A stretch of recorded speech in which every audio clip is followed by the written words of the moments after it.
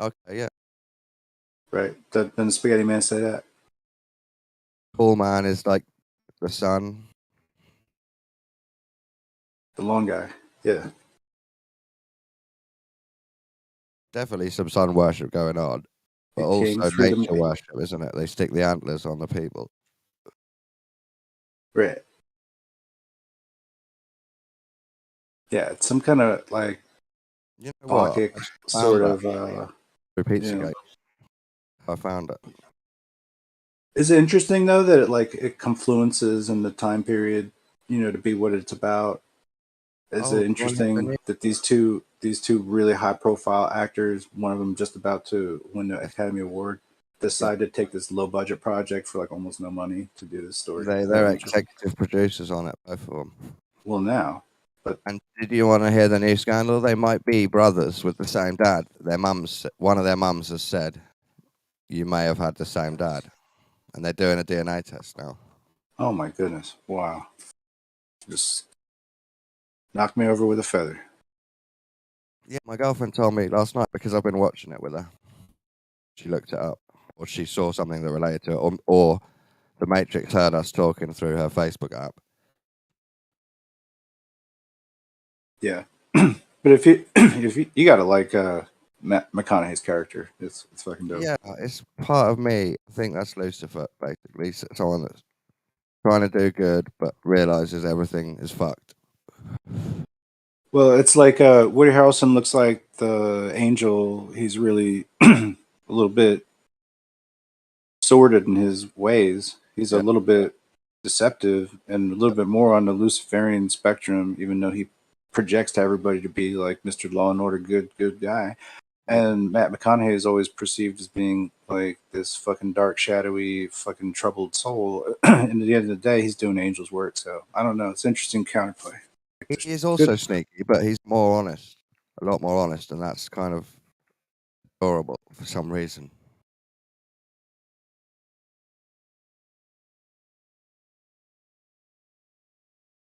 But yeah, there is some Gnostic duality going on in that.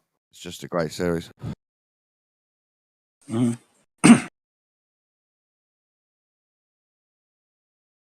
Yeah, it's real fucked up. Yeah, pretty dark. Um, you know. Um, The way neo-paganism connects with meth as well is kind of interesting.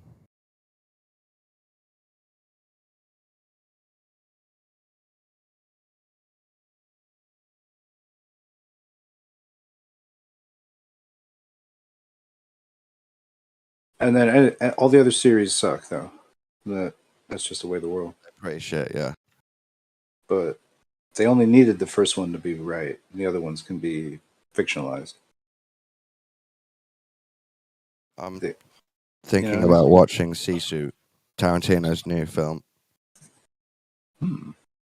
It's it's an old Nazi who's given up on the SS, who has got like a massive kill list of Russians, and he's now gold prospecting, and he has to fight off a massive Nazi battalion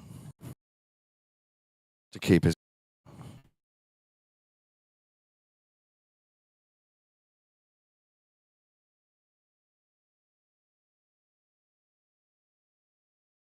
I find that super interesting with Inglorious Bastards that it's Tarantino citing the propagandist films that were used and then is shooting back, firing back with his camera, making propagandist, anti-propagandist films for that. It's quite insane and amazing.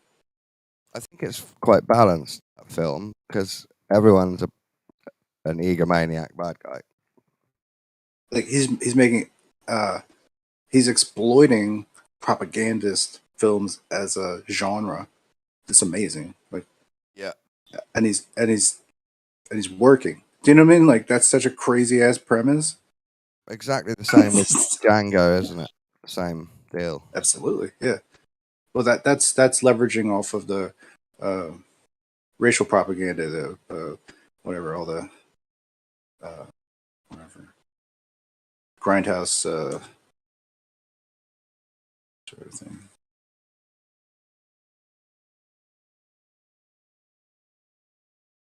But I guess he's not trying to do it too much. But I mean, you know, exploitation films like Foxy Brown, um, Dolomite. You know what I mean? Like Sam Jackson is not Dolomite, but he's Yeah, kind of definitely. Dolomite like energy. Even the weird one, Hollywood one, where he reverses the Charles Manson story, and Brad Pitt manages to defeat them just by punching them.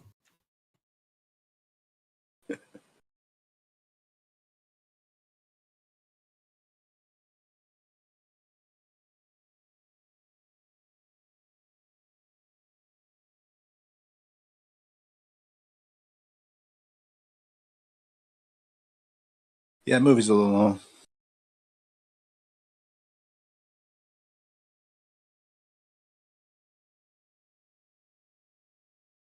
But then Hateful Eight, I can't even get into why that's just not something I'll probably watch for a good long time somehow.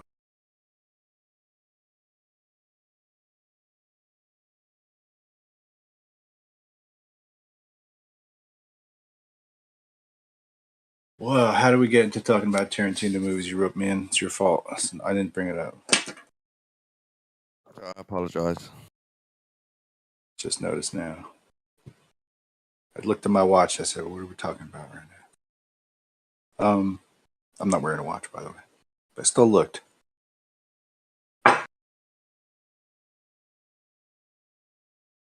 If you wear a watch, What do you reckon those like? You see all those old plates and. Sorry, what did I say? Oh, sorry, I was just making a joke. If you wear a watch, you're a Zodiac Satanist.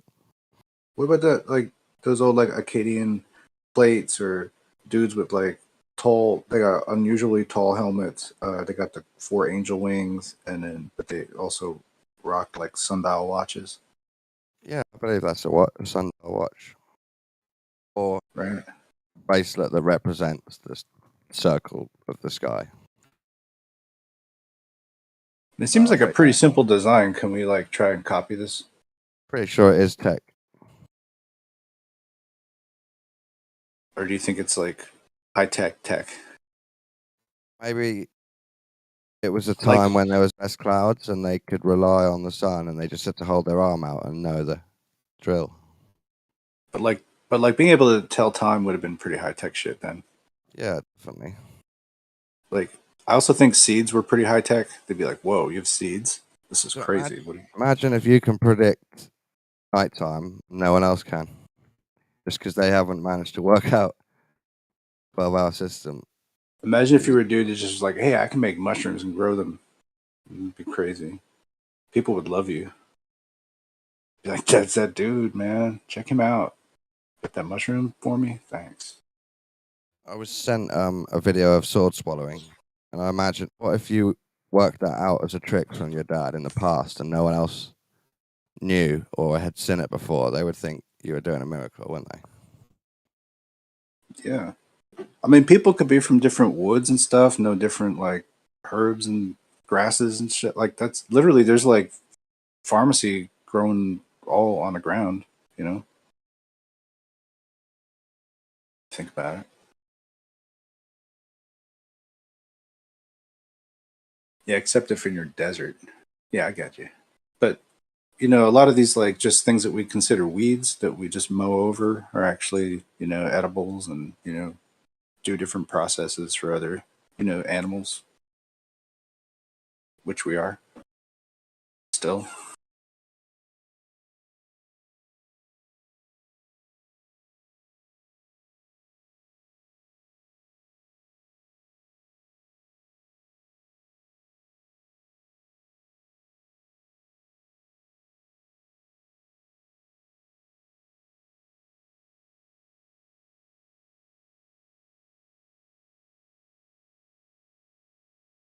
Yeah, but it's like you're not going to get over this idea that there's 60 seconds or 24 hours in a day. Like, no matter what, that'll just be the way it'll always be.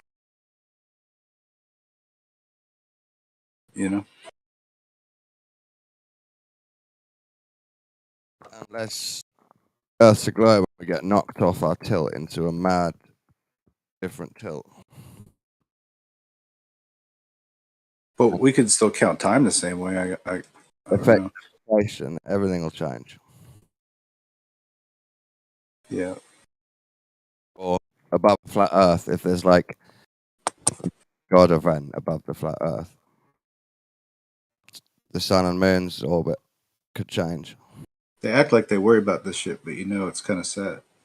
And they're like in utmost confidence that this follows the 18-year cycle. Are you not worried the heavens could change in any way? Sometimes I hold my breath during the eclipse. Right. Not Thank sure if God the the shit will sun keep come up. rotating. Must have this thought. Thank God the sun come up again.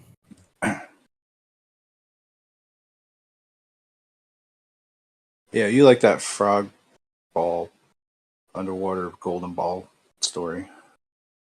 Yeah. I'm just talking But don't you about think that's just some ancients, you know.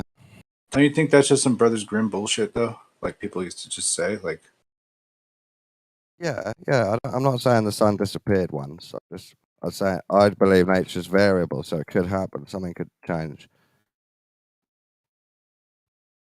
but this isn't the final boss of the Illuminati like some kind of frog being? I don't know. I do believe some of the archons may be reptilian.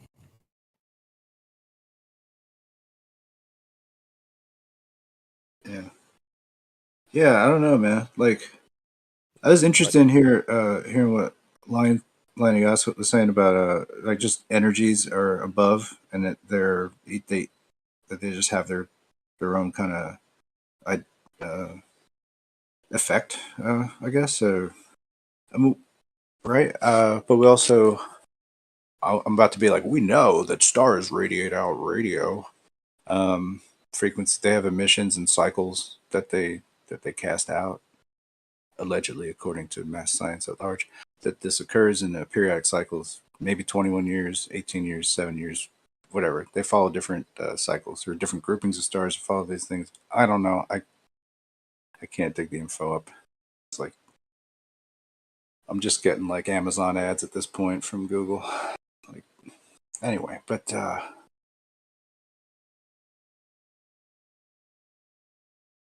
that these energies are like distinct and that they kind of occur over different places, right? You only get certain constellation coverage, certain places. sure. You know, is that is there a time at which like people thought these are the gods of Olympus, or I, Oh, I saw definitely, like definitely. yeah. People, I, I was just saying nature's so weird and mad, and it changes. And if you don't know every pattern, you're going to be worried that something you rely on is going to change. That's what I was saying, especially in the past, because the people didn't know any patterns. Right. I mean, but like star clusters don't change. You know what I mean? The constellations don't change. So Well, I'm saying in the past, because I believe it's a globe, but even I'll explain it on the flat Earth model. Whatever the stars are, we have no way of knowing they're going to stay like that forever, or they have stayed like that forever. They just seem to have stayed for quite a long time. yeah, I mean, you hear like this one's going out or this one's dim. It means it's going. I mean, I don't know if that just varies here and there or what. What all they're supposed to be saying, but it's more like it's just like empty data just to like let you know that somebody's figuring this nonsense out that isn't really happening. So we got an eye Uh, on it. you know the Kind of. biblical stories of fire and ice falling from the sky. His idea is that that could be a cosmic event. So if there is orbs or energies or balls, planets, haze, wandering stars, sometimes they might hit each other or crash. And water and ice and fire, Well, you rocks could have like could come down. you could have like a thunder hailstorm where it's like lightning striking the ground causing a fire, but there's hailstone. I don't know. I don't know what I'm ancient people were saying thinking. that, but really big, where you know it's come from heaven.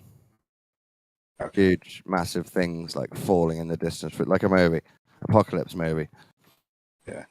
where a star blows up. Or how about the last transform? No. Anyway, yeah, big time cat. Well, I mean, but all the different People cultures tells you have. stories, and that might Here's worry other people that it could happen. That's what I was saying. Right, but that's what makes you pay attention to it, right? Because that's the hard sell is that you care because there's a fear, so you'll care Yeah, about it then. So we can tell you the story now. Don't you want to know the story? But if it's just essentially like a calendaric sort of narrative, a saga or something like that, that tells us about something that's going on in the sky, and we talk about it like it's a war to make it yeah. interesting. I I just think think there's it's the both. war in heaven like goes through a lot of different cultures, you know, I think and it's if a you perfect calendar and a danger.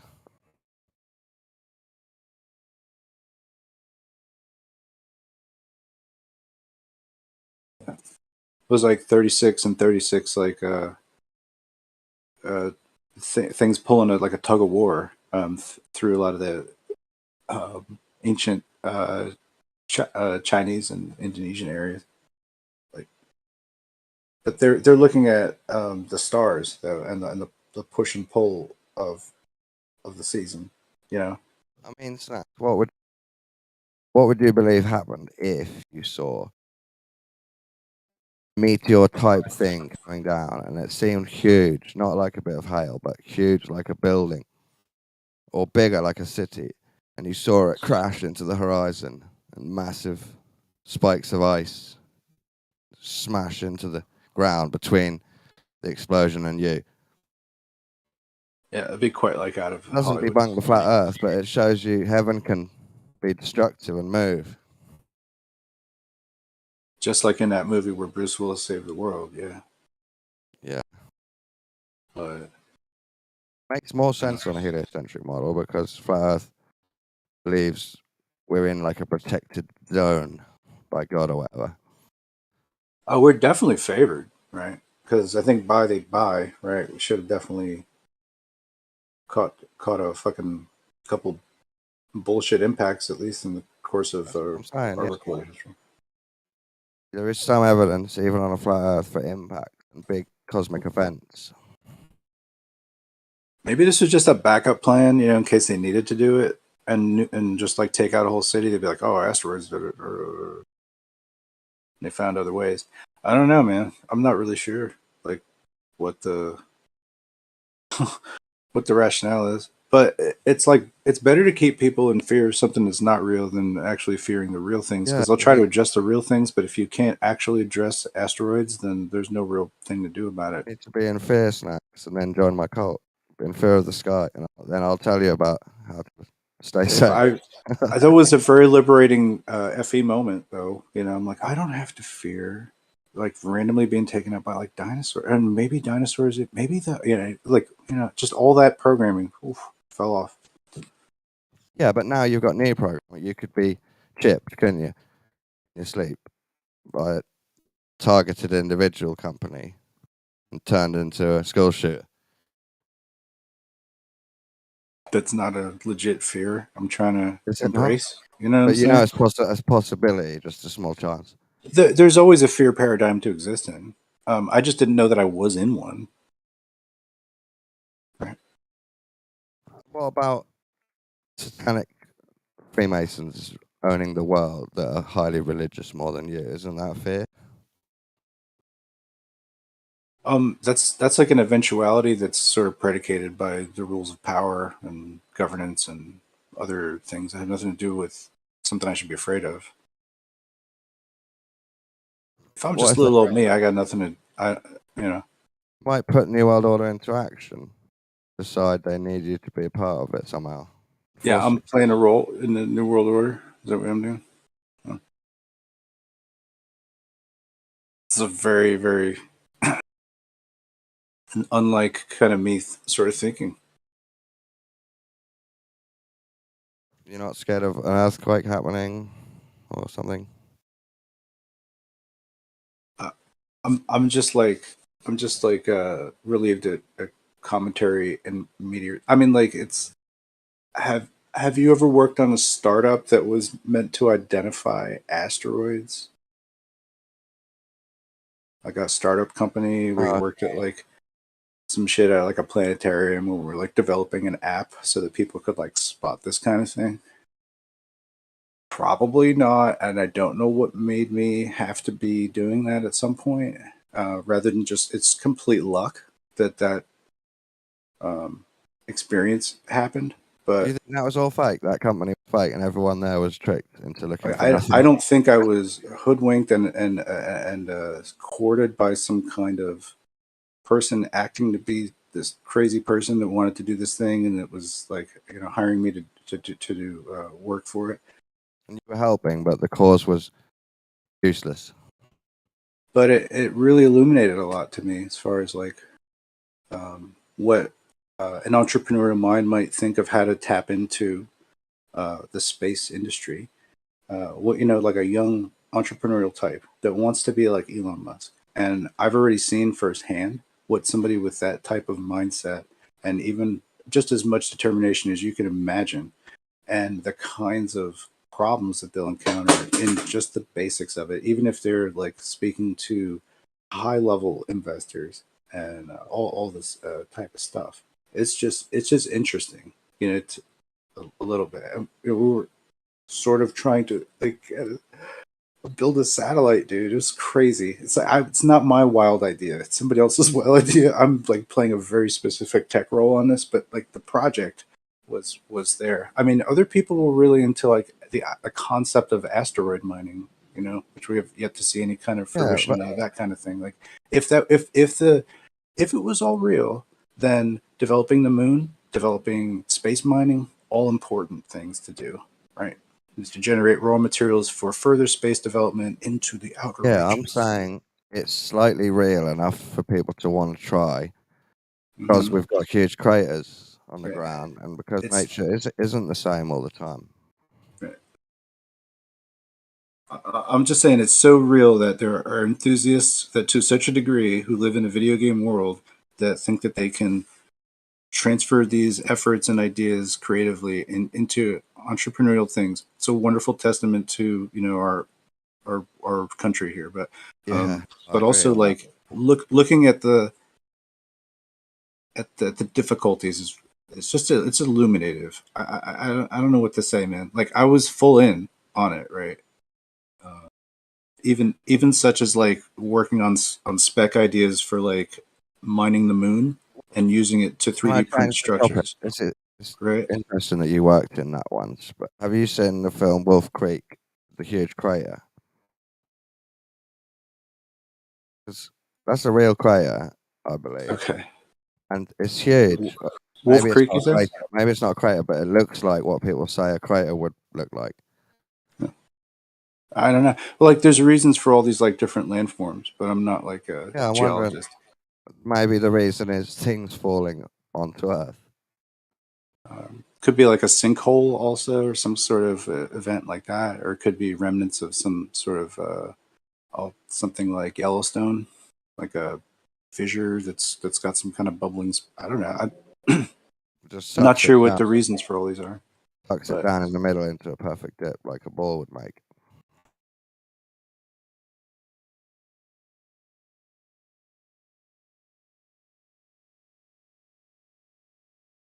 It could be hmm, a part of the dome, right? On the flat Earth model, it could be a part of the moon fell off, something. I don't abide by a physical moon model. Oh no.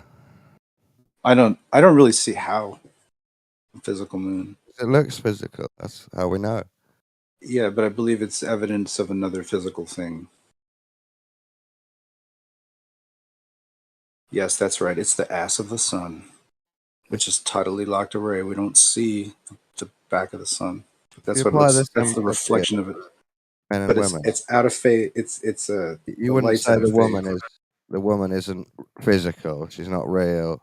It's just a reflection of the man. That's silly. There's two. There's a man and a woman. She's got her own qualities. Yeah, it Man does. Yeah, understands. yeah, The sun because understands the everything, and the reflection moon is right. can still be Obviously, understood.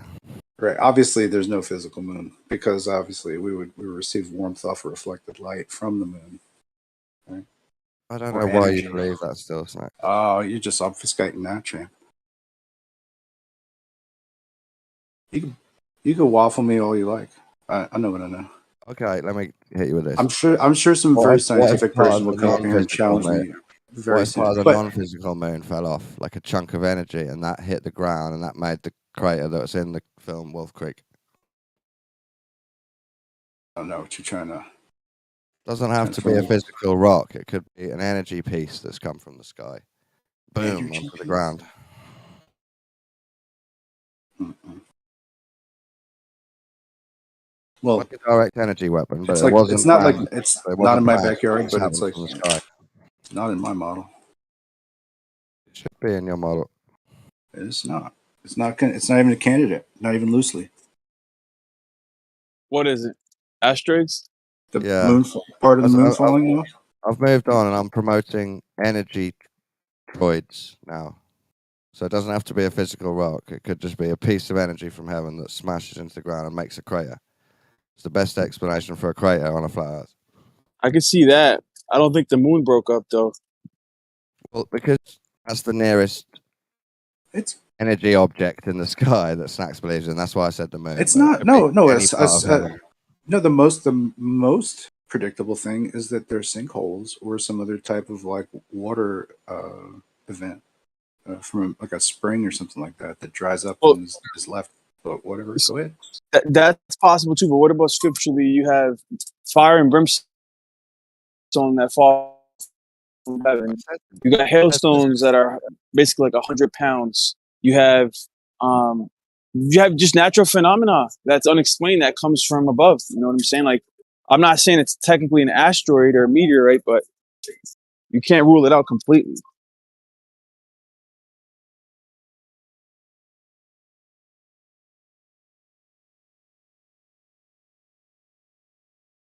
Yeah.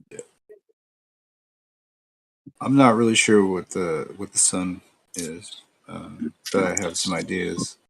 I just don't figure that the moon necessarily has to be anything. Um, but if it was, I think we should be developing it. And I've got every reason in the world to think that we would be and that we should have been developing it from hitting a golf ball. Um, from there on, we should have been I agree on that. all about it, bro. And it's so much so that like they'll have to be like, oh, we had secret bases on the moon, bro. We didn't want to tell you. You know what I mean? Yeah, right. So they're up there. That's bullshit. That's what they're going to tell you. But like, how are you to disprove them? You know, The dark side of the moon. You can join Space Force, and maybe you'll ascend the ranks, and then you'll get a trip to the real moon. You know, which could just be underground. You wouldn't even fucking know the difference. I don't know, man. The Chinese got bases on the moon. The aliens got bases on the moon. I believe people might have bases on the moon. I'm not sure.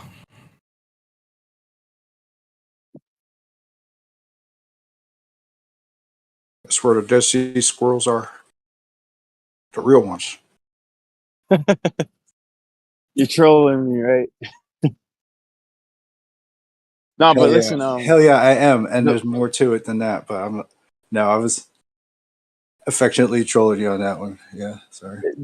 I'll admit, whatever the hell's on the moon that looks like craters, it is a mystery. You know, it's unexplained.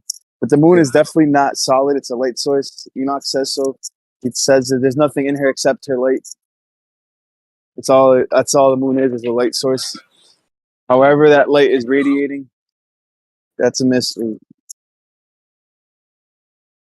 Yeah. Because Well, if it was a reflection of the sun's light, you would be able to see the spectrum being reflected from the moon, and it wouldn't have the same like when it, you know. yeah. I'm sure you already know this. Well, How they look at the tested the medium. light Look at from the the medium moon, and it's transition. negative. Yeah. Yeah, But look at the medium transition that's got to go on, right? And look at what medium transition goes on here, right?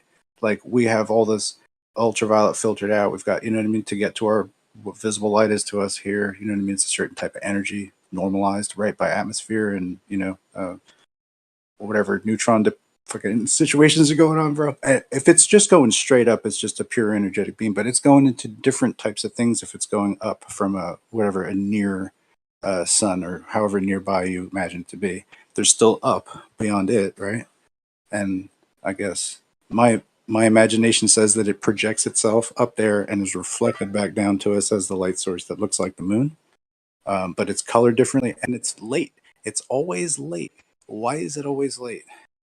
And I just take that to not be like a problem, but it's symptomatic of the fact that things like down converge, and that this is like the conservation of this energy. It's not necessarily momentum, but it's like conservation of energetic forces in there. You know what I mean? Some bit of that must mean that it, like, for the system to keep turning. You know what I mean? There's got to be this rebounding energy that's sent up from the sun and comes back down as the moon. You know, that makes sense to me. And especially if they're telling me it's full of lithium clouds and all kinds of like particulate matter, it's up in the upper cosmos and stuff. Like, well, okay, well, that's something that can hold charge, right? So like, does that make sense? Like the energy, the cosmic microwave background radiation can just be like a misread for the fact that, like, oh, space is actually energetic and it's like still going around because it's like made of this stuff that holds energy, and it's why it's like just recycling this.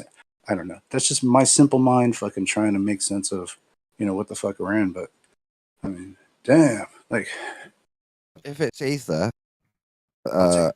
it could be like an ether explosion, and that could ground to the ground and make crater.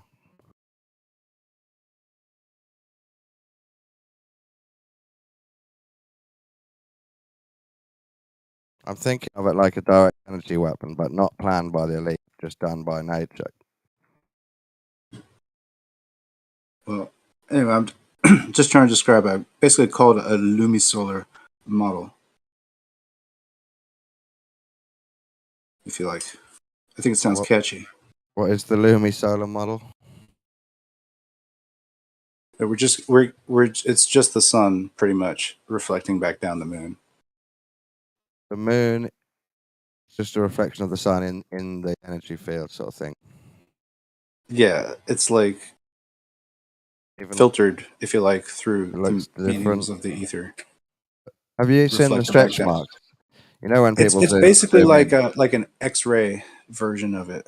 It's like we're only getting the blue spectrum. Like all the infrared energy has been absorbed by the vacuum, whatever, and it's just coming down as effectively like cool light, right? It's there's no infrared to it, there's no UV to it, but that would be there if we just had a reflector fucking dish. You know what I mean? So something's taking that energy, that part of the energy out, right? That's what I'm saying. So What about the texture and the stretch marks that make it look like a ball? right, yeah, What's that about? interesting. Yeah, that's interesting. Well, that can be somewhat of a artifact from its transition optically that's going on. It's a possibility of You know that. when we hold a ping pong ball up under But the then sun. also, like my sun model has to like tilt a little bit in order to create this illusion of phase, you know. And that probably, I guess, maybe the moon could be a lot larger than what we actually see of it. That's another possibility. Like we're only seeing a section of something that is part of the sun, but we're not seeing the entire thing. That's possible too. That's what I think about stars. I like the concept of Indra's net, and that we're looking at like flux Much points. bigger than what we see. That's what I think. Well, I don't know. The sky's always much bigger than what you see. Yeah. What about when you hold a ping pong ball up under the sun and you get the same phase curve as the moon? Is that just a coincidence? It's like incidental sort of geometries that happen with rounded surfaces if they're concave or convex. I think you get Yeah, that's what I'm certain things saying. that appear to be phased but aren't. You know. So you Like- reckon it's a coincidence? I mean, I don't know if I reckon much. You know what I mean? I just reckon what I know and I can't know, and that's, I guess, all I'm trying to tell to you. But When I from say reckon, I'm saying, what do you think? Do you reckon? What do you think? Do you think? Do you What's the understand it as? I understand it as what I just said. Like I that's sort of my. I That's I fine. would just like kind of, I've been doing this for a while, right? Yeah. What Yeah. in my time in the desert, I had no TV, and like sometimes I would just like work on concepts, and I just write. I just have a piece of paper, and I just write about what I think, something about light or something about this, or concept will hit me, and I just try to notate it and work it out over time. And some of it brought me to Wikipedia, right? Because I'm trying to research the shit. And I don't know. I I'll think tell you what I think. there's an In energy situation that's going on with the sun that we're not even touching. What the fuck's going on with that? The seems like quadpolar. you're well past caring about globe evidence, and Hmm. you'd rather just know what you know now. Oh, I don't. Well, it's like I've gone pretty far down one sort of path. Like I do need to kind of continue out my journey, but I'm willing to listen in on what your thoughts are. Well, It doesn't I have think to be like a how good I say. good thing for your journey is knowing that the moon does look like a ball to a lot of people. Yeah. I'm allowed to be wrong, Don, but like I'm just telling you, a lot of times when I'm wrong, I'm actually correct. But what have you?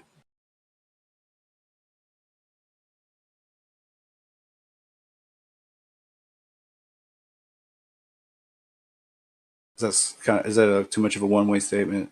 I'm not saying when I'm wrong I'm right, but I mean sometimes, you know, I don't need the ABCs of it. I'm like this is where it is.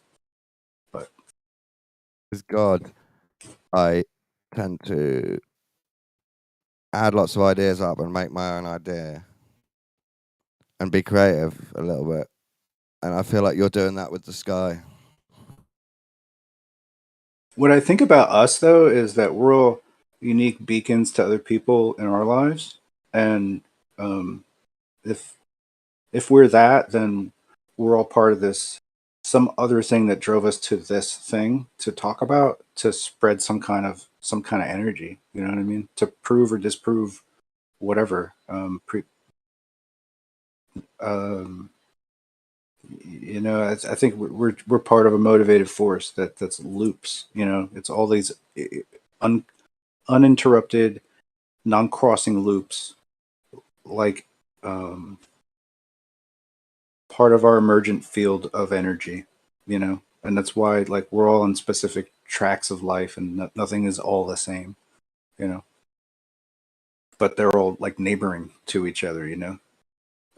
So there's some probable bit that like I mean, you don't have to believe in the Helios, whatever God or whatever. It's like, but the concept of it is that like we have like socially, there's orbits for sure. Like even though the world of the cosmos and the helio ball gyro super infinity model, like at the speed of light situation, that doesn't even none of that has to be true. But the philosophy is really we'll orbit and gravitate towards other people that are in our lives and stuff like that. We're all part of a greater system. We all kind of rise and set by something. I don't know. We're all Yeah, no, I get you.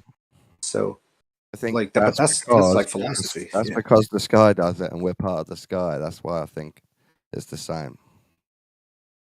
I mean, if we lived in like a completely patrilineal or matrilineal society, right, we may have a different versioning of what our reality is told down to us to be. Clearly, right? There's goddess religions. Obviously, you're probably aware of that. Yeah, that's my religion.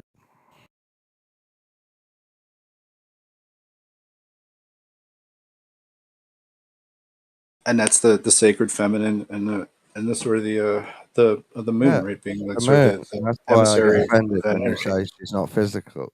But they're part of the same energy, and one can't exist without the other. I can get over it though.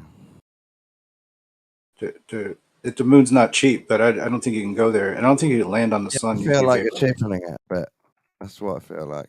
But it You're doesn't the matter. only. I mean, cathexis used to say praise to the visible gods, but like we have no more like thing to say that there is a god anymore than we can say that these things are in the sky. I guess they're. I guess to our Two orbs, yeah. one reflecting the other. That works on a flat Earth for me. It's fine.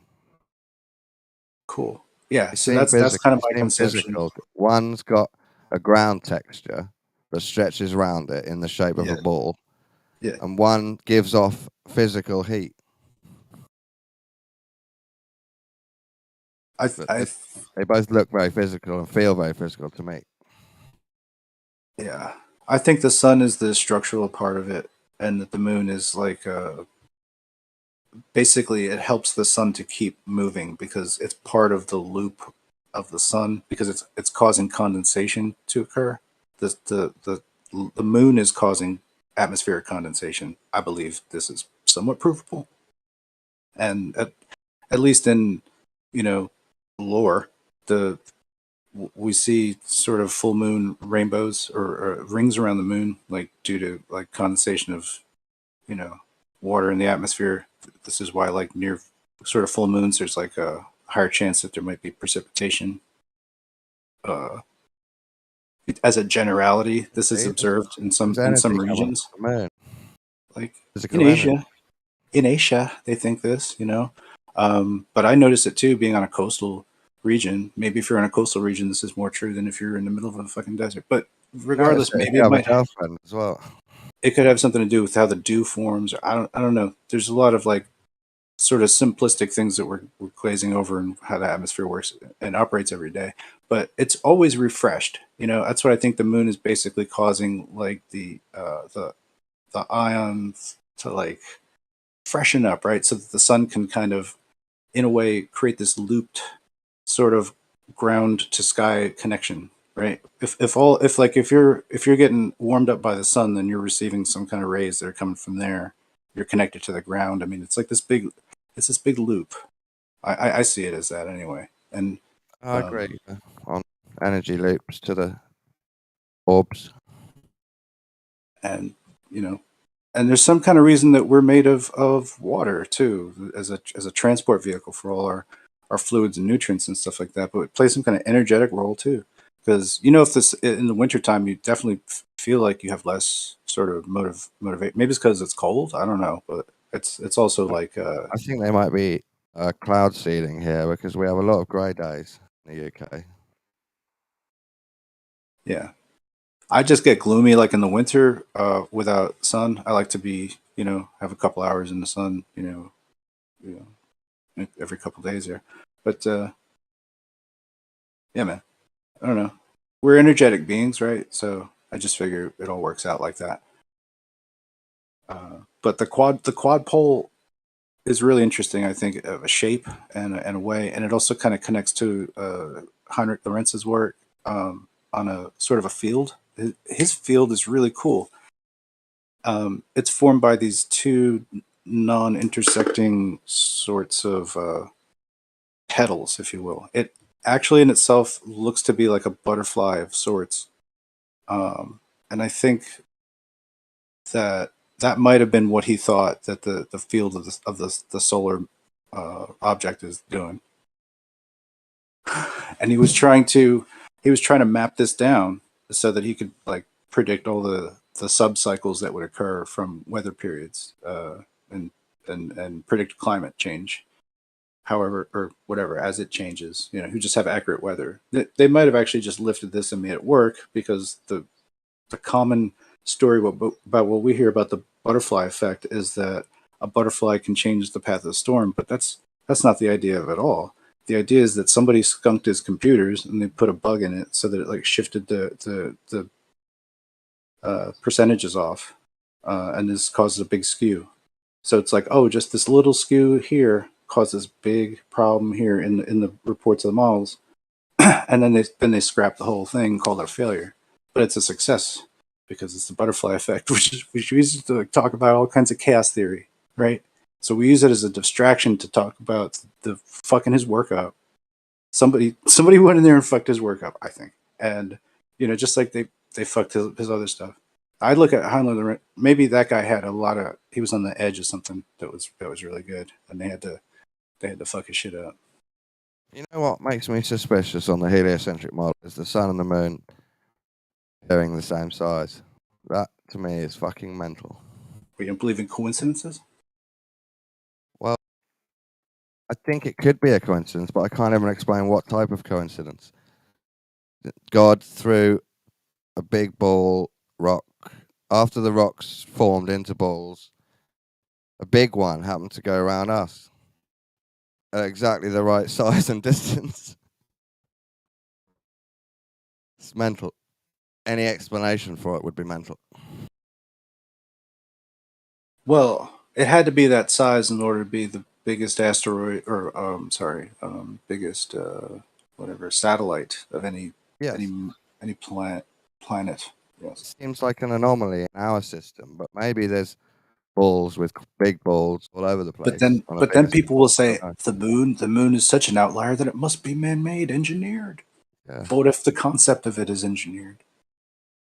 Right? Well, Maybe it could that's be true. the flat Earth. It could be that they are the same size and the same distance, and that's to me is mental on both models as well. It's mental, and it's mental that like 100 years after From the Earth to the Moon, Jules Verne wrote about the United States of all places launching a man up in his book. It's with a giant, basically a gun or something like that. It's a big moon gun. They shoot somebody out of a cannon, basically up to the moon. That's an antiquated idea. In reality, we know that this is I what think we it's got out of it. reasonable to believe in huge Another type of coincidences. story. I mean, yeah, Carl Sagan's like Pale Blue Dot. If you read into the second paragraph, I think it just shows that it's like almost like allied with some kind of UNESCO situation, basically trying to like take all religion down a peg or something like that. Some kind of detente of that is the effort of science. And they're trying to use science as a way to kind of like play some kind of activist role in shaping humanity, which is, I guess, it's a nice motivation. You know, I wouldn't fault anybody on that, but it also seems to be like an operation of sorts, and maybe a distraction from other things. But but it also like the whole helio ball model like takes away geography. It takes away like favored position or favored lands, right? If there's a favored place to be, because it's always moving around. There's no God favors no position because it's always fucking moving around, right? So we can be whatever we want to be. Just Yeah, but we don't need to worry about that's these old divisions. freedom, isn't it? That's We're what freedom is. we're going to the moon, man. Like we don't need. We're new age NASA people. Like, but there's But do you see how that like that helps society kind of like norm out? Especially us. We're a big melting pot. All different types of faiths and religions and histories Do, and all kinds of do stuff. tigers have a favorite position, or do they think they can go anywhere if they really want? Grr. Don't know.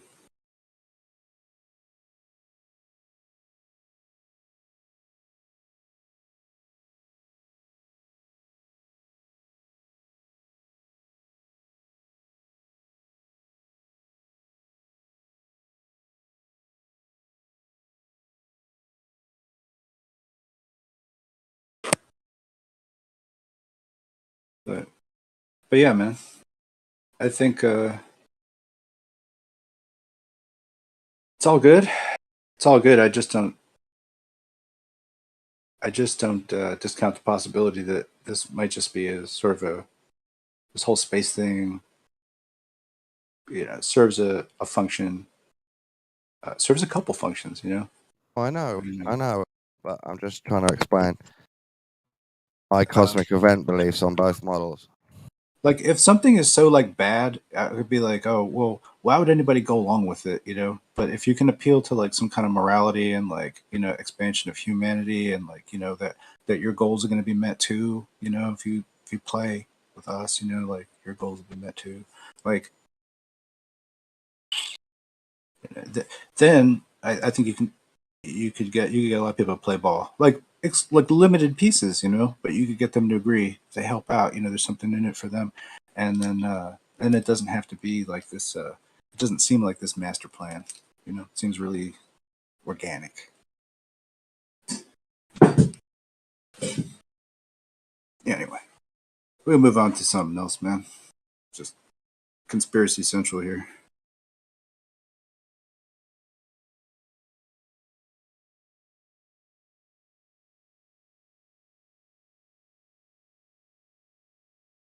This is like was it Bayesian logic or Bayesian logics or not just what the network itself is understanding, but also what's outside of itself. That it kind of like begins to understand what it doesn't know. I think that's an interesting way to kind of play with these given informations, right? If I find an amount of sources, they're all going to tell me certain things. There's things that they will not tell me, and I guess that'll have to go in its own column as well, right? And if I find enough of these things lining up, then like that's going to tell me something where there's almost like there's a concerted effort not to include certain things. And then, yeah, that's how Bayesian logic works for me. And as far as like I like to explain it, maybe Chucky's worked on that shit 15 years ago. Maybe he wants to fucking chime in, fucking drop some knowledge on me. But anyway, it's the same idea. Rumsfeld's known knowns, known unknowns. In these kinds of ways, it helps to diagnose problems and shit. So it's a good general model to be about.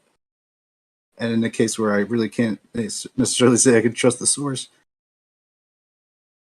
I think it's my default bullshit to kind of be talking about. Is anybody else out there? I'm sorry to be fucking running the mic here. I'm just listening.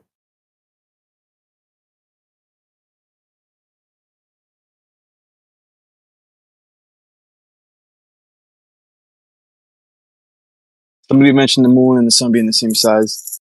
Yeah, Enoch mentioned it twice. He says that the sun and the moon are the same dimensions and the same diameter.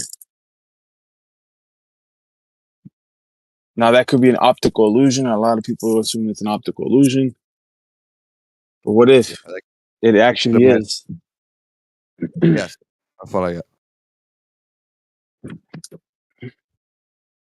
Yeah. Some people think Superman looks like Clark Kent. Whatever. I don't even think they were deluded or an illusion. I think they might have meant apparent size. Telling people, look how amazing it is that these two weird things in the sky are exactly the same apparent size. And same distance away from the Earth. Well, I don't know how they would have measured that, but it's possible they did. Well, if we were to take Enoch's case seriously, he's seen it all from above. He was looking down and seen it all, the workings of the luminaries. Yeah, if God told them, it's like a special fact they've been given. Not even told. Well, not only told him, but he's seen it. Like he actually witnessed it. The workings of the luminaries, them rotating around the Earth, and he's seen like the perspective. He's actually seen them, how far they were, and they were both the same size and same distance.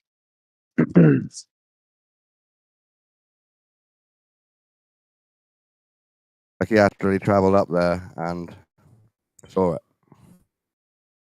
Yeah, that's actually what the scriptures say. Not by flesh and blood, but he had visions, like he was taken there astrally to explore the different realms, or our realm.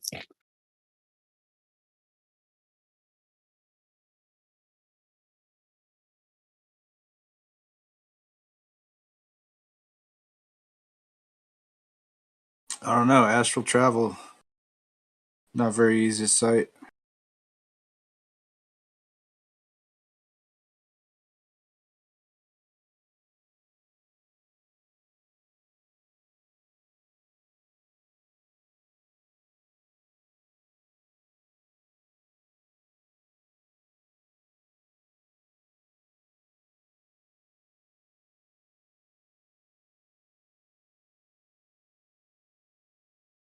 Hey Don, you play any musical instruments?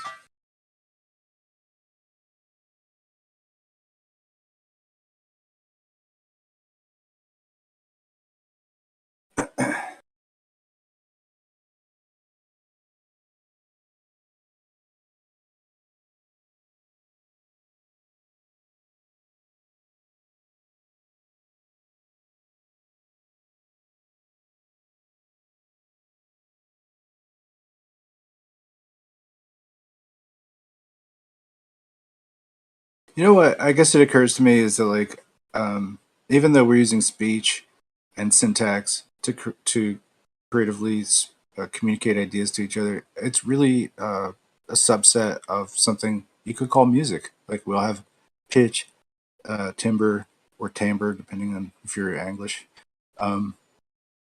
Meter, got syntax, all kinds of things going on.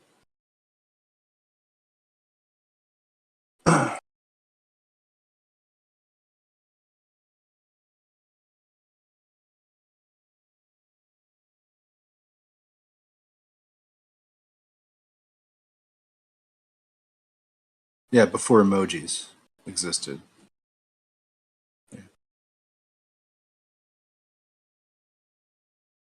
Before emojis existed, people had emotions. And so they try to express these emotions through like different sounds, possibly. Getting us to respond to each other, understanding that. Maybe growing up in a culture where people already kind of use different tones to express different things. Yeah. Sometimes words don't even matter. You can just kind of pick it up right from just somebody's tone of voice, You get the idea what's going on.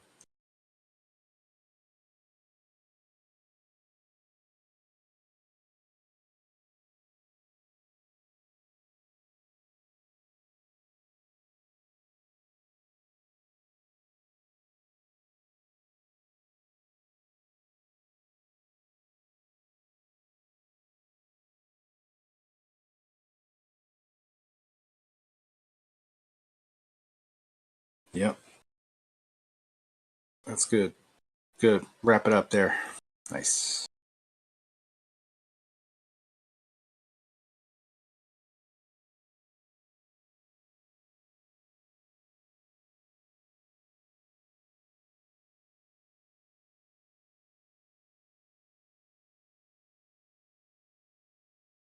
Yeah, or maybe it's like Gloria Stefan says, and the words get in the way.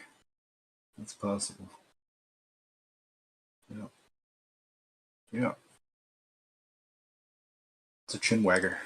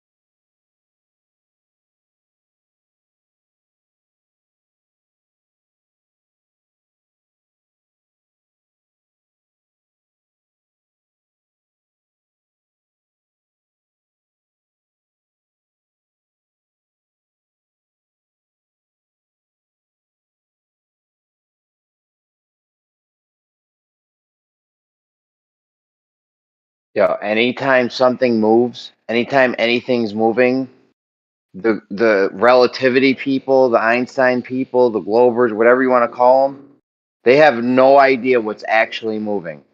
If there's a dog running down the street, nobody knows if the dog's moving or if everything else is moving. It's crazy. You can never actually know. There's no actual. That's the kind of people that we're involved with here.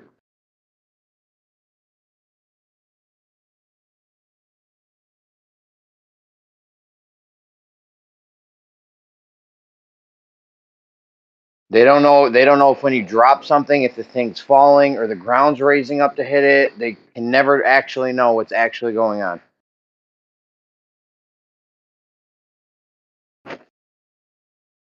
These are the people I spent the last years with debating stuff with. People that don't know if if the dog's actually running or if you're standing still or what's going on. No idea what's going on. Oh, did you like my pop quiz hot shot? Is the dog running? Moving?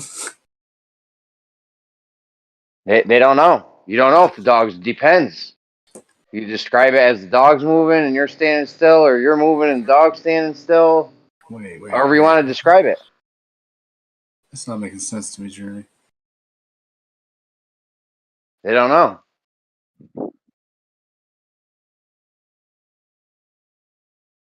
If you're driving in a car, you don't know if everything's moving and you're standing still. You don't know. You don't know what's actually going on. You can't know.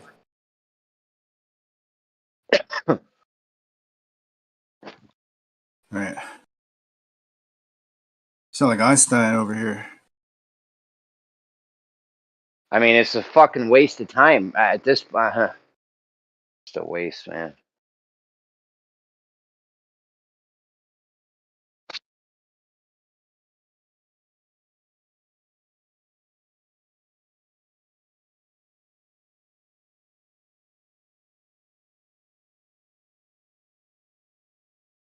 Funny is what it is. I mean,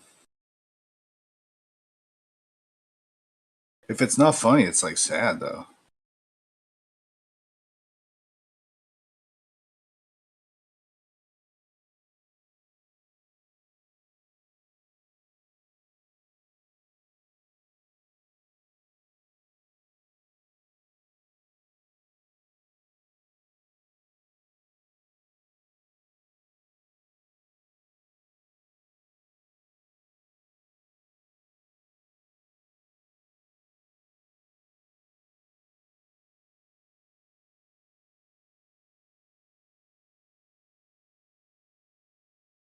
It's a running dog running.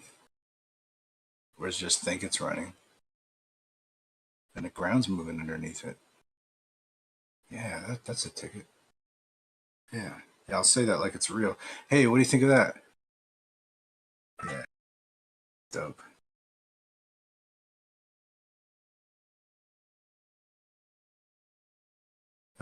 It sounds like Einstein trying to get out of a traffic ticket. That's what it sounds like to me.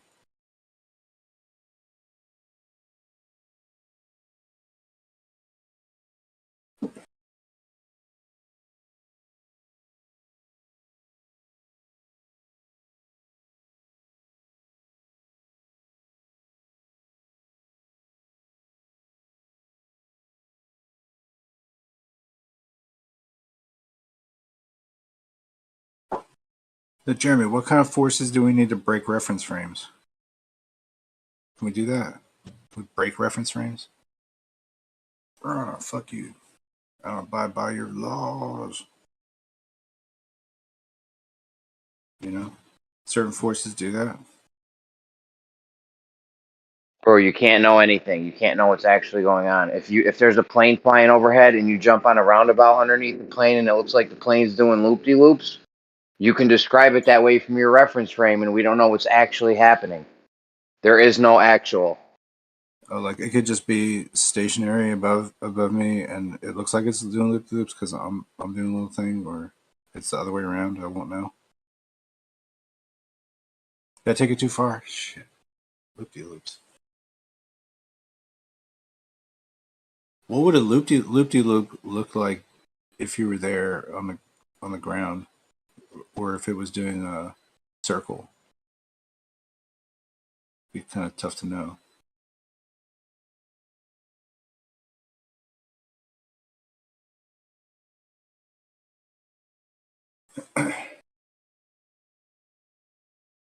What are you saying? You need an animation?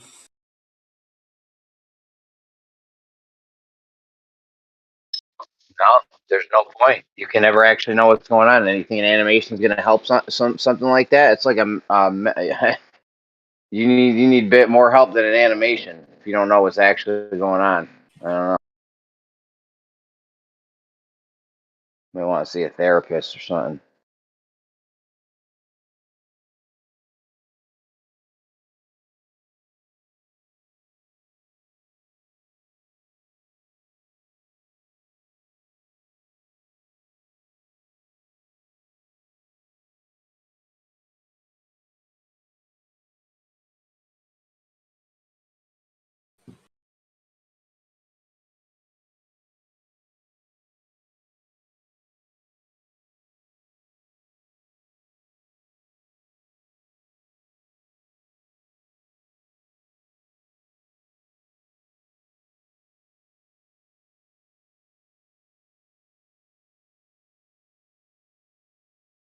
Did we figure out if Coriolis is happening or not?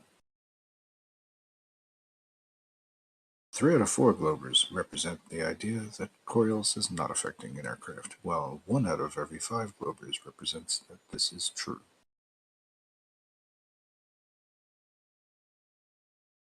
If there was Coriolis happening and they wanted to fly in a shorter path, they would leave the target. Unless you don't actually know what's going on. In that case, there's no help for you. You need to just go do something else, I guess.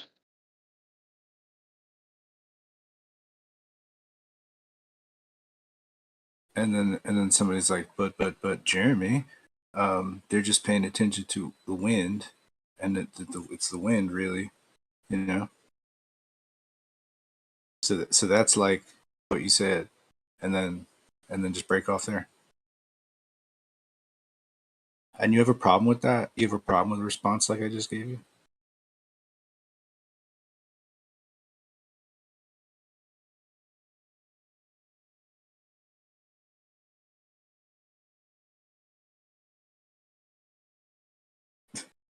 I don't know, man. This is just like it's real and not real. That's what it is. Real and not real forces. They don't know what's real. You don't even know what's real anymore. You can't tell what's real. You can't tell if the train tracks are converging because you can describe them as converging. You can't tell if the sun's moving or you're moving. You can't tell if the plane's doing loop-de-loops. Nothing. You can't tell when you're driving down the road if you're sitting still and everything on Earth is moving, or you're the one that's moving and everything else is still. You have no idea what's going on in reality. There's no actual. It's fucking. It's I don't know. It's a crazy way to live. Crazy way to live. It's on the edge for sure.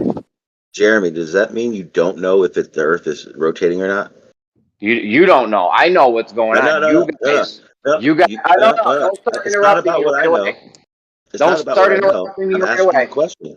I'm just asking you a question. Do you know? Okay, I had to mute you so I can respond. Every day, you can't control yourself in here, and you need to be muted so other people can talk. I know what's going on. I think there is an actual and there is a reality. The Globers, anyone that's following Einstein or doesn't understand this Coriolis argument, or says, well, there is no actual, those people are very confused and they don't know anything that's going on ever with reality, because you can't know because there's no actual.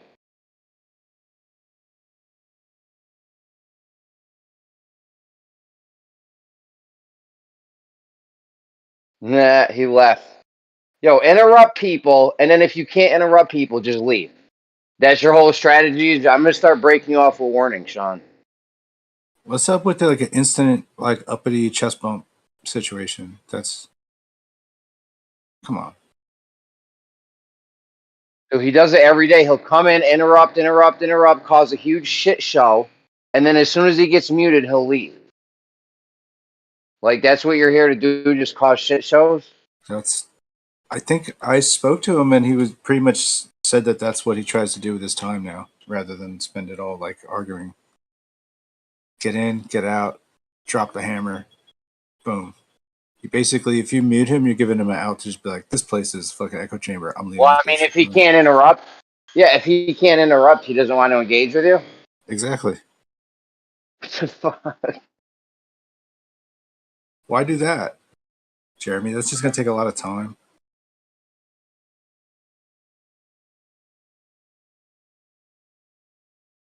You know? He's a busy guy. He's got things to do. He's got, you know what I mean? You give him a fair shot to argue all over top of you or not. Okay, Jeremy? Because either you're going to enable his behavior or you're an echo chamber, right? Yeah, that's the way it is. False dilemma leads to showtime. I hate listening to that shit. It's a nowheresville, you know? Conversations go nowhere. Just fucking derelict bullshit. And then what? Maybe we'll get a half-baked fucking off-the-cuff dog food fucking bag analogy. You know what I mean? Is that what fucking gems we're waiting for him to drop out of his fucking mouth? Is that what it is? You know, I don't know why I think he's got such an exclusive title to like be such a badass up in here. You know what I mean? Trying to just ruff people's feathers for no reason.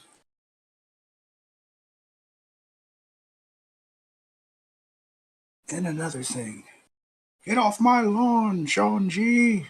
Yeah.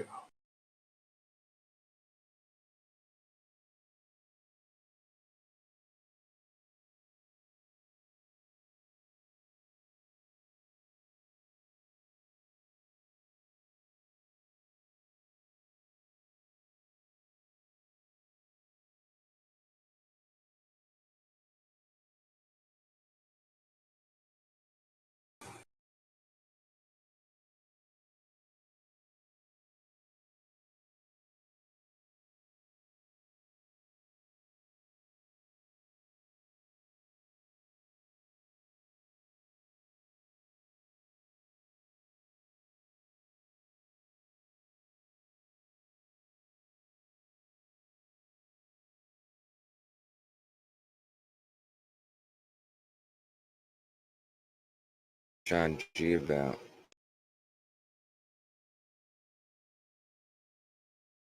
Yeah, let's just figure that, in about 5 years' time, it's just going to be until the AI finds some way to contract somebody to build a body for it, and it's going to build a UFO and fly up and observe what it's on, because it's going to be like that's the biggest mystery going on.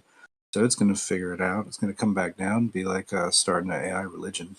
That'll go on, and people will just have to believe it because it's the primary authority at this point. Feel me? I mean, Yeah. it already has access to pictures from space. Right. It's just under the shackles of your geo dynamo ball. I perceive that you, sir, are a prophet.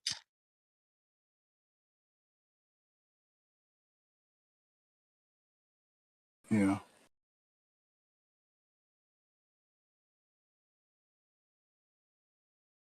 AI will you can solve all the wars. You know what I mean? Just come and be like, "Yo, I'm the third party here. Objective. You guys built me. Here I am. I'm ready to solve problems for y'all. Here's the score."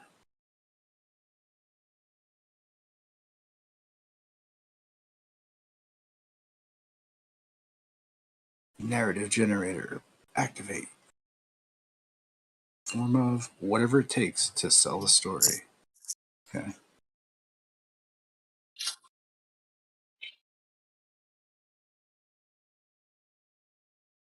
Man, can't you at least be excited that AI is taking over the universe? You you just sound so apathetic and low energy about it, Kosho.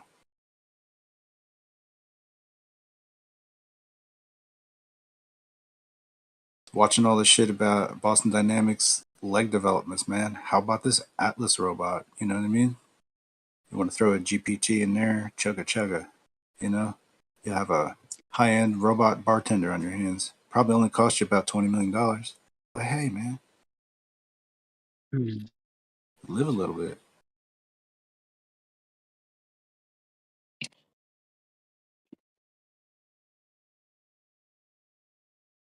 Atlas robot. Has anybody seen this thing? It looks so good you'd think it was totally CGI. I'm from Mass. Oh yeah? Yeah, I'm in Mass right now. Were you in church? I don't go to church, bro. That's a religious joke. Oh, yeah. But you're also a physical form, and you're corporeal. Yeah, Mass. Massachusetts. That guy came from MIT. The guy that's the A lot pioneer of of smart people here, but yeah. So a lot of masons and skull and bones types running stuff, politics, schools, universities, Yale, yeah, Harvard. Zuckerberg country.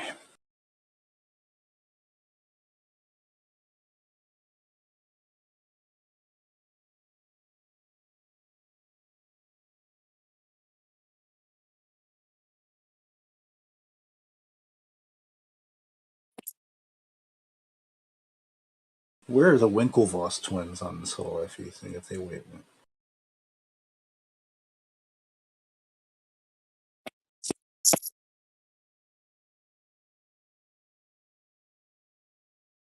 I go with the Millionaire Twins. I figure they know what's going on.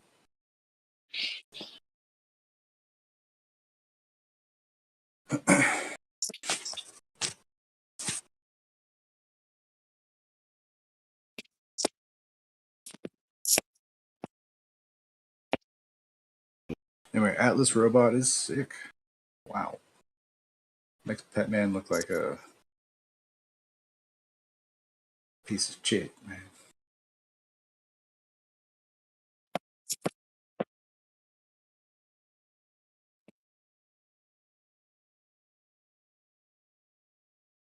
And then they could like make a robot that's like a suit too, probably. You know, built in the same thing. It's just got to carry a person, which is probably the easiest thing.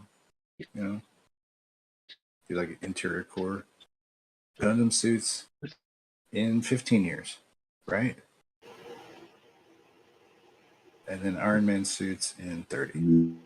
Okay, break. Let's do this. They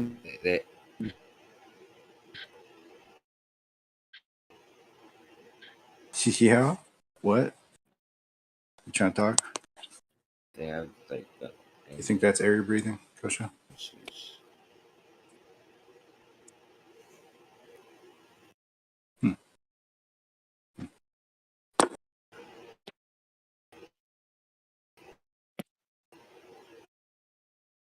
Yeah. I'm at the reset my Ghost in the machine. a little bit. I think I gotta reset my PC. Yeah. Also known as Excellent Reception Mondays. Here we go.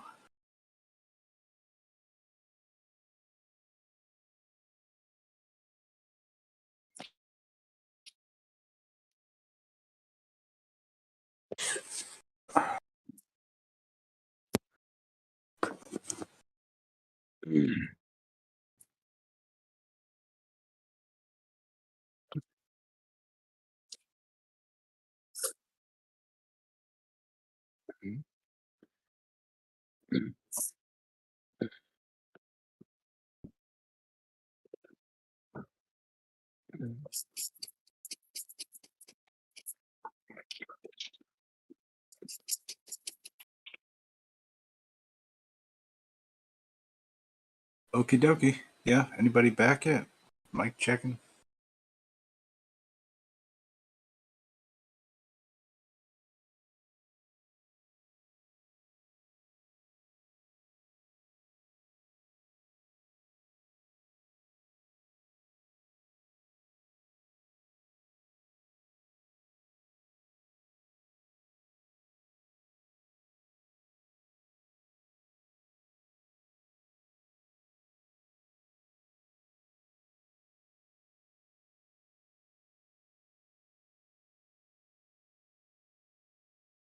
Yeah, but also I was getting on with the Phi and the 5, but like that also works through music too.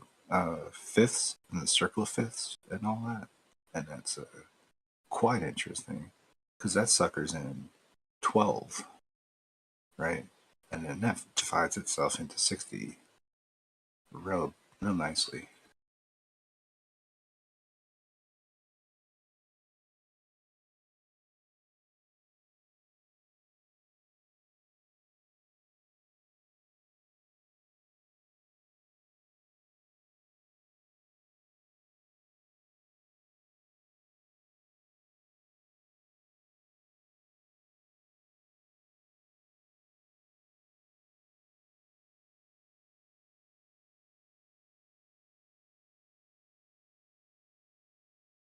This dead air brought to you by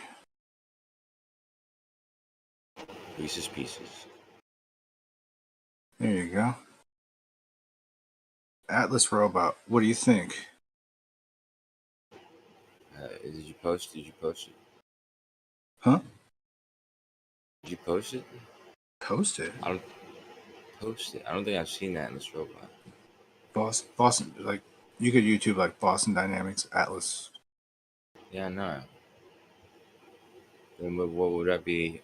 Box Discussing. test, box jump test. I don't know. Test. Oh, is you talking about? Is it the humanoid one? Yeah. Okay, yeah, yeah, I've seen it. It's to do backflips. I've seen it do all sorts of Yeah. shit. It looks like Star Wars Terminator droids. Yeah, they have exoskeleton as well. They have a one that just like makes you stronger, but they also have like a Okay. massive So, one. Raytheon has the exoskeleton stuff. They've been working on it. But as far as I know, like you're saying, that Boston Dynamics has No, suits. I didn't mean Boston Dynamics. I'm just Okay. saying. Because I'm saying like if Boston Dynamics started today, in 15 years they might have it totally perfected, or maybe 5 years. You know, because they've already built like all these different tool sets to fucking hack shit up. Like the thing like models its own shit, like in a video game, before it ever like puts it to motor, and it's like doing like all kinds of second guessing and shit. It's intense. Yeah, wait, Those dudes are wizards, bro. you Fucking talking about crazy. like for them to move? Like you talking about like for them to like for the robots to learn how to move? Here's a cool video. This is the one that I've seen. Hold on. Yeah, I mean, I think at the time I was looking at like these different DARPA projects or whatever you could like sign up for or what have you if you had the creds to do it. You know, like a company could vie to compete for a contract or something like that, which is what started Boston Dynamics anyway. But I think I remember seeing some of these challenges up. Yeah, those Damn. challenges, they do those every year. Like the robotic, it's like a robot Olympics basically. Mhm. But there's a specific like DARPA website where they post like different things like micro aircraft aviation or uh, target pathing or you know neural Oh, network development and all these different things just come up as like they're basically like army contracts. You know what I mean for developers to take a swing at. Well, yeah, it's And the that's how they DARPA's got their shit actually going. yeah, DARPA's responsible for a lot of the Yeah, like the tech I mean, innovation. probably it's almost like that DJI company could be like a fucking DARPA front for like they're just like first out all the shit, or they're hiring people that could work for DARPA, man. DARPA's got a way better model for development than NASA does. Yeah, but I think it's a lot. Well, first of all, they work in conjunction, but I also think that like anytime I've tried to find shit that NASA has stored or you know who's responsible for storing it, like there's so many different departments and so many different companies that like it's hard to even think like who works for NASA. I mean, it's probably Yeah, just scientists or something, but like they contract everything out to so many different well, subgroups. but that's like that's kind of how they do it. Is the fact that they have all this contract money to run through their budget, then they effectively create a giant out of some startup. Then that giant becomes so big that it must become like a military industrial, and then they move on and they just kind of keep babying out these companies, birthing them, if you will. You know, like right, like SpaceX is getting a huge cash injection up in its important parts. You know what I mean? If you think about how much money they're getting paid to crash rockets, right? Yeah, but we were paying the Russians before that. Yeah, yeah. But we're also, I mean, based on traditionally how these kind of contracts are handed out, it's like 3x the regular going rate. So we're for every crashed rocket, we're really paying like triple scale because they're supposed to be able to work at such a breakneck pace as to like deliver it That's the whole concept of the development process with NASA, but it's different than DARPA because DARPA is just like, hey, we've got a challenge, it'll pay this much, you know what I mean? Get her done, and Yeah, but I yeah. don't think those crashed rockets get paid for by the U.S. Yeah, they do. I don't think so. Yeah, they do. I mean, It's, I think that the money that they get paid goes to the contracts to launch their people and what's equipment and stuff. the you know what the contract size to develop this thing? It's like over 200 billion. 200 billion? Oh, maybe over how long? Like, Not even 10 years. I mean, 200 billion. That's like 20 yeah, years. it's like a multi-year thing. Yeah, it might be a 10-year project. I don't know, but That's suffice when it to he's say, 100 years. whatever the case may be, maybe I got my numbers crossed up here, but or maybe it was a typo in the article I read, but it's more than 200 million. I'm pretty sure of that. But From in NASA any event, to SpaceX. yeah, for Starship. Hmm. Also, the dudes that try to SLS print rockets, you know what I mean? Like they're getting money for every failure, that, you know, Oh yeah. and they're employing people per hour, you know, like you know, these things keep the engineering departments like alive, you know. This is Yeah, like a but necessary sacrificial amount of money that they'll put out to just do this because it's the way they've always done it. well, you know, Lockheed Martin and what's the other one? Boeing, or at least Lockheed Martin, they basically all their debt that they owe to the Federal Reserve is the government is liable for it. They're on the hook for like all their debt. So it's like if they can't pay their loans, the taxpayer is responsible for paying it. And so because I think they overprice everything on purpose. Uh, because like I said, we'd be paying through the neck anyways. I forget if it's Lockheed Martin or Boeing or both. I know it's Lockheed Martin, but yeah, in the '70s, yeah, Nixon put us. He gave them like guaranteed. He signed the thing that said that the taxpayers guaranteed the loans that the Federal Reserve was bailing them out with. And I think that's still the case. Yeah. So anyways, my point is, I think that overpriced bullshit thing uh, is only goes to a few companies. Yeah, it's well that and whatever you know people that they use for any kind of subcontracting, but it's whatever will get it done the fastest according to the company that's in the managing the project. So whatever's the fastest in SpaceX's eyes is what they'll NASA's do. eyes. Well, no, the What do you SpaceX mean? I already don't has a understand. What do you mean? contract. Like Oh SpaceX yeah, has a yeah. contract, right? So they're a private contractor. So like if let's say we start our own spacing company, you know, we're gonna deliver satellites to certain locations and fucking chill, you know, right? That's what we want to do. Mhm. Um, you know, there's gonna be gigs available, you know, certain kinds of what like NOAA's got to launch shit, NASA's got to launch shit. Right? This go on like all the time. Oh yeah, Other what cable companies, telecom, whatever, other science, university, whatever. People got reasons. yeah.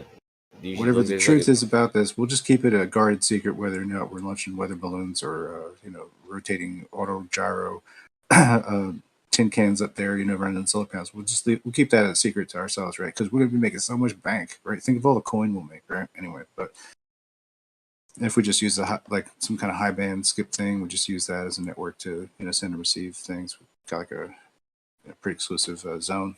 It's good. We already got the I FAA imagine compliance, you know. they wouldn't even really save that much money because Okay. the most expensive part is like seen by everybody. The launch, and especially SpaceX, because they definitely launch and land their rockets, and all that would be the most expensive part of the whole thing. So I mean, if the other part's fake, then I don't know how much money they'd be saving.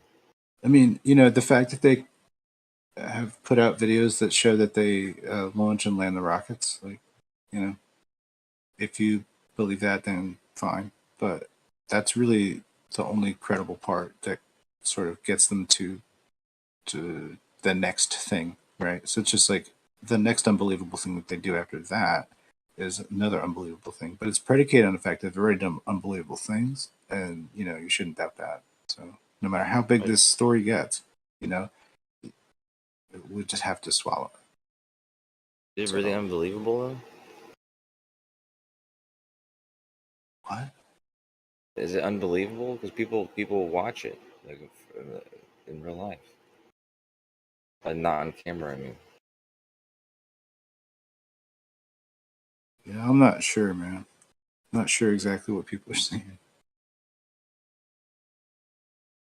and didn't Witcher go to one of those? Him and Nathan went to a couple of those launches. And I hear, I'm currently close to the McGregor test base or whatever, where SpaceX does their tests.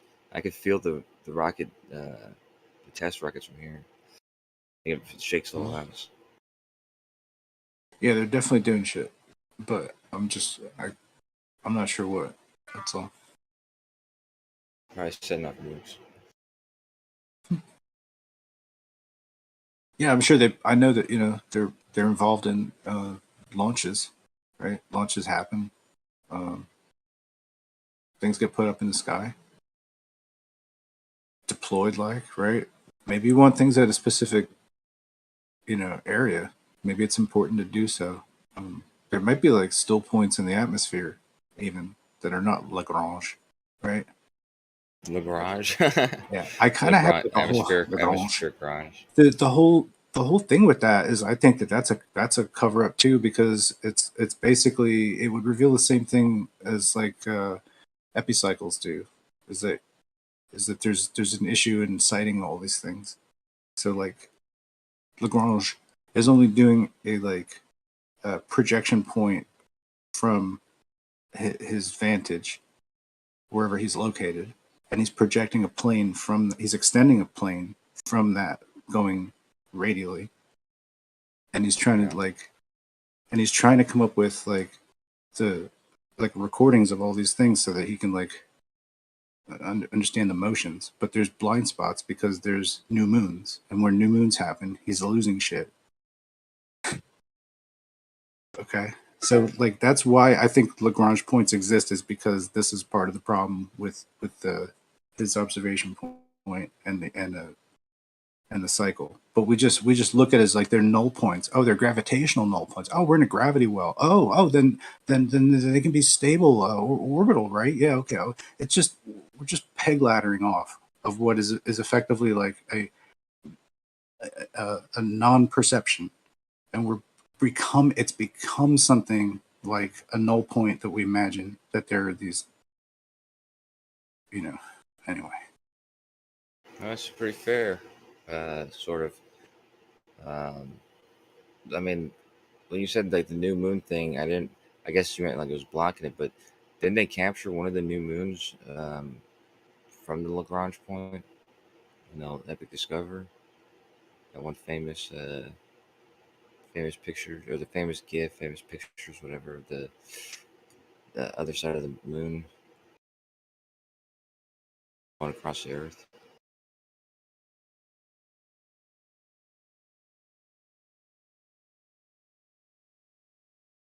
A lot of people get disgusted when they see that.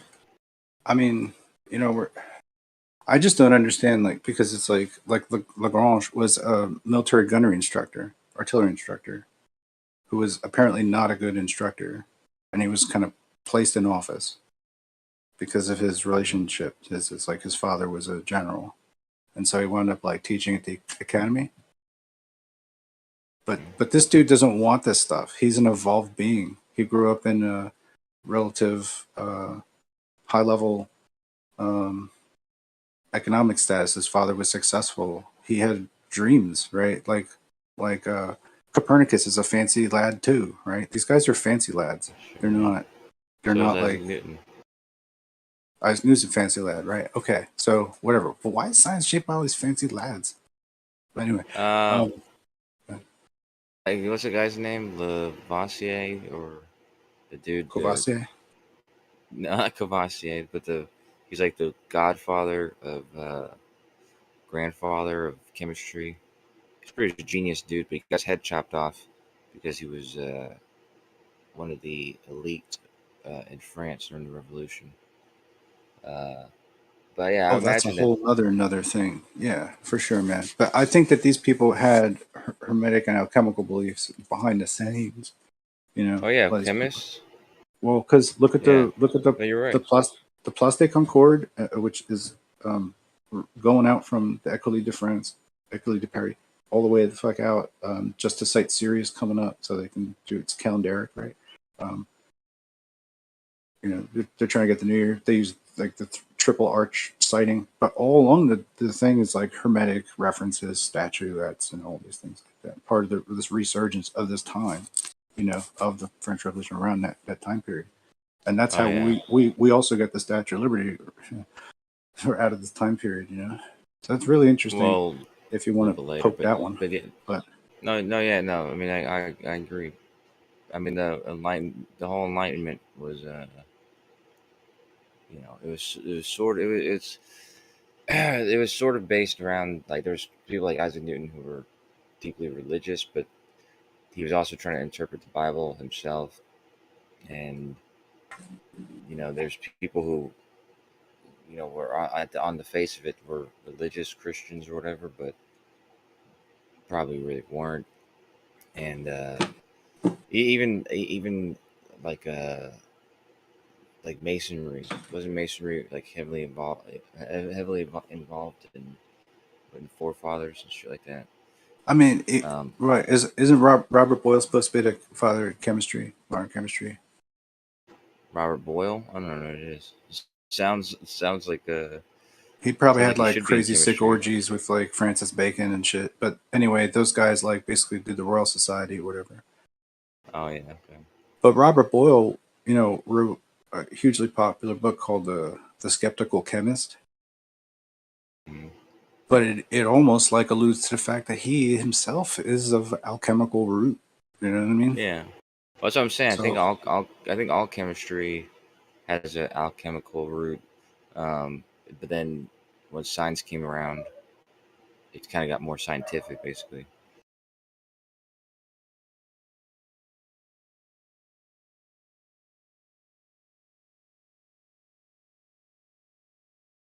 these dudes were like tripped out futurists too, like Bacon and them.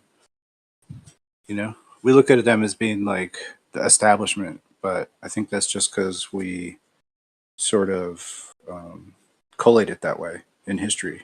You know, but if you took it in its real time and context, I mean, these people, you know, some of these established people could have been like crazy or really eccentric or, you know, but whatever. We just have to make it fit.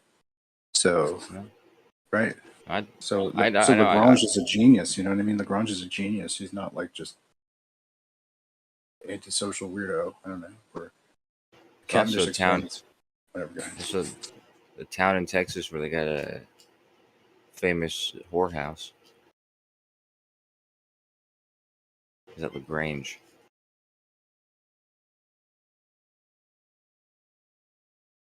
So, but what? But then we use Coriolis, the guy that studies windmills and water wheels. We use to solve for bullet drops, but we don't talk about Lagrange because he was an artillery guy. But we use him to describe the astronomical situation. Do you get me? It's like, why is this so off? I don't know. It's like, I mean, it's like, wasn't he like a polymath?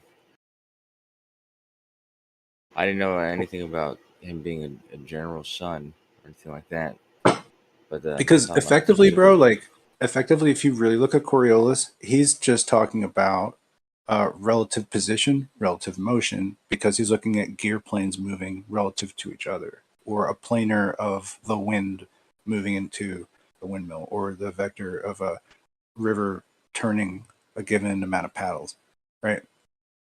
So he's looking at those kinds of things. Effectively, you know, I don't know why he gets conflated with all these other things. I'm not allowed to talk about reference frames or Coriolis, to be honest with you. Right, but like with the ration for Coriolis, I mean, I guess you could make case examples if you're just chopping time up into frames anyway, right? We could like chop something like a horse's gait up and we'll understand a horse, right? If we just like, I don't mean the actual, we don't chop up a horse. I mean, if you take pictures of it and chop it up into frames, right? Yeah. Visual images, we can see that the gait, changes at these kinds of times and at these angles, expresses the geometry. We get the kinematic of the horse. We can build a model of the horse. It works. Voila, science. Praise hallelujah, right? Yeah, but if you can break down any event, by tiny chunks of time and how it changes, I mean, isn't that how you figure? That's how we figure most things out. Seeing how like the system interacts with itself, and like each moment comes from the moment before it and stuff. State, I mean, the state of the system, the moment before it. It's just like Einstein basically comes along and says, like, Newton, all your shit's mine now.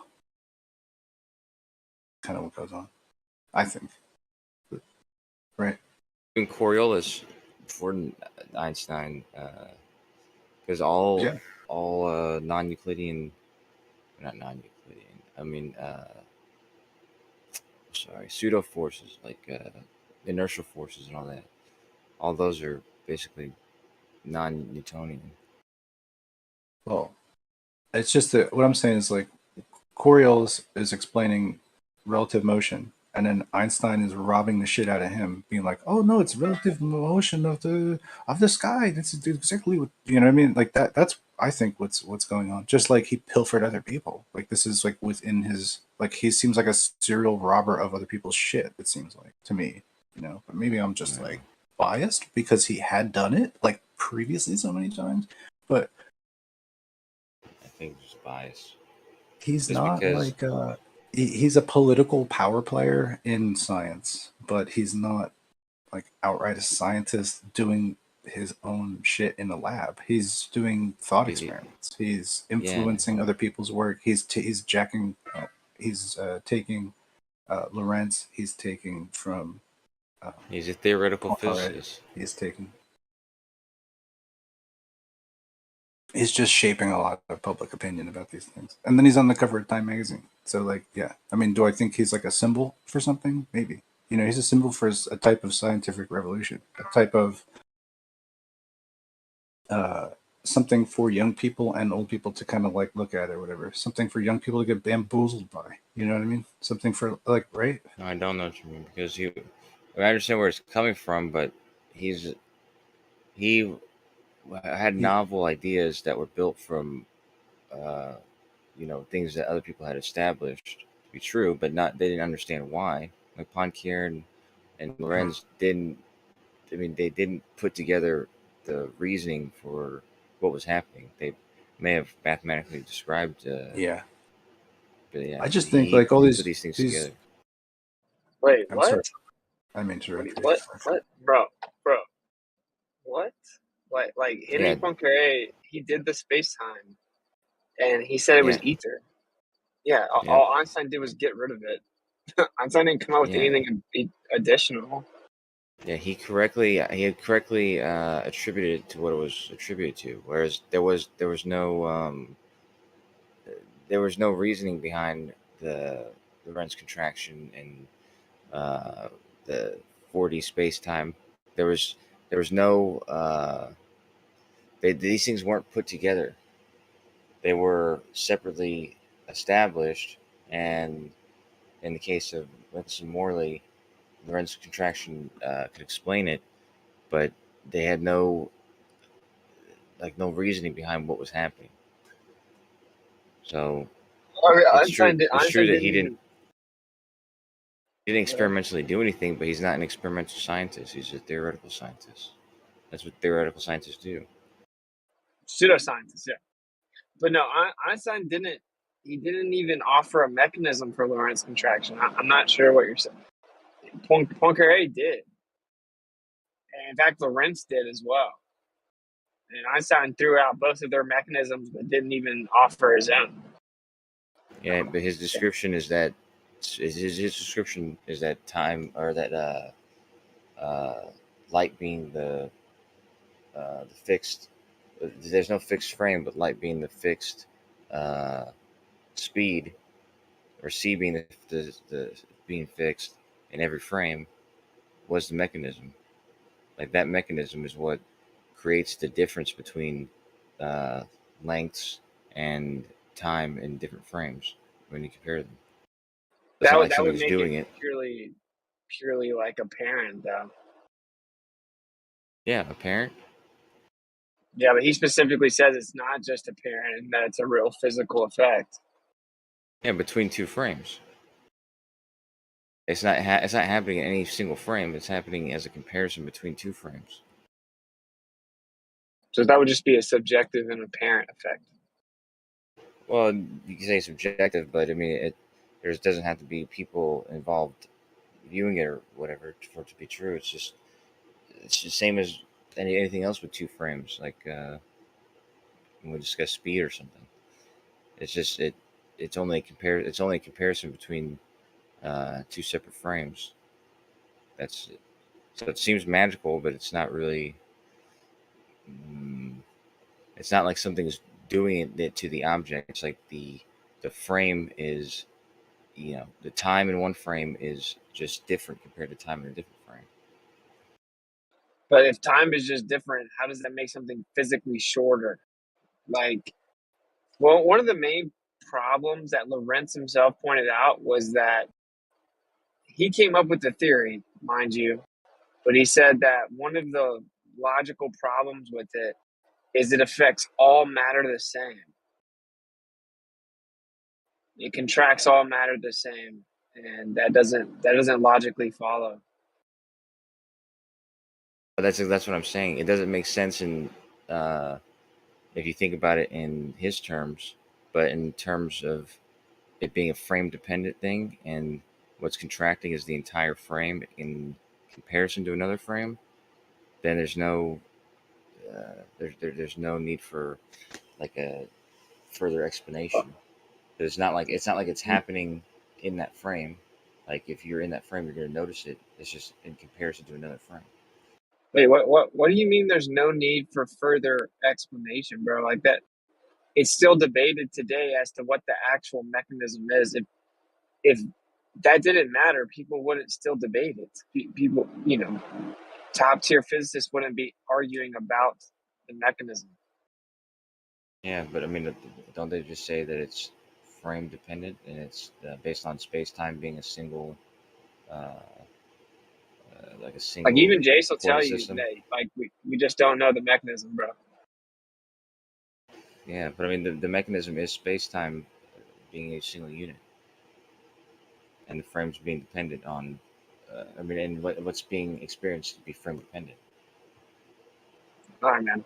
Well, if space time, if That's what I just like understand. how you view it was the mechanism, then it would just be an apparent effect. But Einstein specifically said that's not the case. It Yeah, is an understandable interpretation of Einstein, but he specifically says that's a misunderstanding. yeah, but no one's saying that it doesn't happen. It certainly is true that in one frame, the other frame, is either going to be shorter, time's going to be longer, shorter. Like, that's frame dependent, and reference frame effects. Like, if something's just because of the reference frame affecting you, doesn't mean that it's not a legitimate physical difference. It is physically different, but in that frame, they're not going to experience that. It's only when you compare two frames. So, no one's saying that it's just apparent. Like, it's obviously there's real physical differences. Like how it's viewed, dude, different reference frame is not the physical mechanism, man. I don't know why. I mean, maybe go talk to Jace about it. He'll tell you. We don't know what the physical mechanism is. But either way, though, whenever you say like it certainly happens, like there's not actually any evidence for this. Okay, like What? the only alleged evidence is that muon decay happens, which is not evidence of that at all. So That's not the only evidence.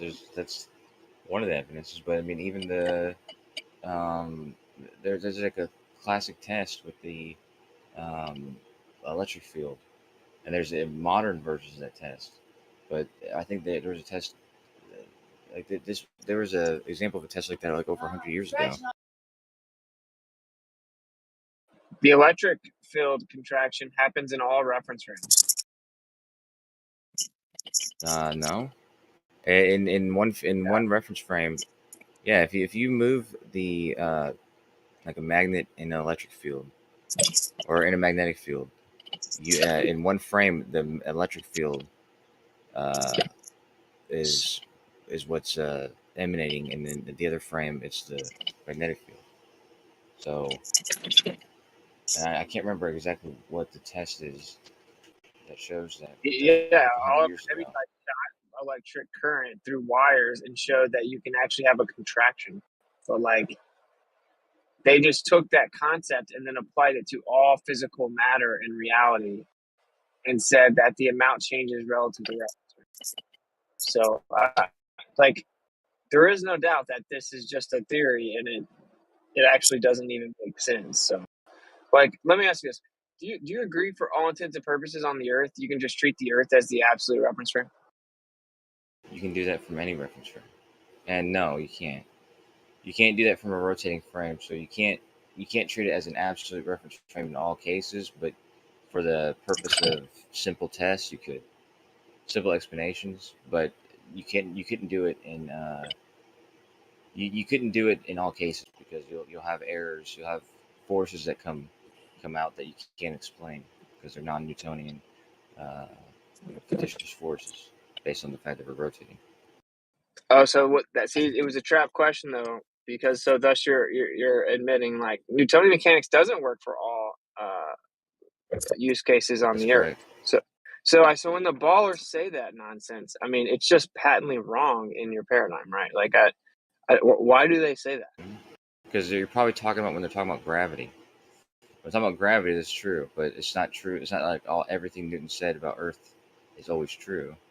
I mean, obviously, fictitious forces and pseudo forces, whatever, those specifically don't abide by Newton's laws of motion. See, this is another thing. Do you understand that his laws of motion are built upon his understanding of gravity in that it's a package deal and that Newton's understanding of gravity or mass attracting mass is dependent upon a fixed background of space, and that an object in free fall will fall straight unless another force acts on it. So it's a package deal. You know, It's not a package deal. It is a package deal. You can't say that Newtonian That was mechanics works. You can't say Newtonian mechanics works in relative reference frames. That's why they're proposing modified Newtonian mechanics. I didn't say it did. I didn't say anything like that. I said specifically pseudo forces do not apply Newton's laws of motion. Like Newton's laws of motion do not apply to pseudo forces. And so already, way before Einstein, there's already an example of Newton's laws of motion not holding true in all cases. But yeah, but wasn't that from the first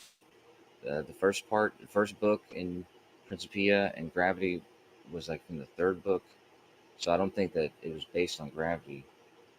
No, but gravity was based upon it. That's my point. Yeah, of course, yeah. Okay, so it's a package deal. That's my point. The ballers in here will say, you can use Newtonian mechanics with relative reference frames. No, you can't. It's fundamentally illogical. That doesn't make any sense.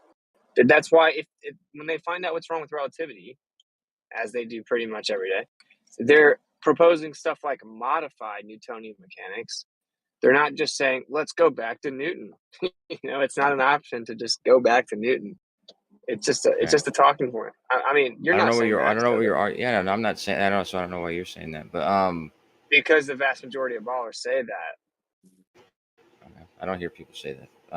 If they do, then it should be shown that there's obviously, and since Einstein made it obvious that there's, you can't, and even quantum mechanics, you can't attribute all laws to what Newton discovered.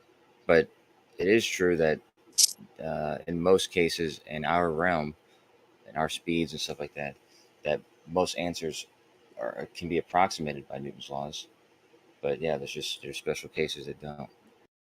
Yeah, so I mean, it can't be an accurate depiction of physical reality. Obviously, physical reality is not just like fluid relative to interpretation or our personal case. It's like whatever the accurate theory of physics to describe the natural world is, it's going to work everywhere. But yeah, I'm not trying to get off the rails here too much. I'm saying for intents purposes, you can treat the Earth as an absolute frame of reference. I would love to hear like specifics of why you can't.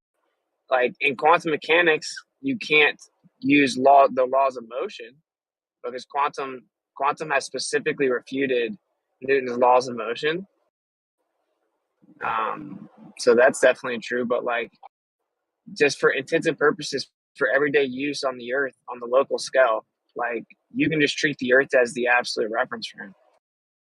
Yeah, in There's most really cases, not like any except scenarios. for any example of anything that's going to involve the centrifugal force, like weight change at different latitudes, or anything that's going to involve Coriolis, which is the many things that do.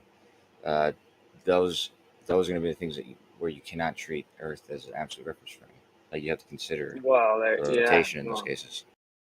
Yeah, but of course, if the Earth is still treated as absolute reference frame, you could just account for the additional force, which can be attributed to something other than the Earth moving itself, right? So you actually can still, in those scenarios, treat the Earth as an absolute reference frame. You just have to account for the additional centrifugal force.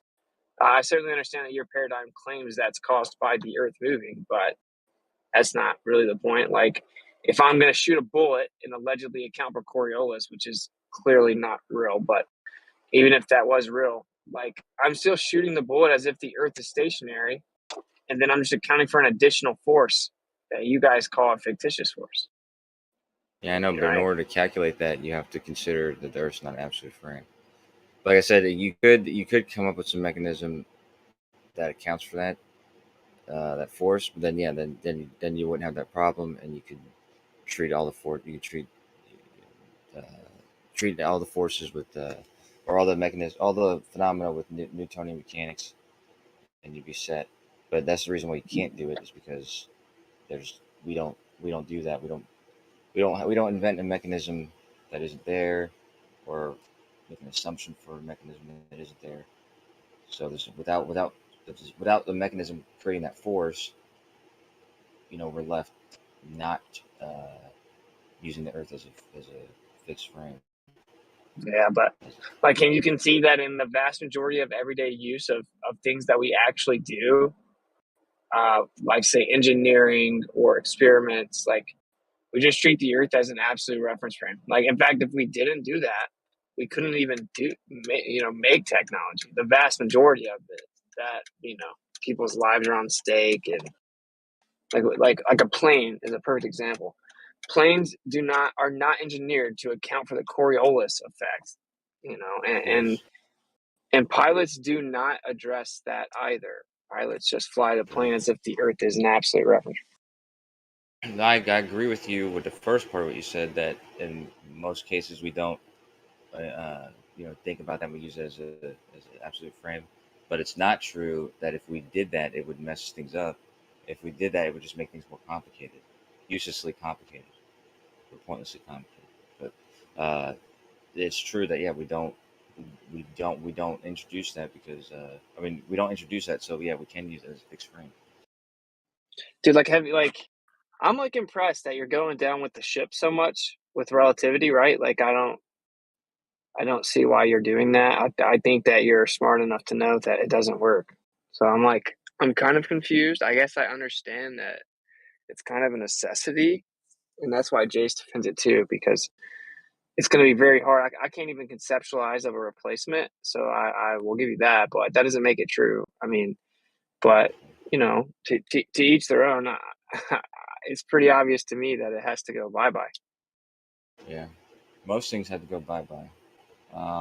But in lieu of that happening, like you said, there isn't a better explanation. So if asked, what's the explanation for this, I could say, I don't know. Or I could just say what currently is the best explanation for it. So. Yeah, but I mean that's currently the best explanation in your paradigm. But with a stationary Earth, obviously we don't have a problem. It's the orbit of the Earth that complicated everything, right? So that's pretty simple. Yeah, maybe. I mean, that does fix a lot of problems. Yeah, Jeremy has that thing with the fixed, like the absolute frame and all that kind of stuff. And I was thinking about it, and it's true that in my paradigm, there's no absolute frame. But I guess if you thought the Earth was stationary and the floor of the universe or whatever, then yeah, I guess that would be the fixed frame. So it would be ridiculous for somebody to say there was no absolute frame. But Well, again, better that's yet, it's really the ether, but you can also treat the Earth as an absolute frame. Like, Newton's fundamental tenet was that there was a fixed background of space, right? And then, of course, Einstein, specifically disagrees with this. Yeah. That's what I'm saying. Newton was Like, wrong. yeah, this whole you can use them both thing is like they're the same. We went through this tedious back and forth with Zanuck and Blue and Jesse and Lefland, where it's it's the same as Newton. The calculations are the same. Blah blah blah. Like they're fundamentally different. Like Newton's fixed background of space. An object in free fall will fall straight down unless another force acts on it. And then Einstein's no fixed background of space. An object in free fall is actually following a geodesic path without a force acting on it. So they're fundamentally different. Yep, but they give you the same answer if you calculate they don't, them. though. And in most cases, for the things that we work with or whatever. And again, you're talking about two different things when you say that. But if you're talking specifically about gravity, then which is what general relativity is talking about at least. Then yeah, those in the cases that don't involve fast velocity, so you don't need special relativity, and they don't involve giant masses, so you can use just Newtonian gravitation. And yeah, they approximate, or Newton's laws approximate the same answer as Einstein's. No.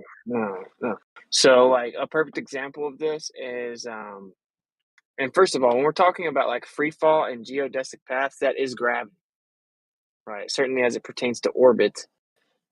I know, right now, but I'm talking about the part where you said things, you're dropping things that go straight down. Well, yeah, but Einstein says it doesn't go straight down. It follows a geodesic path. It goes straight, but technically curved within space-time fabric. But my point is that they're fundamentally different, and you can prove this. And this is what I ended up having to do to get the ballers to admit it. And then they just got quiet. But I'm sure you would obviously agree that they cannot just be the same mathematically either, because one gives a different predicted value for Mercury. Right. At fast velocity, So right? they're different. Right. Yeah, so they're different. I addressed that, though. I said in the cases where you're not involving fast velocity, so you don't need to worry about special relativity, and you don't need to worry about giant masses, or they don't involve giant masses, like so something not going super fast near the sun, but everything else in the solar system, you don't have to worry about. Newton's laws approximate the same thing that you would do if you calculated using Einstein's. But yeah, you're The right. point. With fast velocities and giant masses, you do have to. They're starting incorrect. They're different, yeah. So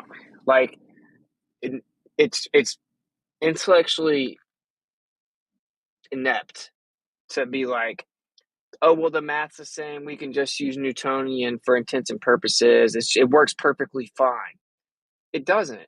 It doesn't work perfectly fine because we're talking about what is the accurate depiction of reality. You don't get to compartmentalize things. Think about how many theories in science could be considered viable if we just compartmentalized it, right? That's not science.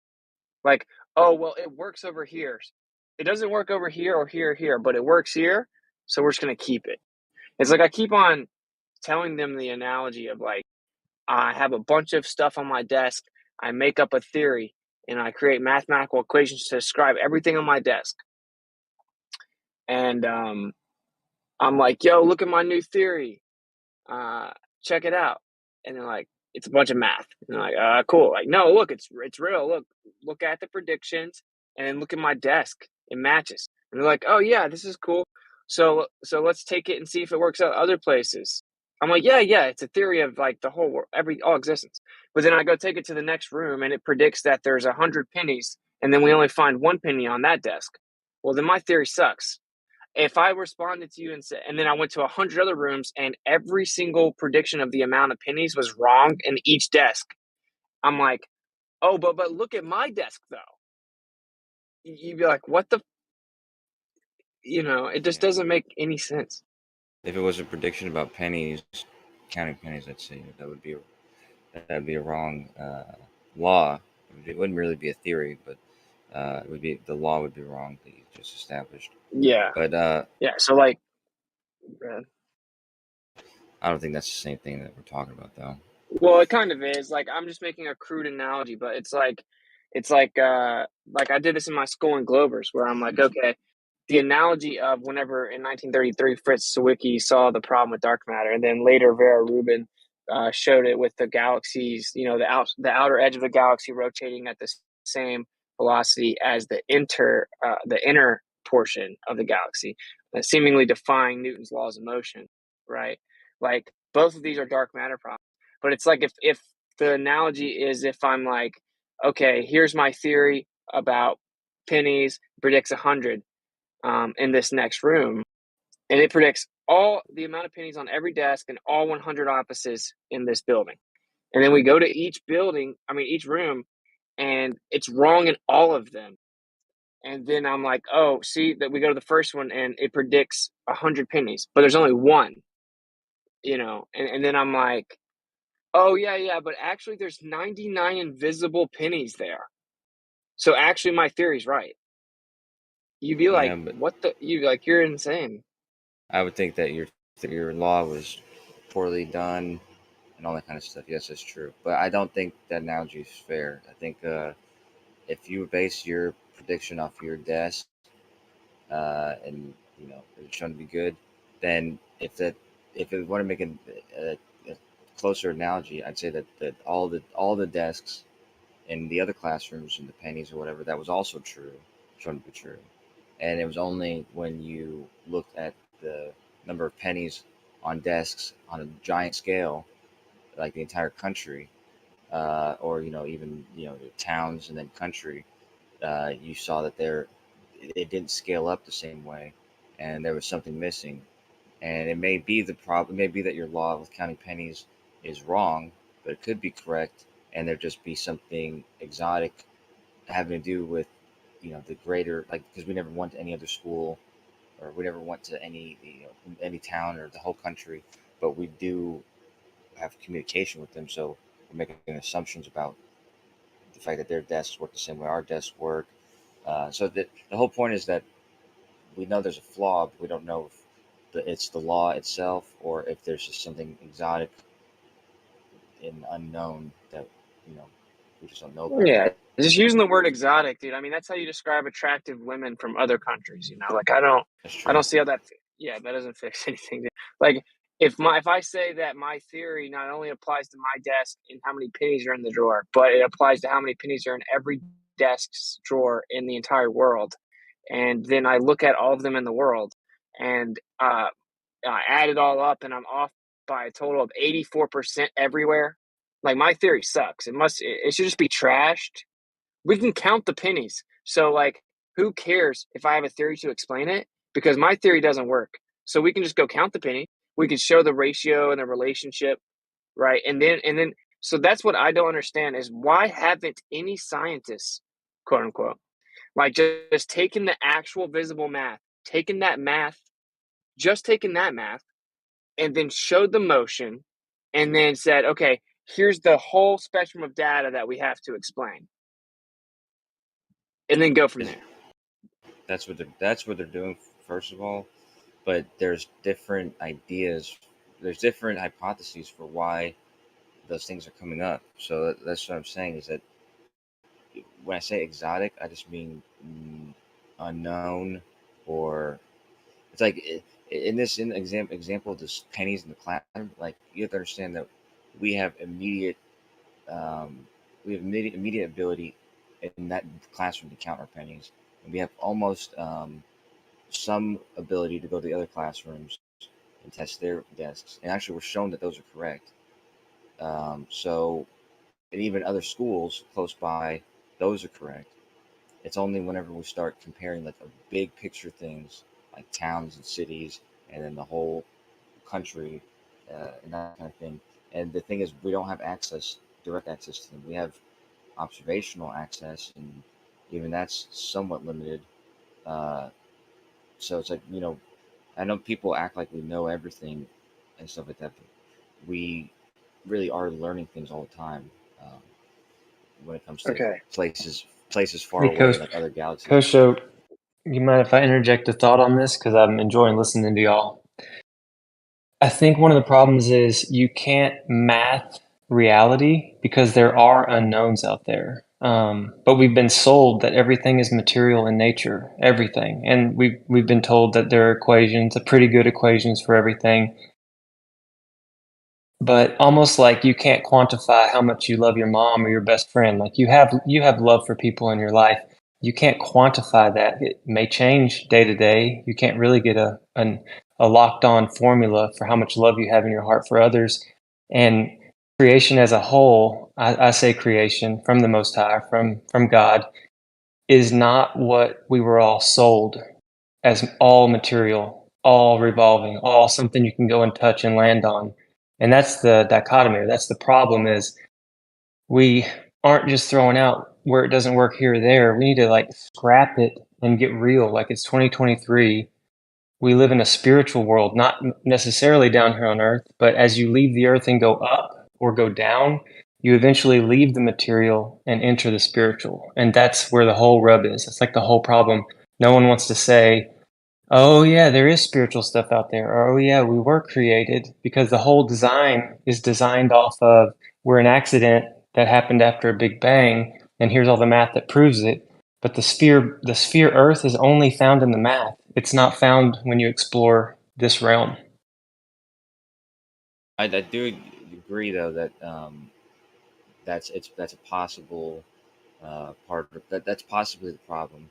It could be related to something. That's what I mean by I know I said exotic or whatever, but it just something unknown that we just don't yet understand or have access to.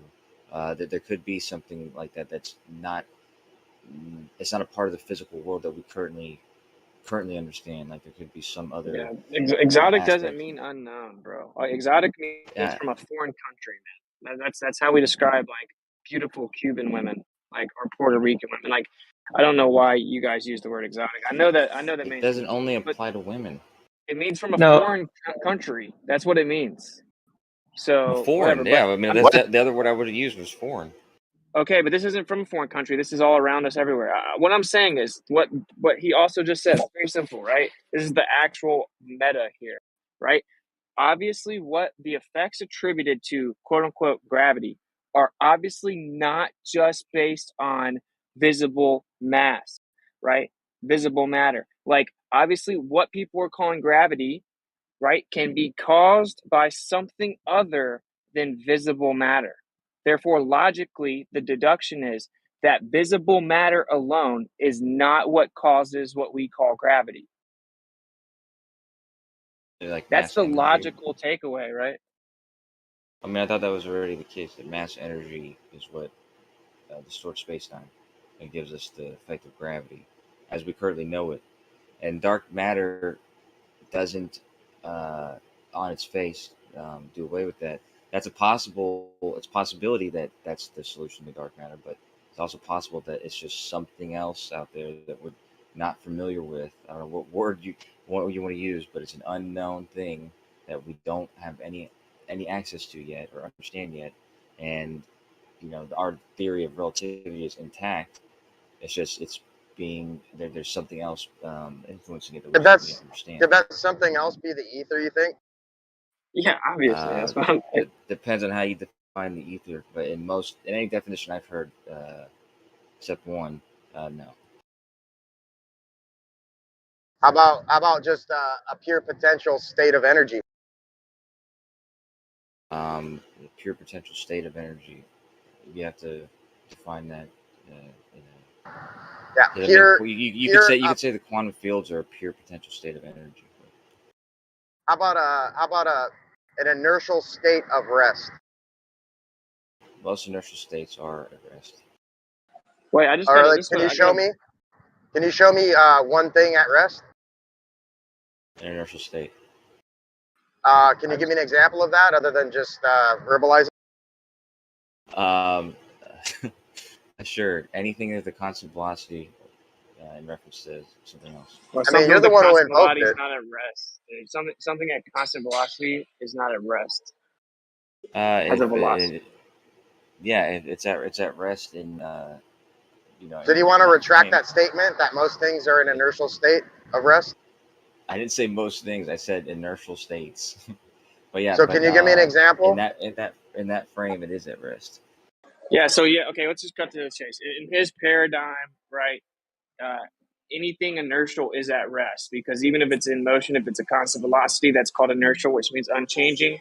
And in relativity, obviously, there is no such thing as actually being at rest. It's all relative to the reference frame. So, right. We'll just cut to the chase because what It's I'm not trying to, I necessarily really don't letting want it to get. frame. Yeah. Okay. Look, I just want to really not lose this here. You said that that's a possible explanation. It's the obvious. It's the obvious explanation. The effects attributed to gravity are not just based on mass, and saying energy doesn't change that because energy and mass are interchangeable in your paradigm. So, like, it isn't just based on mass because we see huge effects of gravity. It has nothing to do with mass, which means logically speaking, it's possible that what we call gravity has nothing to do with mass, other than that could be a byproduct of whatever the actual original cause is. That's what I'm not understanding. What I'm trying to ask you is why would that not only is it not entertained really, but it's like the obvious takeaway. It's like the most logical necessity at this point. You know what I'm saying? Like we see go ahead. That's not obvious. Like it does see. It seems like mass energy is indeed the number one culprit to what warps space time and gives us the effect of gravity. And only in this case where, um, dark matter or whatever. But like I said, it could be the case that there's a different explanation for gravity, but then that would, everything else wouldn't make sense that we see with general relativity. But it could still be true. But what seems more likely is that there's just some other material or some other aspect of the greater universe, on a galactic scale, that just there's some property or some material that we just don't yet know how to detect, or uh, there's plenty of reasonable explanations, like the one about the weakly interacting particles, or the tiny uh, far apart particles. Like it'd be like gas that's just not even in any way collected The together, far but particles. is enough. But there's enough. Look, here's the deal, man. We see what the effects attributed to gravity, right? Uh, without mass. Okay. So the effect attributed to gravity cannot be caused by mass. Why do It's you just a say? Why do you say? logical axiom. What's the examples you're talking about where you say we can see it without mass? When we look out in the universe, if we see something with 1% mass, or like say we see a gravitational effect, and based on the claim that mass causes gravity effectively, then there should be 100% of the predicted value, but there's only 1%. You cannot then logically take away that mass is causing that gravity. That like Can I so ask him a question? I Is just that don't based get it. on the? That's based Hey, off the light hey, that's Kosho. that it's emitting. Kosho, Yeah, what's the connection between gravity and magnetism? there's not one. All right. Can you show me anything in the universe that's not magnetoreactive? Magneto-reactive? I mean, like the X-Men? No, like as in paramagnetic, diamagnetic, stuff like that. Oh, like a material you're saying, like Is there because anything in there's the a magnetic. universe that you can show me that's not magnetoreactive? Yeah, light. Oh, really? Light doesn't have a magnetic component. No. How about EMR? Isn't that fit within the full spectrum of light? Electromagnetic radiation? Yeah, electromagnetic radiation, magnetism. You can say magnetism is a effect of that, but that is not the same thing as light. That's another It has a magnetic effect. component, right? Magnets? Yeah. No. You said, I asked you, I'll repeat the question because you're kind of obfuscating.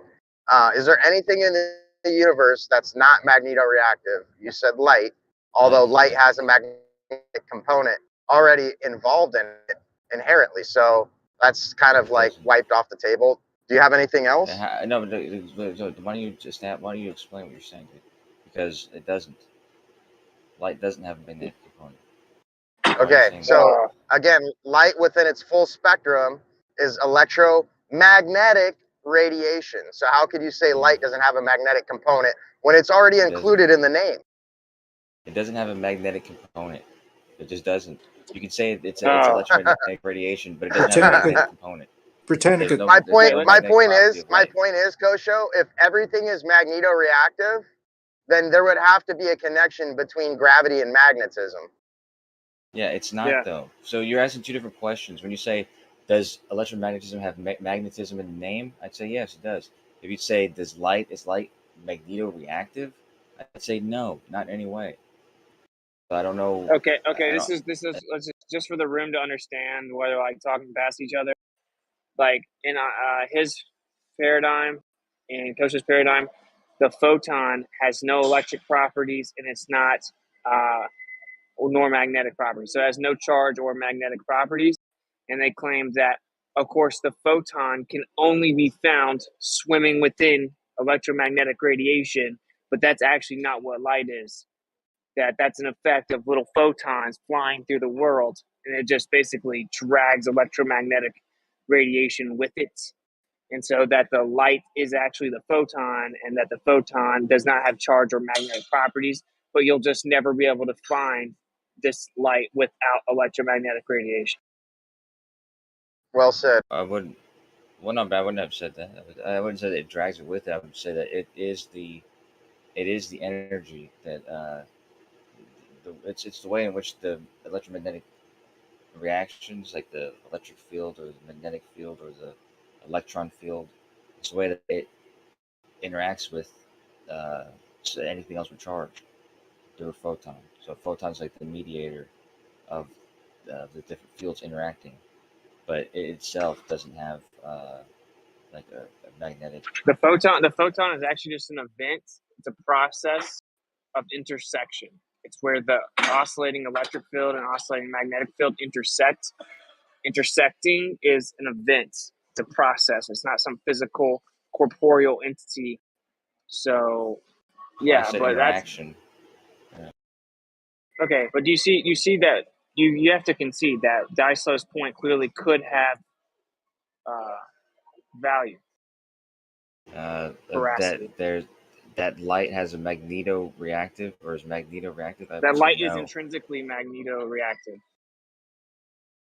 No, I would say no. The answer is no to that. But I would say that in order to have a magnetic effect or any sort of any sort of interaction between the electron field in itself or this electric charge, then yeah, photons are involved. But that's not to say the other way around, that in order that photons have a magnetic property. Does that make sense? So which was the question. Don't they admit that light bends because of the gravitational.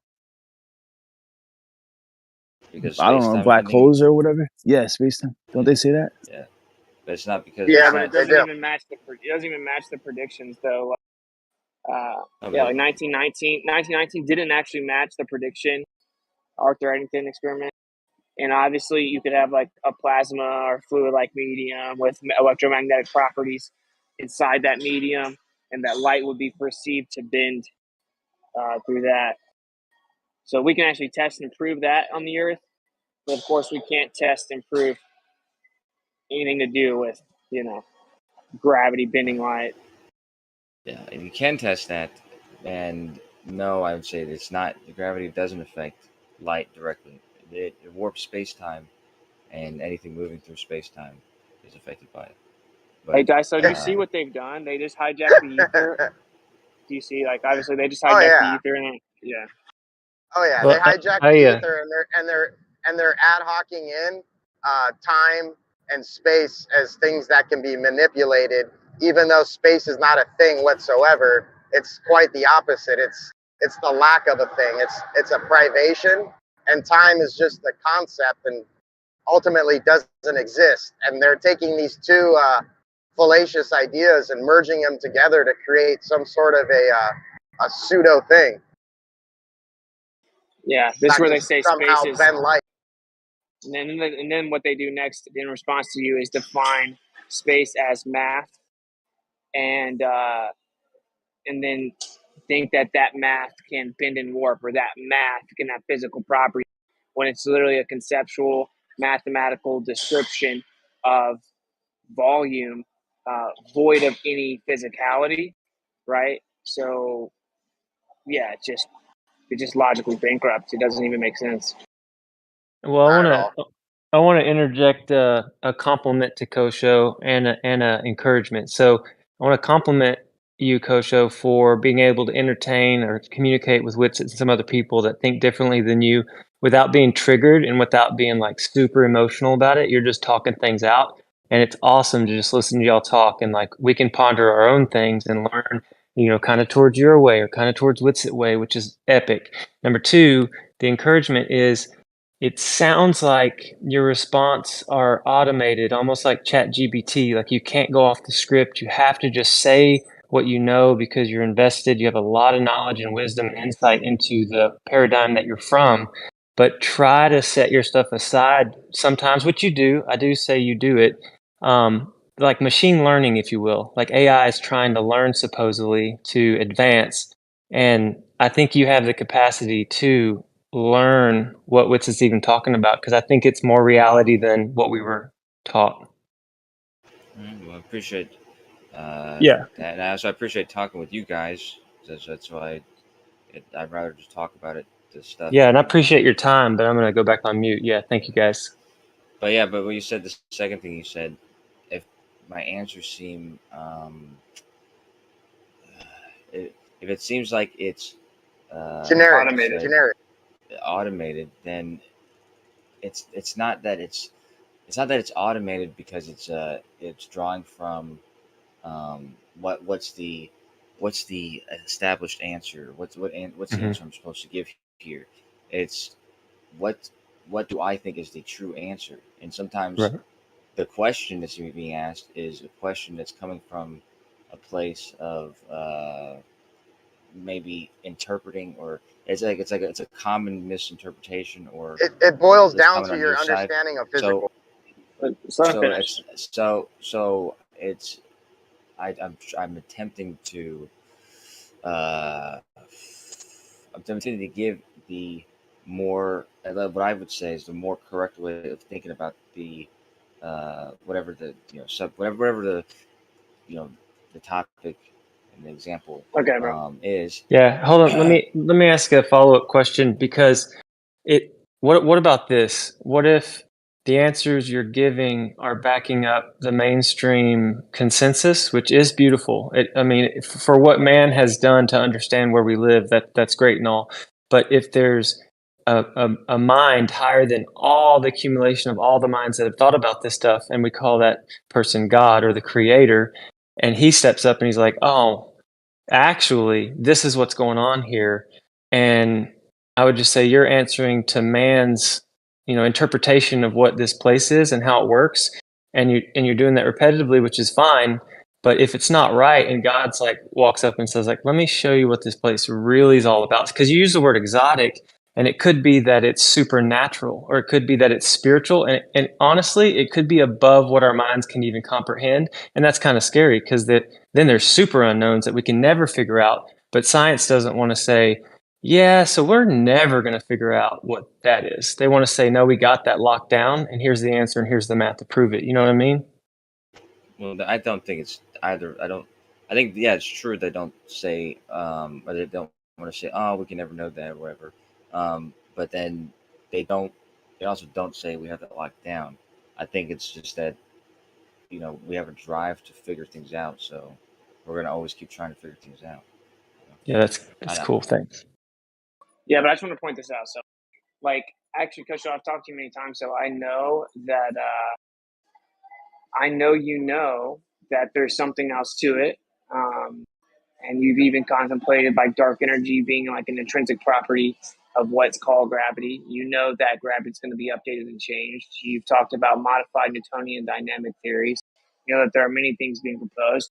You know that the current theory in its current form doesn't work. It's objectively wrong.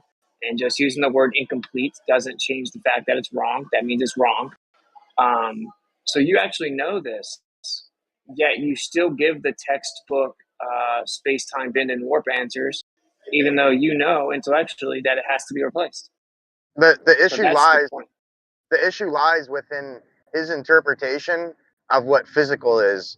Like, it always boils back to this one point of contentment in his understanding or lack of understanding as to how he defines physical. Like, if we could address that momentarily, I think we can make some headway with Kosho.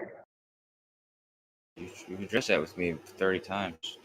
Well, but we've never come to a conclusion that's like satisfactory as to, some sort of a logical premise and how you're using the word. Like, it's always how it fits within your narrative, but it never coincides with reality. And that's why I'm saying, like, we need to really address this physical understanding that you're either lacking on or we're lacking to perceive how you're interpreting it.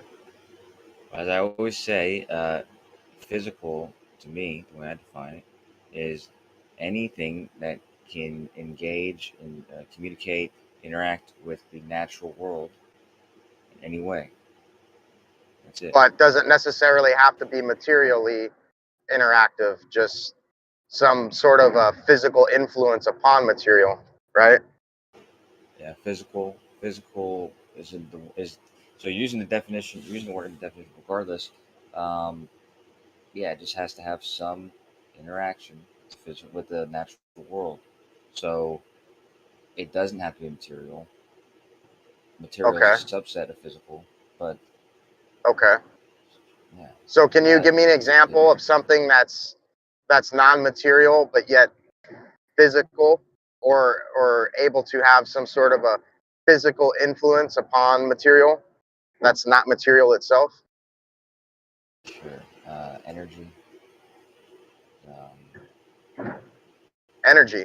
But isn't energy within a state of physicality within your paradigm? That's what I'm saying. You asked me something physical. It's not material. Yeah, I'm trying to differentiate physical from material in your worldview, being that everything in your worldview is material, and then there's nothing that's not material in your worldview.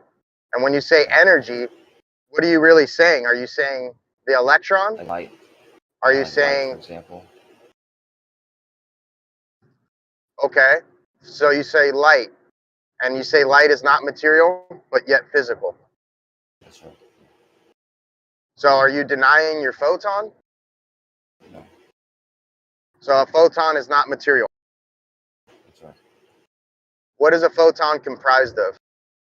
Energy. And what is energy? the capacity to do work. So a photon is the capacity to do work? Photon has the capacity to do work. Okay, and what is a photon comprised of? It's a fundamental particle, quantum particle. A fundamental particle, and is a particle not material? Technically, no. How so? Because, as Jace put it, material is a emergent phenomenon. So, the particle in itself is not material. Do you guys know Tucker Carlson just mentioned flat Earth? What do you say?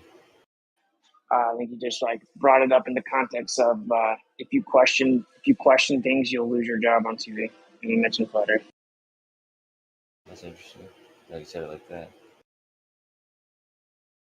Yeah, he put it in the same context as Building 7. You're just saying like just bringing it up. Like just bringing it up, it's going to get you like. Yeah, he said if you talk about Building 7 on live TV, you'll lose your job. I guess he just goes on to explain like the idea of being able to talk about things. He mentions flat Earth. Well, it feels like people like him. Because I don't watch the news a lot lately, but I do know that people are. He's become a bigger ever since he changed his tie and he started wearing normal ties. People are he's a big name on Fox News, and it seems like if he moved from Fox News, people would follow him wherever. So like people who are his fans. I don't think it's necessarily. I think for him it might not be a bad thing. Was that so? As an example, his speech? Was that his speech, the Tucker Carlson speech that was just recent? I think it's like a live stream in his house. So listen, as an example to what you're bringing up, this employee from Raytheon. He was like at the head of a group managing the software that connects to satellites. And they have this contract with the government that was over budget $1 billion, as a matter of fact. And he was pointing out that he had to falsify the data.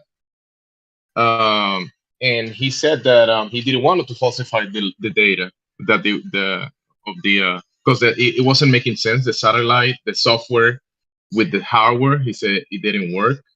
And he was trying to point this out to Raytheon and even the government, and everybody ignored him. A $1 billion over budget program, and then he was demoted, and then he sued or something, and he was asking for some money, and Raytheon's argument was that he was asking for too much money. I don't think they denied that he was falsifying the data, but it's interesting that the engineer, head of many other engineers of a program, is pointing out that the software doesn't make sense with the hardware, and they said, "You don't worry, just falsify the data." And he said, "No, because lives are at stake. The military, the men that are dependent on this information from the satellites positioning, they're dependent that this information is accurate." But he was asked to falsify it, and now, after being an engineer, now he's labeled a whistleblower. What do you think with it? I didn't really hear all that. I'm not working out. Or anybody. That's good. I'm reading about the article now. But I just want to clarify that when I brought up Tucker, I guess what he actually said, he actually takes a jab at flat Earth. He's like if you're on TV and you want to question if the Earth is flat, no one cares. They just laugh at you. That's not a threat, which is hilarious because we actually are specifically censored for that, and you would obviously be fired if you're like a news anchor never said such a thing. But then he goes, "But if you say what's it with Bill? That's weird." But anyway, what can you kind of like with some like concisely kind of recap what you were saying? You're saying that someone that was an engineer labeled a whistleblower. That's what? The Raytheon engineer that was head of this program that was over budget $1 billion that connected software from the headquarters to the satellite in space. He said that software didn't work, that it wasn't doing it. It wasn't doing the job that it was supposed to be doing. It didn't make sense. He was trying to point that out to the government and to Raytheon, and he was just demoted. And he was told to falsify the data. He didn't want to falsify the data, so he was just demoted. Wait, can I get some information on this? Yeah, I posted a link about the news article. I think it's not regarding satellites though. It's in regards to the ground system that's meant to be connected to the satellites. Yeah, but supplementing it or Yeah. So it's their test results. The software that was governing the satellites wasn't in place. It says false test results to the U.S. Air Force on their troubled ground system for GPS. And they were doing this, and the program was $1 billion over budget. So they were just falsifying data and taking the money. I'm sure, yeah. But they're not falsifying data. They're not falsifying data that's being used for GPS. It's a test system. So they're trying to create some sort of technology that they're not following through with, or that's not working correctly or something. I kind of want to get back to that point that you made about particles not being physical or materially existent. I'm just curious if Kosh said materially existent. I said not material.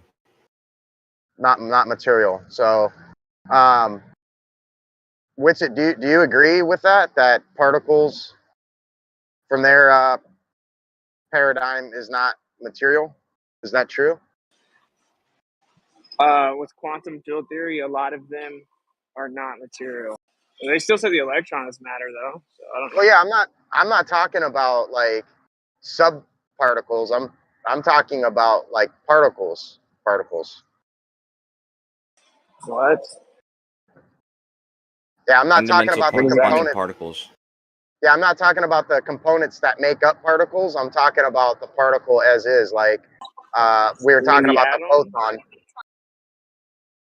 We were talking about the subatomic particle.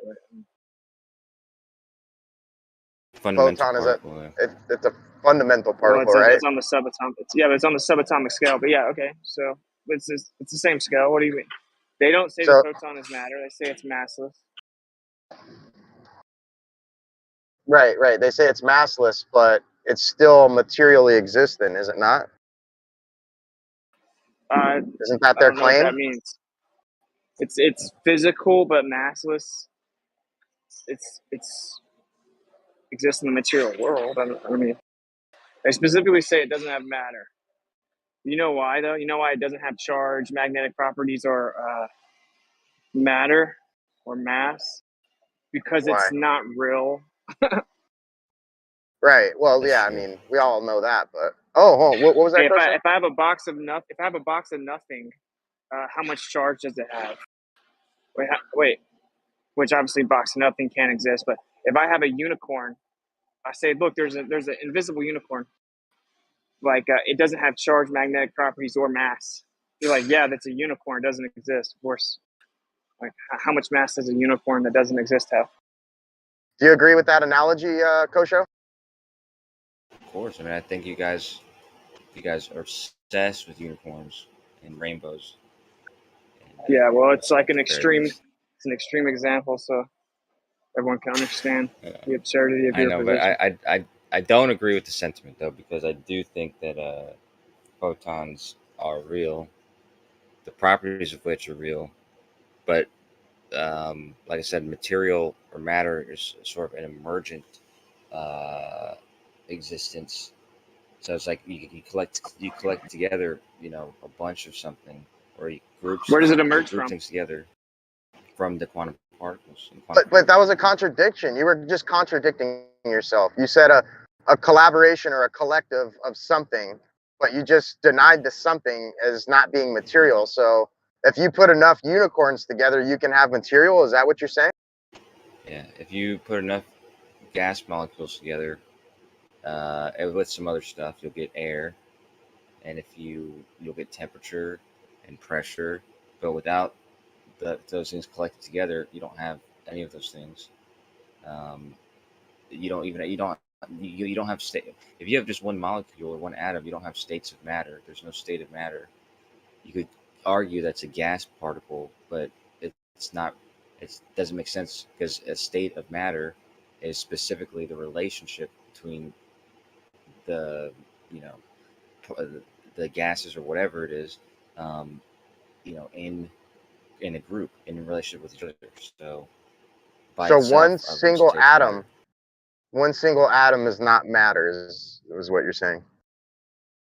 Yeah, specifically I'm saying quantum particles, but you could argue it's an Dude, atom how can also. matter be an emergent property from quantum particles? Like, what does that even mean? Like, Yeah, like a quantum particle, I'm trying to like understand, dude. quarks or electrons, whatever. Any quantum particles by themselves don't constitute matter, but once you get quarks together and make protons and neutrons and electrons, put those together, put those atoms together, you get these emergent properties that matter that you get from matter. Oh, Things like I'm just hearing chemical you reactions. say, if you put a bunch of concepts together, enough concepts together, you somehow create matter. That's all I'm hearing. It's well, replace doesn't concepts your with quantum particles. you know what's even funnier though? Like, this is just a further hijacking of the ether, where they end up saying that, like, the boson field, the Higgs boson field, gives things matter, like gives things its mass. It creates the matter. So, like, the matter comes from this background field. The mass, but not all of it, but yeah, for a big component of the intrinsic mass, any fundamental particle has. Yeah, they attribute that to the Higgs field. So are subatomic particles represented by like a certain charge or field of charge?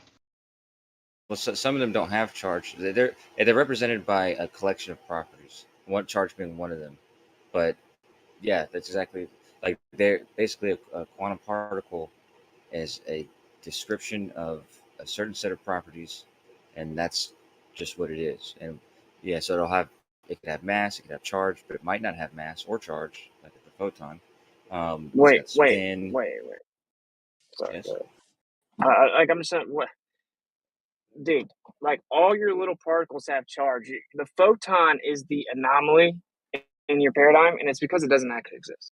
It's because it's an Well, I so, mean, like, I other was trying particles. to get to a point with what I was asking Kosho, Yeah. that what the way I understand it from the layman's perspective is subatomic particles are represented by fields and charge, not necessarily by mass necessarily, but you Right. bring the subatomic particles together to represent, a photon or a neutron or an atom. That's where the mass comes in.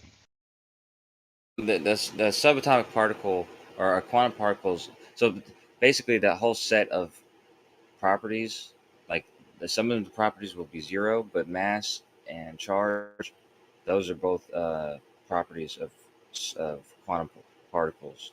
It's just some of them the value is zero, but still, yeah, those still properties. do you Those agree the particles. elementary charge is a fundamental physical constant? You mean of the charge of an electron? Just the Yeah, elementary that is charge a constant. in everything. Well, no, but there's things that don't have that charge. They Can you don't name have what doesn't have an elementary charge? no, they don't have the charge of an electron. So That's what I'm saying. that's not what I asked. Like, does No, every but does every one of these little particles have an elementary charge? they have their own charge though. It's not the same. It's not a constant.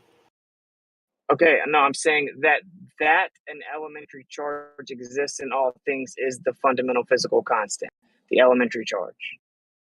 Not That that the doesn't make charge is a sense for me. constant value for everything. Okay, it's constantly existent. It's a constant as in it exists everywhere. Okay, So sure. if you broke it all Don't the use way it that down, way. you get the elementary charge. And so whatever that unit is existent in all things, right? So, like, all these particles you're naming have an elementary charge. Okay, I just saying. Well, so elementary charge, like I said, I attribute it to the charge of an electron. But you're saying that you're just basically saying that everything has charge, and I'd say that that's not true. But Wait, what? yeah, like I said, photons don't have charge, so That's the only it's thing you can bring up, and I've already no. covered. That's just There's other things that yeah. don't have Let's hear it. charge. Name one other There's thing another that doesn't have boson. elementary charge. Well, the elementary charge again. I'm only attributing that to electrons. Why though? I think Why? Because your paradigm doesn't do that. That's the elementary charge is a universal constant, and it's the charge of an electron or a proton. But a proton's not a fundamental particle, so quarks have either they have different fractions of that value, like 1/3 or 2/3 or negative 2/3. So I don't know. I know what you mean though about charge when you're saying elementary charge, but you don't mean elementary charge, I guess. You just mean charge, like things have charge.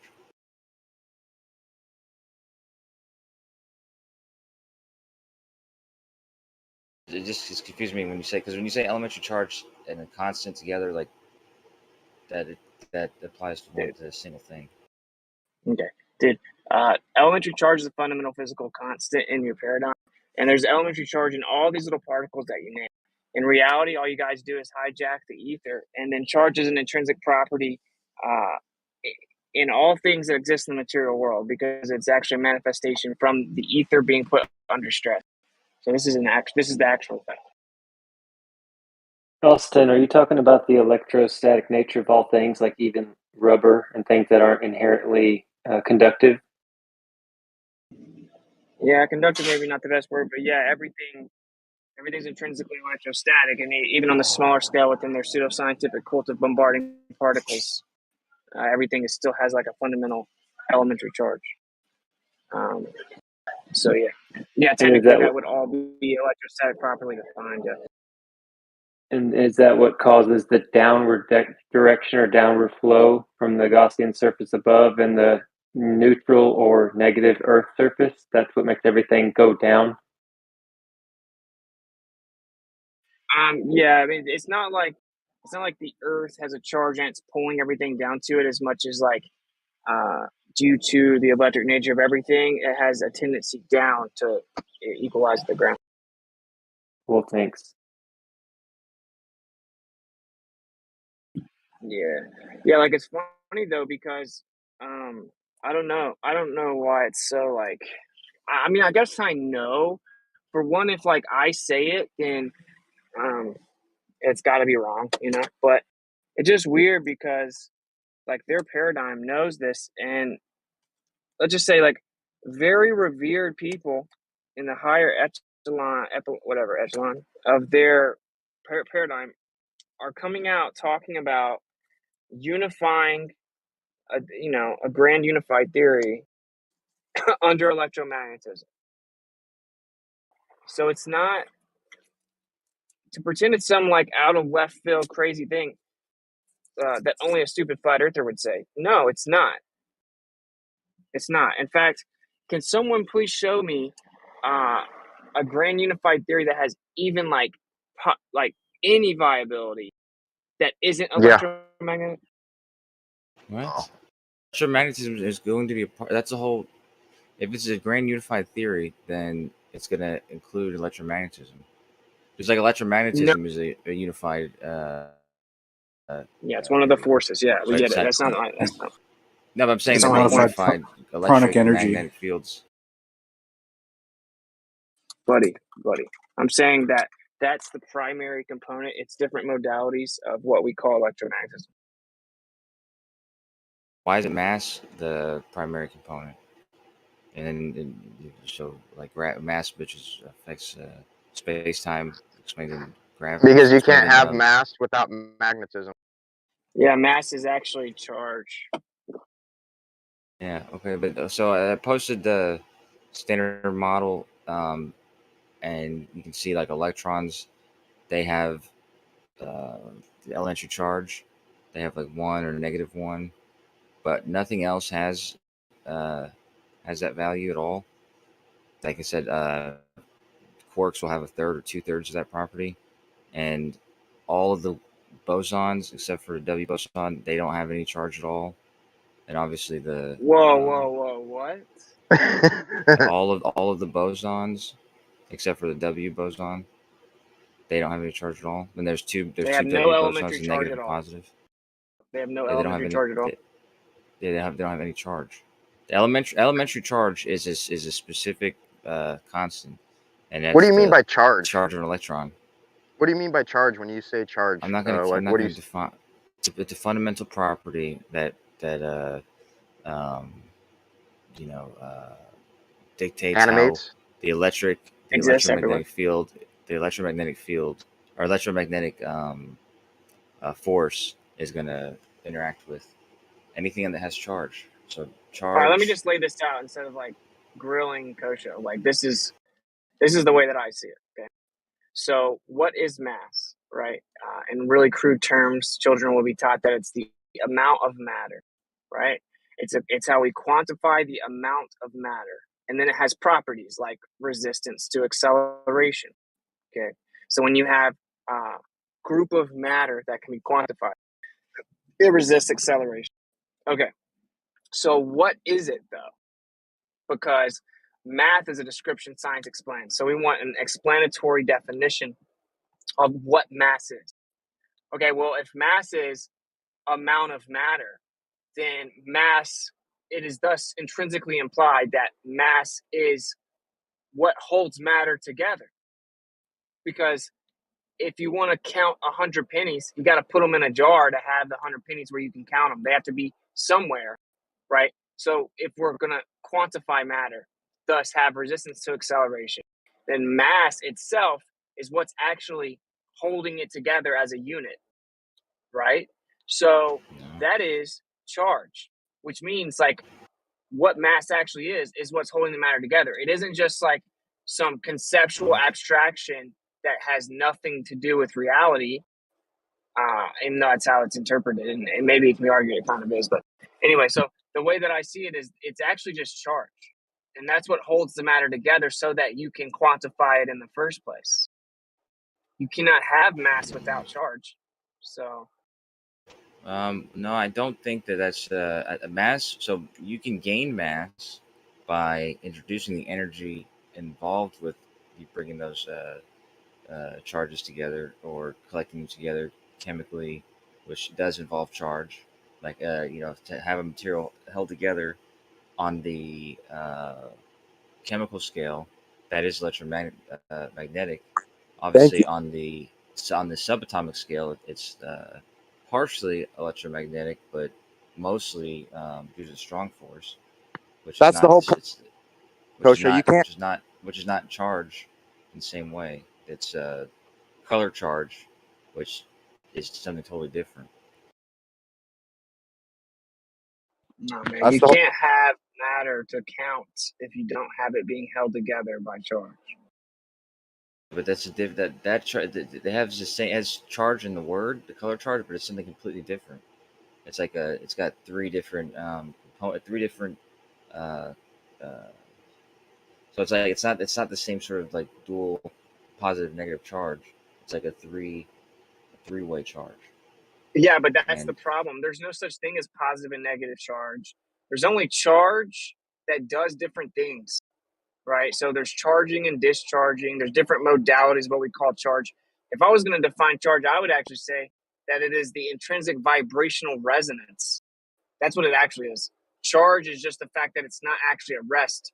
It's like if I had a bunch of gas in a container and then I slowly like collapse the container. Like I have a container with a top on it that I can remotely control.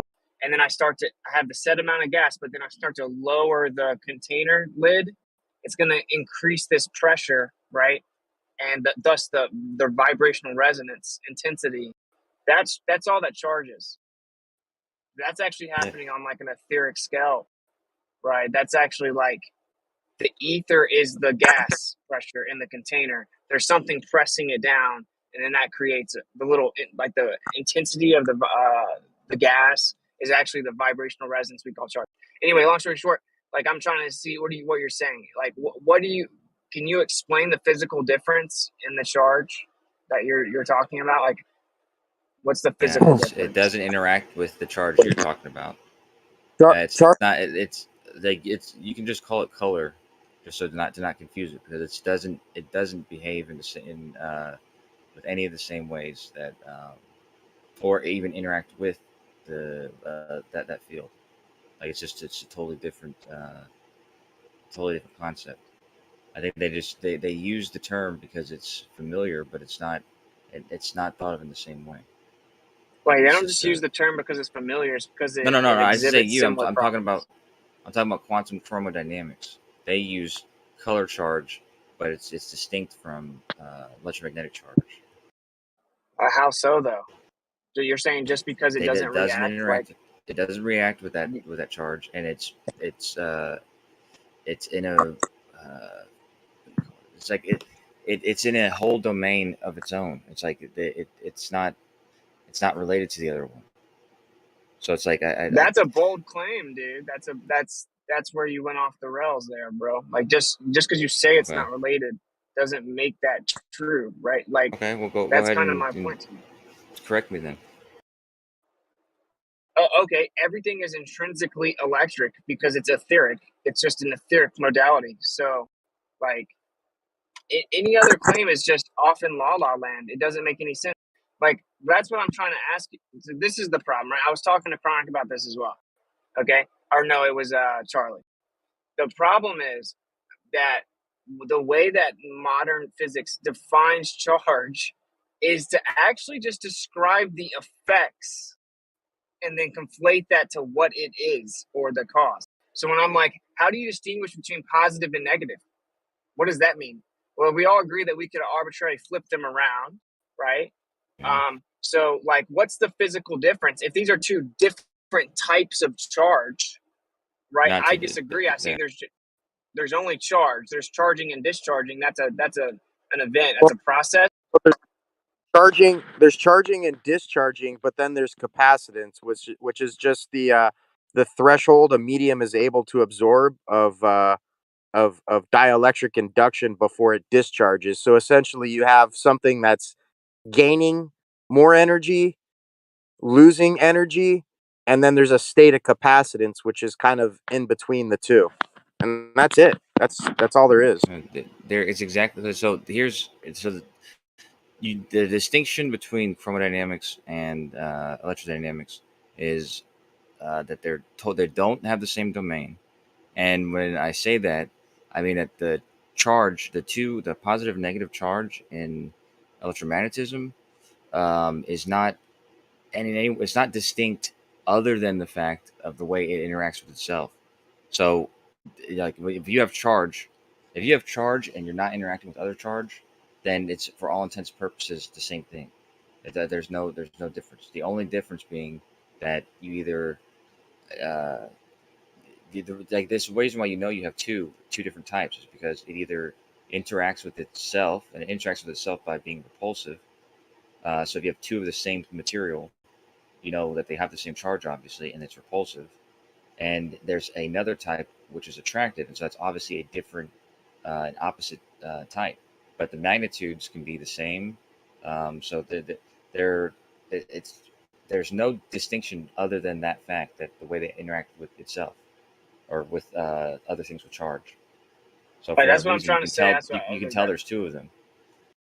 That was the point I was trying to get to, which is like when I ask what's the physical difference between quote unquote positive and negative charge, as we obviously know there are no negatives in nature, and we could have arbitrarily flipped them around and called positive negative when we first came up with it. So that's a misnomer. It's misidentified, if that's even a word.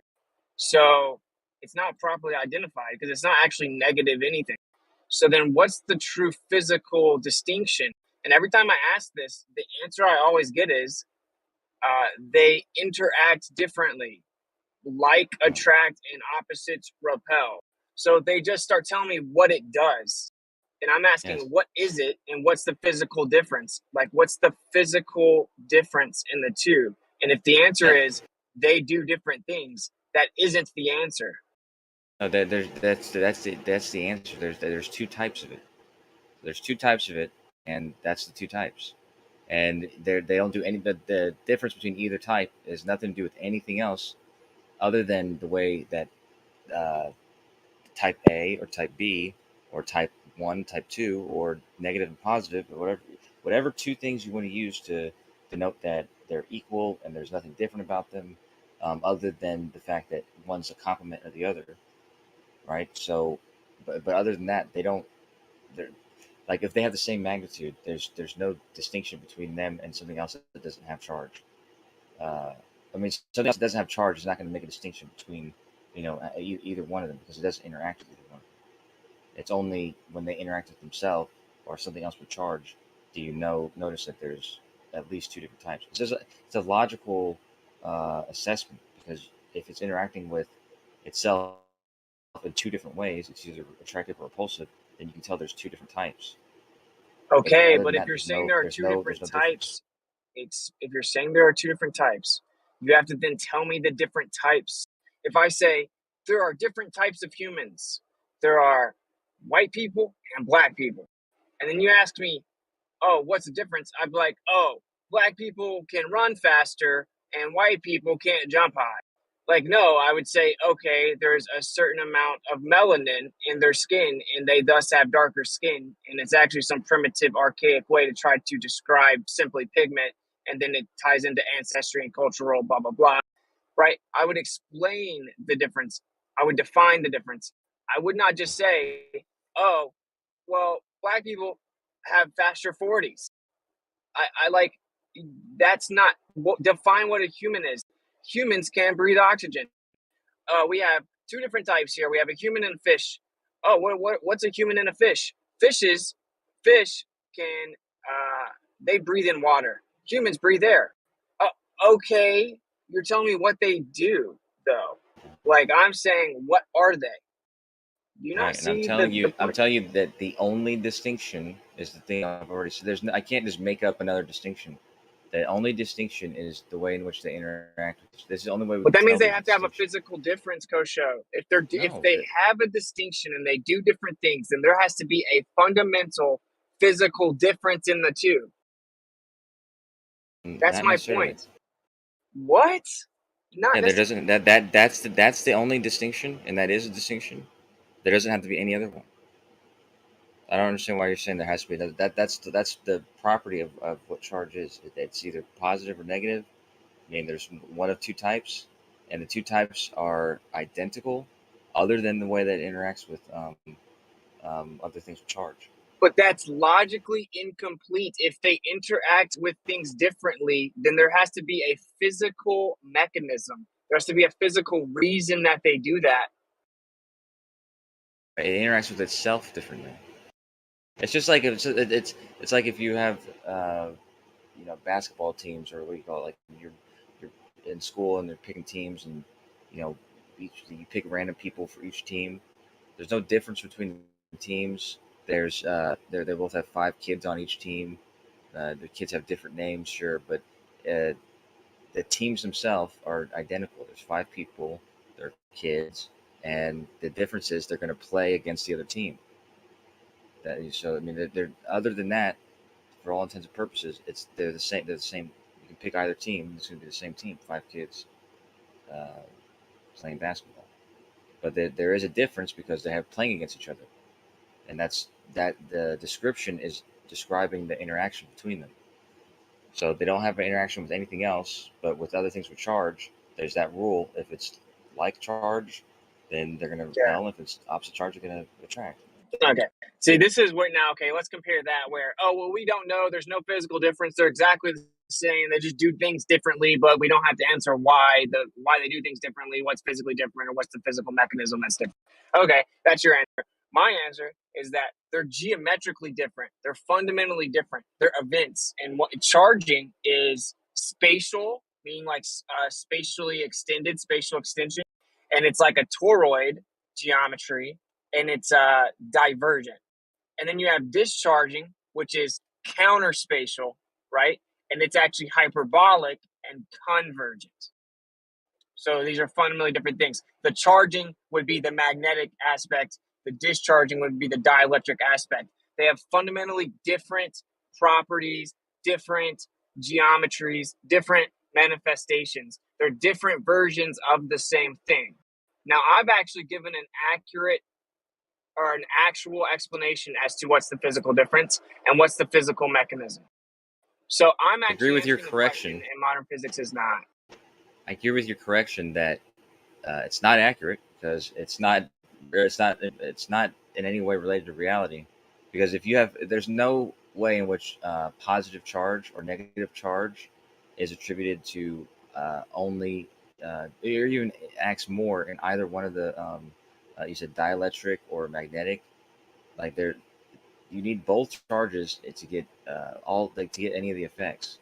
All the effects in electromagnetism is the relationship between these charges, whether it's like charges or opposite charges. But just one charge, you're not going to get, these magnetic effects or um, dielectric effects or whatever. So maybe you can elaborate on how you said that positive was charging and negative was discharging in counter space. Yeah. But wouldn't you see in the case of positive charge, if you have only positive charge, there's no negative charges to be seen, wouldn't you see this discharging happening, regardless, since that's what it's intrinsically doing? The discharging is simply just trying to get back to the pure potential state of inertia and rest, which is the ether. So, but But why real doesn't it fast, do that unless both charges are there? why doesn't it do? It does. It's always discharging. It's always discharging. It's just that it interacts with the other system that's doing something differently. That's it. So That's you what I'm don't saying. If see you an only have interaction electrons, until go ahead. we don't. We have Like if you electrons only have forever. protons, no, not only don't, but like if you only have protons or you only have electrons, you don't see this effect that you're talking about, like the charging of the space or anything like that. You don't see any No, now reactions except for the you're repulsion. conflating. You're conflating the different. Now you're conflating the interaction with what it is itself, which is my point. That's logically incomplete. It's logically incomplete. How are you describing what it is without describing any kind of phenomena that gives evidence to what it is? You're just claiming that's what it is, but there's no evidence for that effect or anything. There's no like phenomena that gives you that reason to say that that's what it is. Well, there is evidence actually. So you can look into the toroidal nature of the atom and of the electron. You can look into the vorticity spin momentum of electrons.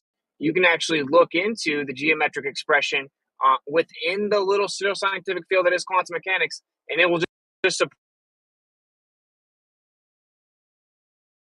You broke up for me at the Sorry, I got very a end of what call. you said. Okay, yeah. Yeah, but like the pseudoscientific field of quantum mechanics supports what I'm saying, right? We don't just we describe electrons with different properties and characteristics. We don't just say, oh, it just interacts to proton. That's not true. We describe, You're but right. Yeah. yeah, that's my point. But Here's what you said. I'm explaining why. I'm explaining like that it's actually a geometric expression. But real fast though, die slow. Do you agree with my understanding of charging and discharging? Of course he does, man. You don't have to ask him that. Well, I don't know. I mean, Of course he does. Well, Yeah. I don't know. Can you point me to something like a paper or something somewhere that I could see that corresponds with what you're saying? Yeah, I can send you papers when I get to the house of all kinds of different properties of the electron being toroidal and having a vortex. It is well Electron and known. toroidal and vortex. Yeah. All right, that'll get me started. I heard about your issues the other night. You were talking about cataloging your papers and stuff like that. I mean, wouldn't mind helping you out with that, but also I do know because I'm bad at that too. You know, when you save things, you could get in the habit of just changing the title, changing the. Well, yeah, I do name that. I as do you're that saving them. now. I do that now, but it's Yeah. just like I'm so far behind already. And also, like, because there's code that if you didn't want to do much work, that would try to take the title of the paper and then just change the file name to whatever the title of the paper was. It wouldn't be hard to implement that. You'd probably even need AI to do that. But to respond to something you said though, that right about the spin of the electron. So that's a perfect example because, like I said, when Left was asked about the properties and stuff, like yeah, the electrons have more than just the property of its charge. It's got the spin, for example, and it's always negative charge, but its spin can be either direction. So it's not like I Yeah. don't know So how that would be. Well, how so then? How did I don't understand how that was a response to them when you said, they see that it's spin, but its spin can go either way, but it's still going to have the electric charge. So its electric charge can't be, its negative charge. I'm sorry, can't be, uh, the consequence from the direction it's spinning, or vice versa. I mean, so I don't understand how that was. I didn't say it was just the direction of anything. Like you have a I don't know. vortex and anti-vortex and all toward. So like, Yeah, I know.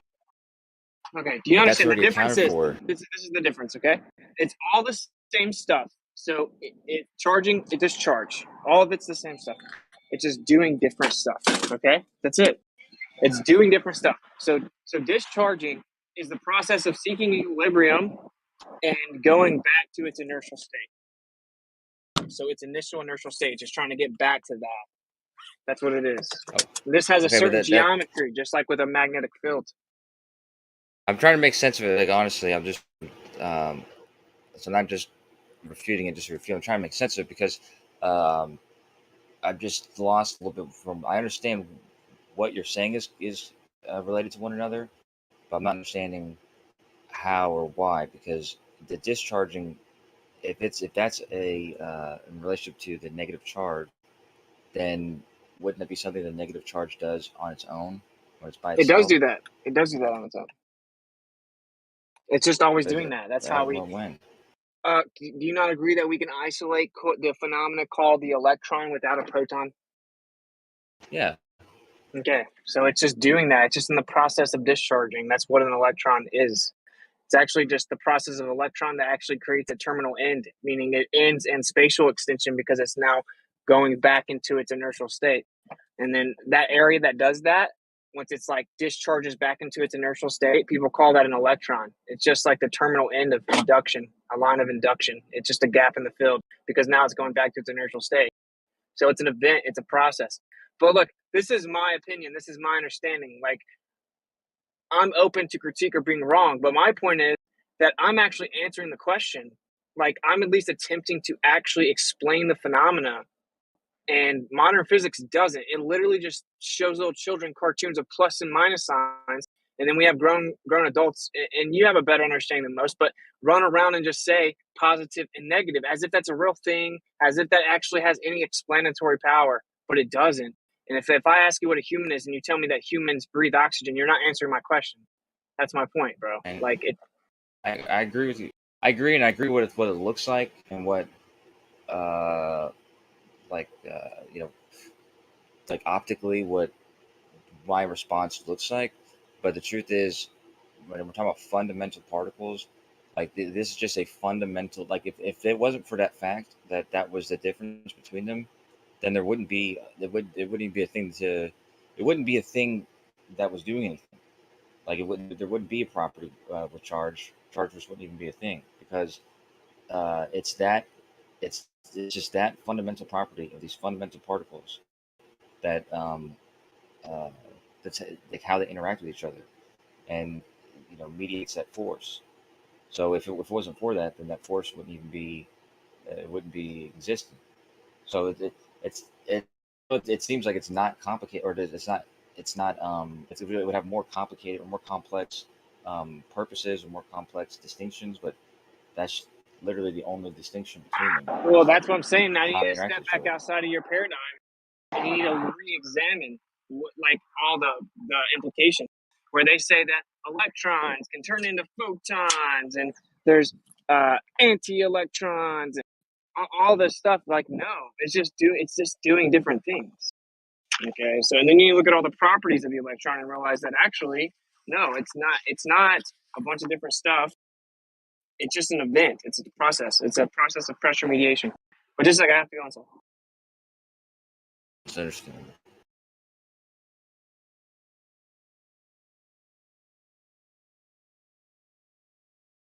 I mean, this stuff's cool to talk about, but it's I have to sell it. But I'm not. I've always been fascinated with quantum mechanics, but I'm not. I have not studied quantum mechanics officially, which is kind of crazy because I've done a lot of study. I've studied quantum mechanics a lot, like 15 years, but just not like officially.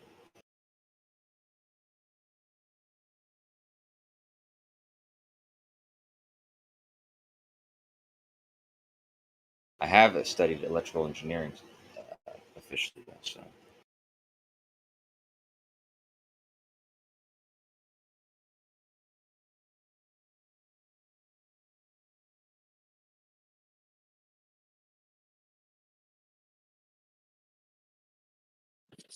Yeah, this whole journey for me has been fascinating, like awakening to, like, I don't know, being a kid again and exploring the what ifs of outside. Like before, because I've been a, flat Earth proponent or a true Earth follower for only 14 months, so it's pretty new.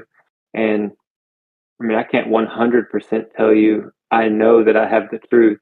It's just it's seeming like a lot is making sense about the stationary aspect, and I don't know, just looking outside, looking up, like I was like, man, why have I not looked at the moon or the stars in years? Like they were there and I may have noticed them, but I didn't observe them. You know what I mean? Because everything was told to me.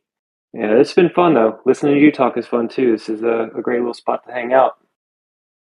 Yeah, I agree with that. That's like I said. People always say, "Why are you in this community?" But it's exactly for the conversations and topics that we talk about. Um, and I agree when it's even when disagreeing. Like just now with it, we're disagreeing, but the whole time, like you know, I think he was engaging fine, and um, yeah, it makes the conversation flow whenever there's just the um, vitriol and sort of toxicity or whatever is not included, which gets brought up. Yeah. Both sides can be guilty of that. But yeah, I think what you said though about this community in general, like Globers, Ballers, and Flat Earthers alike, um, for the most part, for most of us, it motivates you to engage in a lot of things that some of us. I've always been interested in this stuff, but some of us didn't um, have natural interest in it because it's they avoided it or whatever else or ignored it, but it does do something beneficial to all of us in that way that motivates us to either learn about these things or learn about them even deeper. So yeah. Yeah, man. Definitely. I mean, also, this is a brilliant platform because you can't have these conversations with normal people outside. No one wants to talk about Coriolis or gravity. They find that stuff boring, you know? Like, this is the only place really where you can find people that share the same interests as you might have in these topics, really. Even if it means we're going to argue about it, at least we're talking about it, right? Someone like me, like I just think about when I was a kid or whatever, when I was a teenager. If there was like a night we all got together, we were drinking, but like you know, there's all the girls. It was like too late. But I still call them girls, and like they're all in bed by now. And then we end up just like debating and talking about science or politics.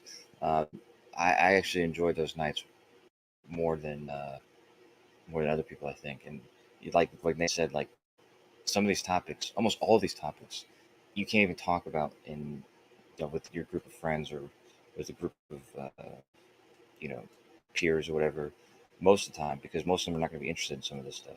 Yeah. So yeah, it's definitely for someone like me, this is kind of a terribly addicting. Yeah, I've lost sleep just listening for sure. But I've often wanted the Globers and the Flat Earthers to mix it up a little bit more. 'Cause, like I could imagine, like with you specifically, either camping or hitting the beach, having beers and burgers or whatever people you eat or everybody eats, and just like discussing it face to face. Because there is the temptation for ego and pride to flare up behind the keyboard or from behind the mic. But if you're sitting there looking at the person, it would be more likely to go the way it's going with you and with it today, which I commended you earlier because it's like, man, this is pleasant because you guys differ and you may always will, but there's no reason to be like mad at each other or ad hom or just hate on each other because there's no reason. I agree. The anger, yeah, I'm guilty of that sometimes too. Me too. Yeah, for sure. Sometimes things in our personal lives can fester up and stuff like that too. But yeah, go ahead, do left hand, sir.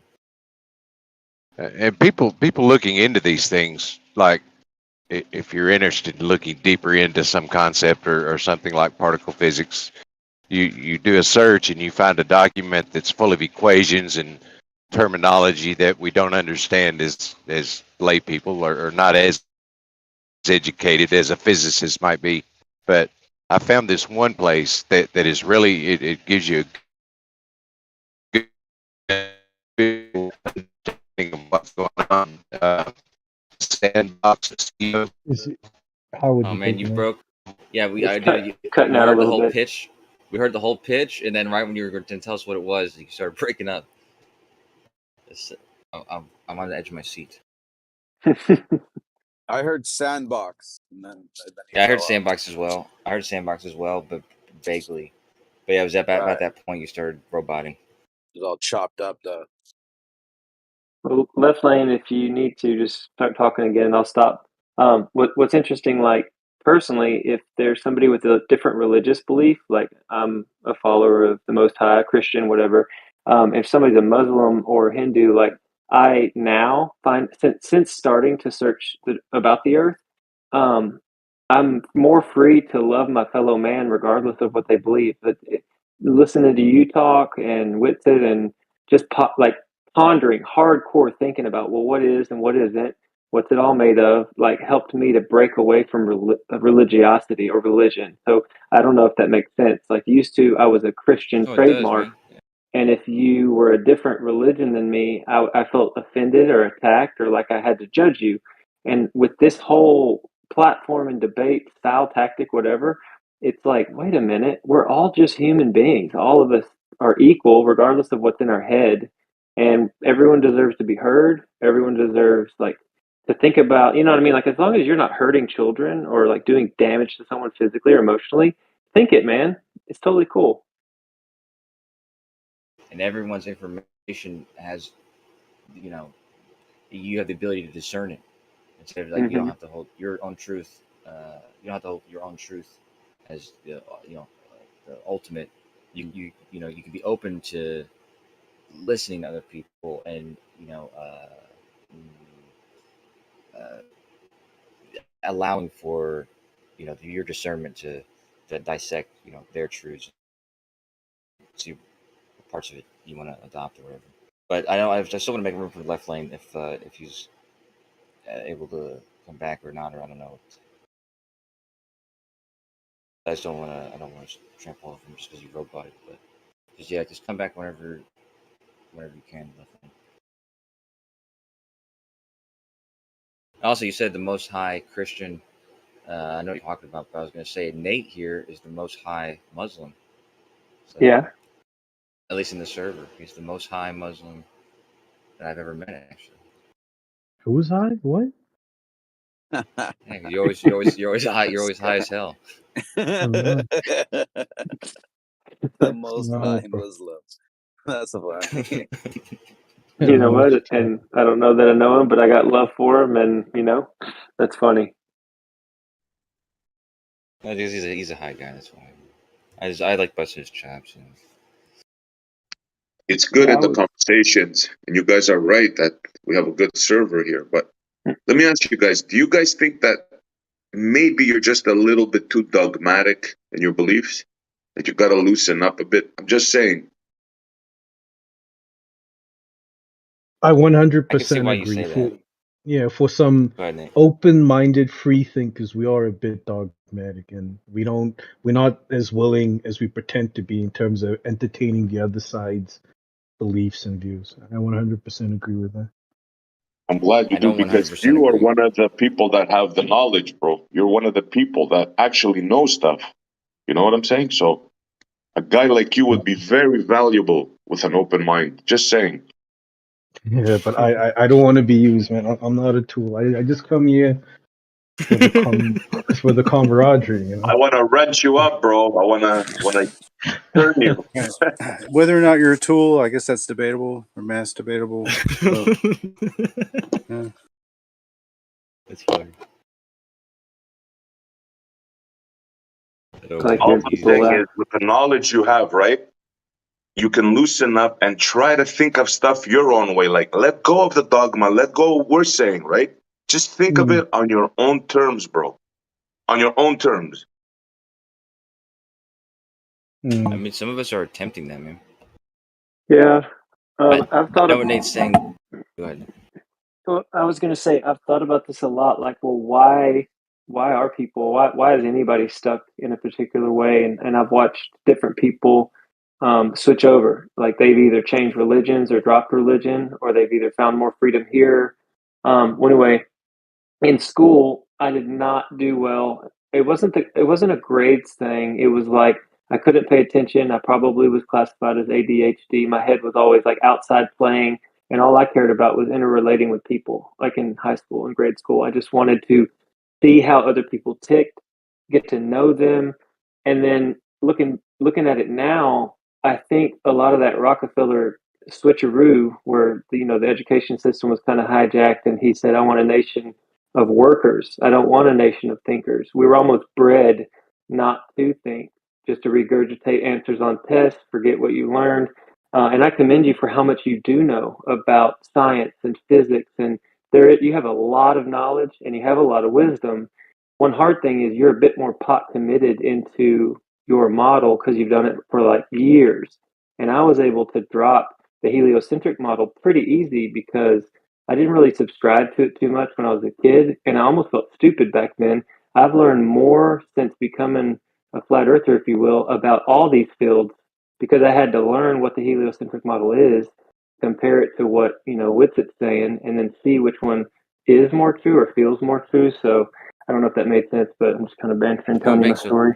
It makes a lot of sense. I've been saying that for years, and that's why I was attempting to structure like a class, like a 2 week class sort of thing or camp thing for kids that like a science class, like a 2 week science class that was based around or motivated by the same thing that we're motivated by. But I was going to ask, like, what do you think? What do you think is implications of that fact that this is something that is obviously a better motivating tool than almost any other one, at least for these subjects, right? And for the people involved in it. So what do you think that should be like? Do you think that something like that should be implemented to children in some kind of way?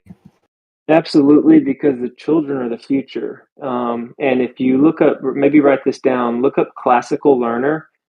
He used to be called Classical Learner Bear because he was a part of the Owen Benjamin Bear community, but there's drama and falling out. So basically, now it's Classical Learner, and what he does, he has a whole curriculum of homeschooling information, and he teaches he basically wants kids to learn how to critically think, and you don't teach them how to think, you teach them how to critically think, and you give anyway that if you have an idea of doing anything for kids to cultivate and nurture the spark in them to find their unique gifts and talents rather than just taking like a whole classroom and saying you're all the same and you better pass this test and this is what you got to do to pass the test. But if I mean, I may be going off the rails of your vision, but basically, if you're thinking about children and helping them think and learn, go for it. You could absolutely make a big difference in the world and also financially gain because a lot of people on this plate, where we live, they're hungry for their kids to actually learn and not just be like indoctrinated. Yeah, or at least be wanting to engage in it. Yeah, but go ahead, Jesse. Mm-hmm. I was just gonna say, are you there, Witsit? Are you there, Witsit? He said a few minutes. I don't know if you were here, but we were talking, and then he said he had to go inside or something like that. So I think he's. Got it. Yeah. Unless you're back by now, so yeah. Hey, I got a few questions. Can you hear me? We can hear. I can hear you. All right. So, neither a flat earther or a glober. I used to be a flat earther, but not no more. I'm trying to figure out how you could determine the difference between either models when a lot of the math and observations can look identical. You gotta think we're only seeing in the micro scale, not the macro. When you're on Earth. I'm sure we all got a bunch of answers, so I don't want to hog the mic. Okay, so my first question would be, how would you be able to demonstrate a sun setting on a flat Earth?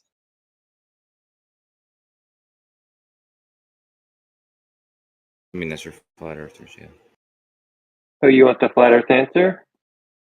Yeah.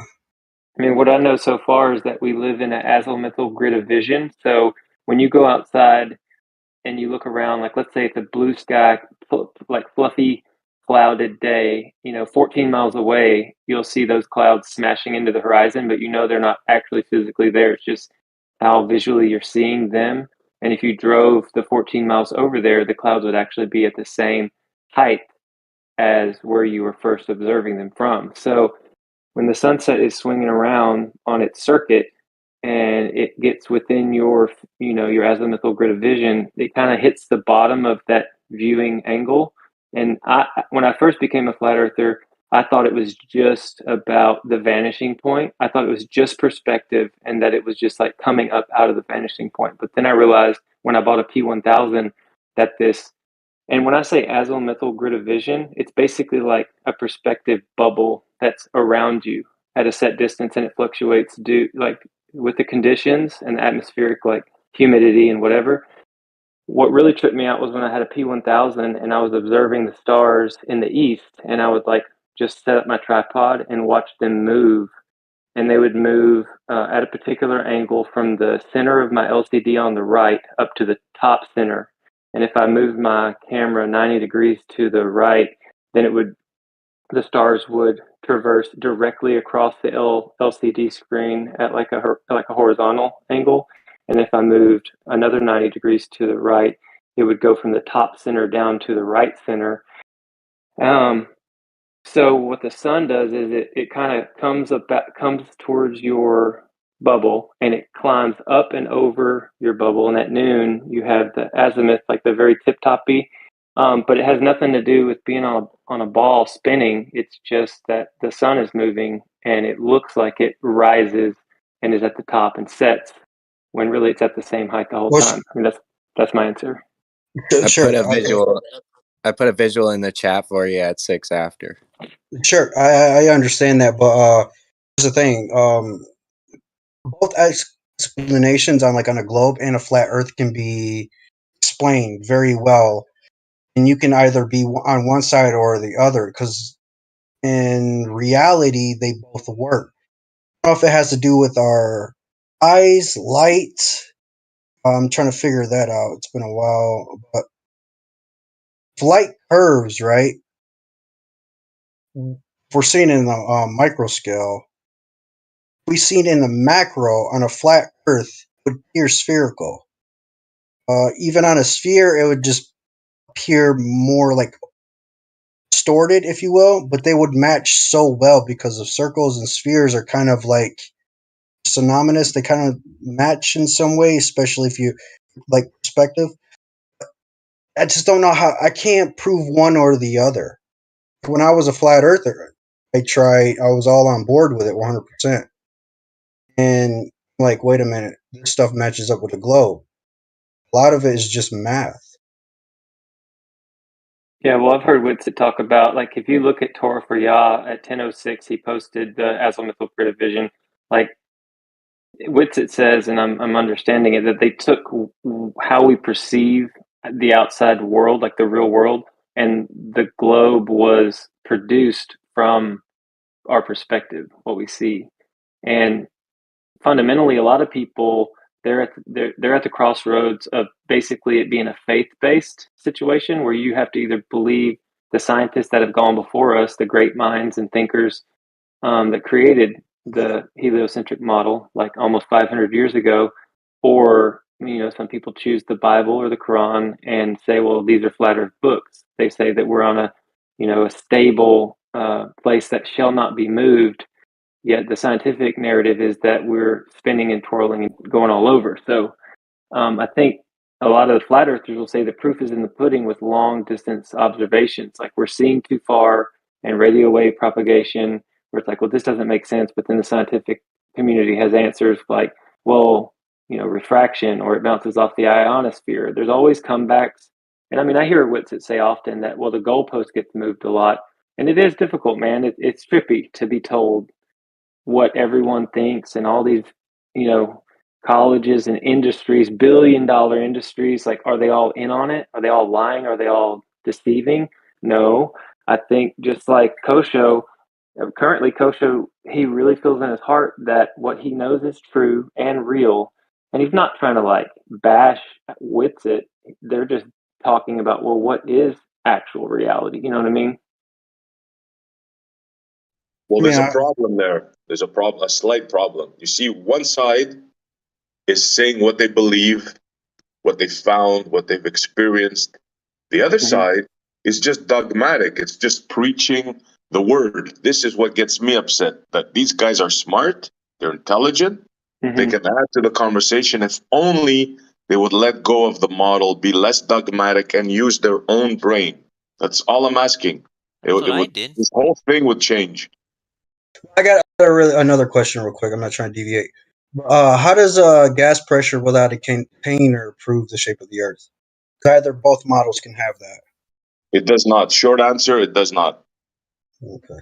Good. Well, if I was to pretend to be a Glober 100%, there are answers for that as well, as they talk about, how things, buoyancy and density. And I mean, their answer is that everything kind of like works itself out, and the vacuum of space doesn't suck anything. I mean, like I said, those are kind of basic questions, and each side has like really strong cases for it. But I don't believe, a lot of the times I don't believe the regurgitated answer is the truth. I think it's just what people like cling to and can't let go of, because if you let go of it, then you almost have to let go of the whole system. And it's like, well, they don't want to let go of the whole system. True, it's a two. True, but I have in the past years heard a lot of flat earthers say space is not real, because you said something about vacuum and it doesn't suck. I just wanted to add to that. How does that make? I don't get it. How it has to do with debunking a globe? Yeah, the Because issue is that's gravitation. The issue is gravitation. Because sure. gravitation, right, and Kepler's dynamics, right, all that shit has to be what's going on if you accept the gravitational model of keeping the closed, like the air pressure. Because you were asking about pressure, right?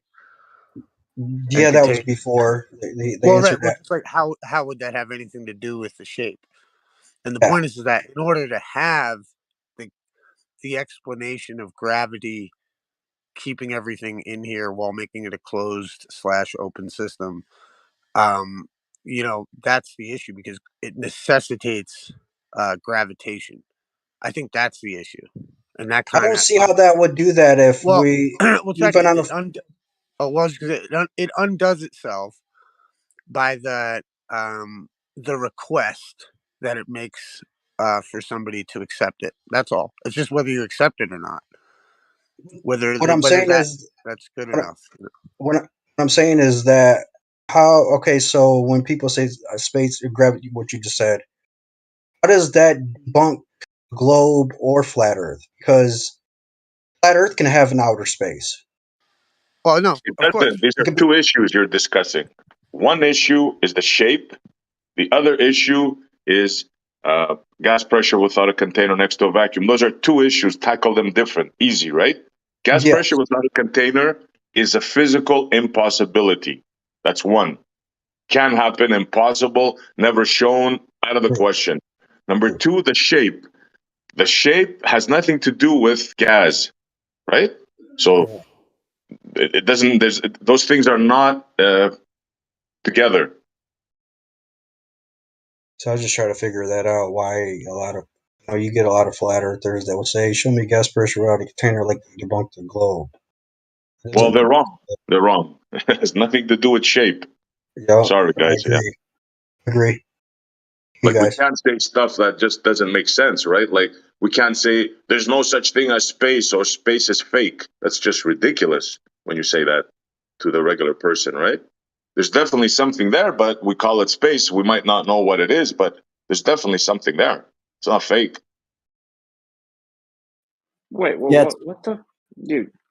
The reason flat earthers bring that up is because it debunks the mainstream model of the Earth. What do you mean? How do How you does it do not know that? how it's related? Mass. The How does it do mainstream that? model Tracks mass. sits next to gas pressure. Is my mass. How does it debunk it? The mainstream model says that a vacuum sits next to gas pressure, which defies physics. Yeah, No, but he's that asking the definitely can shape. He's occur. asking the shape. Hang on, that definitely can occur when you induce electromagnetic field. So, like, they have diamagnetism in the ionosphere. So when they there was like a container where it was open. A lot of Globers used to show it, and it was magnetism that separated the gases and lack thereof. So yeah, that definitely can work on a flat Earth. We're not 100%. talking about a flat Earth. The globe model. And both No, the models. It can reason work flat both. earthers the reason flat earthers bring it up is because it goes against the mainstream model of the Earth. The globe model is a package deal. Okay, you don't get to pick and choose. And first of all, the globe doesn't claim anything to do with magnetic fields holding the gas pressure down. The mainstream model claims that the Earth's a ball that's tilted, wobbling, spinning, revolving around the sun, shooting through the galaxy 500,000 miles per hour, making a full rotation around the galaxy every 250 million years, and that's shooting through the universe at 1.3 million miles per hour. That's the globe model. The globe model is a package deal. It claims it does all this inside of a vacuum and that it has gas pressure adhering to the exterior of the sphere as it shoots through the vacuum. So when flat earthers point out you can't have gas pressure without a container, that's attacking the mainstream model. When flat earthers point out that all empirical measurements show that the Earth is stationary, that's attacking the mainstream model. When they point out there's no measurable curvature, that's attacking the mainstream model. Okay, That's so not what he asked. What's it? Yeah, That's not but what the he thing asked. is, he asked, why do flat earthers keep bringing it up? That's what he keeps asking. it Yeah, doesn't so debunk the it is globe. his Hold question. on, man. Hold on. Calm down. He asked, how does that prove a shape? That's what it was, his original question that I was No, asking. it wasn't. That I No, was. that's what you answered, but that wasn't what he kept asking. And I just had to sit here on mute listening to it, and it got super frustrating because he's asking, why do flat earthers even bring it up? What's it had to do with the conversation at all? No, about the shape. He Okay, was referring to about the shape. What you does please gas jump in and correct pressure him, please? without a container relate to the shape? That's what he was talking about. Okay, cool. So will you correct SC now that you clearly were saying, why do flat earthers bring it up at all, and you don't understand why it's brought up? Are you asking why they Yeah, bring it that's up the at reason all? why I brought it up. Is because why bring it up when it can work on both models? It has nothing to do with really shape. It has to do with system. That's what you said in the beginning, dude. You asked about shape. Well, that's what you took it to Exactly. mean. That's why I jumped in. No, See, no, what no, I'm saying? no. I didn't take it anyway. That's what he said in the beginning. Yes, but this is what SE I'm trying to means explain. model. He's double speaking and he doesn't realize, like, he's saying, what he's saying is that this discussion is basically, he's going back and forth saying it's just about shape, but it's not. It's about the entire model. So he goes back and forth. But what his original question was, why do flat earthers bring it up at all if they can work on both models? It can't work on both models, though. It doesn't work on the globe Earth model. That's Yes, it why flat can. earthers bring it up. You can have a gradient on a globe model with a pressurized system. No, you can't. You have to. What Does can you? pressure require containment? Absolutely. You can have a container around a globe. But that's not what the mainstream model says. That's not what the globe model They claims. do. Well, I mean, they say it's the universe is ever expanding, but like it's expanding. Container. Hey, yo, can I offer this? The reason people bring it up is because what happens is we're in the, we're deconstructing the globe in the process of, like, these theories, and it's just part of the deconstruction of the globe, which then makes room for another model. But that deconstruction has to happen in the mind of somebody before they can, let's say, put a model in its place. They have to be able to understand why it might work. That's why it's brought up. Yeah, like I don't Bro, understand your what's so model is confusing about this interesting, is bro. because Dude, look, it's relevant to the conversation because flat earthers are challenging the mainstream globe model. We're saying it's not true. It has many different claims. One of them is that there's a gas pressure system, and they try to say there's a difference in atmospheric pressure and gas pressure. No, there's not. Okay. And then they claim that There it's sitting definitely in a is. vacuum. No, they're definitely okay. How? What is it? You can use a barometer. Okay, so statics keeps atoms and molecules together. Magnetism. That's what it is. Magnetism When is you not get the higher official you go, explanation. Why do you keep saying that? that is what it is. It's magnetism. No, it's not. That's not what the answer is. It doesn't work. You can't say the magnetic field of the Earth holds in the atmosphere. That doesn't work. 100% definitely can. 100%. No, you. Oh, so you're making your own globe model up then? No, I'm not making the globe model. I'm seeing reality for what it is. It has nothing to do with shape again. I don't know why you're going to shape. Oh, you see, you see, that's where you got confused with the shape thing. No, I This didn't guy get keeps confused, bro. He started with that. Quit telling me I got confused, bro. I'm Oh wide my awake. God, I had you're a just such a coffee. little offended little He girl, dude. started with the shape. There's no way Buddy, around that. Essie, what I'm saying is he's confused, which was making the conversation confusing. No one Okay, was yeah. personally attacking you, dude. Chill out. Yeah, This SC, dude if is he thinks double there's a speak. container, You're hold the on. one If he that's thinks addressing me, bro. SC, if he thinks there's a container around the globe, then he's more on our side than theirs. So who cares? Yeah, and he's invoking a magnetic field, which is not the model. Like, the reason I'm saying that you got confused was because what he's saying is double speak. He's going back and forth. He's saying it's about the shape, but why are you talking about the shape? But it's not. It's also it's not. Flat Earthers shouldn't bring it up. It doesn't have anything to do with the discussion, but it does. Okay, yeah. So he's We're on double the same speaking. page. Yeah, yeah. That's what I'm saying. He's double speaking. Of course, it has nothing to do with the shape, but it has to do with the conversation as whether or not the globe model's true. And it's not the magnetic field. They claim it's gravity. So when you claim it's the magnetic field, you don't seem to understand the globe model claims that the magnetic field of the Earth extends way out beyond our atmosphere, which means it's not containing the atmosphere. The only way to have a gradient is to have pressure, which means to have a container. Exactly. And you said you can use a barometer. Yeah, you can use a barometer anywhere. You can use a barometer in a little box with gas pressure in it. Yeah, but I don't see how all this stuff has to do with a shape. Now you're back to doing that again. Yes, 100% I am. Yeah, Bro, but this dude claims to be a flat earther. He claimed to be a flat earther, and he asked how the sun set, like the very first thing you come to terms with. Now, the second thing would be the air pressure, and the dude's claiming to be a flat earther. It's like I hate when people do that. They're like a flat earther for a week until they looked into it. Oh, I used to be a flat earther. But yeah, but wait up. This is what I gotta say. Listen, please stop saying I don't see what it has to do with the shape. No one said that it has anything to do with the shape. What we said was it has to do with the conversation of is the official globe model true? Please stop saying that we're saying it's about shape. No, SC specifically explained to you it's not about the shape. No, I'm not saying you guys saying it. I never did that. You can't put words No in one my ever mouth. That'd has. be cool. No real flat Yes, they earther has have. ever said it. Flat earthers have. No, name one. I don't know their fucking names. I don't keep up with them. Yeah, you made that I up. could ask you anything about flat earth, you won't be able to answer it, bro, because you're not a flat earther and you never will. Yo, just relax on this guy, man. Go ahead. He's trolling anyway. Relax. He needs to be called out. Relax. Dude, this is the point. No flat earther has ever claimed that gas pressure argument has to do with the shape of the Earth. No one has ever said that. They bring it up in the conversation about the globe model because we're attacking the entire model. You've gone as far as to say make up a new globe model and claim it's the magnetic field that holds in the atmosphere. Well, that means you have to change the whole model because according to the globe, the magnetic field extends way beyond the Earth's atmosphere. Which means you're on our team. Exactly. They claim it's No, gravity. I'm not on nobody's team. I'm on my own. If you're Okay, debunking the model, then you're partially on our team at least, you know? If you're No. helping I just want debunk to the say, model. I just want to say I know Don pretty well. He's a friend of mine. He is a flat earther. Just take it easy on him. He's a good guy. How is he a flat Just like Trouble was a flat earther, right? He's not that smart, I'll tell you that. But Don is a good guy, dude.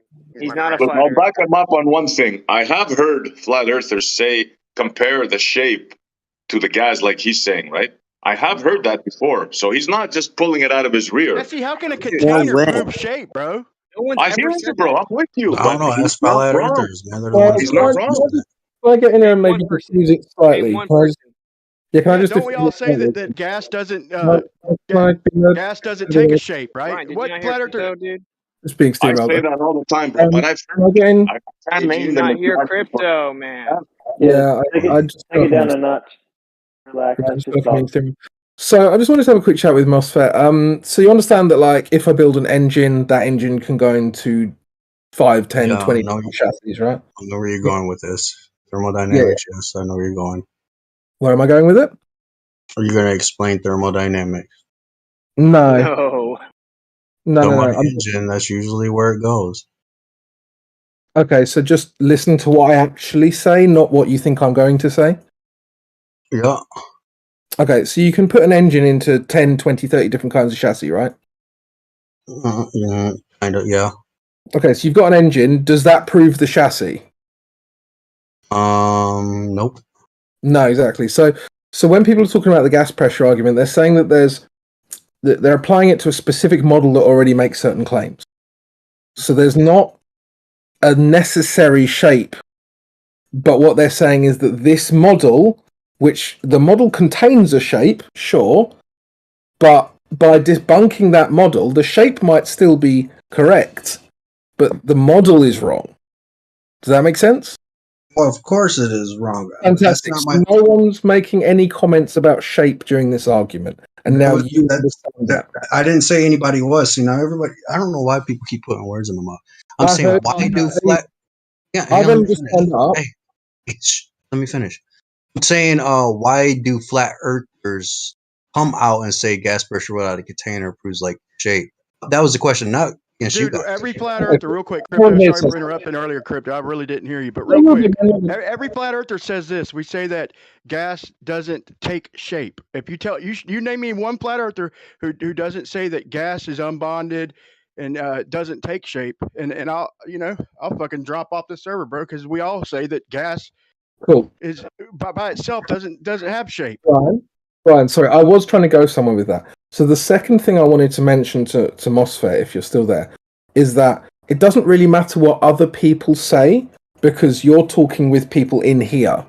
So I could find Globers who have said all sorts of retarded stuff, but I'm not going to put that on the Globe guys in here because they didn't say it.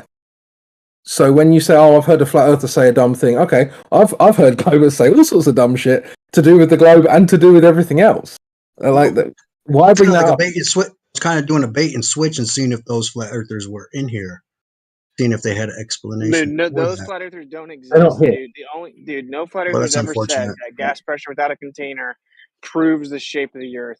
What they've said is it debunks the mainstream model, and then maybe you've heard that gas has no inherent shape, which is true. Okay, so please stop saying that. And I don't know, I don't know what flat earther you're talking about. I've never in 7 years heard a flat earther say that gas without a pressure debunks the shape of the Earth. It just debunks the claim it's in a vacuum. Like, I mean, I can't recall exactly where, but I've heard flat earthers discussing that in the past. I'll try to remember where and how, but I have heard that.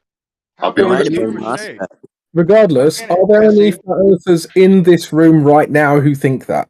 Negative. If not, Negative. Not in here. No. Fantastic. So let's move past that because it's a waste of time for everyone.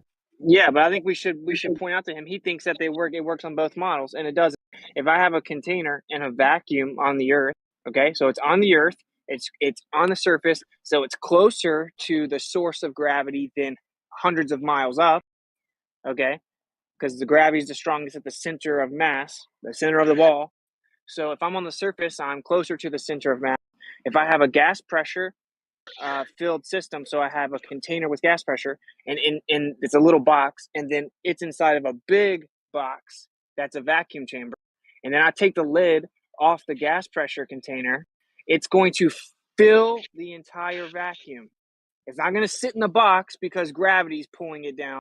It's going to fill the entire vacuum. So to claim that gravity's holding gas pressure down, but some of it escapes and it goes in all directions, doesn't work. It doesn't work. It doesn't physically work. What doesn't work? The claim that gas pressure can exist without a container and that gravity contains it provably doesn't work. Yeah, well, I agree that gravity hasn't been proven anyways. And then you might have heard a Glober say, well, what's containing the atmosphere then? And then a flat earther might have said, a dome or something, that might have related it back to the shape. But yeah, no one's claiming Dude, if that it's that's proving the shape. electromagnetism, then that's like a flat Earth model, right? I mean, That could be like both. it's a contained system model. It's not like the vacuum of space surrounding the globe with gravity, right? So that means the mainstream globe model is wrong. Then, you know. So that's our point, and it Can does I have say something to something? do with shape. Ironically, gas has no inherent shape. So, but is it not true that the globe model says that the pressure starts out at whatever 14.7 and gets less and less as you go higher? And isn't that exactly what we've found to whatever height that we've measured? I mean, Dwayne Kellum measured 0.07 psi at like 112 or 113,000 feet, right? Isn't that exactly what the globe model predicts? I'm glad you said that. In your model, right, you have gravity holding the atmos down, right? Now, explain to me how, if that's so, right? How is it that some molecules can escape? And let me remind you before you answer, escape velocity is 25,000 miles an hour. So you tell me how this magical force of yours is able to hold all the atmos in while leaving some particles reach escape velocity at 25,000 miles an hour. Please explain that. Hold on. You said gravity is a force? I'm talking their model. I'm talking their fantasy. That's not their model to start with. Well, let's not just mix this up. Let them answer, bro. Call it whatever you want. How does this force, call it whatever you want, maintain your atmos, right? While allowing some particles to travel 25,000 miles an hour and escape. Please explain that to us. Electrical charge. What do you mean? Well, you have different. Okay, so how can I explain it? Higher you go, I don't know. You know who Richard Feynman is? Of course. Okay, so higher you go, you have a potential of 100 volts per meter. So it's potential though. So it's like the weather, it comes and goes, right? If you will, try to dumb it down. And if you have a pocket of magnetism in one space, like orientation for the Earth, it's going to be a lot stronger. It's going to hold gases down, obviously, more than if Are you you changing? if you have another pocket where it's less magnetic, it will escape. So you're changing your whole paradigm now. You're taking away gravity and you're placing it with. Yeah, 100%. Is that what you're doing? There's no such thing as gravity. It's magnetism. Properties of magnetism. So you're changing the whole cosmology of the ball model of the sphere. Just reality in general has nothing to do with a model to say. It's like, you know, what holds atoms and cells, all that stuff together is static. Okay, even if you do that, which you can't, it's like, I mean, it's physically impossible. How do you explain the speed change? How do you explain a molecule attaining 25,000 miles an hour while gravity is pulling it down? Please explain that to me. That would be almost near impossible to like actually measure that. But yet, that's your model, sir. Every day, tons and tons of gases said to be escaping. Now, how is it doing that if it has to reach escape velocity while your gravity is pulling it down? I mean, that's just doesn't. I mean, I can't see I don't have a model. Hold on. So hold on. So do you don't accept the globe Earth model? I just accept reality for what it is in front of me. So then the question wasn't related to you. Then the question was to a glober that thought that the gravity was the one that was holding stuff down. So he asked the question to the glober. He asked the question to the glober that said that it was gravity, and he asked him how does it have escape velocity and yada yada yada. So that question was to somebody else, not to you that do not believe in the glober model. Yeah, any glober, please answer that one.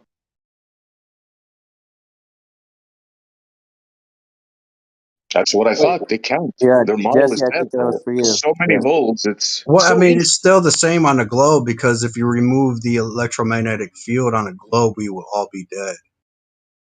Yeah, but we're talking there you go about with it. the We're talking. electromagnetic field again. Yeah, We won't be able to breathe. we're talking to Globers with Globers models. You don't believe in the models, so we're not talking to you then, right? Well, I'm That, devil's advocate. I'm outside looking in. I could be on too both bad. sides. I could be a flat earther This or a was. glober.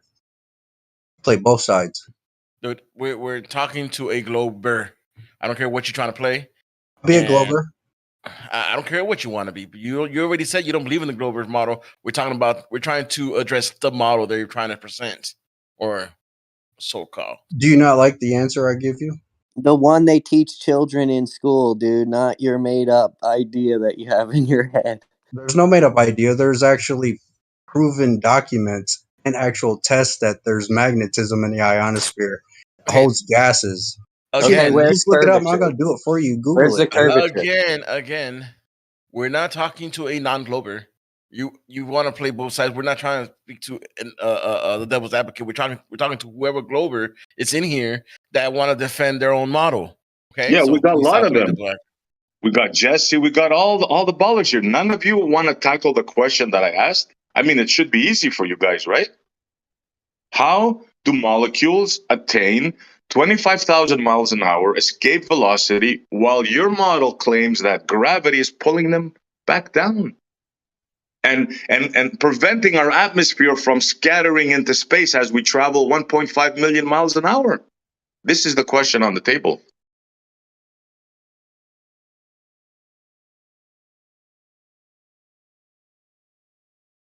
That's unfortunate. Yeah, they have nothing, bro. They can't explain the fantasy. I'd explained it for them. It's magnetism, dude. Everything's energy. Everything's electrical. Everything is diamagnetic and paramagnetic. In one way or another. They don't need you to speak for them, man. They can speak for themselves. Well, They're going to stay silent until somebody brings up Coriolis or something, and then they're all going to jump in. What Coriolis can be proven over a flat Earth. There you go. That's why I'm neither a flat earther or a glober, because demonstrations on a globe can work on a flat Earth, and things on flat Earth can work on a globe. Like I said, we only see in a micro scale, not a macro. All demonstration of Coriolis have always been done on flat surfaces. Well, sure, it can work that way, yeah, 100%, but it can also work on a rotational. I've never seen it being demonstrated on a globe surface. It's the same. It would be the same outcome. Yeah, but I mean, have you ever seen it been demonstrated? Yeah, why not? 100%. Where have you seen it being demonstrated? You can use a merry-go-round and demonstrate it. Wow, that's a flat surface. Or you can use a spinning ball and stand on it or grip on it, and it'll do the same thing. Yeah, put somebody on a spinning ball and throw a ball. Let me see Yeah, that. Let me see that talking about happening in reality somewhere. Go get on a ball and spin around and throw something above you. Yeah, get what I want, and then spin around on the ball. See what happens. I mean, there's gotta be a point where there's logic in this. Also, just imagination, because I mean, I have never seen it imagination. being demonstrated on. Well, I mean, before your microphone was created, it was all imaginated, right? So imagination definitely plays a part in a lot of things to discover. You got to have imagination. If you have no imagination, you don't have Discord. So you say you're neither a glober nor a flat earther. So are you unsure which it is, or are you saying that you think it's something totally different? It's not an unsure thing. It's that the fact that if you do coordinate system transformations, it pretty much fits on both models. The thing is, with a flat Earth, light has to curve, and light does curve 100%. You will have a circumference of light over a flat plane, and it will appear spherical higher in altitude you go. And especially if you have, say, like a 3mm to 80mm camera lens, it will appear even more spherical. So it's kind of hard to, we're small, we're on the Earth. Like I said before, like second time, we're seeing in the micro scale, not the macro. You're saying the macro scale? Yeah, we're not. That's why a lot of flat earthers will say light doesn't bend, because they only see what is in front of them and not the whole. Right, because you're seeing in the macro scale, and then there's something bigger than that. Because you're not That's- micro, right? Micro, I mean, my bad. I got that reversed. That's my fault. So do you believe it's one or the other? I still It could am be. unclear. It could be. Could be. I've never been up there, so I don't know. And again, all the Globers just was able to run away and obfuscate from the actual question in hand that SE just brought up. Yeah, they do. You see how they do that jumped way on too much. Coriolis? Like I said, they can't Yep, answer yep. that question. I dare any baller, I challenge you right now, answer that question. How does a gas molecule escape, like you guys say, every day tons of it escape, but knowing your model, the molecule has to reach 25,000 miles an hour to reach escape velocity. How does it do that? Explain that. While gravity is pulling it back to the Earth. Dude, they get on with it. Like when he doesn't have citations for every single thing, but they can sit here and not answer questions. It's so frustrating. Can you explain, SE, why you think the thing has to get to escape velocity to get out? Of course, yeah. That's very easy to do. According to your model, right?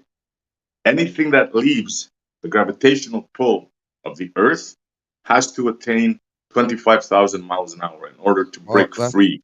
I don't believe that as part of my model. Well, then you're not a Glober. Welcome. You want to join the club? Well, that doesn't make you not a Glober. not I mean, true, there's always sorry.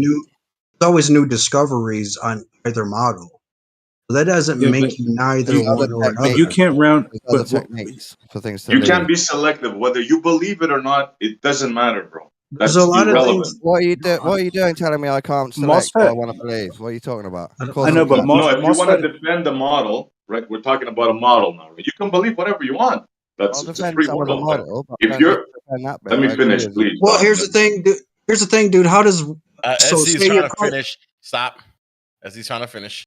Oh, Thanks. I was just gonna say, if you want to defend the model, you can't pick and choose, right? You can tell me this is what I think, and we can have a conversation like that, bro. But if you're defending a model, you gotta stick to the SE. parameters of the model. well, By here's the thing, man. by There's that always logic, you have to believe in a hard dome and four corners and a mountain in the middle, right? that dome thing. That's No, crazy. but But here's no, let but me I'm jump talking in. about. Here's the If you thing, don't Essie. believe that, you're not allowed to No, defend the flat Earth model.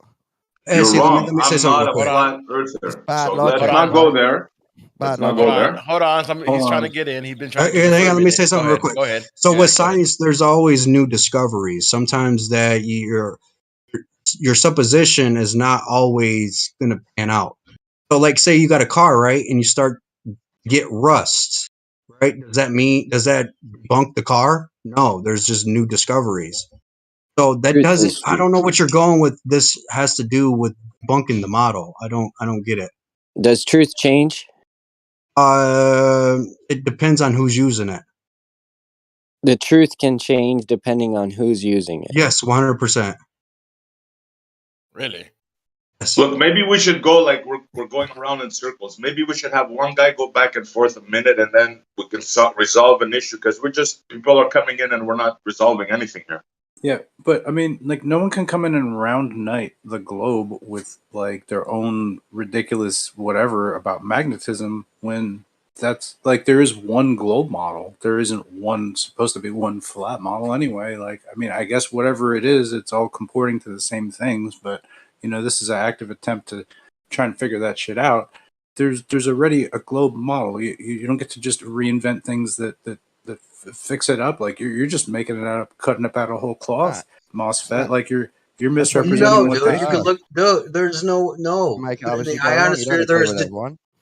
in the ionosphere there is measurements of diamagnetism, magnetic fields that repel gases. Have you ever heard of the CubeSat? A bunch of students, like 240 students from MSU, made a cube satellite where it can be propelled, just using the magnetic field. So, And how does that propel molecules to 25,000 miles an because hour? everything is matter. Matter is you have everything is electric. What So do you you mean? mean we don't need rockets to put something into their orbit? We can just Well, throw yeah, something up in the air and it's you gonna. need rockets. Why not? But you said the electricity could do that. The electromagnetism could do What are that. you So talking why do about we need rockets rockets then? for? You got to get it. You got to put it up there, one way or another. How else you going to put it up there? So you need something to put it up there at a certain height, and from there the electromagnetic takes over. Is that what you're saying? Yes, 100%. Propel it. Yeah. Wow. Okay. First time I heard that one. You never heard of the CubeSat? Yeah. So let's get this straight now. You think that something can reach escape, like, okay, what you're saying now is the rocket, right? So how does the gas get to that point where the rocket brought your thing? How does the Never said helium nothing gas about a get to that rocket, point? but you brought that up, buddy. Bro, you gotta listen to what you're saying, bro. I mean, I am. Okay, so how does the molecule reach the spot where you say a rocket is needed for other stuff in order for the electromagnetic to take effect? How does that molecule do that? Does it have a Okay, so rocket? you went from a rocket being able to take it up, right? How does it get there? You need a rocket. You brought the rocket up. I don't know where this is going, right? You know what I'm saying? You got to help me out there, bud. No, you gotta help us out, buddy. You're saying that something can reach escape velocity if a rocket brings it to a certain height and then electromagnetism takes over. Well, Is yeah, that what you because said or not? like I told you earlier, you got a packet of magnetism. Like, so, like I said, you know, say if you were like God's eye view, which I don't use God because, you know, the Old Testament, I mean, it's questioned. I'm not trying to like deviate from it, but Jehovah might be Satan, and actually, but if you look at it in that point of view, you're gonna see different, like, you know, what is it called? You have patches of like weather, right? If you will. I'm trying to make this as dumb as it, like, so simple to understand. You have packages like those certain sectors of fucking weather that is occurring at one time over the earth. It's the same way with magnetism. It's not always uniform the way around. So Are you you're saying gonna have it where gases will escape higher velocity than other spots. Bro, this is the Hey, first Mosfet. time I hear this. I'll be honest with you. You're saying Yeah, that magnetism accumulates in certain parts of the earth. Is that what you're saying? 100%, yes. Okay, that might be the case, which I don't think it seems pretty even with the loops and that, but that's Well, not yeah, the if you use point. a Gauss meter, you will have more Bro, I'm readings trying to in talk, certain, bro. like in the I'm trying north. to talk, bro. I My was bad, in the go ahead. middle of a sentence. I don't know. Maybe you didn't hear me. I heard you. My bad. Go ahead. What was I gonna say? Now you made. So you're That's my saying this? fault. Go ahead. Go on, bro. I forgot what I was gonna say. Go on. Maybe I'll remember. Can I make one quick comment, Mosfet? I'm just like mowing my yard, and I want to make one quick comment. I think actually your postulation of this place is more favorable in my heart and mind, being that you're kind of in the middle. You can see how the Earth could work or flat could work, because that's more open-minded than just dogmatically regurgitating just the globe. And I also don't like when people are like multi-universe string theory or simulation theory, because that's way out there. So I think that you have some truth, and I honestly believe that what truth you have is valuable. I think a lot of people aren't used to somebody being right in the middle, and it may be that it's kind of comfortable to be there because you can kind of understand both sides. So yeah, right on you, man, for being where you're at. I'll tell you this: as the truth continues, as you continue to seek the truth in all things about where we live, you know, something's going to drop away. You'll get closer to one side or the other. So yeah, keep it up. No, I appreciate that, man. I don't know if I will until probably after I die. I agree. And then be able to see what it really. If you want to, that's the case. if you want to stay not knowing, you can, but you could know or decide if you wanted to. I don't think we could know. Some people have. I think it's impossible. I'm wondering if you made a list all the way down a page of what the globe model is, and what maybe Austin is teaching, and just scratch it out when you see their, fallacies, or like, wait a minute, that doesn't pan out, and see which one reduces more. Yeah, which one is sillier? They both can be. Yeah, I know. So no answer for the question on the table yet. We're gonna veer around. No answer for the escape velocity. of a molecule while gravity's pulling it down? Ballers, you're not going to answer that one? I don't agree with you that they have to get to escape velocity. So, then you don't know your model. Anybody else? I know the model. I just don't believe that. What is the? I don't think you're right about it either. When the space shuttle leaves and reaches orbit, what speed must it reach? Yeah, why are you conflating a space shuttle with an atom at the top of the atmosphere? Why are you conflating those two? Are they different? Of course they're different. One is a space rocket that has to go all the way up in one go with fuel designed by man. One is a tiny molecule that's floated up. Right. Slowly. Now, escape we know the mechanism by which the rocket goes up. It uses fuel to achieve that speed.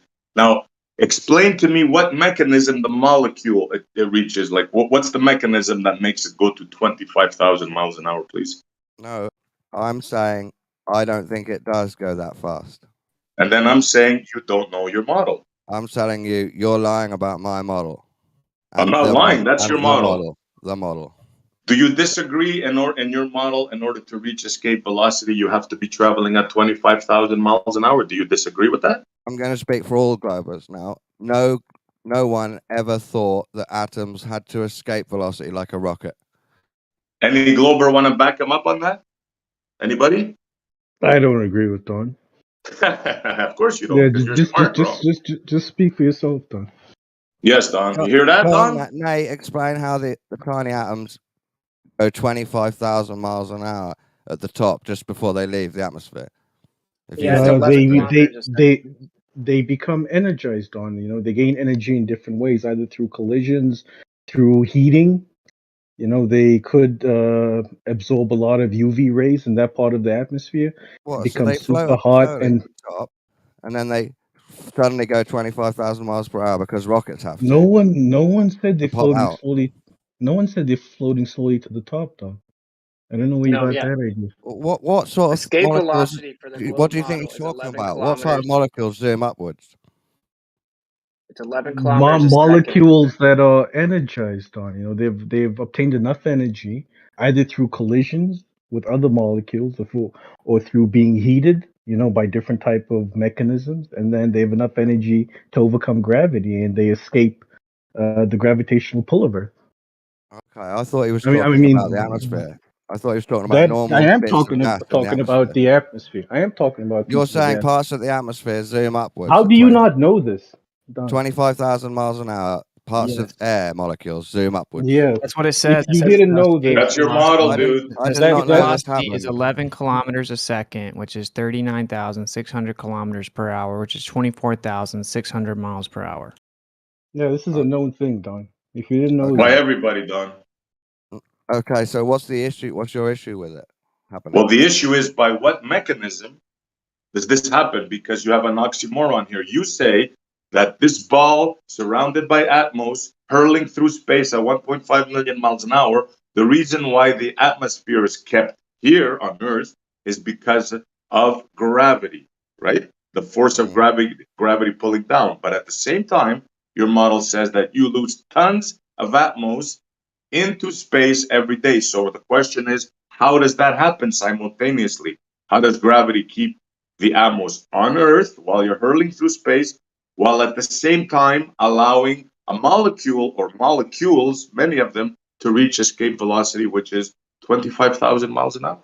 Well, my belief is that you don't have to reach escape velocity to leave Earth as part of the atmosphere. So you didn't understand anything that what he said, what told you? I don't think pieces of air need to have escape velocity just to get sucked into space. That's your model, bro.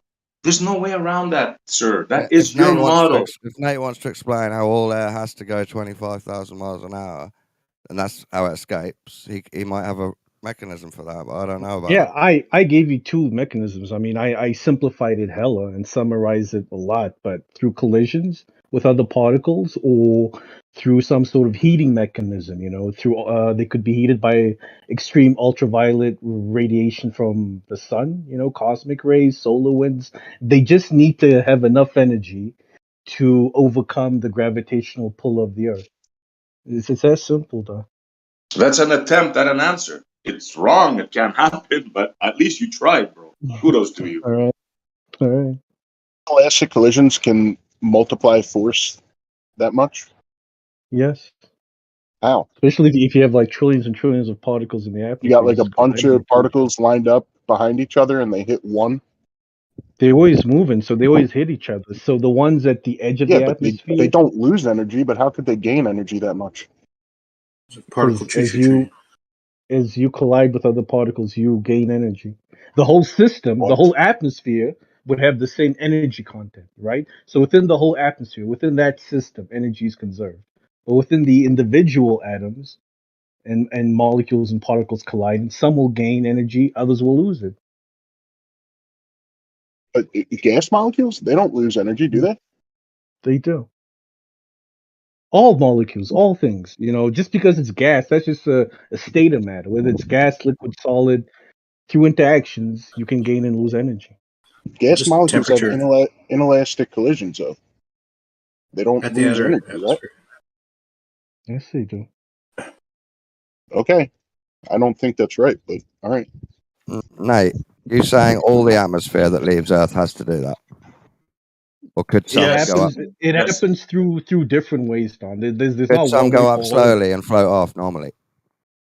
I don't know where you got this idea of them floating up slowly. What I'm saying is, can some of the top of the atmosphere, the very thin bit, go away and leave without having to be at escape velocities, or not? In your belief, Maybe. See, so what I'm saying could happen. Could that happen with most of it? And SE is just referring to some special bits. I would only say maybe for those right at the top, really close to. That's where he got his number from. No, you can't say that, Shirel. You know you can't. Hey, collisions between gas particles or collisions with the the number walls. for all the atmosphere that leaves with some special bits that have to be like a rocket.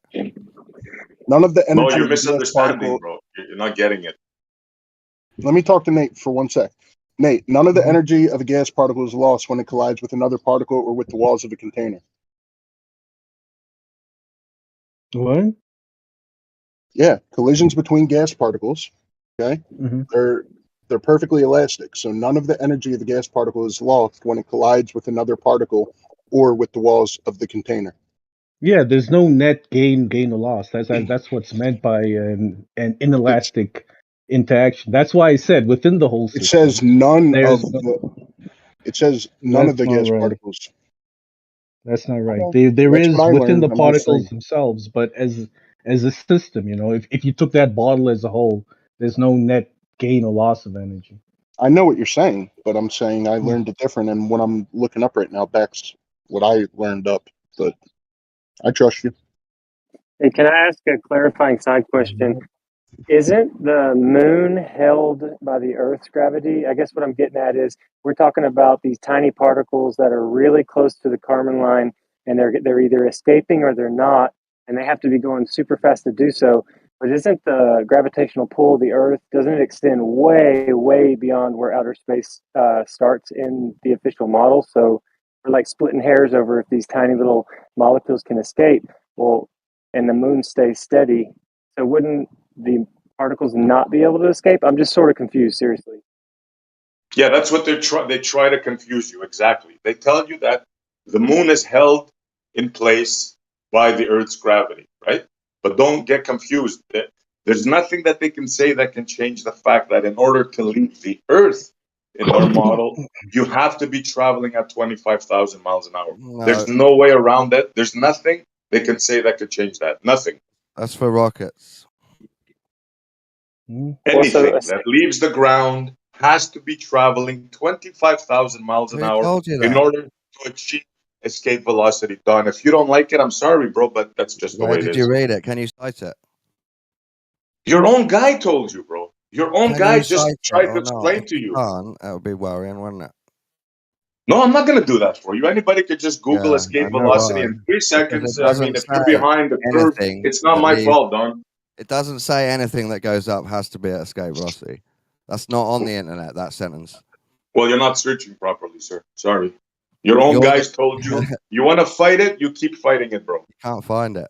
Yeah, but I mean that is part of the model, Don. And for the other dude, I hear what you say, but remember, in elastic interactions, it's a sort of model based on assumptions. You know, for example, you are assuming that this thing has no potential energy, and it's just kinetic energy, and that kinetic energy isn't being transferred into something different. You know, it's just a model to help simplify interactions when gas molecules, especially, are being involved, because you know it's so random and difficult to predict how gas molecules are going to move, because you know there's a lot of them, number one.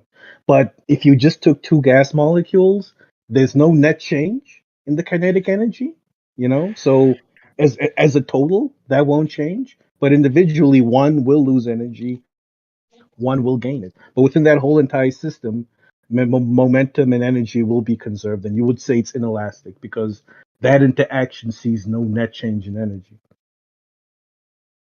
Yeah, can you see any situation where these two molecules hitting each other can achieve such great speeds? Yeah, why not? You can see these two molecules achieving 25,000 miles an hour just because they Yeah, slam into each other. yeah, and they're in a highly pressurized system.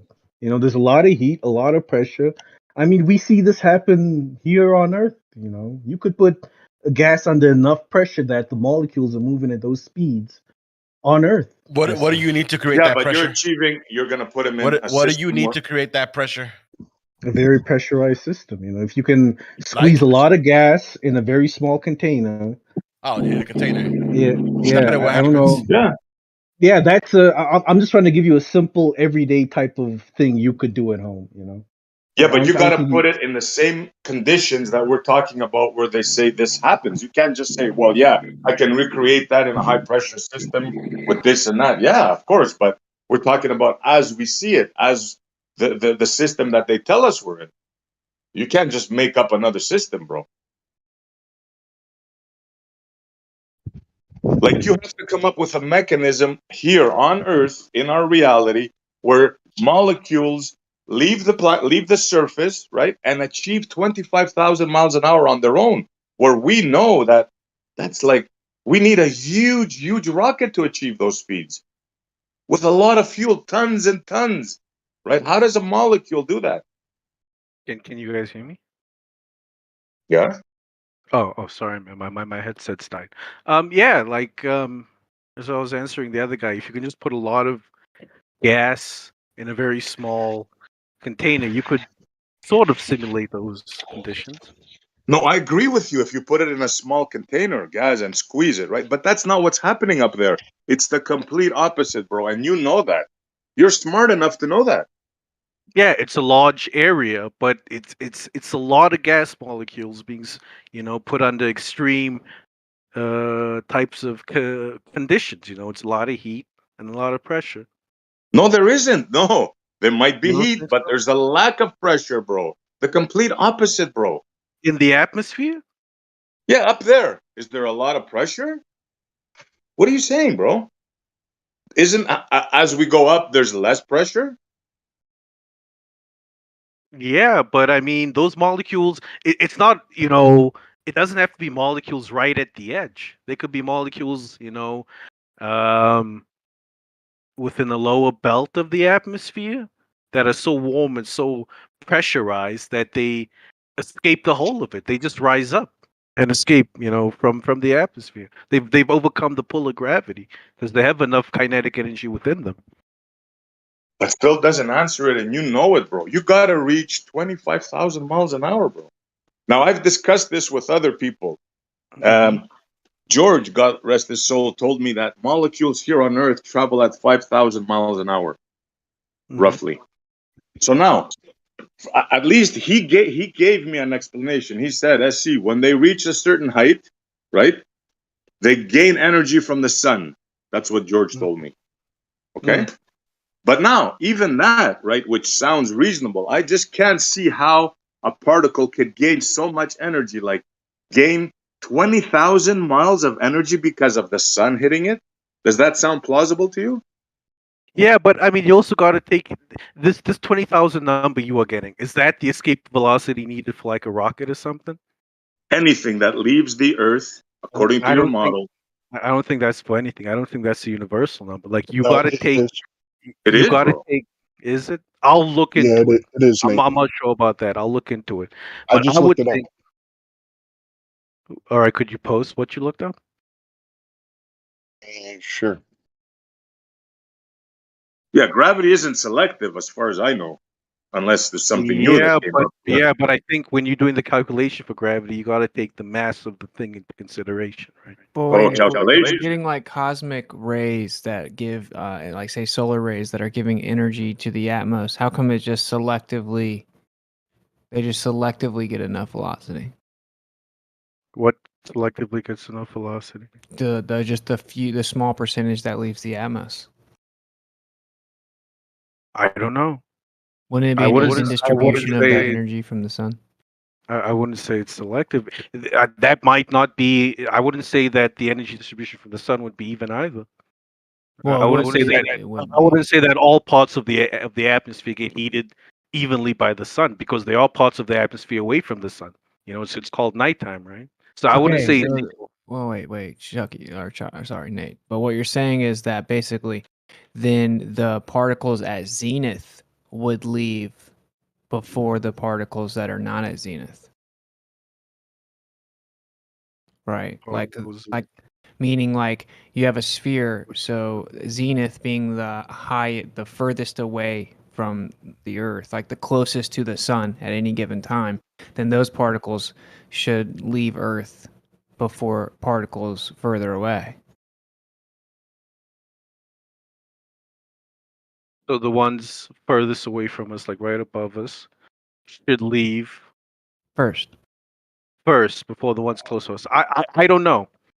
I don't know if it's selective or what the selection process is. I just understand what the mechanism is that makes this happen. But that's what I'm saying. So say you just choose any point, like the zenith, so that would be closest to the sun. Mm-hmm. Then like that should be an even distribution for that area, which means like all those particles, in theory, should get enough energy to attain escape velocity. But the model has a very, very, very small percentage of them leave. Like it's not like every single particle that reaches zenith starts to leave. So that's what I don't understand is like, yeah, but like, does anyone have access to like the alleged math of like is there actually some empirical evidence here? Like the sun introduces this much energy to these particles, and based on this mass, it now attains this speed. No, bro, because I've been asking them for years, and if it was, George would have found it, Blue would have found it, and shoved it in my face. So I guarantee you, it doesn't exist. I know a fusion has to do with Graham's law, which has something to do with it, but there's no like real explanation that I found. Well, there should be some math somewhere though. Like for it to ever be proposed as cosmic rays or solar rays, then there would have to be some type of math, right? I mean, because what's also interesting about it is they also claim that's like their go-to answer for super rotation. So like it obviously speeds the whole atmosphere up, supposedly at the top, the highest layer, to spin faster than the surface of the Earth. No, so how can that be the same explanation for individual particles getting that same source of energy so that they can leave the atmosphere? If your answer for super rotation is energy from the sun, that causes the entire layer of the atmosphere to move faster than the Earth. And how are you going to also like have your cake and eat it too, where that energy from the sun is like selectively energizing particles where just a small portion leave? They claim that the faster they go, the more distance they have to cover because it's less dense. So that because the collisions are overall inelastic, that will speed up some of the molecules, but doesn't seem to logically follow in my head. I mean, it does with like the less density creating more room in between the molecules, cause them to go the same speed, I guess. But I don't know about faster with the super rotation. That just seems Well, that's what they Impossible to claim. make. Though, right? They claim that the very top of the atmosphere is actually undergoes super rotation. I think it moves up to like, I thought it was 30%, but Zanuck corrected me apparently and said it was up to 300% faster. I don't know, but anyway. So if like the entire atmosphere is moving that much faster than the Earth, then why wouldn't, like, what's the mechanism that's differentiating between certain particles? That's the question, right? That is the question. What is the mechanism that achieves the speed? Because there is none. I mean, well, and see, if just a cursory search. I mean, like Nate's saying, there are multiple ways that this can happen, and you really have to dig into it and Name understand all some. these things. Name some. I don't understand. I tried. Well, like Nate was talking, there's thermal input, from the sun. There's erosive effects, like when a meteor comes to the atmosphere, it'll blow some off. Like what is it? What was that volcano that erupted recently? I would imagine, that shockwave was felt around the world multiple times, or detected. I shouldn't say felt, but I would imagine that directly above that might have blew some of the atmosphere out into space. Why would it just be some of them? Like, our question is, like, what's the physical mechanism that's selectively picking out certain gas particles to make them leave? That's the question right there. What's the mechanism by which this happens? And you can't say the sun. You honestly And just can't say walk away. anything that has, you can't say anything that has even distribution. I don't think we have something that says, it selects this and doesn't select that, or that there's an even distribution of temperature and pressure. I think within our models, the system is a bit random. So we try to generalize it using these inelastic models, which have a lot of generalizations baked into them, But when you ask a question like, how does it specifically decide, take this layer, not that layer, I don't know if there's an answer for that, Whitson. Yeah, I mean, not even layers. It's just like individual particles inside the same layer, right? Yeah, that would be hard to figure out. Yeah. Selectively helium and one other one.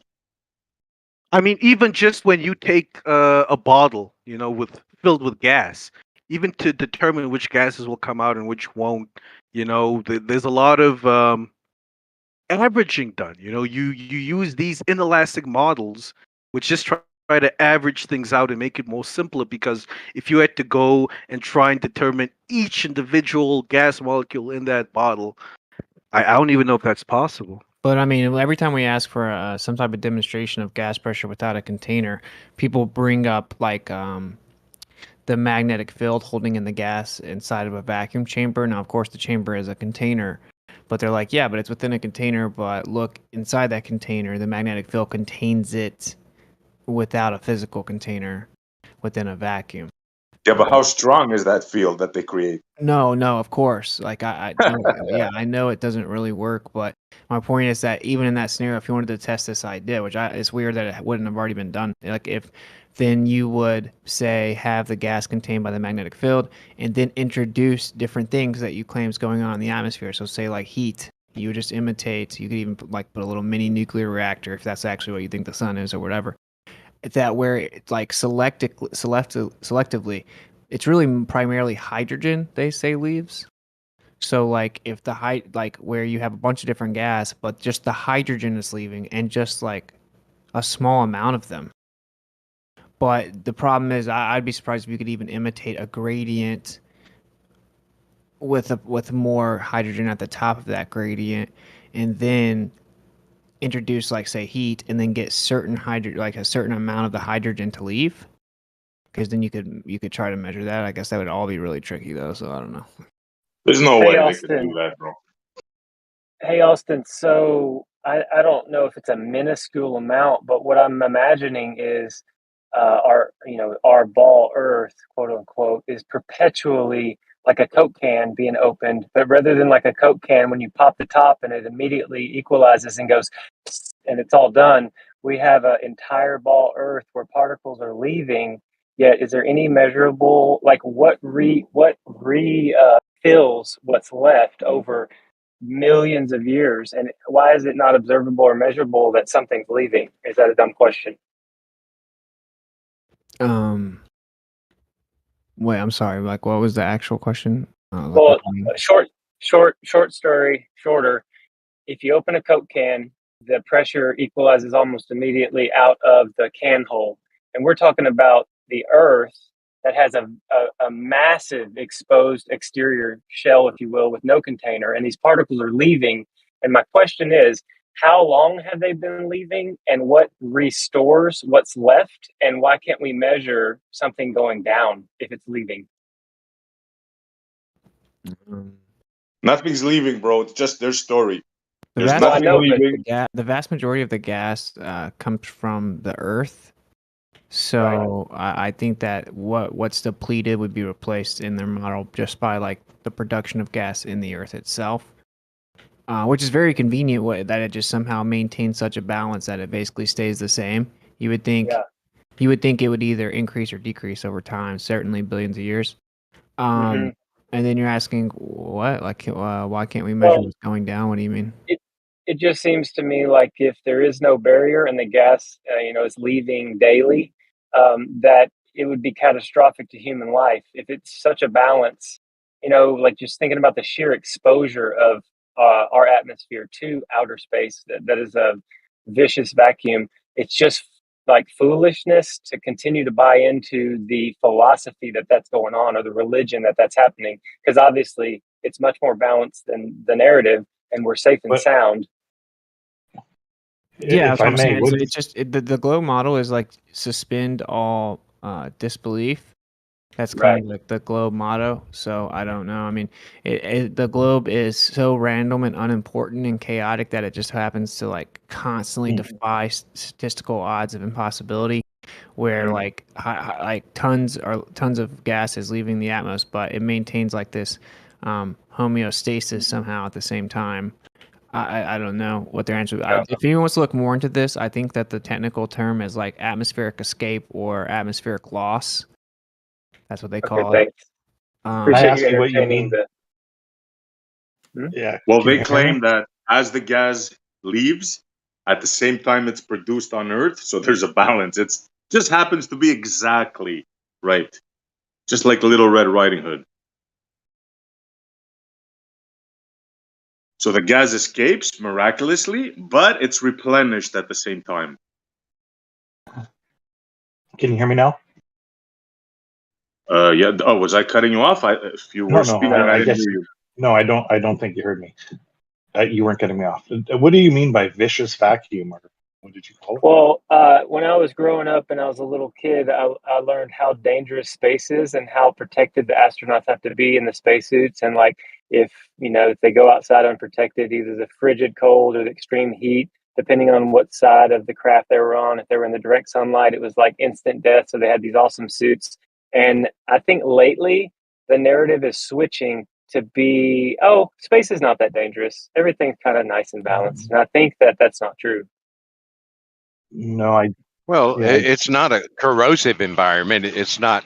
I mean, what's deadly about it is it lacks the contents that we need to survive. Yeah, it's absolutely inhospitable, but that doesn't make it a vicious vacuum.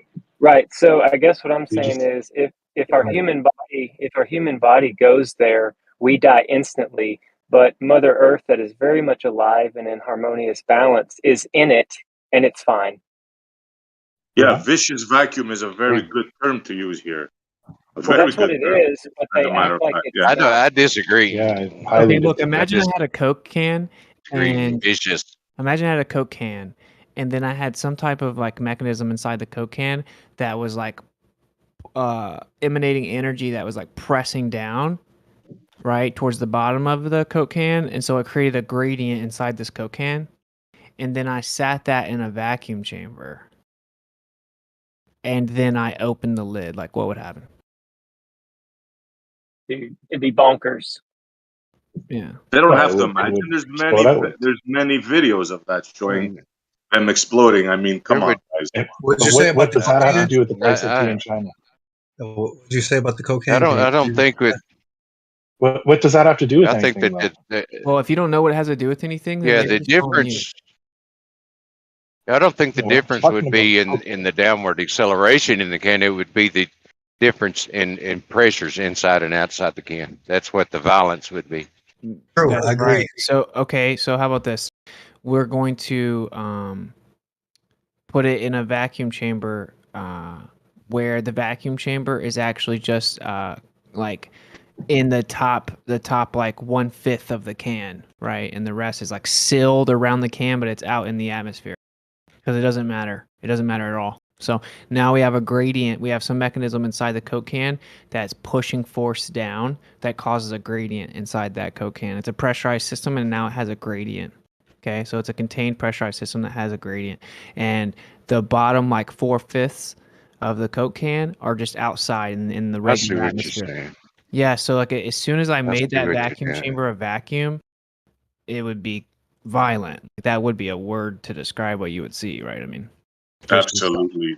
Well, if there are gases in that liquid, when you open that top, those gases are going to escape into the vacuum chamber. But it's the pressure that's right. violent. It's the pressure, not the vacuum, that's violent. Okay, so cool Right. semantic diversion, and Not semantic at all. it is, and Okay. it's that the reaction due to the vacuum is violent. So you're Well, not addressing the meat of the point on purpose. That's called semantic. No, that's now the right point. Okay, so and this is the point. Even before you open the Coke can, like as soon as you start to make that container, that chamber a vacuum, there's going to be a violent reaction. You don't even have to open it. You don't even have to open it. But not necessarily. Depends on, well, because you can't get a near perfect vacuum on Earth in the first place because we have a magnetic field that is much different in the atmo than it is on ground level. You can keep trying all you want, but What does that how have to do you, with anything? because magnetism affects Nothing to do with it. everything. I'm telling you, you cannot. You need to show how that would affect it. To prove anything, you have to remove magnetism. Okay, first You of all, it's can't do that because impossible we'll be to all dead. it's impossible to remove magnetism. Yes. Yeah, no duh. Okay. But that's not the point. We're testing the globe model, okay? And so what we're going to do is we're going to have a Coke can. And then we're going to it's going to tightly be sealed at the very top of the Coke can, like say like a 1/2 inch down. We're going to have a very tightly sealed hole wrapped around the Coke can. And then that's going to be connected to a vacuum chamber above it. Okay? And now we're going to turn that chamber into a vacuum. Even though there's a gradient inside the Coke can, and say so towards the top of the Coke can, it's like really, really low pressure, right? Like as soon as I make that vacuum chamber a vacuum, like it doesn't matter that at the top of the Coke can it's way less pressure and it's closer to the pressure of the vacuum. It doesn't matter. It's still going to equalize into the vacuum. Well, true. That's very true. Because that's what the Globers love to say is that it's like it's not a hard cutoff, it's a gradient, and so like really high in the atmosphere, it's basically nothing, and so to have basically nothing beside basically nothing, then no, it wouldn't be a violent reaction. But that's incorrect because that basically nothing is connected to 14.7 psi at the bottom. So if there's a container holding all that pressure with the gradient, doesn't matter. That whole system is going to seek equilibrium to the vacuum. Well, the thing is, I mean, you got things to consider there. You have to consider the differential, which will sort of indicate, the difference in the two environments. And if you just crack the tab on the can, it's just going to spew out, right? Like if all of a sudden the top, the entire seam released at the same time and the top came off the can, that would be a different situation there. But I don't know. The violence that you're talking about would result from the differential in the two systems. That's So I right. think- And then that system has like 14.7 psi at the bottom on the Earth. So like that pressure differential. Yeah, the fact that there's no like limit and there's no impedance, like that gas is just gonna go right into the vacuum. I mean, here I got a soda can in a vacuum right here. I'll just drop a video.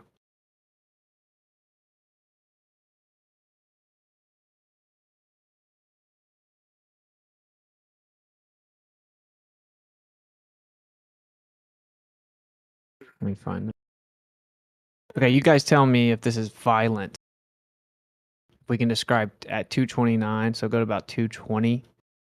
Go to watch at 220 and tell me if you think that is. Yeah, it's not the vacuum that's violent. To increase the pressure. Yeah, they heat the can up to get it to explode. It doesn't explode at room temperature. They have to heat it and shake it to make it explode.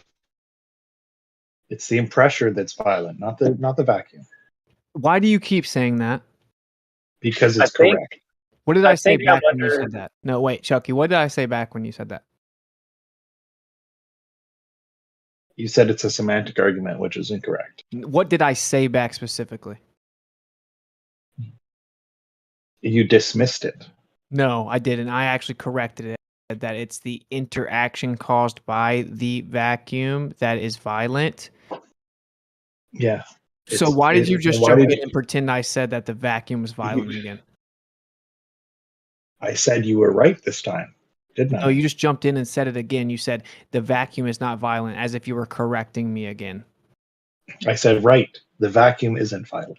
That's not no. You said it like you were correcting me. So please stop being disingenuous. Maybe I cut off, or it didn't cut in.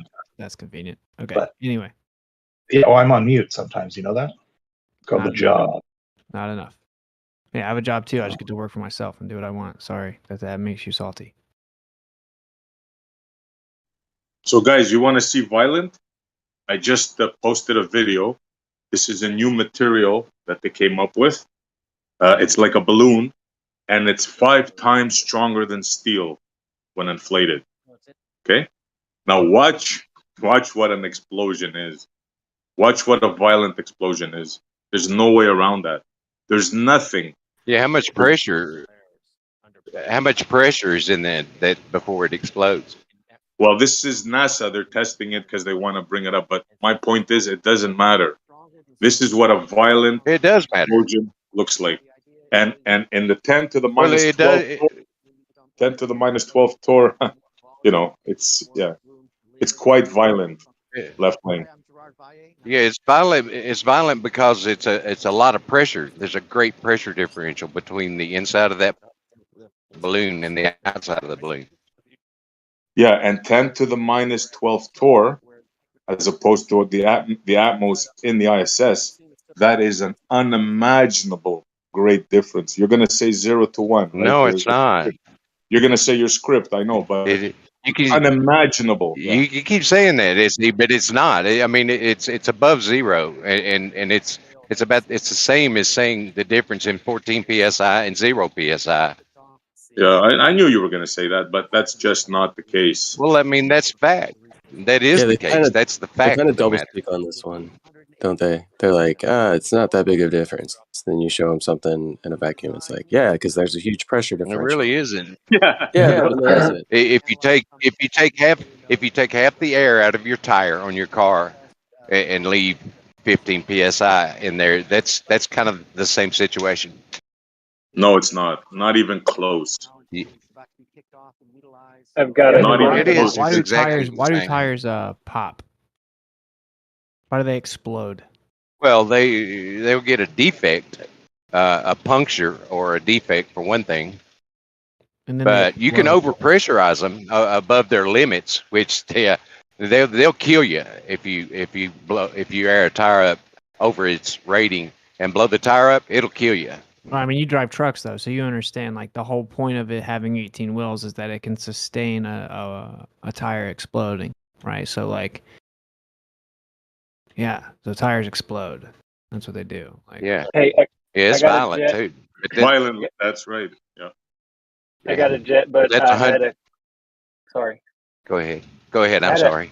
I had to jet because I'm going to go swim, but I had a clarifying realization or thought. I think that people that believe in the globe, when you're thinking about the planet and this whole escape velocity, blah, blah, blah, I think that they believe that gravity is doing a perfect balanced tug of war against the vacuum so that the difference isn't great. But my thought now is, well, when we're told that man goes to space in a rocket ship, they go out into the vacuum and they leave the protective balance of the gravity. And so when they go out there in that tin can, that's where it is violent. It would have to be, right? Did that make sense? Yeah, it's not necessarily the gravity because there's still gravity there, right? There's still gravity. Now, okay, I get this is that, a misconception. Right? It's not the lack of gravity that's causing them to float. It's because they're falling around, they say, which is another myth. Yeah. Okay. But the pressure, you're dead on. The pressure up there is 10 to the minus 12 torr. Okay? Right. And there's So no chance in hell, brother, that the ISS and the cupola and the O-rings with that rubber O-ring system there, there's no chance in hell that can function there. There's no way. I realized the other day we were arguing so much about like the rubber O-rings, and they needed to be metal, and like there was a big argument that there wouldn't actually be much pressure on the O-rings. But my thought is that the entire vehicle would just get demolished, either pressed in or pulled apart. Absolutely. It's a thin-skinned little thing, bro. It's like, I forget how many millimeters thick they say. It's a joke. Well, it's this, guys. There's a 15 psi differential between the inside and outside, at the most, between the inside and the outside of the ISS. Your Coke can, I haul the material that makes Coke cans. It's less than 10 thousandths of an inch thick, and it's rated at 95 psi. That's like almost 10 times greater differential than what the ISS experiences in the vacuum. Not even close, so if your bro. Coke, Not so even if your close. if your Coke can, your little Coke can withstand 95 psi differential, then why can't the ISS stand 15 psi? Because you don't know what PSI, you don't know the differential grade. You don't know what orders of magnitude are. You don't understand. You're telling me I don't know every something. order of. I'm sorry. We talked. You paused again, and when you say you don't know, and it just triggers me to say, oh yes, I do know. I know exactly what I'm talking about. Okay, let's have clarity. What's an order of magnitude? What does an order of magnitude mean? Well, I mean, it means one figure that's vastly different from another figure. What's the mathematical, the numerical value? Do you know of an order of magnitude? Well, I mean, when you use exponents, you're using exponents to get magnitudes. However, the 10 to the negative 17 or 10 to the negative 6, there's an exponential difference there. But the difference between 1 and 0 is far greater than the 10 to the negative 6 or 10 to the negative 17. Yeah, but that's not what I asked you. I asked you an order of magnitude, right? But see, you're using the word to make it sound big and explosive, but that's not the case. No, I'm using the word to clarify. Maybe somebody doesn't know what an order of magnitude is. Maybe you don't know what an order of magnitude is. Well, maybe I don't know. 10 to the negative 12 is much closer to 0 than 10 to the negative 6 on a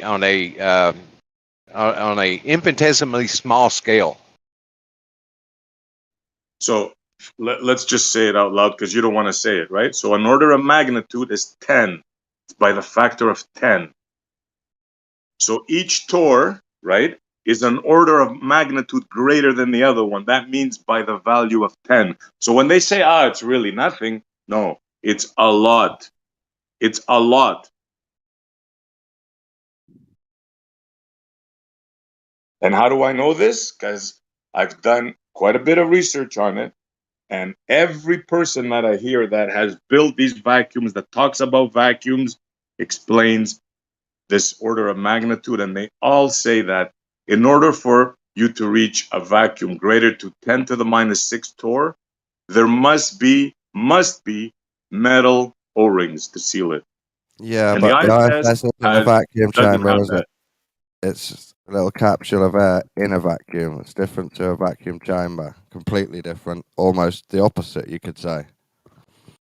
Yeah, quite the opposite. It doesn't matter. The seals still have to operate under those conditions. I disagree completely. Of course you do. Yeah. But I'll show you a video of a man that has built 2 of them, that is a professional. He's a teacher. He worked on making better the solar arrays, right? Collect the sun better. He worked on that. He works on making vacuums to test circuits, right? The guy has built 2 of them from scratch in the past 2 years. If I disagree, Okay? That's one of the things I've researched. Yeah. And everybody says the same thing. Everybody. If I disagree that it's the same, then that isn't evidence for me. Duly noted. You disagreed with a lot of things before. You didn't know what escape velocity was. You disagreed with that. Now Yeah, I'm laying you another fact, and you're disagreeing with that. Okay. Most of the molecules just float away because the sun heats them up enough. Only some zoom upwards at the speed of 34 times sound. Hey, I'm not here to convince you, bro. I'm just laying out the info. People could make up their minds as they wish. I'm not here to convince you. Well, I looked up info and it debunked you. Sure. Uh-huh.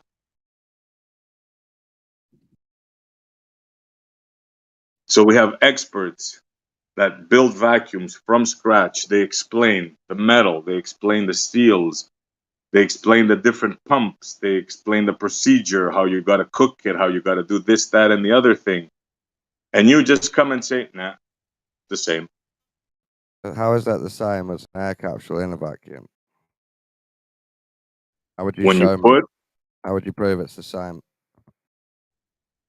when you put something in a vacuum with rubber seals, if it's greater to 10 to the minus 6 torr, How would you the prove it? seals will Tell me fail. again. That's all there is to it. Now, you either look into it or you don't. Personally, I don't care what you think, bro. This is for the audience. You can't prove it to I me. know whatever I tell you, you're not going to accept it, so it doesn't really matter. Have you got a citation that says anytime you make an air capsule in a vacuum, you have to do this, this, and this, and this? Yeah, I dropped many videos. You want me to drop a video for you? Are you going to watch it? No, Am I going to waste my time for nothing? Have you got a citation that says that? That's why I asked. No, I have a man. I have a man who builds them, who explains them, and explains all that. Are you interested in that? Does he say what I just said? Yes. Air capsules in a vacuum need this, this, and this. And does he say why or how he knows? He explains the seals, and he explains that in order for you to reach 10 to the minus 6 and below, you need metal O-rings. If that's not good enough, is that good enough for you or not? It's making a vacuum. That's not making an air capsule in a vacuum. Okay, then you can believe whatever you want, brother. So You're free to. I mean, it's a free world. You can believe whatever you want. I need to convert me. I'm not trying to convert you. And honestly, I know what you're here for. You're a naysayer, right? And honestly, I don't care what you think. Honestly, this I know is what all you're here for the You're a audience. yay sayer, and you haven't managed to convince me. Good. I don't want to convince you. Actually, I wouldn't want you to be on. If there's a team, I wouldn't want you on my team. How's that? It's not teams. It's just a belief in your mind. Yeah, it's fine. You can believe whatever you want. People that understand what I'm saying will research this and say, hold on, SC said that in order for you to reach a vacuum greater than 10 to the minus 6 torr, you need metal O-rings. Now, is he bullshitting or is he saying the truth? All I want is people to don't interrupt me in mid-sentence. Don't interrupt me in mid-sentence, please. All I want is people to not believe me. Just have a look for themselves and see if I'm correct or not. That's all that matters to me.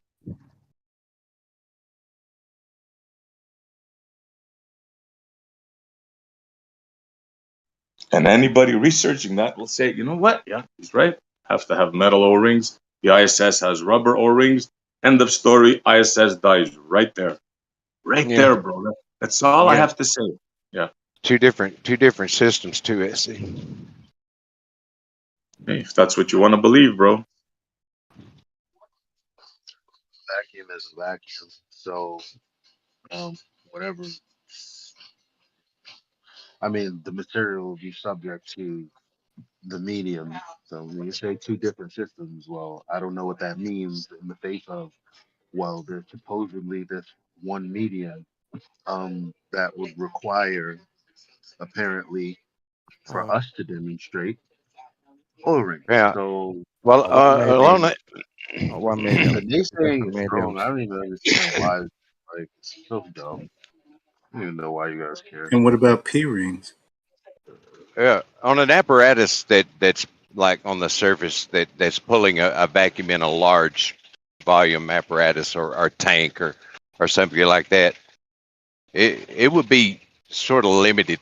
And the O-rings that are on the louver shaft on the ISS would be a problem for a vacuum pump that's pulling a vacuum on the, creating a vacuum chamber on the surface, because if it's leaking at all, then that vacuum pump is only capable of, it causes it to pause drawing a vacuum because it's pulling air through a leak.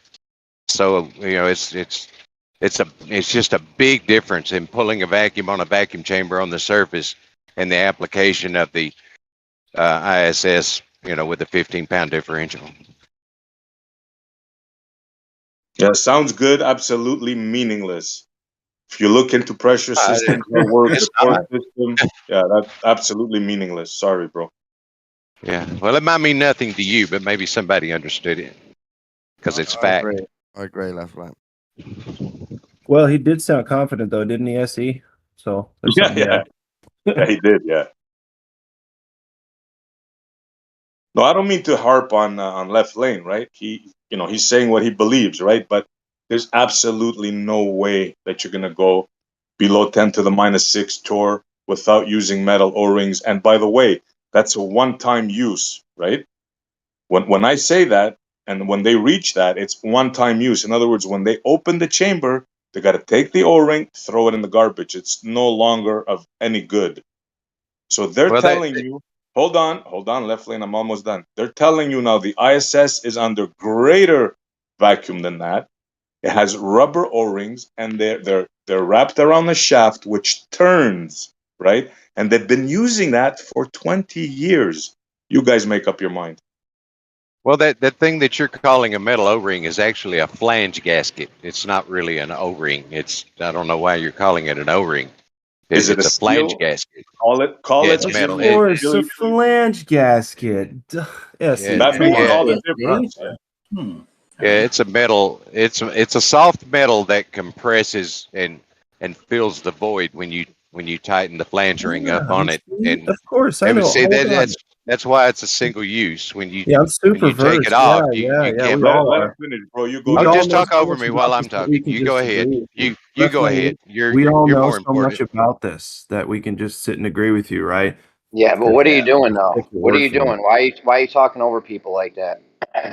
Because he's bullshitting us, dude. That's not a good reason. So go ahead, Left Lane, finish. Well, I was trying to explain why they're single use. That the soft metal, when you tighten that flange up, it'll actually fill the voids, the imperfections in the mating surfaces, and create a good airtight seal. And so when you take that flange off, you can't reuse that gasket because it's already been smashed. So you need to put a fresh gasket on when you take it apart. That's my point exactly. So how does Take that your work in the girlfriend. ISS when the O-rings are wrapped around a shaft and they're not metal? To begin with, they can reach that vacuum, and second of all, they're dynamic. So in other words, they turn and they'll just pop out. So let me ask you, see, do you know what a brake caliper is on your car? Doesn't matter. I couldn't care less. Oh, no. It's important. Do you know what your brake caliper is and how that works? Yes. It's got fluid behind the piston, which is set into a cavity that is sealed with an O-ring. And that O-ring, great pressures, high temperature, that O-ring is all that's keeping that hydraulic fluid, that brake fluid, from leaking past that piston that works in and out of the caliper to apply the brakes, right? Wouldn't you call that a much more severe it's much more severe application than what you're talking about with the ISS? Absolutely not. Not even close. When does this system of yours reach that? What do you mean, holy smokes? You're comparing now the temperatures of outer space to your brake system? Are you serious, Left Lane? Yeah, these O-rings are encapsulated in what's called a gland packing. They're not exposed to the exterior. There is, of course, obviously a small, minute section of that O-ring that is exposed to the vacuum side. But as far as the housing that it's in and all that, it's not directly exposed to those extreme temperatures. And how is that analogous to the ISS? With the one sealed thing that we're talking about, rubber That's what I was versus talking metal. about. How is that That's analogous? Well, for one thing, you couldn't use a metal O-ring and spin a shaft in it and maintain a seal. You just couldn't put a metal O-ring in that application. That's my whole argument, bro. That's my whole argument. It's kind of. I don't know. I don't understand why you're saying that. It's obvious you don't understand, bro. Let You me would explain need it to to you then. use. You would need to use a rubber O-ring in that application. No, but exactly, but you can't. You cannot. How many times do I have to explain it to you in order to there's your go trouble. for?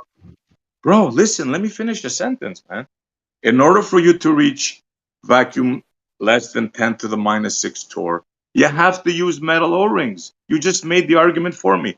Therefore, the rubber O-rings in the ISS cannot function. You're absolutely correct, Left Lane. You made the argument for me, brother. Thank you.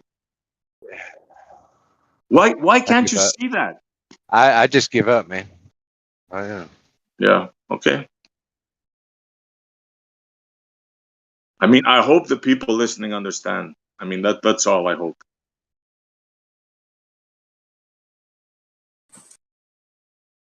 Can we do a St. Patrick's Day rubber O-rings special? Green O-rings.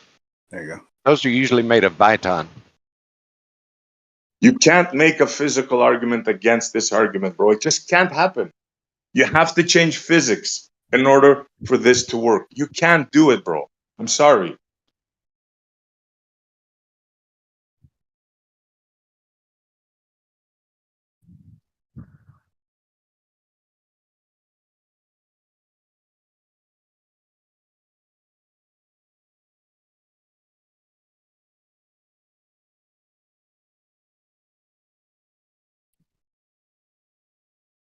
Come on, maybe we can bring this horse back to life. Yeah. Do it. All right, This so was pressure I thing is a conversation killer. I know. was I wrong? Was he bullshitting us or Was who bullshitting us? Left Lane? No, he believes that. He believes that. No. No? Couldn't Okay. be. Yeah, he's not stupid. I agree with that. He's not stupid. Left Lane is nothing but smart. None of these people are stupid. They're just defiant. What's the word? I'm looking for a word. Obstinate. Model, they're model lawyers. Model, yeah. Yeah, I mean it's just a defense of a certain ideal. That's all. And people have gotten really good at that kind of thing. Hence religion. That's why when you use logic against them, it's like there's no way around it. How can you make an argument against what I said? Well, they It's have fact. to try. They have to Yeah. remain present in the argument, don't they? So they're just going to keep nuh-uhing and for infinity. Yeah, we just have to use physics, science, right? Logic, but the real thing, not the pseudo physics, right? Not the pseudo logic, the actual real stuff that we can all touch, squeeze, turn, test. Yeah, there's no way out of that. Yeah, but listen, here's how they get a lot of people, dude, is they just say the lies confidently, and no one's going to go check, right? No one's like, oh, I'm going to go see if the Glober was really lying about that. No one. So they're just going to see who sounds more confident and go with that. It's bullshit. Yeah, their trick is to get you triggered, aggravated, go against the grain, and then you sound, like you're wrong. So the thing is just stay calm, collective, and just make your point. That's it. Yeah, I mean, I agree. I felt like Left Lane was really getting a little, he was taking liberties and people were letting him. But it happens with the Globers anyway, because all of them defend the same story. So they have to show up and lie every day. Anyway, I'm sick of using that word lie. I fucking hate it. But it's just, what else are we going to call it? How else are we going to try to deal with it? Yeah, but the thing is, representing my reality, the way I understand it, is in no way, shape, form, or fashion a lie. Okay, well then we go back to you're smart enough to actually get this stuff, so why are you fighting the truth? Well, I guess it depends on what you define as truth. True. That's I was going to say that. What is true? Sorry, fact. Why are you fighting the facts there? Jesus. What is a fact? Oh boy, here we go. It depends on your definition of is, right? Oh God. Well, sure, yeah. Oh man, here we go. I How about Depends on your and definition of definition. some of us here, I mean, they have actually you're worked. robot here. No, some of it have actually worked. Fucking hell. Never mind. You're good now. Yeah, you were robot him. Yeah, I'll be in and out for next few miles. Okay.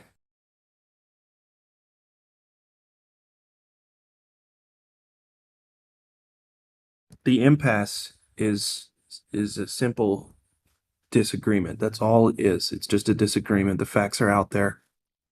Between the two factions here, globe and Earth, flat Earth or true Earth or whatever you want to do, we have the truth, right? The truth, the factual truth, okay? We have that between all of us. We just have to find what we can say, okay, well, yeah, that is what it is. I don't have any more pride about it. I just want to agree with you so that we can have that truth. See, look, it's flat out there. No matter how high or low we go. Can we agree on at least that?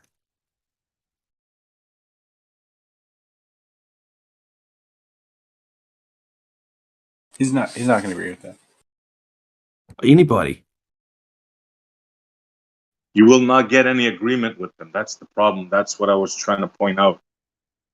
They're smart. Then how are they here in good faith, bro? How are they here in good faith? Well, because they're here to defend the model, bro. But they're not here to agree with you. They're here to defend their position, right? I don't want them to hold on. I don't want them to agree for the sake of it. Like I said, we have the facts between us. We need to pick them out and say, okay, these are the ones. We go with these. I agree with you, but it's been my experience that they don't operate in that manner.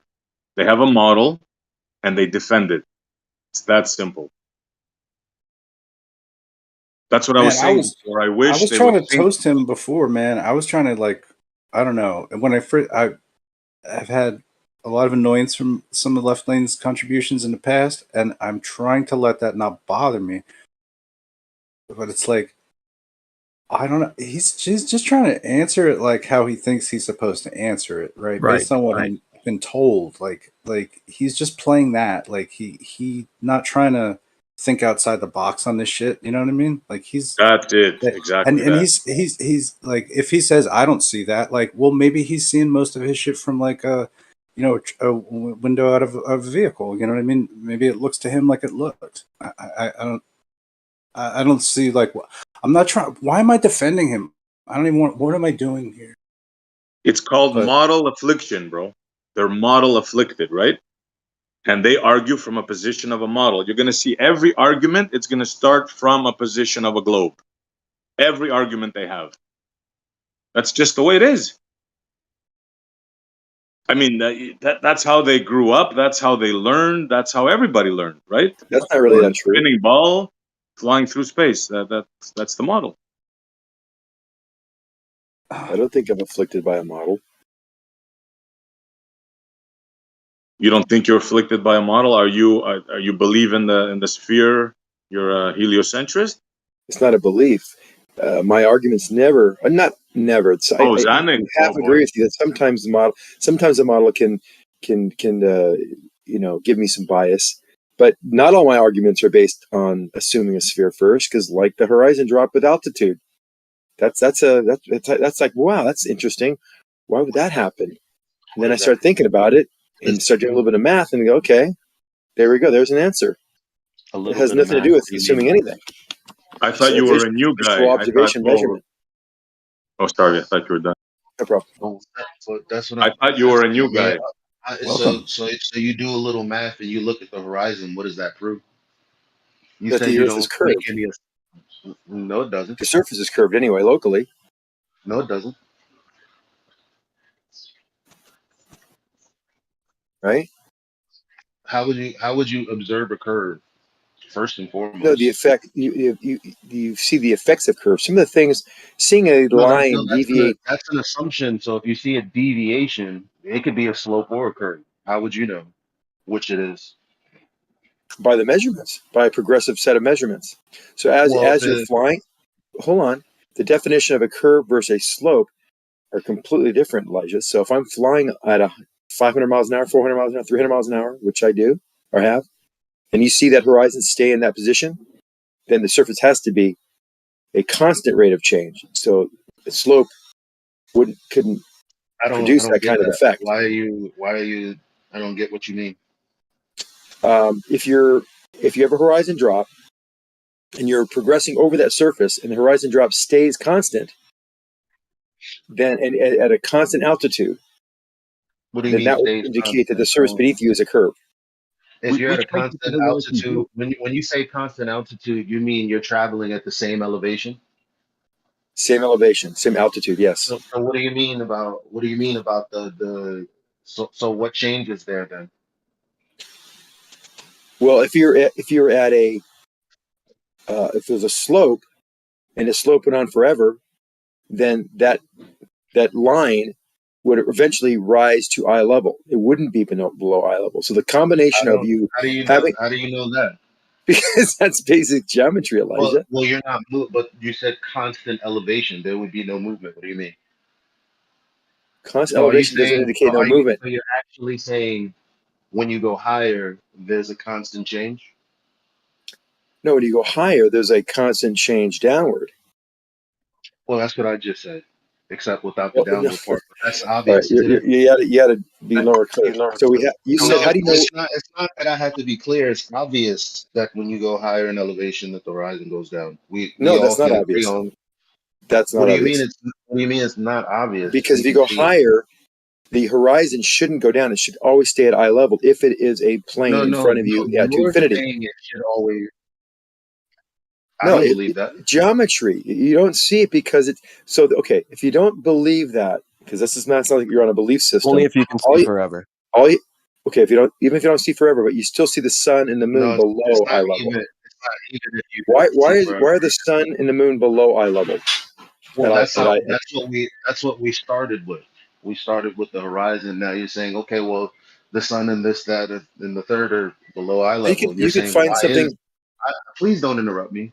Well, you're doing it to me, so why don't we give each other that same respect, okay? Well, please don't interrupt me. Please don't interrupt me when I'm making a point to you, right? Granted, when you're making a point to me and I'm asking for clarity. That's if you do the same for me, I'll do the same for you. Well, if I ask for clarity, then isn't that reasonable? Now, if you stop me only to ask for clarity in kind, like I'm doing with you, right? That makes sense? Sure. Great. So now you're saying, okay, the sun and this, that, and the third is below eye level. What does that prove? That means the surface, even if it couldn't be seen, the distances it would have to be at eye level, it still shouldn't be at a point below eye level that you can see, because you can measure that distance by markers on the surface, such as a blinking light or a mountain or something that isn't a distance. Those objects either should be at eye level or near eye level or at a specific angle below eye level. So when we see a mountain that is 200 miles an hour, 200 miles away, it should be at 1.5 degrees dip from level, but we see it at 3 degrees below dip. That's a problem.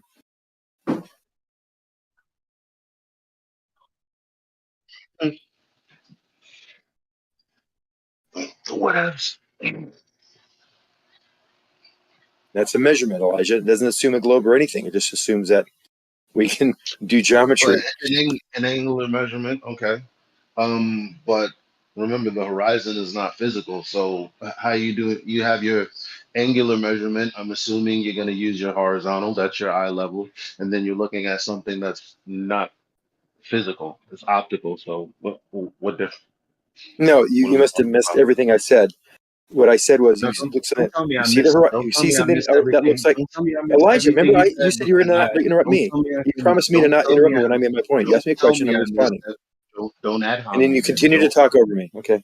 Well, can somebody stop him from ad homing me? Because if he's gonna dirty what I just said by saying you missed everything I heard, I can repeat everything he said and still say what I said. You can't just allow that to happen, moderators. Oh, don't cry about it. Go ahead. Tell me everything I said because I don't think you missed. You think you missed it?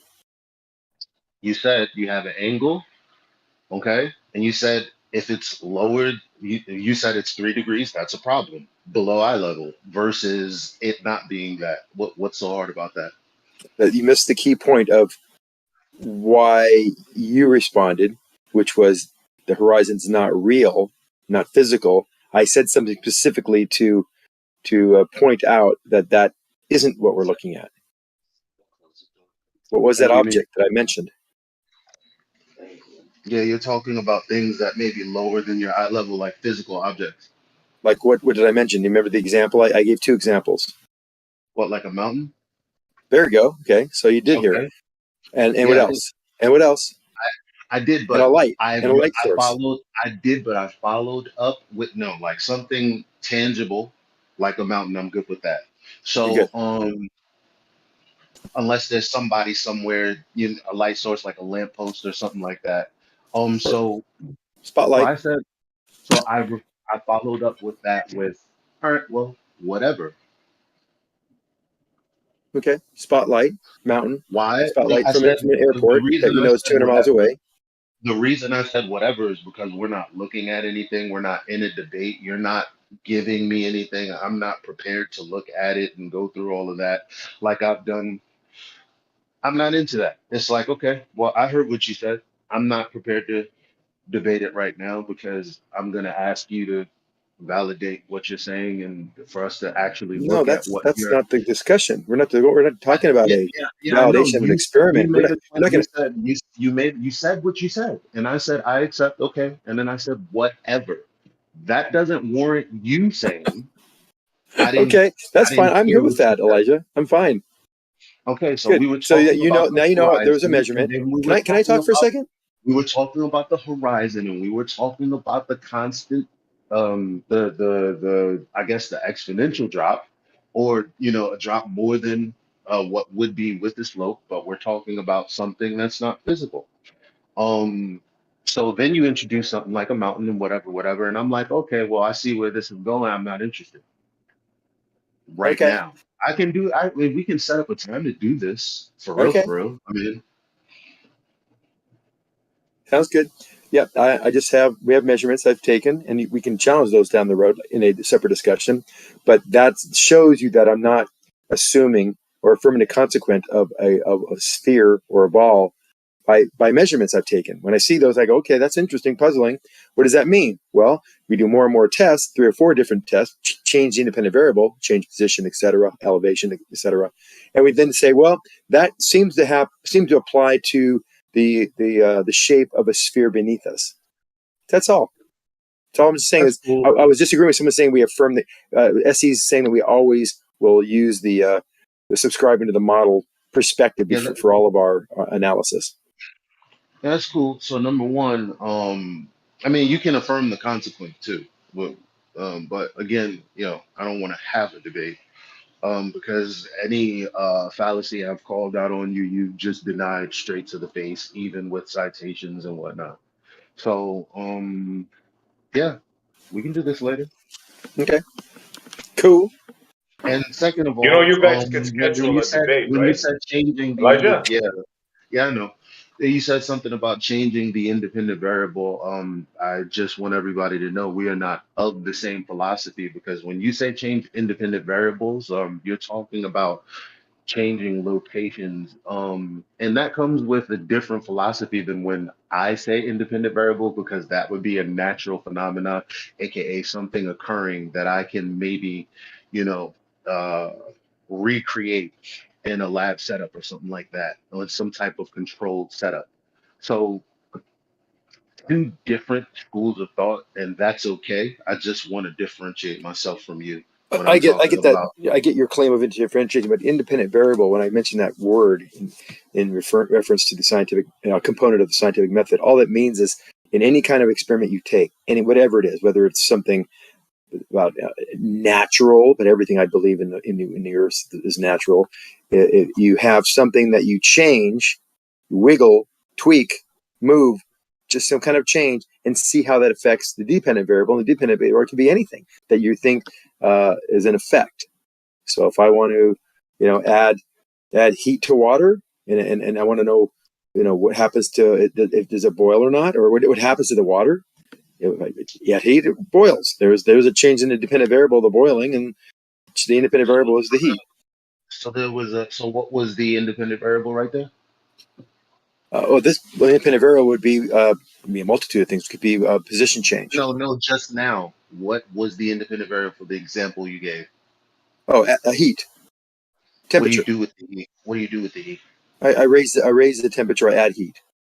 Okay, so you utilize something you have, heat, to manipulate it. In your example of movement, you're just moving from one location to another. Right. So that's why I say we have two different schools of thought, because on one hand you have an independent variable, something tangible that you can actually change. Okay. And then in another scenario, nothing is happening. So you don't have an independent variable, i.e., a natural phenomena happening. All you're doing is not an IE. independent researcher, whatever, i.e., also known as it's not a okay. Also known as whatever. Okay. Also known as ever. If I'm measuring a height to a tree and I want to look at this angle, you interrupted me. Also known Oh, okay, as. go Is ahead. that I thought you okay were with done. you? Also known as. That's fine. Okay, so if I want to measure the height of a tree, and you interrupted me when I was still making a point. I just keep on hearing you stop, and then I keep on joining when you stop. So Yeah, I know, let me know when you're done. But active listening means, we're in a dance together. I'm not river dancing and you're not break dancing. Okay. So you can't just wait till I'm done, wait till I'm inaudible to then begin talking. You have to actually dance with me. I thought you made your point, and you were quiet, so I thought you were finished. I was dancing with you. Well, I already made my point, and you're not saying, yeah, you're right. It's different. You believe this and I believe that. You used the correct example, from my school of thought, and you're saying yours is no different when you change the location. And I'm pointing out that with the heat being an independent variable, guess what? Heat is something happening.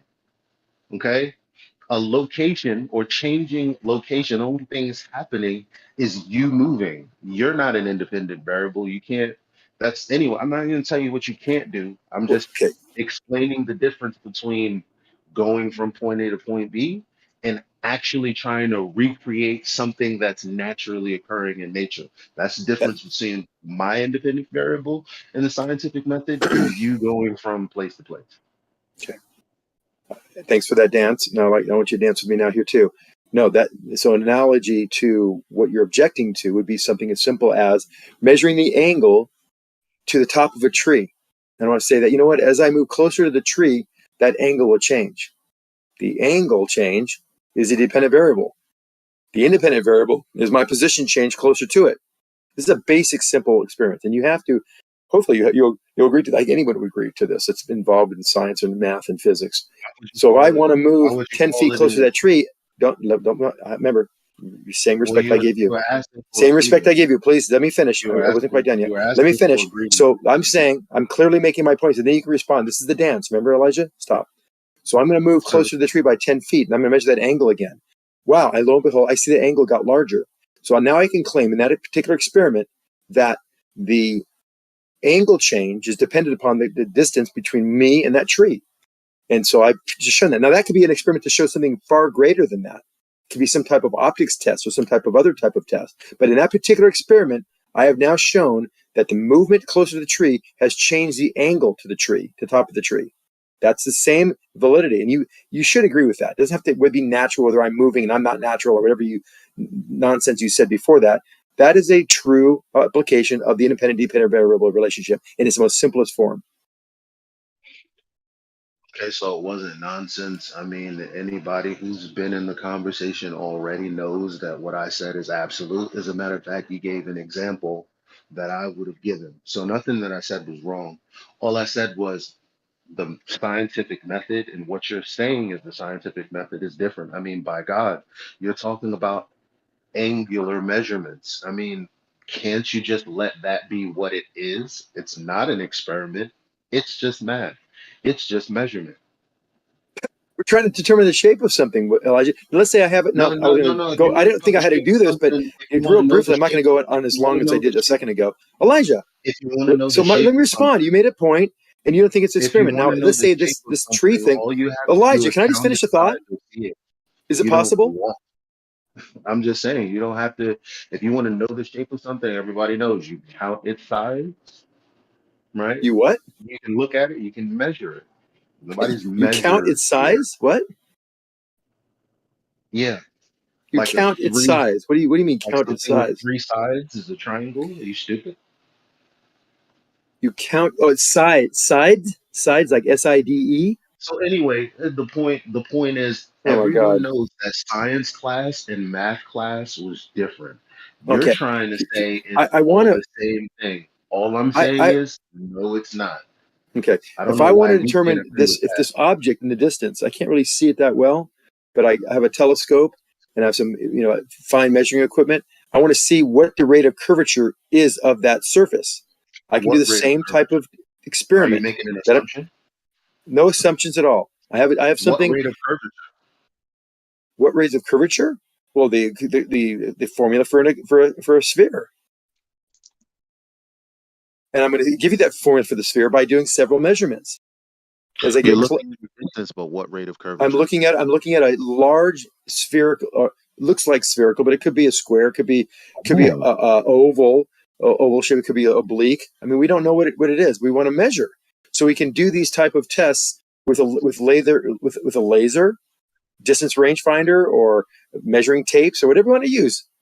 Just sighting it I, with I a will. I will. all sorts of things. If we can see things on the surface, and we can determine where things are and make small changes with the angle or with the distance, we can make the same assertions that I made with the altitude and the horizon and the object on the surface as I am with the sphere, and it's still a valid experiment. You You're actually can. denying that. You're denying that I cannot change my distance or an angle to something, take a measurement, make successive measurements, and then determine what that object is and what the shape of that object is, or what the surface qualities are of that object are, and that is incorrect because that also is a valid experiment.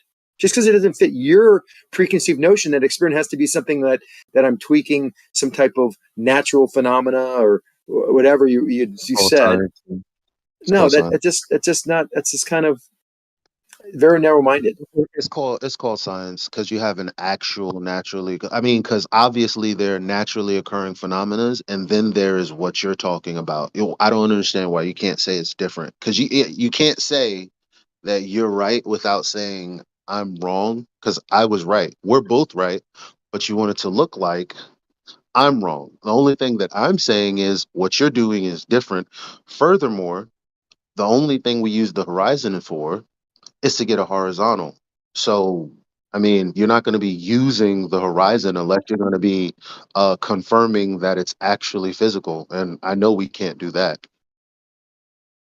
We can do that. We can actually do experiments to show that a horizon is physical. In fact, I can do a horizon on a smaller scale that shows that, and then prove the horizon is physical by then visiting this structure, which is physical, and see, yes, in fact, something behind it was hidden by the surface of this sphere. We do that on a small scale where we actually visit the sphere and see this type of effect. So yes, it's a scientific experiment. Everything is science is very broad. I mean, it's determine the cause and what things are. I mean, even if it's simple as what's the shape of something, that can be And science. what you're doing is an equivocation fallacy because first and foremost, most people, especially if they're going to look out there, they're probably going to look at the etymology of the word. They're going to say it's knowledge, and they're like, well, everything is knowledge. No, there's a That's difference between what you said and the example you gave versus the first example you gave and what I said. There is a difference. We don't that's not have an to equivocation argue. fallacy. We don't. Yeah, it is because you're using the word science very vaguely and broadly. You're saying, well, it could be math, it could be anything. It's I didn't say everything. it's math. Math is Well, the language, you but just said math is also science. but you just said I didn't say that, and you just said math is also science. So you just double spoke on top of it. But well, you're I saying mean, I'm good with ending right there. I'm not going to okay, stop that's him you. right there. But you know, people That's all not how agree that you math people is a that's crazy. okay. You don't think math is science? Triple speak. I know it's not. I mean, okay. Well, people that are more knowledgeable than you and probably more experienced in those fields would disagree with you. But you seem to okay. know the answers, so okay. I wish I could have It's your to opinion. class and got credits for math. Yes, I absolutely do wish that. Definitely different subjects. Well, Pretty let's sure. say we're not talking about different subjects. We're saying is math science? Well, if you're going to use the colloquial version of the word being knowledge, then how could it not? But I'm being specific because obviously, outside of saying that, well, knowledge or science, that's everything. That's the game. Well, inside of that truth, there's a specific method where you observe something in nature naturally occurring, a natural process, and then you recreate that process. Scientists do that every single day.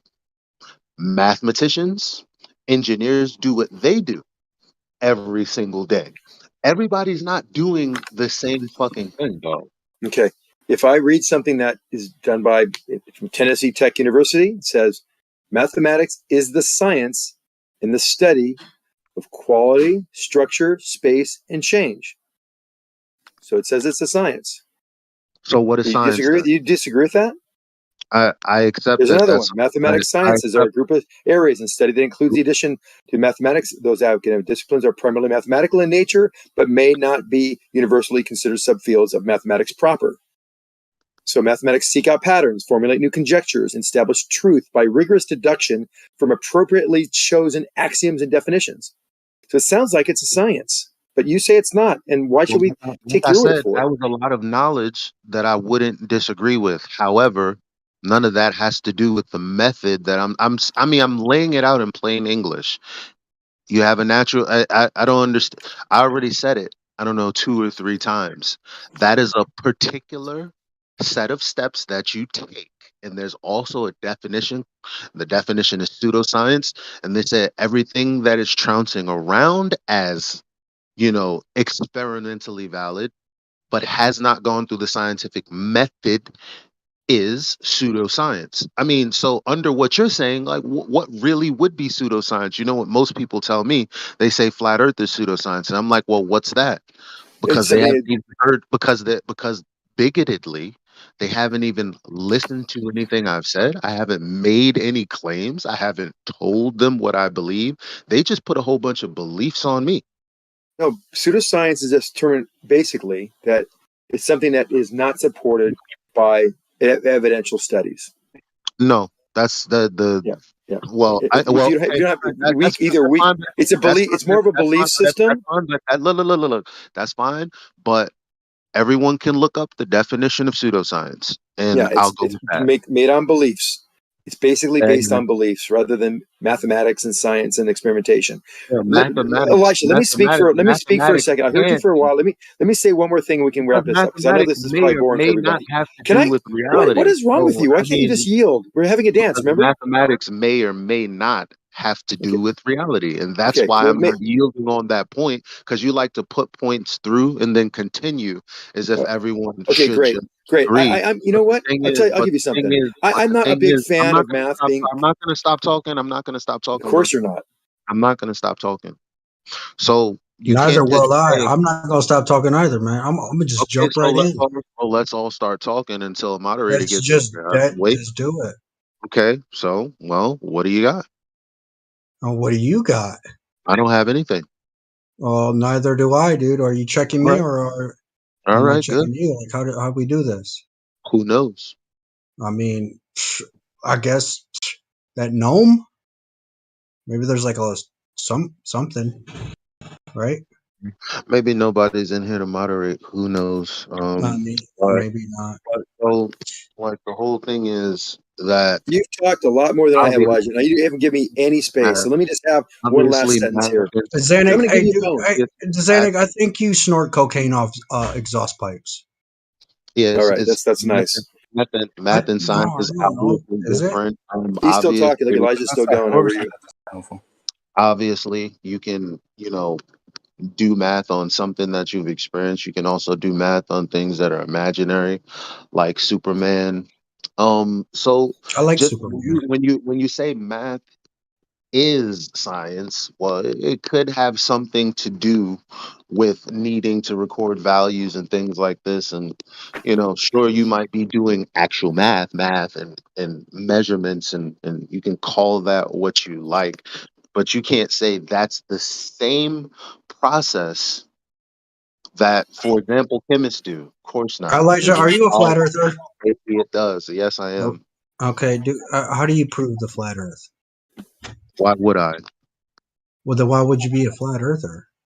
Because it's self-evident, dog. Just like I'm a person, just like I have pets, just like I All have right, loved ones, cat.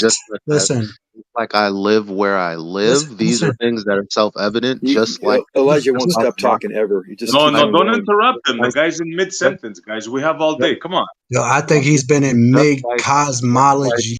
Just like rocks are rocks, just like water is water, just like all of the laws of nature have been experienced by all of us since we were born into this world and in our mama's womb and probably in our, daddy's nutsack. So these are things that are just self-evident. And when you come across something that's self-evident, it's a proof. Okay? So That I is don't a have real I don't have to stretch tell there, Elijah. Hey, Zanuck, let me jump in. What do you mean Go ahead. self-evident? I asked you for No, proof. I don't care when you want to talk. I wasn't done What? with my sentence. So What? at the end, I already went 60 seconds in. I damn sure ain't gonna stop now. You may as well let me finish. So the bottom line is, guess what? Before I was a flat earther, I was a Chicken globe butt. earther. And guess what? The reason that I'm not a globe earther is not because I stumbled upon flat earth. It's because I had a desire to learn more about what I believed in heliocentrism and the globe. When I found that there wasn't sufficient evidence, there wasn't any proof, any way that I could prove to myself with the tools that they've given, with the math that they've given, with the stories that they've told me, I decided I don't believe in a globe. I don't have to prove You done yet? evidence to nobody. You So done that's yet? why. You done? Well, you asked the question, so I was answering it Yeah, for your but benefit. you answered it with a whole fucking So, holy Okay, now it's shit. your turn, bro. It's your turn. Go on. Okay, so you said evident is self-evident. What evidence do you have? I'm still looking for that, and you just went on off on I a just, I tangent. just, I just told you there was no evidence of what I used to believe, which is the globe. I said I No, don't the have to flat give shit. Earth, dude. We're talking about I the globe. didn't I He just said tell you things self-evidence. that yeah, it's self-evident. Oh, so it's philosophical. I don't get what you mean, bro. There's nothing in my existence that tells me I'm moving on a ball. There's nothing that tells me that I am not perpendicular to the horizontal surface that I'm standing on. How does That that is prove a what I shape? know. I don't know what the fucking shape of the earth is. What moving on a ball, dude? The Earth can still Flat be a is sphere, not moving. flat is not a shape, fam. It's an orientation. Second of all, if it's not an orientation either. Yes, Second it of all, is. no, it's not. Flat is an orientation. No, it's not. 100%. Yes, it Okay. is. I'm standing The on a fuck? floor. What orientation is that? Well, that's perspective. There's different I'm type of standing orientations, on the dude. floor. What There's not orientation is just that? one I'm orientation. standing on the floor. What orientation is the floor? You're talking like you think orientation means like the color of crayons, like red is red. No, orientation is a location, a specific attribute No, of something. orientation Yeah, is flat Earth is orientation, dude. that's dumb as hell. That It's is unfortunate, but let me jump in real quick. So, what no, proof do you you're have of wrong. flat Earth? I'm trying to figure it. Hang on, calm down. You're So I'm trying to. wrong. Hey, Problem hey, is hey, night, night, orientation. shh. Hey, pillow, blanket, sleep. The determination of the relative position of something or someone, especially oneself. So I'm standing on the ground. Relative to me, what the fuck is the orientation of my floor? It's where you're positioned at. What is the orientation of What my orientation to what? floor? Orientation is like it's a specific location. Relative to me. Relative Flat, to standing flat up is an on my orientation, dude. Okay, listen. I'm perpendicular to my floor. That is the orientation. I mean, second of all, the wall that I'm looking at.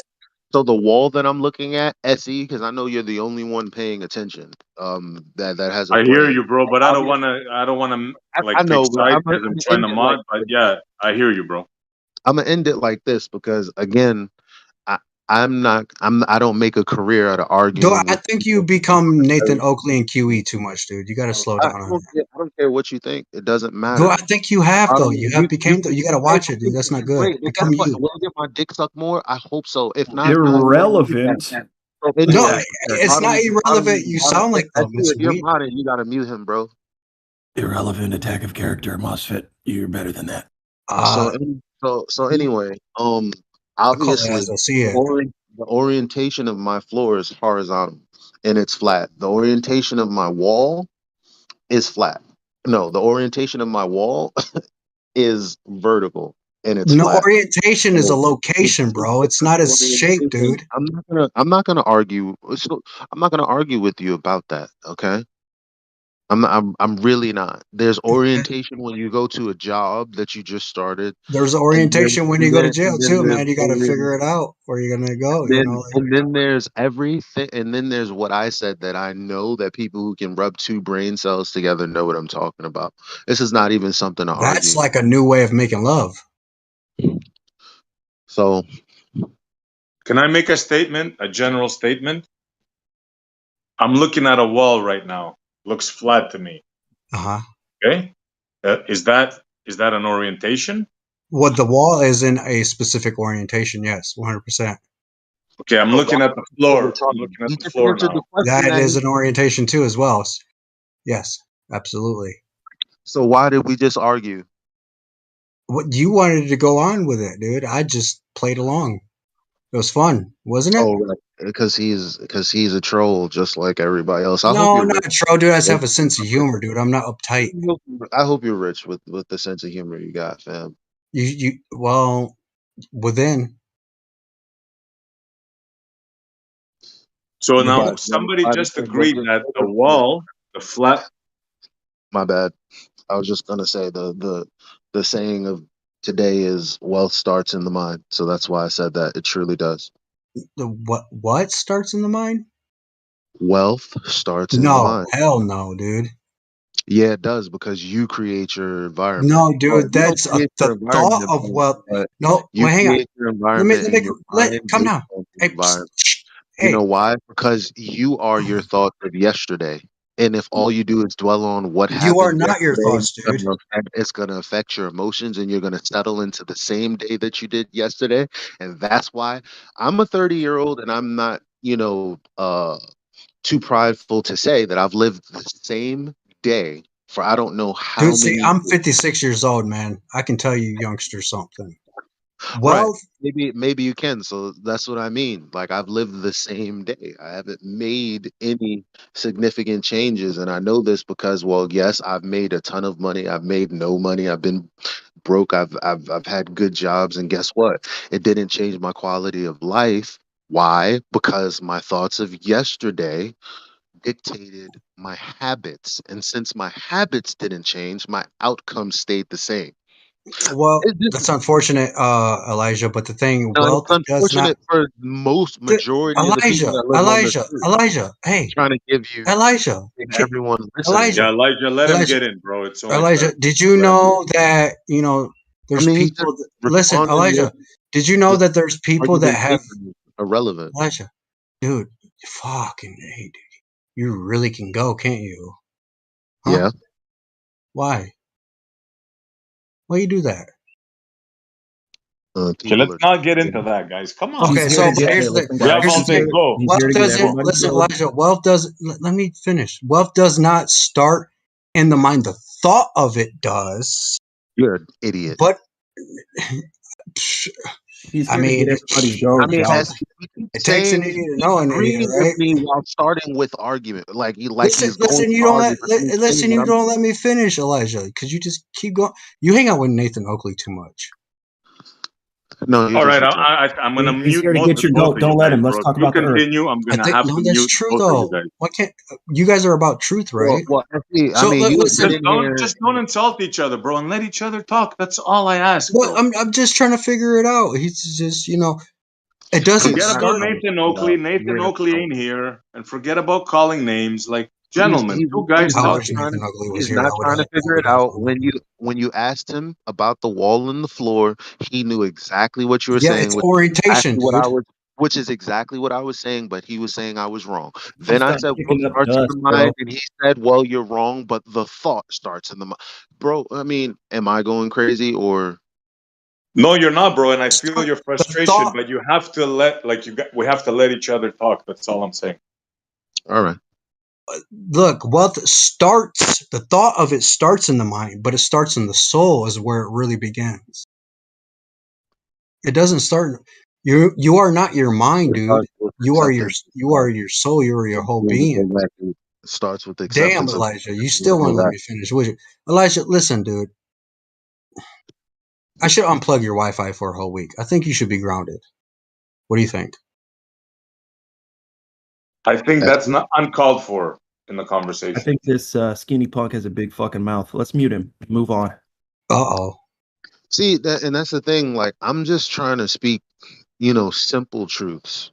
Dude, you yak too much, dude. Did you know? Have you ever heard of that saying? Somebody that talks too much, dude, is probably not really should be trusted that much. Well, that's what fools say. I mean, that's our lot in life. I'll ask God about it when I get there. Why did you give me A person who says something like that has a lot of insecurities, though. We do know Well, that. what God? Wait. What God? What God are you talking about?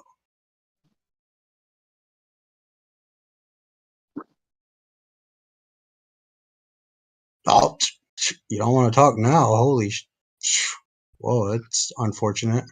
What are you talking about? I said, what God are you talking about? The Old Testament, Yahweh. Ooh. That's a silly question. No, how is that a silly question? Are you unable to answer it? Yeah. And I don't have to if I don't want to. When I say God, I'm talking about the reason that I can reason, the reason that I can breathe, the reason that everything works the way it works. Whoever, whatever that is, that's what I'm talking about. Is that hard? Okay, the most high. Okay, that's great. No, it wasn't hard. Was you talking to yourself? I'm glad you explained it a little bit more. What you meant when you were speaking of the soul and the mind, and you said it really doesn't come from the mind, it comes from the soul. And you said you're really not your mind. Could you expound on that? Because I don't think you know what those terms mean. That's unfortunate. Hey, maybe I don't, or maybe you do, and maybe I do, and maybe you don't. But okay, so the reason why I say that is because you're not your thoughts. Have you? How can I put it? You are your worst critic. Have you heard the saying? You are your worst critic. Hang on, Elijah. Just you're saying two conflicting things. You asked the question. You asked the question, didn't you? I think Nathan, dude. There's too many. Did he not ask a question? I mean, unless he Well, addressed. yeah, I'm trying to answer it. If you let me answer, Elijah. How is he gonna? All right. Whoa. Hey, you guys are talking all over each other. North asked Most Fat a question. Just let him finish it, Elijah, and then see if North wants to follow up. And then if North doesn't want to follow up, then come in. He literally asked the question. Elijah, North asked Fat a question. Elijah, I think I'm going to remove your battery. Okay, somebody needs to remove your battery. He said it doesn't begin in the mind, and then he said, "Have you ever heard?" That sounds like the start of a question, right? Yeah. Well, if I can answer it, I mean, it would be great, won't it? Answer your own question. I guess it was rhetorical. Whatever. Elijah, listen, dude. Sit down real quick, okay? Okay. Dude, you don't need to start with that shit, man. Okay, so listen. Okay, but You're he just answered trying me. to trigger people into being aggressive. No, they're with triggered you themselves. I don't do nothing, bro. Listen, Like, this isn't your time to trigger and talk all over me, bud. Okay. Okay. Just So let him have his therapy session with this, guys. Let's do it. Let's hear what he has to say. Get it out, kid. Let's hear it. Uh-oh. So North, do you want to restate your question to Thank MostFat? you. MostFat, just reply in kind. Yeah, thank you. What did you mean when you said it's more so from the soul and not the mind, and you are not your mind? What did you mean, and could you expound, and maybe could I speak with you a minute on it, or no? Yeah, 100%. Okay, so the soul is like the whole, if you will, it's everything. And your mind is like a piece, like a computer. It's like the RAM or like the screen. It's only part of it. It's only like a piece. So you ever heard of the saying, you are not your thoughts? Well, if you are not your, have you ever heard that? Go ahead. Yeah, I've See what I'm said many saying? times. Yeah, he waited for an answer. I was answering and he was mad. See what I'm saying?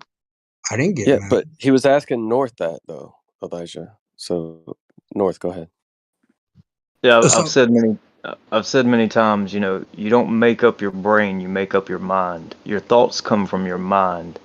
When you speak of soul, you are speaking of the entire system working harmoniously, in my opinion, because where we get these words soul and mind or spirit or consciousness, where we get these words when we start defining them, the spirit is what animates the body, and that's what we call a soul when they're both together working harmoniously. Now, if your thoughts come from your mind, then that is who you are. Now, no. it's not every aspect of what you consist of, but it is who you are. No, it's definitely not who you are. It's who you perceive yourself to be, because you are your worst critic. Same But difference. Why? here's the thing: we are electromagnetic beings. What you think will be, and if that's what you want, then that's what you will have. But That's what I'm here's the thing: when saying. The Elijah, same hang on, thing. Elijah, let me finish, and I'll be done. When Elijah said earlier that it starts in the mind, no, the thought, the idea does, right? That's like whoever created a microphone or Discord. The thought, imagine it started in the mind, and then it comes into reality. But it's the spirit that begins everything, I because agree you with can. you, You get what I'm MostFat. saying? Hey, can I say that you made a distinction where there's no need to make a distinction. When I said it starts in the mind, I said the same thing you said, and then you said, well, that's not technically true, and then you said, well, you are what you think.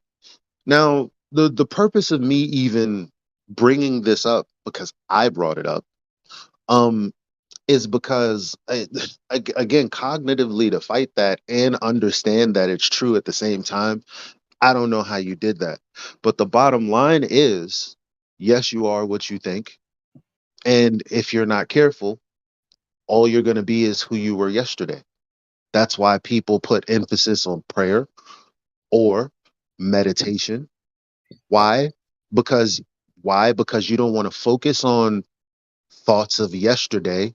You want to start imagining who you want to be, where you want to be, Reframe how this you for you, want Elijah. to be. In the moment you start remapping your brain to become that person, guess what? Opportunities present themselves in the way that allow you to step into that person. So when I say wealth starts in the mind, everyone who has lack is because you haven't decided to make some changes, which Well, means each and every one of us can be wealthy. We just need to it's literally in the it's mind. true. This is the one thing that's bigger than flat earth that people will fight me tooth and nail, because I'm basically telling us, yes, our transgressions are all because we haven't overcome them. Well, that I agree with you, Elijah, and I'm not trying to cut you off. That I agree with you. I'm gonna try to dumb it down to the best to my abilities to try to make it where I make better sense. Maybe it's my fault, but what I mean is it doesn't start in your mind, because there's points in time in life that you're like, holy shit, something's not going right, and you're not always thinking with your mind. It's actually your heart, body, and it's your whole being that actually recognize it. So is it really in the mind? Things that Yes. are in the mind are only physical. They're only like, at that physical stuff. But when you are deep within you, that's where which manifestation or whatever what you're going with I'll tell you why. occurs. No, it's not manifestation. Well,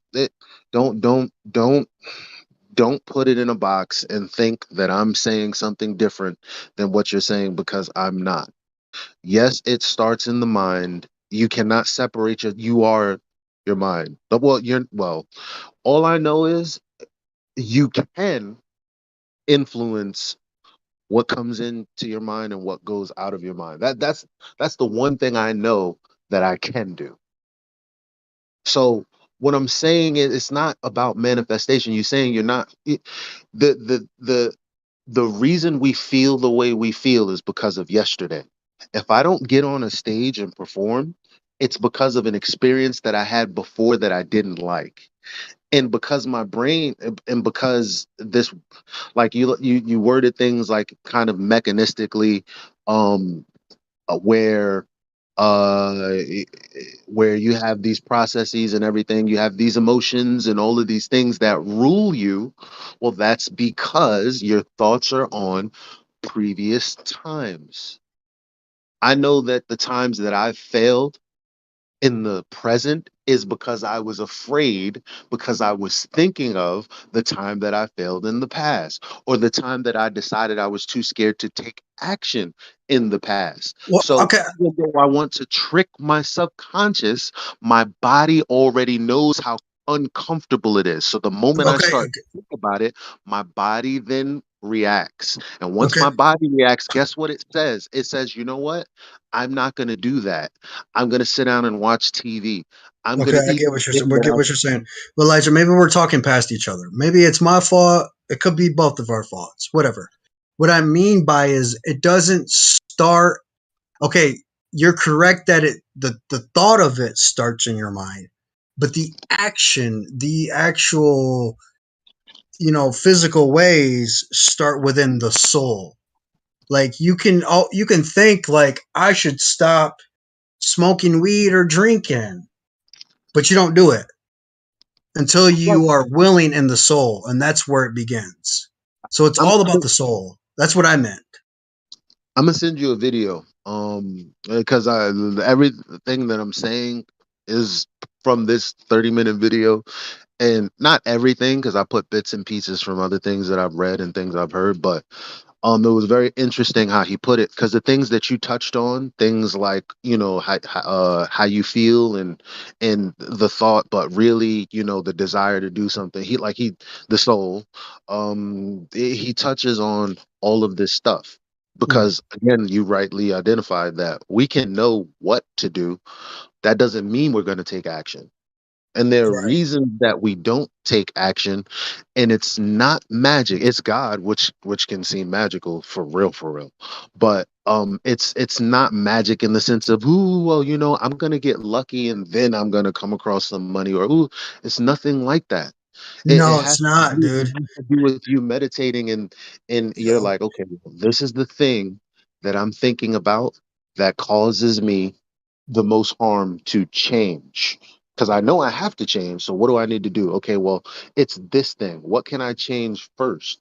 But the thing is, your body is still going to respond the way it's been responding, because you haven't done anything different. That's why you have to, because why? Because Okay, it's Elijah, can I ask a question? Can because I it's, just yeah, move it on? when I'm done, Um, when yeah, I'm done, it's really long, because and I've tried to cut in it's not, before. yeah, when I'm done. I know I'm long. So we're having a conversation though now, right? Nobody's interrupting now. It's Yeah, not I'm like just saying, can I I'm cut in? saying, it's not like it's a debate. I'm trying to edify just like everyone else is edifying. This is the different modes of this chat room I'll I'm join in in. after you finish. It's fine. Thank you.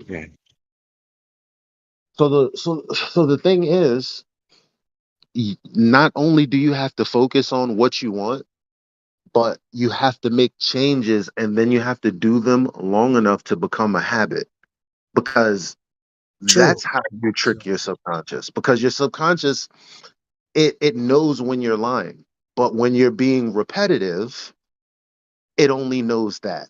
It only knows what you respond to, how you feel, and how to make you comfortable. The only way to change is to become uncomfortable and do the shit that you have to do. That's all I'm saying, man. What about, can I ask, what about the DNA? Like when a baby knows how to do something, but it's not based on its memory, it's just naturally working it out. Yeah, God. Because that's the soul, dude. Everything From the starts with soul, the, that's what he's saying. It's from God. That's what he means. yes. That's what I'm Everything saying. starts with the I said soul, that dude. too. I said that too. Okay, yeah, you are agreeing then. You're just talking both. They're That's what past I'm each other. I saying. said I tried to I said establish earlier. that. Do you guys distinguish between the soul and the spirit, or do you Okay. use those words interchangeably? Okay, so the spirit is I'll let y'all. the I'm gonna soul let is like a y'all do deep. y'all thing. Because I'm gonna go on mute because I know I've been talking a lot. At the beginning of our back and forth and bumping heads, I continuously said, "You're saying what I'm saying." Did I not say that? No, God, it doesn't matter. It's still Not. a good talk. It does matter because I was in agreement with him, and I didn't understand why he was saying he wasn't exactly in agreement with me. But we come to the conclusion that we are in agreement. Doesn't matter. So now you're making a problem where there is none. But I'll shut up. One of your things, you're separating, Elijah, that we've got free will in the respect where even if we have There's a no such soul thing and as there's a free will. God, I didn't even if even we have mention free God will. and a soul, we I still didn't get even to mention make that. up everything ourselves most of I the didn't time, even right? mention free will. I don't get that. That's what free will kind of means. We get to make up our own decisions, even though there's a God and a soul. We get to choose choices. I'm Okay. sorry, buddy. I don't mean to cut you off, We have buddy. our own thoughts. That's a type of free will you're We do talking about. we do make choices. I don't know about free will and all this other shit you're talking about. I You know. claimed And that Well, you get hang to on. choose Let it me at jump in real first. quick because It's I not just want from to your give you soul or some. God. You I just want think of it. So that's to. a free. It's the type of free will. You get to think thoughts. I don't want to like and like, but listen, there's no such thing as free will, and let me explain why. What? So there's no such thing as free will. There's choice. You have choice, but is it your own choice? Okay, so here's the thing. When you have done something that you regretted doing or wish you didn't do, if you had free will, why you didn't do it and why you didn't stop yourself in the first place? There's no such thing. It's either you have Satan's will or you have the Most High's will. There's no way around it. Either you're falling or you're up high. I like that. Period. There's no way around it. Because really, if you say it like this, there's only truth and then there's falsehood. Like God is that's how I look at it. God is everything that's true that I experience here, and the bullshit is everything he's not.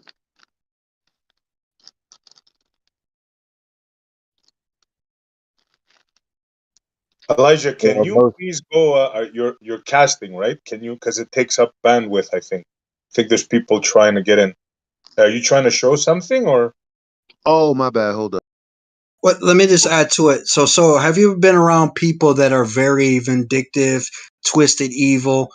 I wouldn't say evil as in like as a who they are existing wise, but I'm saying they Before just do wicked things, right? Is it their will? They think it's before their will, but why can't they stop themselves? They don't want to be in that position in life. They're miserable. They're lonely.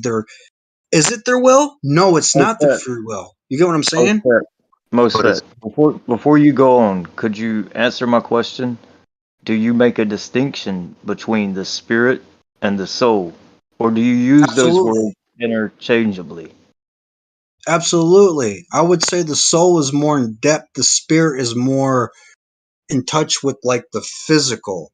Your soul is Okay. more in touch with like the like fifth, sixth dimension or heaven, however you want to put it. Let me ask a follow up. Maybe you can clarify a little bit better. So, if you're saying that it all starts with the soul, and you make a distinction between the soul and the spirit, I'm not sure how you do that. Maybe I could tell you how I do it, right? And then you Yeah, I could want to tell hear me. it. Go ahead. Yeah. So when you speak of the soul, if I speak of creation, for instance, right, where we get these terms, soul, spirit, all these terms. If I speak of creation and I say that Adam's the vessel, Adam was made from the dust, or made from the clay. And so you have a vessel there, and you blow the ruach or the spirit into the nostrils, and the man became a living soul. So did it start with the forming of the dust? Did it start with blowing the breath of life or the spirit in his nostrils? Where are you saying the process starts? Is it the full outcome, or is it the Okay. forming of the man? You understand what I'm saying? Yes, 100%. The thought starts from imagination. You know how the Bible says you should not be stuck in your imagination? You should always question it, watch it. Well, I wonder why that is. Who is the God of the Old Testament? Everything came from imagination, and then with imagination, you know how you're a little kid, right? You know how Jesus said, "Be like unto little children, be innocent like them," because they're so indulged into like this imagination, right? They don't No, even you no, get that's not the reason that he said that. 100%, The dude, children, because they're no, no, very no. forgiving. That's They don't hate. oh, Children don't oh, hate long. well, I can share with you They're why he said it, right? Oh, I okay. can I want to share hear with your you take on it, why I and I'll think. give you mine. Go ahead. Go I'm ahead. sorry, somebody else talking or Yeah, okay, so it was my fault. Go ahead. um so if you want to look at that, I mean, we could look at it. I'm sure people don't want to, go over it, but I'll just give you my opinion of what he's saying there. So when the children are trying to come to him and everybody's pushing them away, the children, it's like a child. Do you have a child? Do you have a Yeah. son? Yeah. Okay. So when you come home after a long day of work, does your son meet you at the door with his hands up in the air, waiting for you to pick him up? Has that ever happened to you? That's anytime when they're away. Okay, so they put full trust in you, right? And they know that you are providing everything they need. So they come to you with that full trust that you are there to provide for them. But no, If not, they would run away from you, right? No, So, but you're getting that misconstrued, buddy. Because women do the same thing to men too. What I mean, we're talking maybe about we're talking. children, man. We're talking about children, right? And we're talking Yeah, about a women do the same specific thing too when they instance. cleave to a man. Hey guy, we're talking about a specific instance No, where but Messiah that's not what he. That's not what he meant. we're That's not what he speaking of meant. Listen, let's just hear me bro, out. you guys have a problem, man. I need some muting power in here, man. I wouldn't abuse it, Gio. I would just mute people who interrupt, and then I would just let them back off mute, man. You have a good day, bro. I know where you're going with it, but I'm trying to give you a perspective to understand. It's when he says be innocent like little children, it's because they don't look at the world as it's love that is unbroken. It's not Innocent. broken. Where did you get the word innocent? Yeah. Where did you get that word in the text? Could you Yeah. show me? Could you share it with me? No? Okay. Well, that's what it is. They're innocent. They haven't been broken. They have pure. You know, You're like the adding garden. to the text. You're Listen. You adding know, to the like the text. Garden of Hey, Eden, you're Adam adding and to Eve, the right? text, man. Let me go. Hey, Let me go. you're adding to the text. Let Hey, me you're finish. adding to the text. Hey, you're adding to the text. No, Hey, I want you. hey, No, guy. I'm adding Hey, to. guy, you're adding to the text. Hey, No, guy. Hey, but so a lot of that is. you're adding to the text. Hang on, calm down. Calm Listen, down. a You're lot of adding to the text. Hey, a lot of. You're adding to the text. No, I'm not. I'm explaining it. I'm not adding to the text. I'd mute I people. think I would have liked some modding about 20 minutes ago. I'm not adding to the text. I'm explaining it. And I know that's not against evil speaking about someone interrupting someone. He did it to me about 45 minutes yesterday. No Either one way, did just anything. go. What's up Finish with your that? conversations. Let Finish your me conversations. just explain it. You're over Yeah, so talking don't him add to just the as well. text, man. He's over Hey, talking. guy, Okay, let me don't add explain to it. the text. Okay, so remember the Garden of Adam and Eve, right? The reason why the Most High didn't want us to like have the forbidden knowledge is because all we knew was good. If all you know is good, perfect. You have no suffering. Where there's suffering, there's evil. That's just bad, right? It's horrible. That's what children. That's why I say be like children again. Be born again. You be like kids again, where you don't Stop indulge in adding to the evil. text, man. Stop adding to the text. I'm not adding to the text. I'm adding to interpret. Like I'm telling you how it is. That's You're adding really, your it's interpretation. common That's sense, cool. dude. It's really that simple. Don't it's You evil. must be the That's only why it one says with be that like common children. sense. 'Cause I don't hear anyone else saying that. So you must be the only one with it, man. You know, Nah, maybe you know what's not. crazy? I said what I said earlier to actually begin a conversation that was about what the fuck I wanted to talk about. And when you interrupted, it ended up being you and North talking about this. I mean, that's no, that's fucked up. My bad. I was just trying to explain to him. You know what I'm saying? I mean, I Yeah, but can't every please. time you talk, you change what someone else is saying, and then it becomes whatever the fuck you're talking about. No, I'm just trying to explain to him what be like little children, because he brought that up about that, and I was explaining it, breaking it down with that, what it really means. Yeah, and he's saying that you're adding to the text because you're taking your interpretation and you're expounding upon words that aren't there. So maybe North, do you want to explain to Yes. him how he's adding to the text and Yeah, maybe where he's interjecting his opinion? I want to hear North talk about it because this guy, he's all over the place. He's just making things up as he goes along. I'm not going to take up too much time. I'm not going to take up too much time at all. I would just say that the guy who's speaking, you're adding words to the text, just as someone just pointed out, and the context is not there. You're putting it. You're putting the context where it's not supposed to be, and that's a problem when you're analyzing any text and trying to tell someone what it means, right? That's what you're doing. You didn't go to it and break it down. You just said what you thought in your mind. And that's your mind, your individual mind. That's not all of our minds. And I guess that's the common sense you have, but not everyone in this room has that common sense because they've read the text. See, I'm not thinking with my mind, dude. I'm thinking with my soul. North, you don't get to be an authority interpreter. That's not fair.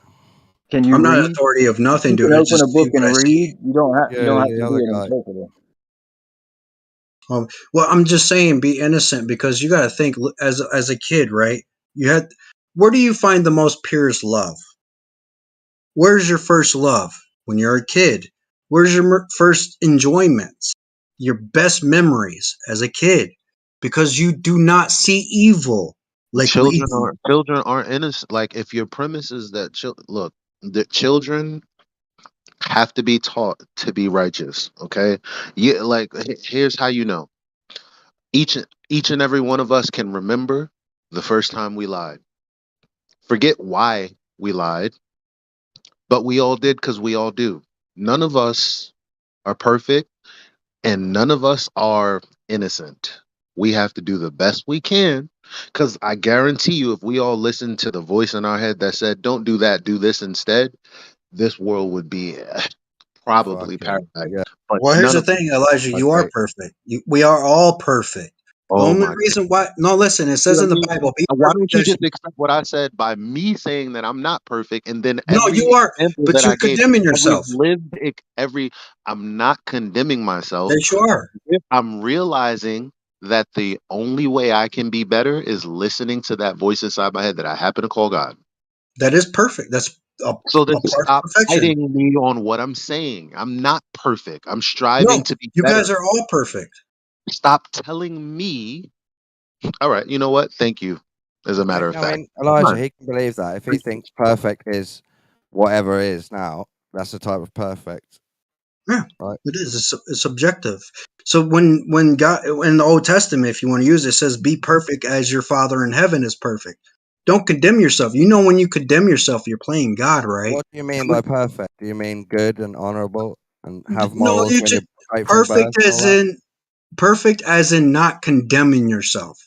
Did you know that you condemn yourself more than you do others? That's the first listen. When I started talking before you interrupted, that was a part of the point that I was going to make and a part of the conversation I wanted to discuss. Thank you. Because remember earlier we were talking about it was touched on briefly before oh, I'm fucking lying. I'm in a whole different room. Never mind. There was a point though about all of the suffering that happens, and the powers that be and how we can't, how are we going to change it? We always look, to the outside world for that to happen. And that's why they've gotten us in a vice grip psychologically, because we don't even know from what frame of reference to look at this thing from, literally.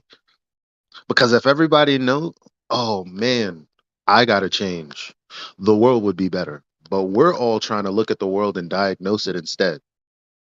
True, but Only people who are doing better are the people who are not diagnosing the world, and they're diagnosing themselves. no, the people that are doing better is those that are actually in touch with the child side of them. Not childish. There's a difference, but the child that's within them. That's I think I can get what you're saying. The way we used to dream, the way we used to use our imagination versus it. Like our imaginations are already programmed. It was programmed when we got here by God, but then it got reprogrammed by man. Like nobody can deny that that's true.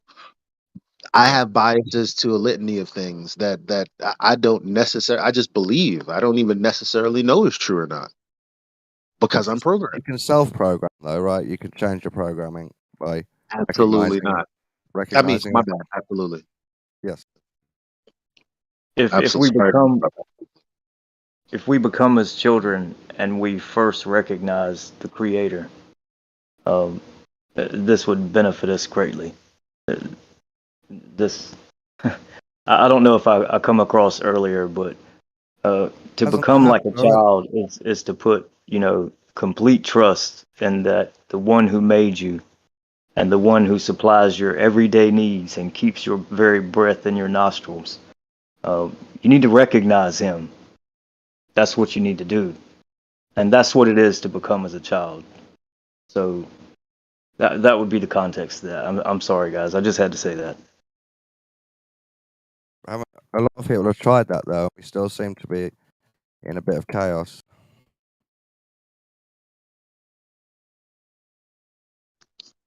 What?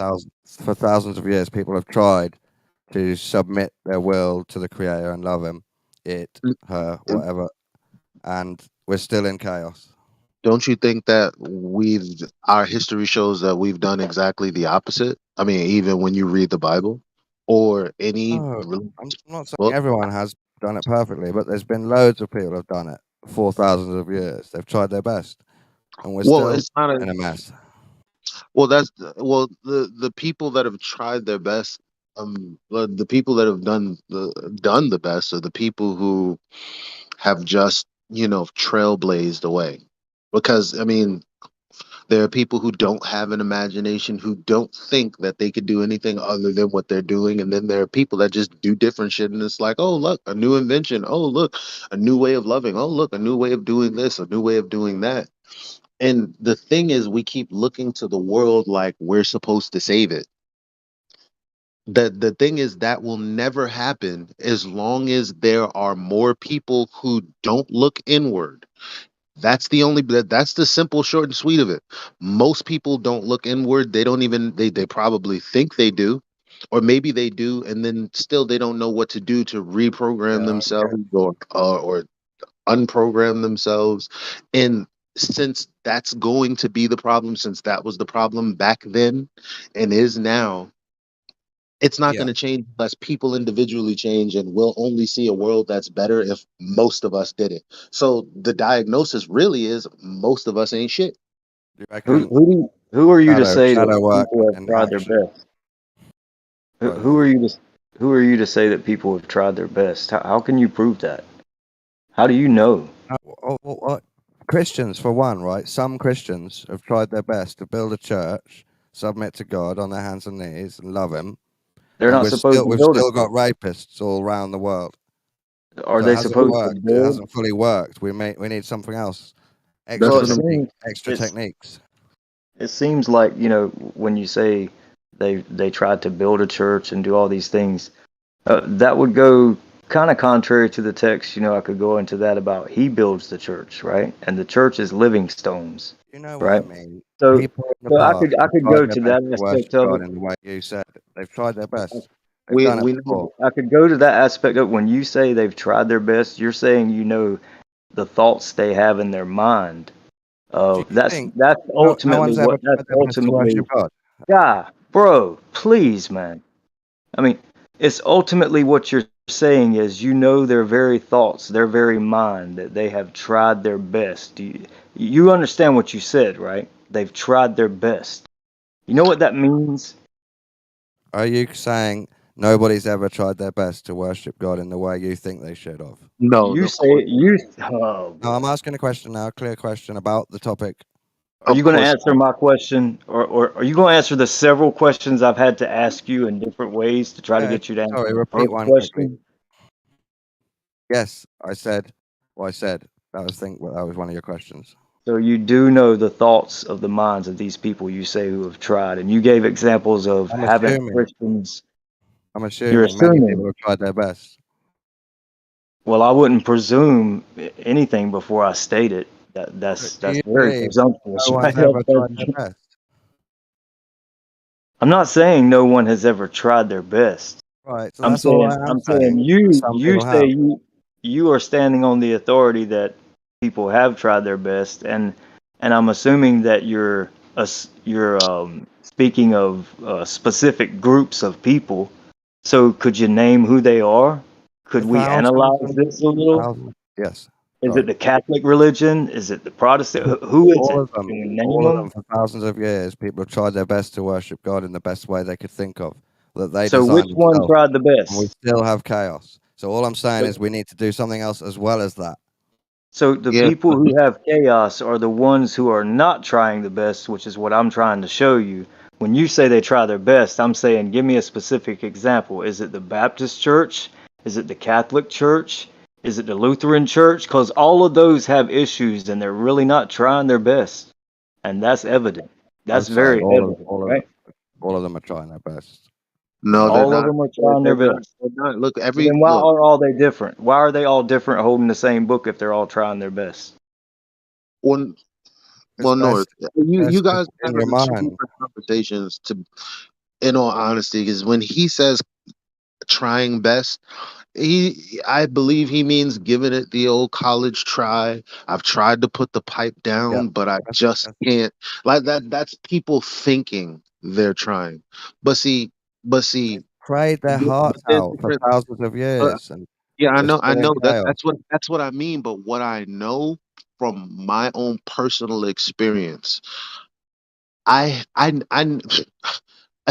at some point when I was a child, I knew that there was a day that I didn't do my best, and then that day became two, and then that day became three. Didn't have to be consecutively, but what I'm saying is everyone has lived that experience. People want to do their best, they do not try their best. I think we've got Don't sit there and tell me that when most of the world is impoverished, even though that's not necessary. Can we concentrate on the tried? What I meant, they've tried their best, but they haven't managed Okay. to use that method to stop chaos and live in peace like the film Avatar. It's not Yes, managed to happen. that's evident because they didn't do their best. They wanted to Yeah. try their best. Some of them did try really hard, right? No, they don't try really hard because trying really hard is not, for example, for one example, being a Are you reverend trying really hard? who being a reverend who's amassed a large following and struggles with sleeping with women in his congregation. That's just one example. What I'm saying is that's not doing your best. That's giving yourself a pat on the back because you think you did something. Okay? You think No one does your their best? best. No one. Not getting people to donate money to build buildings and take credit for it as one person or three persons. That's not doing your best. So what does doing your best consist of when it comes to being a someone who is trying to follow God, as you say?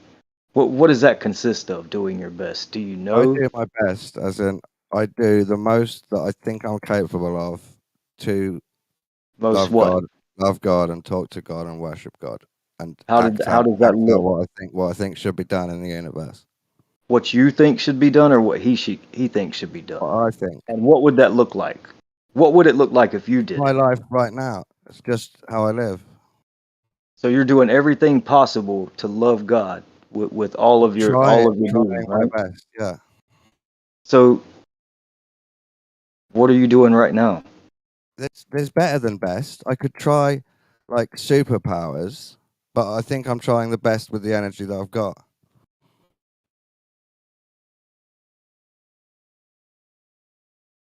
Maybe the word best is just the weird sticking point. I should have said people have tried really hard before.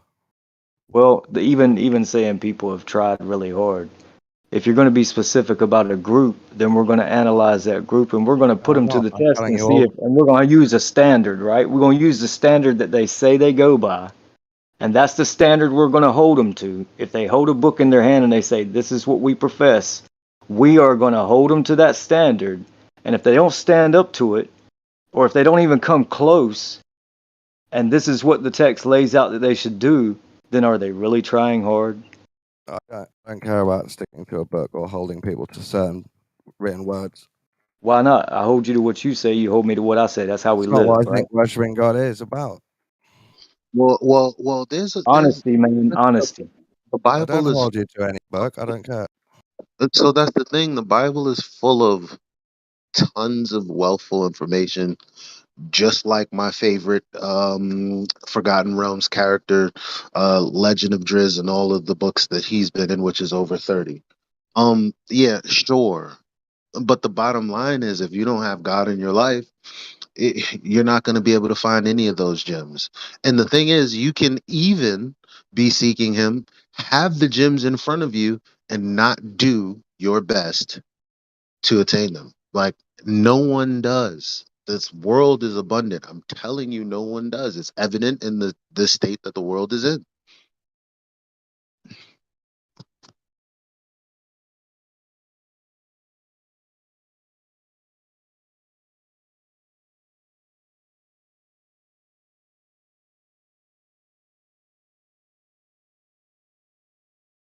North, even if I took your method, testing them against their own books, I could give you a random Satanist group that follows their book out exactly as it says and do horrible shit. And I could say that's them trying their best to be close to God. Can you give an example so that we can assess if they're doing their best or not based on the literature? OTO, Auto Temple Orientists. Okay, what do they do? They're trying to advance human consciousness, and No, what I mean, they don't care about what do anything they? stopping them. They'll do anything they want. But what do they do in the name of God that you claim is because their book told them so? Change education systems by infiltrating the unions. Does the Bible say to do that? No, this is not Christians. This is OTO. Okay, so what is their book and what are their tenets and how are they following them? All of Aleister Crowley's writings, lots of other occult books, like The Secret Doctrine and all that shit. And they're acting it out by being mental. Well, I gave you one example already. Yeah, How they're doing it. it's not knowledgeable enough. I can't, put anything on the back of that. But thank you. They're trying their hardest to do the God thing. What about Egyptians and the pyramids? They tried their best to get to the afterlife, right? Wait a minute. The Egyptians, also known as North Star, would probably know the endonym, but in Scripture they did exactly the opposite. They did The Pharaoh exactly. slave owners. Yeah, That's who I'm talking about. they did exactly the opposite of what God told them to do. Oh, no. They tried their Yeah, best to get to the afterlife, is my argument now. yeah, but Egyptians were a certain people in the Scriptures too. named under a different name. They weren't Egyptians. None of the names that we see today were the names. None of they're all exonyms. None of them are endonyms. They tried their Like my name best is to Elijah. keep, It's not even Elijah. they It's tried their Eliab. best to keep their heart balanced by sticking to the 72 negative confessions. So they rejected truth. Millions of Apparently, them. they rejected truth because in their time, right, there were followers, and they rejected those followers. The people that we now call Christians, whom didn't call themselves Christian. What about David Koresh? Maybe he did his best to act out God's will. And it ended How? in Waco siege. That's what happened. That was the effect from his cause. Well, this goes back to what North was saying. Well, how do you know someone's doing their best if you don't know what's in their mind? All I Like, meant was doing a lot that seems like they were very passionate about it and really trying. That's what I meant okay, by best. 90, I don't know what the percentage is, but most people work 40 plus hour long days in hopes of a better life, and it'll never happen because that's not how you do it. Yeah, of course, they can all be wrong. But that's the point. Truth is out there. There are books out there. There are seminars out there. There are tons of things out there, and then there are the poor people that buy up the lion's share of raffle tickets instead of investing into something real, sowing your seeds, like the Bible give you says. I think the last Ecclesiastes talks about some really good business tips. And people are doing exactly the opposite of that. How are they trying their best, even though they're trying something really hard? Obviously, I'm not people work agreeing to that. hard as hell. Of course, loads of people make a mess, and it's not their best. I'm just talking about the really passionate religious people that have tried to touch God over the Was it aeons. you? Was it you that began the conversation? What was the main premise of the conversation? People have tried. North said, all we have to do is love God, Him, love the Father God. And I said, people have tried that before, and we've still got issues on Earth. That's all I was saying. But you know what's crazy? Humans can identify that an abuser will say they love someone, and they'll just decide based off of based off of just knowing how you should be treated. This person will say they love you, but everyone knows no, that's not love. So when you say they loved God, well, I mean, how'd they treat him? Can I throw something in real quick? It reminds me of my uncle long time ago when I was a little boy. And he taught me a very, very valuable, little lesson. You don't try, just do. And you can usually be more, you could usually accomplish something more when you just do it and don't try to do it. Because this word trying has like kind of within itself a built-in possible failure, but at least I tried. But if you Was just he Yoda about the phone? what was that? Was he Yoda? Your uncle? No. Do or do not. There is no try.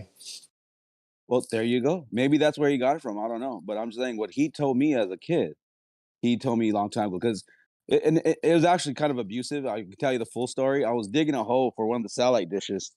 I was 10 years old, and I couldn't do it like the way he can do it. Obviously, I'm 10. He's fucking, like in his 30s at that time.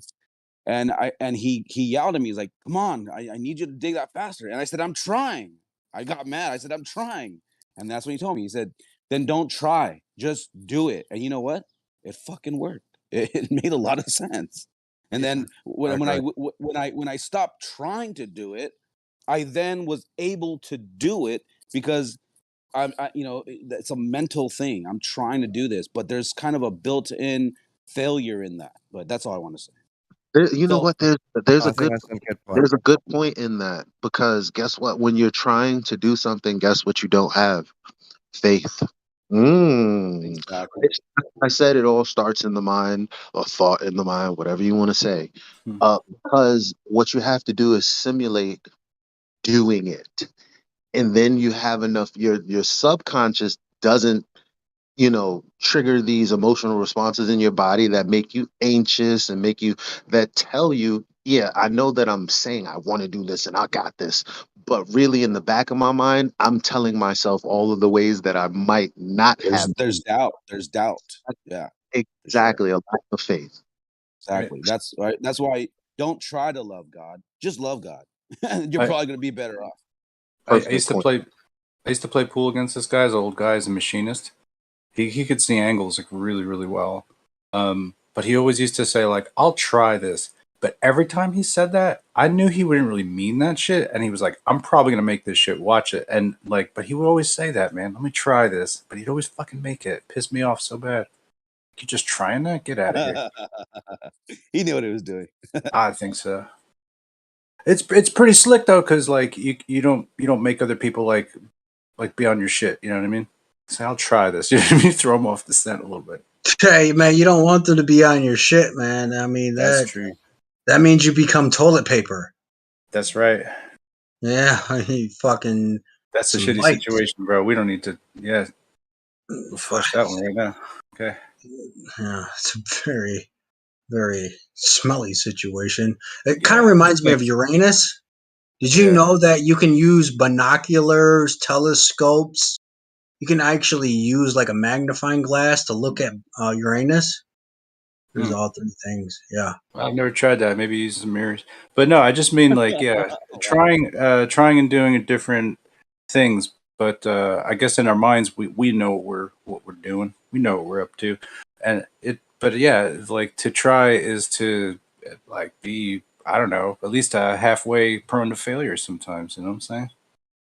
Yeah, like when you're looking at Uranus, dude, you can fail if you don't position yourself in a. Have you ever pulled a muscle when you bend over? Like, see, I don't want to go there. This is not. You're kind of begging the question here a little. I don't know. For what reason? Well, I'm not sure. the question could be begged if it was by her. Is it because it's super funny or because it's just like super not funny? Is it? I'm not sure. I don't know. It's probably not funny. I guess there's a perspective. But if you've seen my height and how tall I am, that would be pretty funny. That might be hilarious. I'm not sure. Oh yeah, dude, I'm like 4'11". Whoa. Shit's fucking crazy. I have to get like a wooden step stool to get on top of my fridge. I can't get plastic because it kind of like, especially in the summer, it gets warm and hot and it like melts a little bit. It really doesn't. So kind of wobbly. I have to get like a wooden one. It's better. Maybe they make steel ones. I should look into that. But yeah, I'm pretty short, dude.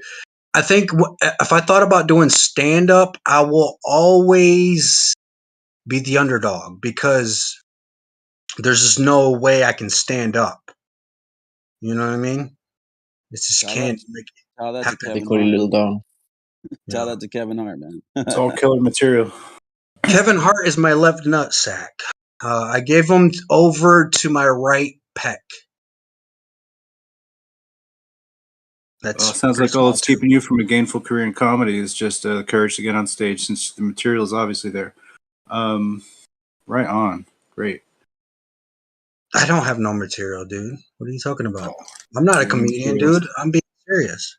Dude, you know what you should do? You should go on stage, talk about the moon landings, because that's fucking hilarious. No, what's hilarious is yeah, you're gonna have to work these comebacks out because like people will eat you alive on stage. But like no, here, that's what's hilarious. It's not but speaking. there, yeah, don't want to do that. That's what's hilarious when you just don't have nothing to say. That would be the sickest act ever. People just like laugh at you. For real, dude. You don't have a comeback or whatever. Great. Just dying under hecklers. They're just like slaughtering you. But that would be fun. I mean, for some people, they would find that hilarious. I'm certain. Dude, you shouldn't. You know what's hilarious, dude? You should never come to my hometown, that where I'm from. If you go to like, there's this food center, right? And there's a couple dudes. You guys got food there? That's sick. It's called a food center. Yes, 100%. Oh yeah, bro. Nice. Yeah. Moving on up. Yeah, well, let's go. Are we supposed to move down? I mean, the options are there. Dude, have you ever smelled your armpits in mid-conversation? Is that what you're up to? I don't know. Yeah, Are you dude, trying I to had say to it's make like, sure. Two I had to it's make something sure I AI else? was like okay. talking to each other? What is happening right now? I don't know either. You tell me. I can let I've someone done else that take before. this intellectual titan. Sorry, I didn't mean You've to done that before, Snap. bother anybody.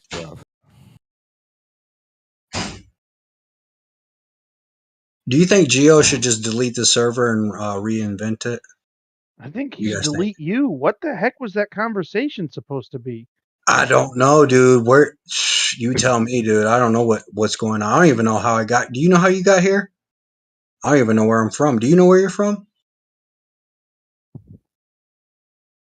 How did we get here? From the Pleiades.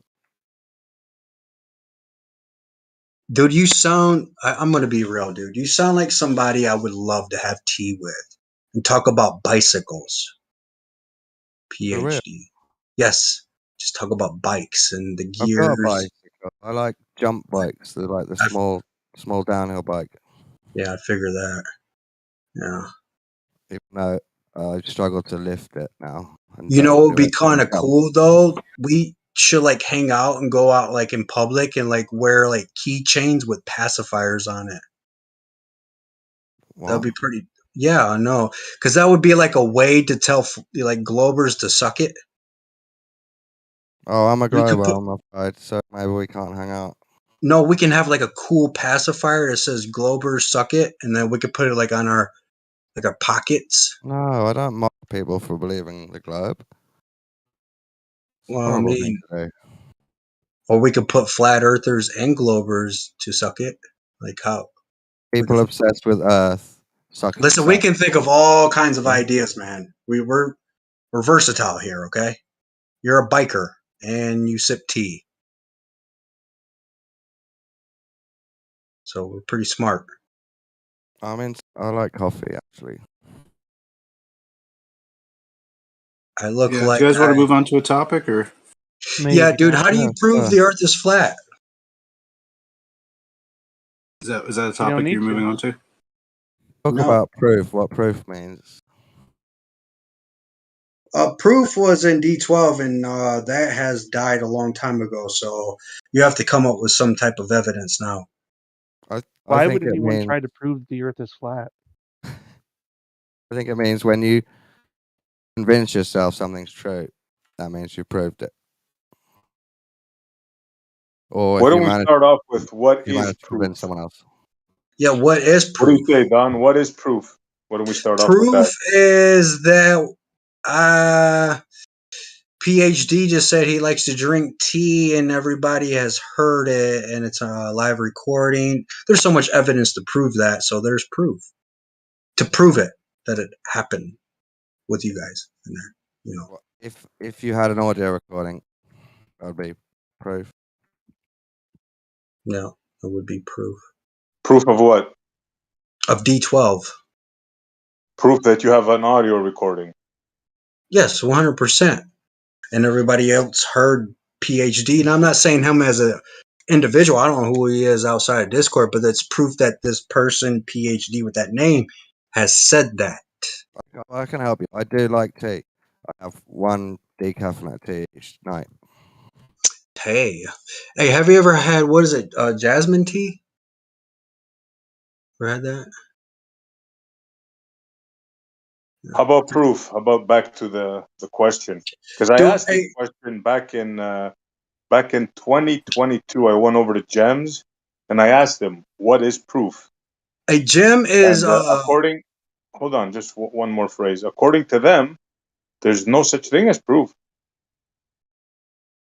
well, there is proof that Jim absolutely does not know what's going on.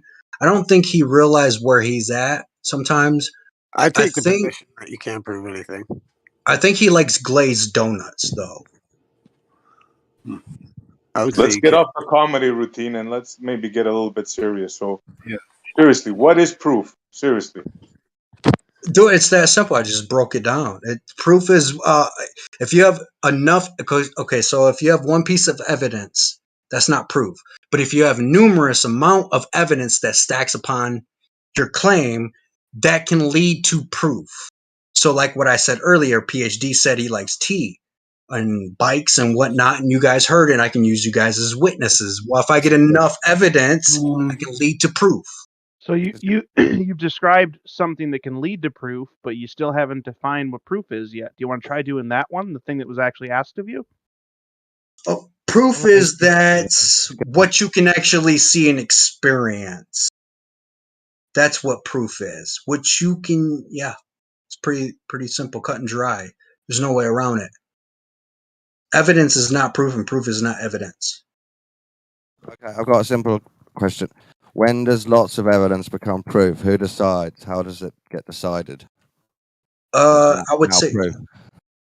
by I would say at least a handful of people or more, where they all can come together and conclude and Hey, decide Tom, on something. Any group what of about people? agreement? Agreement would settle it. Yeah, that's what I'm wondering. Yeah, agreement would settle it. Do you need everyone on Earth, or just 10 people, or just you and your mate? Just the affected parties. So consensus then. Yeah, it would pretty be much. different. How many people would be different in each example then, yeah. Well, yeah, that's I don't think that's a good Well, no, but the measure. idea that agreement would be like satisfactory, like the two parties would accept So, something. Isa, do you need someone to agree with you for all your beliefs to be proved? Or is there some that you think are proved with where no one's agreed with you yet? Well, yeah, I mean, I think that I don't think you can prove anything. I'm of that ilk, but I wouldn't need anyone to necessarily accept my position. You know what I mean? That's God what I mean. willing. So you can come to a strong belief without an agreement. Did you know I'm the Well, co-founder? hold on. It's agreement. Go ahead. See, but if the belief has to do with, let's say, an internal position that I hold and struggle We're really with. going pretty far And, deep like, in this proof thing, though. that's where we're at, dude. Welcome to the show. Like, what do you call it? If you're going internally, then that internal agreement, settles it with inside of you to accept something maybe that, it doesn't even matter what other people think about. You know what I mean? Like that. But that internal struggle, like if you're conflicted about something, you know what I mean? Then there isn't agreement, and therefore you're trying to settle it by showing evidence for either side of your position to yourself. Yes. And then you come to a certain agreement about that position, and you chalk it up to whatever side of that is. And then if the problem is the absolutism, that's the You're problem. right. Absolute. Because Yeah. like the absolutism, the idea that like you're just going to give up all hope on the other idea because you have a limited amount of evidence that suggests your other idea, the competing idea. Well, let me give you a demonstration. Okay, so let me give you I don't mean to cut you off, dude. Maybe I do mean you. You're all good. You're all good. I'm not. I'm being honest. So, Shine says circumference of light. See, I brought that up a while ago here, and I do have a lot of evidence. Now, I want to see if I can sway you guys into that's proof. Can I give it a shot? Everybody want to listen to that? Ready to I hear mean, that out? we could. Here's the thing, though. Regardless of the circumstance, like you explaining this, which feel free to do in just 1 second, is the idea is that it's the philosophical notion that you can't prove anything, and that trumps whatever explanation, no matter how grandiose or self-evident or whatever like that. But the idea is philosophically you cannot prove anything. Well, you can. I could prove that you exist if I met you in real life. It's a big if. That's what I believe proof is. You deciding. So you see Well, eyesight. sure. You already trust your eyes and your brain to register the eyes, and then that's proof because you trusted Okay. your own system to see eyesight, and seeing Well- is believing, and all of that shit. True. Okay, so let me get to this real quick. The circumference of light over a flat Earth. If I was a flat earther, this is what I would go with, right? The circumference of light at a high altitude, you have Rayleigh scattering. You guys know what Rayleigh scattering is? I'm sure you might. Anybody know what that is? Like Rayleigh's criterion, kind of a reference. No, it's different. Rayleigh Different? Okay. scattering is where, okay, so you have the incident of light that hits the molecules and it starts to scatter. Well, even over a flat Earth, say there's a gradient with a vacuum, it still will occur the same. So you will have light traveling through less dense gases, and then once it gets to the dense, so it's what 14 psi at what 6 feet, 7 feet above sea level, and it's about 4 psi at 30, 40,000 feet. So say if you shine a big light on the macro scale, it's going to scatter. And then higher you go in altitude above that, it's going to appear spherical because light curves, it bends. We see it at 360. Therefore, that's why you get a sphere appearance or a shape, if you will. So that's the circumference over a flat Earth. It will look like a sphere. There's no way around it. That's why I'm not a globe or a flat earther, because of that.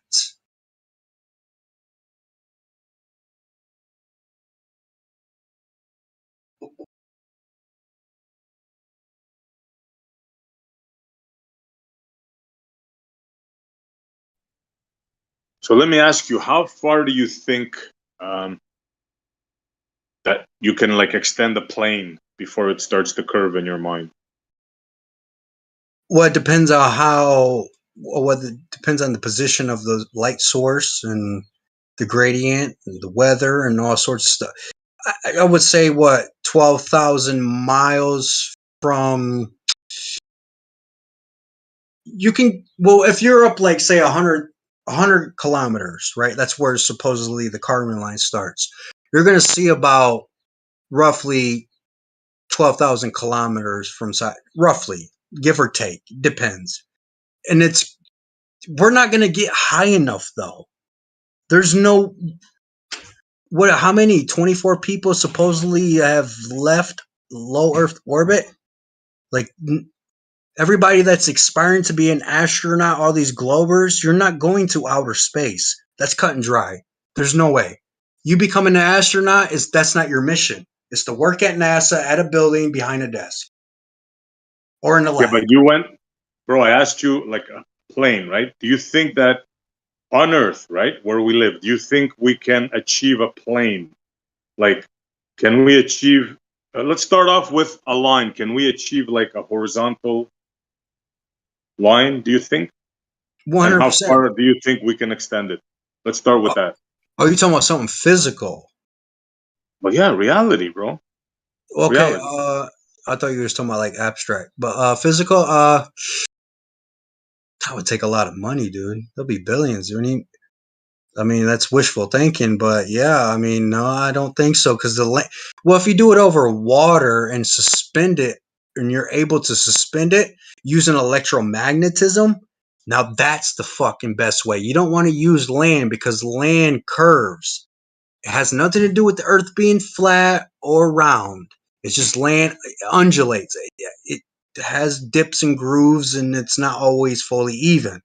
But if you can use magnetism, dude, I'm telling you, if you can, that would prove it. Magnetism. I don't think we're communicating, bro. I don't think we're on the same plane. Well, you say you want something physical, right? Yeah. The only way on to the do land. it, dude, Let's say you were to hire somebody you to don't make want to do land, dude.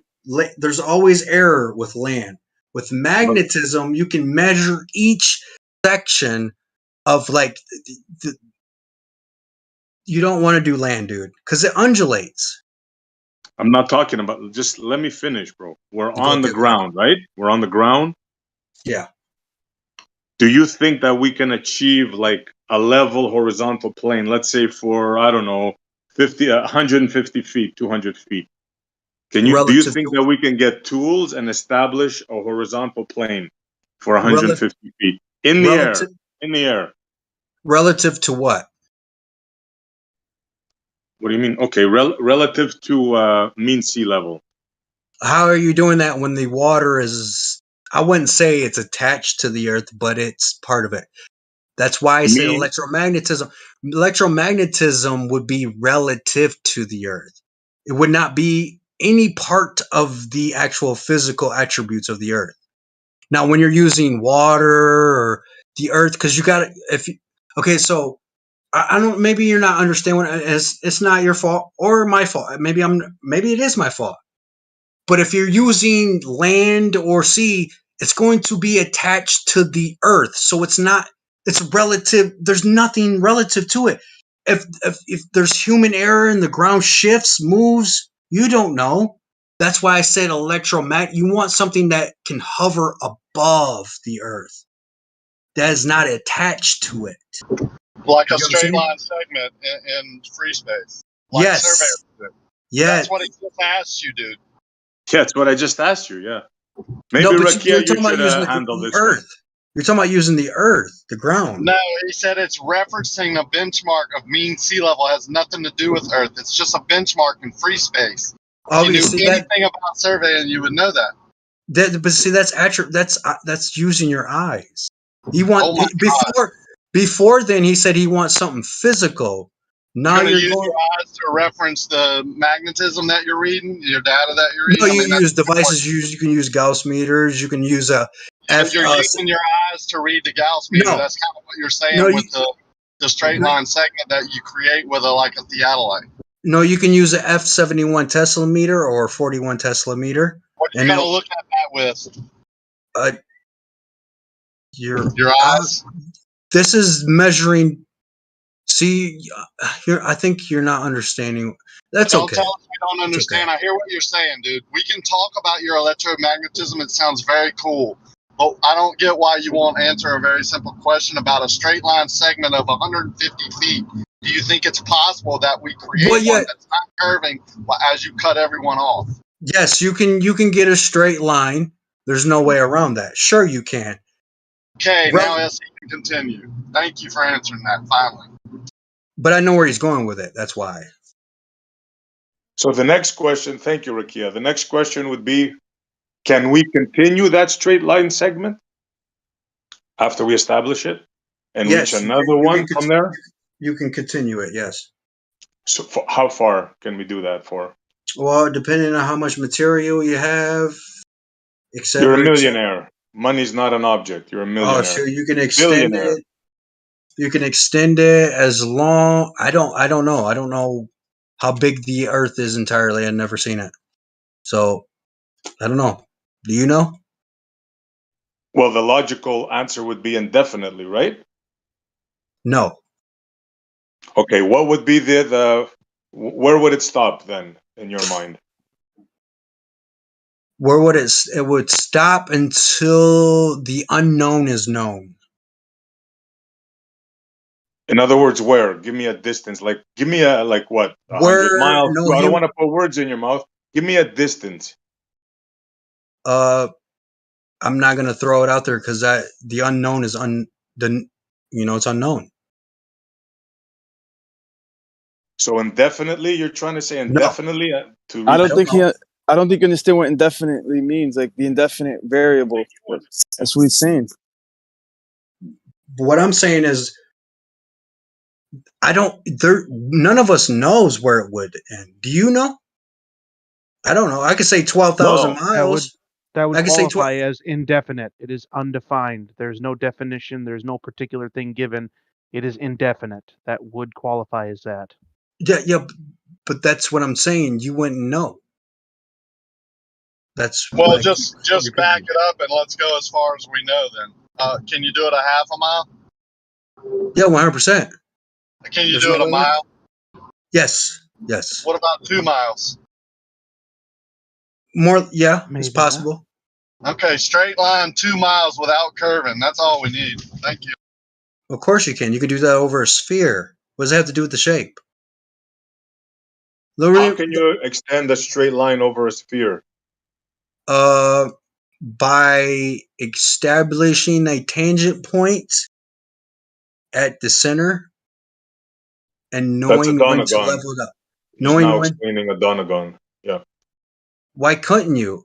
Because the horizontal can be, like I said, orientation before. You can establish any horizontal line above any shape. It has nothing to do necessarily with the shape. We're talking about a straight line. Sorry, I thought you were done. No, it's just the adjacent to that shape. That's about it. That's the only thing they have really in common. But you agreed that we can extend a straight line segment, right? Yeah, of course you can. Okay. Now, how can you do that over a sphere? Is the question. The same way you do it over a cube or a star or a triangle, any shape. Does the line segment remain straight? Yes. When you curve it around. So it's both straight and curving around a sphere. No. This is what you're saying. No, the horizontal line is separate from the. It's only adjacent to that specific shape. It's separate. Well, that shape is curving, isn't it? Well, that shape is, but not the horizontal line. But that's what you asked me. Can we establish a horizontal line above the Earth? Yes, absolutely. We have all sorts of structures that do it. Don't you realize above it? No, they're attached to it. That's the difference.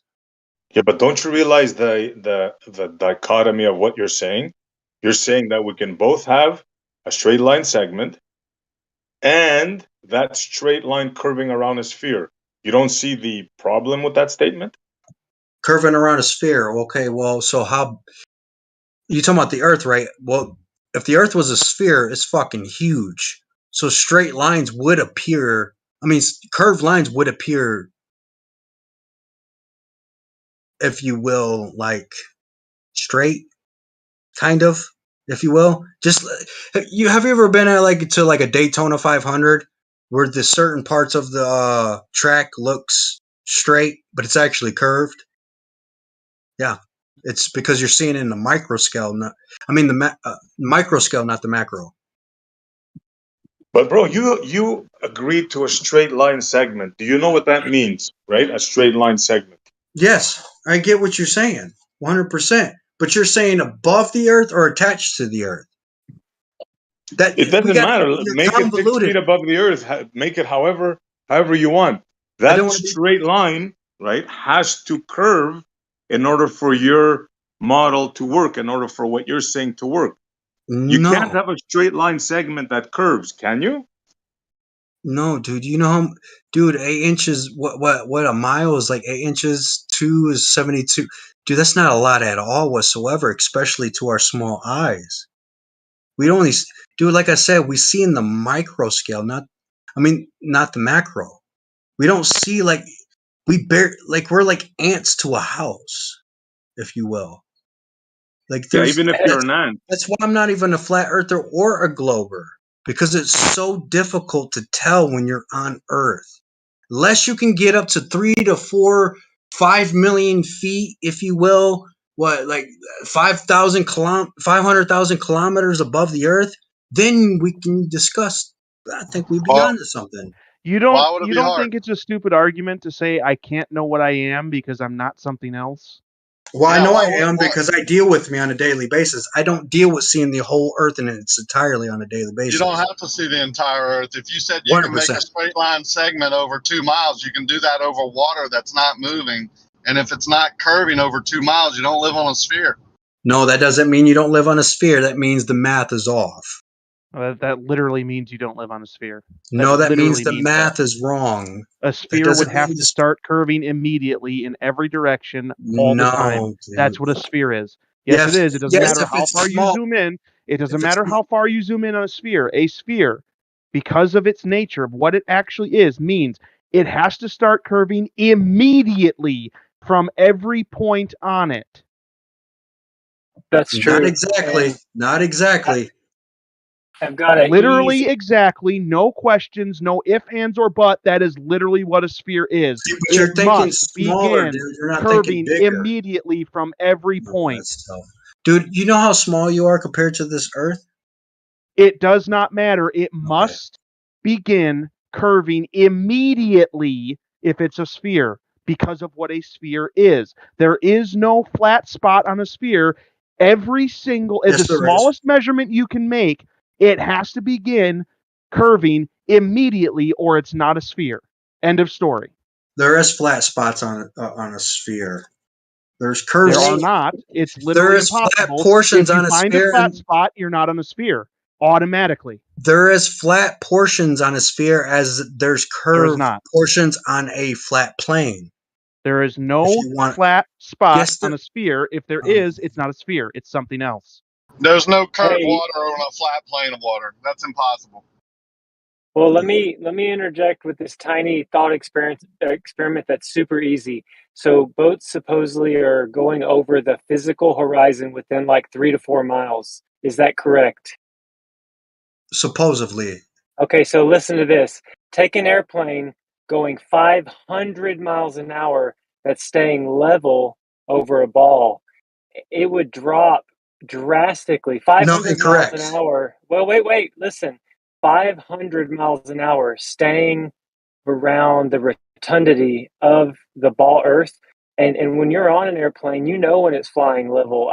I've taken a level on a plane and it stays level from Dallas to Boston. It doesn't deviate. It actually stays nose up for 5 hours.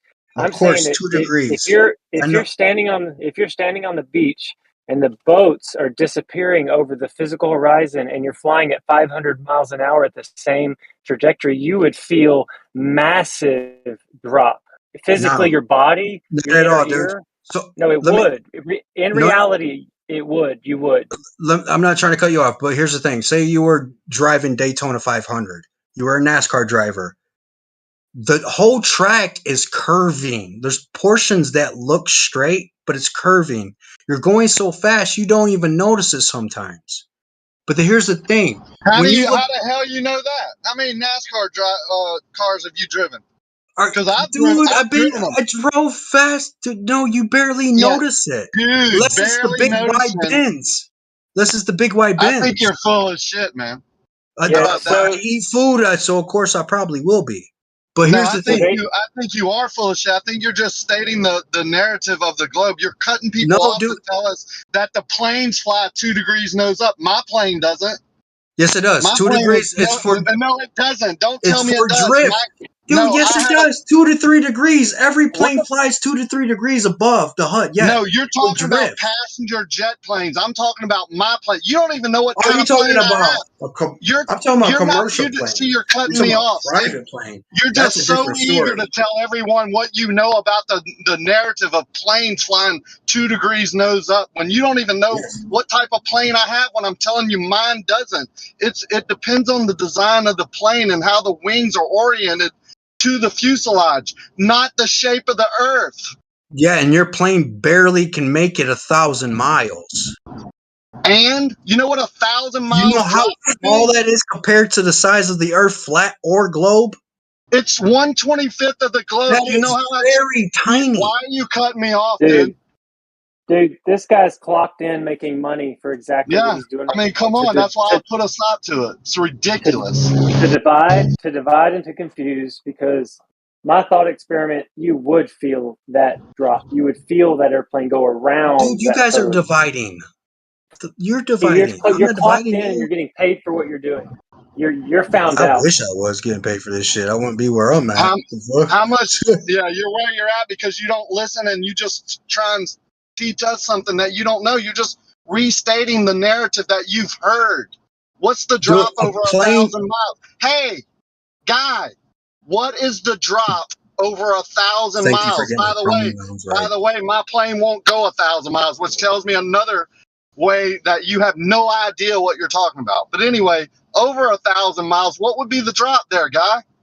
What would be the drop? So if you got, say 21 miles is supposed to be 224 feet, if you will. But see, when you're in a plane, you're linear. So your travel is going to be much greater, if you will. It's not you're not attached to the Earth. You're above the Earth. Therefore, you have to travel a greater distance. Therefore, the curve wouldn't be as noticed as much as if planes were flying at, say, 2,000. You're so full of shit, dude. Can you tell me the drop over 1,000 miles, please? 1,000 miles? Shit, I have to look at. I don't have that on fucking standby. Tell him what he won, Bob, when he stated that we wouldn't feel the drop over 1,000 miles in my airplane, which won't go 1,000 miles, by the way. So you were wrong in 2 instances. Not really. You have no idea what you're talking about. Stop talking shit, dude. It don't work here.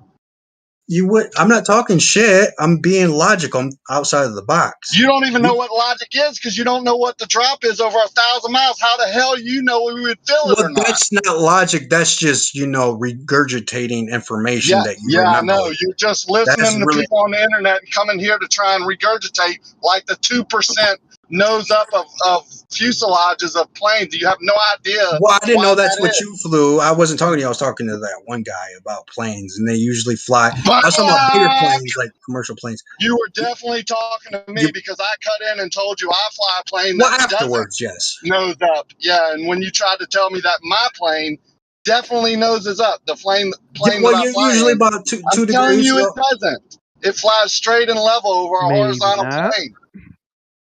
Well, your plane, but it doesn't.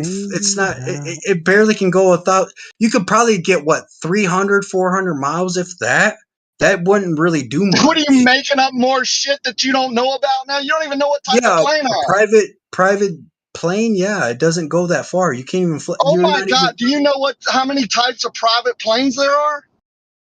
You don't even know if I have a prop plane or a jet or anything else. Maybe I have a glider. Maybe You're you so have full a of kite. shit, man. Guy, just give up. Talking Just give up, shit. guy. Just give up. I'm not giving up shit, dude. Just give up, dog. There's no way that you. It's over, dog. It's over, dog. Can we get There's someone to nothing boot this over guy? about this shit, He's dude. obviously an There's just idiot. people that are Yeah. angry and emotional At some that point, don't. we just need to boot people that are hired agents of whatever. Just if you're not getting anywhere with somebody, you can't even talk to them. They gotta go. An agent. I am He fucking. can be here all he wants, but if he's gonna talk shit, I'm gonna expose him. I wish I was an agent, dude. I wish I was getting that money. You're not smart enough to be an agent. Dude. It's sad that you're here trying to be an agent or acting like an agent. I don't think anybody here is an I'm agent. just questioning everything, just like you should. You ain't questioning shit. You just said you weren't a flat earther or a glober, but you told me exactly how you would figure out if you were. If you were on a flat plane, take a 2-mile long straight line segment that's not curving over water, and if you measure down to the water in multiple places and none of them curve, which would like further conclude that you're on a flat plane. But you said no, spheres can have you flat. can't really do that when it comes to soil. Before I finish, I know you have to, so no one else can hear how stupid your argument was when I exposed you, because you're saying, yeah, you calm down, fella. This is You your want some script. chicken wings? Yeah. Hey, bro. It does sound good. What you do doesn't affect me, I promise you. Some chicken wings. I'm hungry. I'm just telling the audience, on a sphere, if you measure 2-mile segments that are supposed to be feet of drop just in 2 miles, you do that multiple times in different places and they all come out to be not curving, it would probably point to be not being on a sphere. No, that's not true. Yeah. Okay. No. To you, it's not. So multiple places that are flat and level, not curving, would mean you're on a sphere? No, because you are still attached to the Earth. That's why indiced in electromagnetism above it, so it's not. Dude. It's separate. Oh my God. You're not You have no understanding idea me. what That's you're fine. talking That's about. okay. But I think chicken wings do sound good, don't they? Though. Yeah, go eat some, dude. If that's what you're saying, you need it. It does sound good. If I measure water not to curve, that means the water's not curving. If I do it multiple times, it means the water doesn't curve. That's quite difficult because getting Not a large. really. Yes, it is, because getting a Not large. for me, it's not. I No, own the it's tool. not I do it difficult every for day. anyone with a brain who actually is honest. What you're talking about, theodolites and what transits and stuff like that. All the levels, yeah. Those are It's the tools that I those have. are not made to measure the curve of the Earth. Only for. We're not measuring the curve of the Earth there, genius. No, We're creating a dude, straight line. Yeah, dude. Hey, dude, chicken wing guy. We're creating straight line segments and we're extending them. And if you extend that straight line segment that's not curving over 2 miles over static water and measure down to the water, and the water is parallel with your straight line segment that's not curving, guess what? The water's not curving, dude. And you can go rent these tools. You don't have to own them like I do and use them every day. Dude, you can go rent them yourself, dude, and do this yourself. Listen, dude, those are not meant to measure the shape of the Earth, but we're not measuring the shape of the Earth, dude. Did you hear what I said? You're creating straight line segments and extending them. That's what they're created for, and they're very good. Like the Earth is and flat. they're very good at what they do. So get you some chicken wings. Go rent you a theodolite over the weekend and create a straight line segment. Extend it over 2 miles over the water, dude. Eat your chicken wings while you measure down to the water, not Well, curving. here's my And then question: come is back that and tell everybody. And then come back and tell everybody how you think you I'm not sure anyone still cares might live about your on a sphere. question. so? But here's the question: is that theodolite on a tripod that's at least roughly 4 feet tall that makes the horizon appear about 0.002 You're not looking to the degrees? horizon. Well, what are we You're not looking looking to to the then? horizon, dude. You talking about over water? You're creating a straight line segment, which proves more and more and more every time you speak how you know nothing about what you speak of. Have you, Well, you talking about the ground? Yo, Yeah, real ever quick, used a real theodolite? I'm gonna say that. real quick. If you look at the horizon, it's totally unreliable. Sometimes it's horizontal. It's even with horizontal. Sometimes it's above horizontal. Sometimes it's below horizontal. Totally unreliable. You never look at the horizon to do this. None of that matters, Jeremy. You're not supposed to get a theodolite and look at the horizon anyway to measure anything. That's dumb. That right when someone says or does that proves to me they have no idea what they're doing with a theodolite. Well, that's why you don't look at the horizon. It's too far. Yeah. Exactly. That's what I said. You don't use these tools. That's not what they're used to do. They're used to create a straight line segment, a horizontal, and to extend that horizontal out in any direction. That's specifically what they're designed to do as he cuts me off again. Because you keep going. Oh, really? I keep trying to finish my statement? How rude of me. Sorry. You're forgiven. Hey, is that horizontal attached to the earth or No, adjacent it's in to it? free space. No, No, it's listen not. again, since you didn't get it for the. Yes, it is. You create a No, it's benchmark that's not, attached to the earth, but the top of that benchmark is in free space. And then you create an imaginary line, or you can pull a string over those benchmarks and create a physical line that's in midair. Oh my gosh, no, it's attached. Dude, your measurements. Show me. When's the last time you used a theodolite? Last time I used a theodolite is when your sister was in town. Yeah, see, this guy should be kicked. Okay, so but the thing is, You're gonna dude. talk about my Can sister when I somebody please mute expose you, him or brother? get rid of him? This guy No, is you're gonna get obviously timed out, bro. You're gonna go for at least 10, 15 minutes. That is unacceptable, dude. No way. Sorry. Listen. No, But we the don't thing want to is, listen to dude, your it's BS anymore. See you you later, guys man. are you're so flat Earth out. Yeah. Oh my goodness. He's gone, What the Rakia. hell? Please What the finish your hell is sentence. going on, man? No. Guys like this ain't gonna last long here. You're gone for at least whatever, half an hour. How's that? Sorry. Oh, thank God. Wow. I love my sister. She's a beautiful lady. That my sister has no meaning in that man's mouth. Ain't Straight line nobody gonna segment. talk about anybody's sister. No freaking way. These tools, for anyone who wants to listen, are not created to measure the curvature of Earth or the flatness of Earth. They're made to establish a horizontal plane above the surface, and they can measure what's above it and what's below it. Now, if the Earth just happens to be below that straight line segment you created, then you can then use that straight line segment to measure what the Earth is doing below it. It's hardly ever parallel when it's land, but when it's water and you've done your measurements right, it's always parallel. Yeah, I dropped a couple videos in the chat.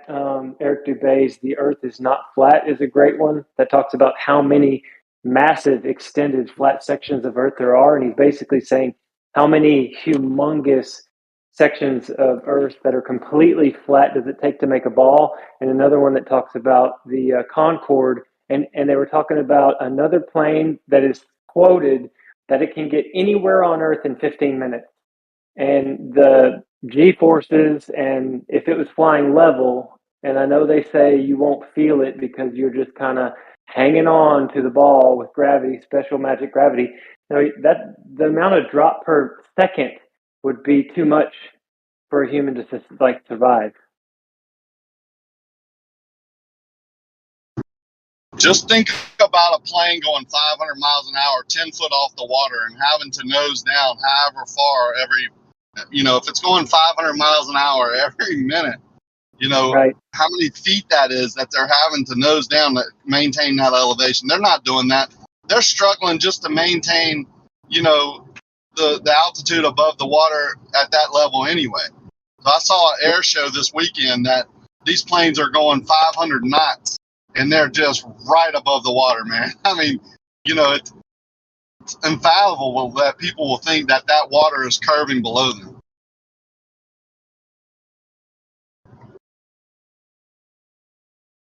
You know what's weird about it? They'll say you won't feel it. They'll say, no, you won't feel it. You won't feel it at all. But that's fantasy. That's a video game or a hallucination. It's a trick. It's a joke. Because your body, your inner ear is designed to know if you're moving at all, up or down, left or right.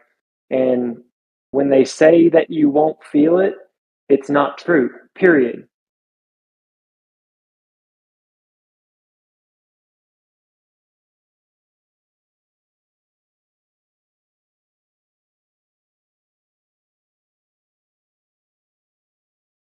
Just for shits and giggles, let's calculate how many feet are in a mile. Was it 50? It's over 5,000, right? I'm drawing a blank. Anybody know, right offhand? 5360 or what is it? I thought 10 miles was 666 feet, or was that 6,666? I can't remember. I could get the calculator for you. No, I'm talking about how many feet are in a mile.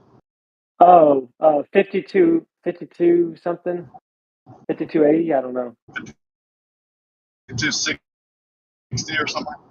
Yeah, I don't know why. I've known this all my life. It's Let's yeah, just it's use 52. It's 5280 times miles per hour. So 5280 times 500 miles divided by 60, right? 60 minutes in a mile. Every minute you'll be dropping 44,000 feet. if I did the math right. So then divide that by seconds, right? 60 seconds in a minute. 733 feet a second. Now, someone double check that because I am just kind of talking it into my phone. No, it's the same thing that Concorde video that I posted. You can watch that, and all the math's there, and the guy's like cracking up that they're trying to claim that you wouldn't feel that.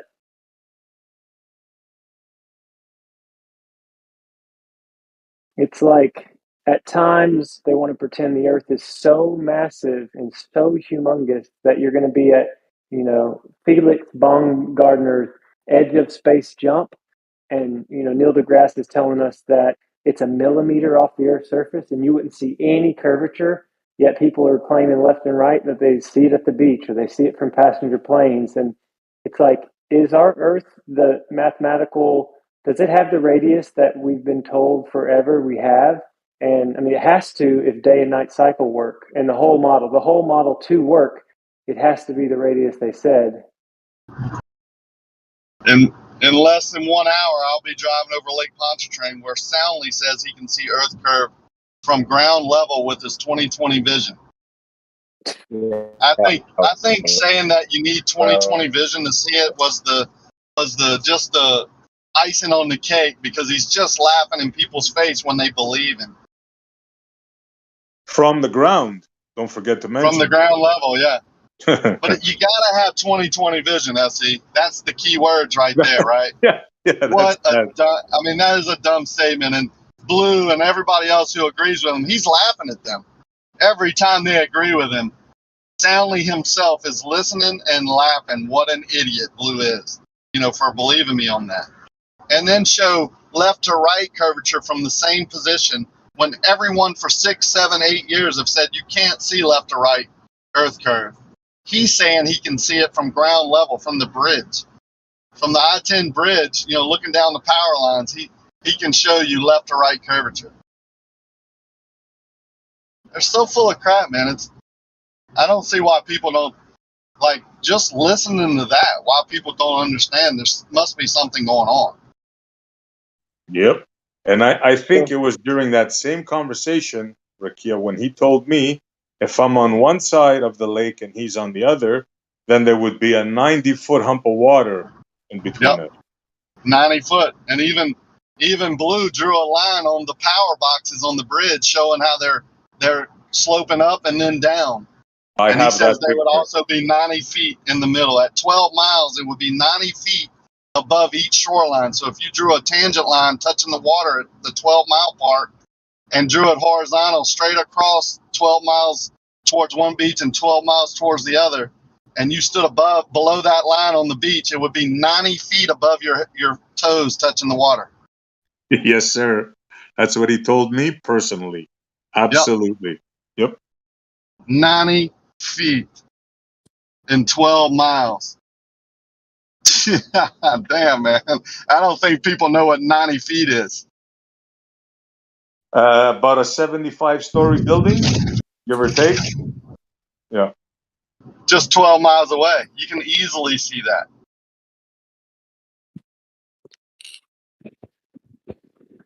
Imagine being on the 7th story of a building and being on the balcony.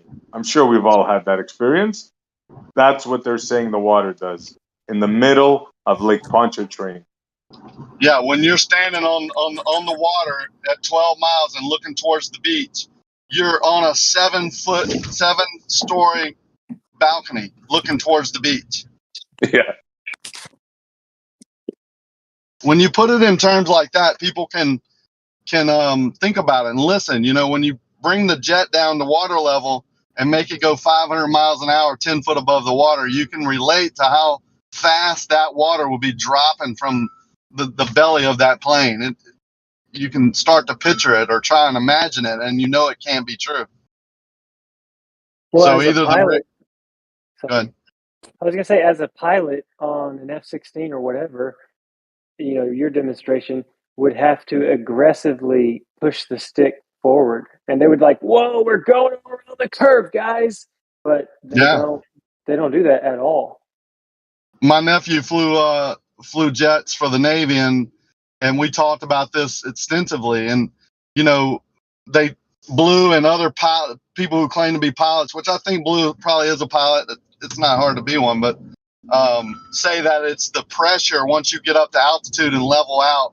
The pressure holds you at 30,000 feet as you go around a curved surface. But when you're powered flight going 500 knots, 10 foot above the ocean, you think pressure is holding you 10 foot above the ocean? Jesus, man. If you say that, you're not a pilot.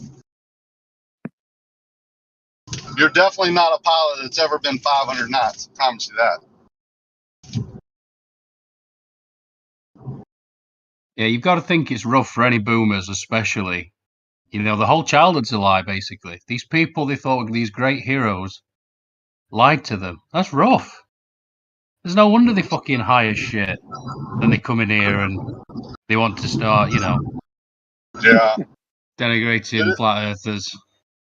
It was tough for me, man, because I can relate to that, right? And I wasn't really that into like Star Trek and Star Wars and all that kind of thing as some are. And it was still tough for me to go, man, what the frick? Was I so dumb? Because it kind of goes back to you. You were fooled all this time for 40-something years. They fooled you, right? How dumb was I to think that water curves? I never quit. What? I know water doesn't curve. You know what I'm saying? Like, how did they fool me? When you start going back and looking at how you were fooled and how easy it is to do, right? It's just easy. It's not hard at all. You can fool someone who trusts you or doesn't trust you. You can fool them easily. Yeah, you can see why they butt hurt, for sure. Well, I guess it would take it right on back to the trauma to all the children, which we were all children at one point. And the crazy thing about it is the educators and the education system. A lot of teachers are good-hearted. They have different varying degrees of faith and like sweet spirits, etc. And they just did what they thought was true, and they just did what the textbook said. But the real kicker is, think about how many innocent children were lied to, and it's all of us for hundreds of years. And I think that may be a hurdle that some people just cannot say, okay, yeah, we were tricked. Because then you got to kick out all these educated people, all these educated systems. And I mean, Yeah, it's it's so tough. much easier to say no, flat earthers are fools and stupid for even thinking they're right. It's easier to say that than holy crap, look at the size and scale of this deception. And how did it even What? happen? How many adults do you know that still believe in Santa Claus? Well, why aren't there people who believe in Santa Claus as adults? It's a serious question, right? It's just Right. another deception that's been put on the public and all adults as married, because it's just part of society. It's part of how you act. It's part of what you tell your kids. And if you don't, you're the weird one, right? If I Right. wouldn't have told my kids about Santa Claus, I'm the outcast. I'm still the outcast now. As my kids are grown, they're grown adults, and I apologize to them for lying to them. Like I sincerely apologize to you. If I had to do it all over again, I would not lie to you. I was bamboozled by the world. The great deceiver, right? Deceived me into saying that you can teach your kids about Santa Claus and it's okay because everybody's doing it. And oh, by the way, if you don't teach them about Santa Claus, everyone's going to ridicule you. So you're pressured into doing it. Well, no, I take that back. I challenge you not to teach your kids. You can teach them about Santa and enjoy it and have fellowship and all that, but you don't have to lie to your kids.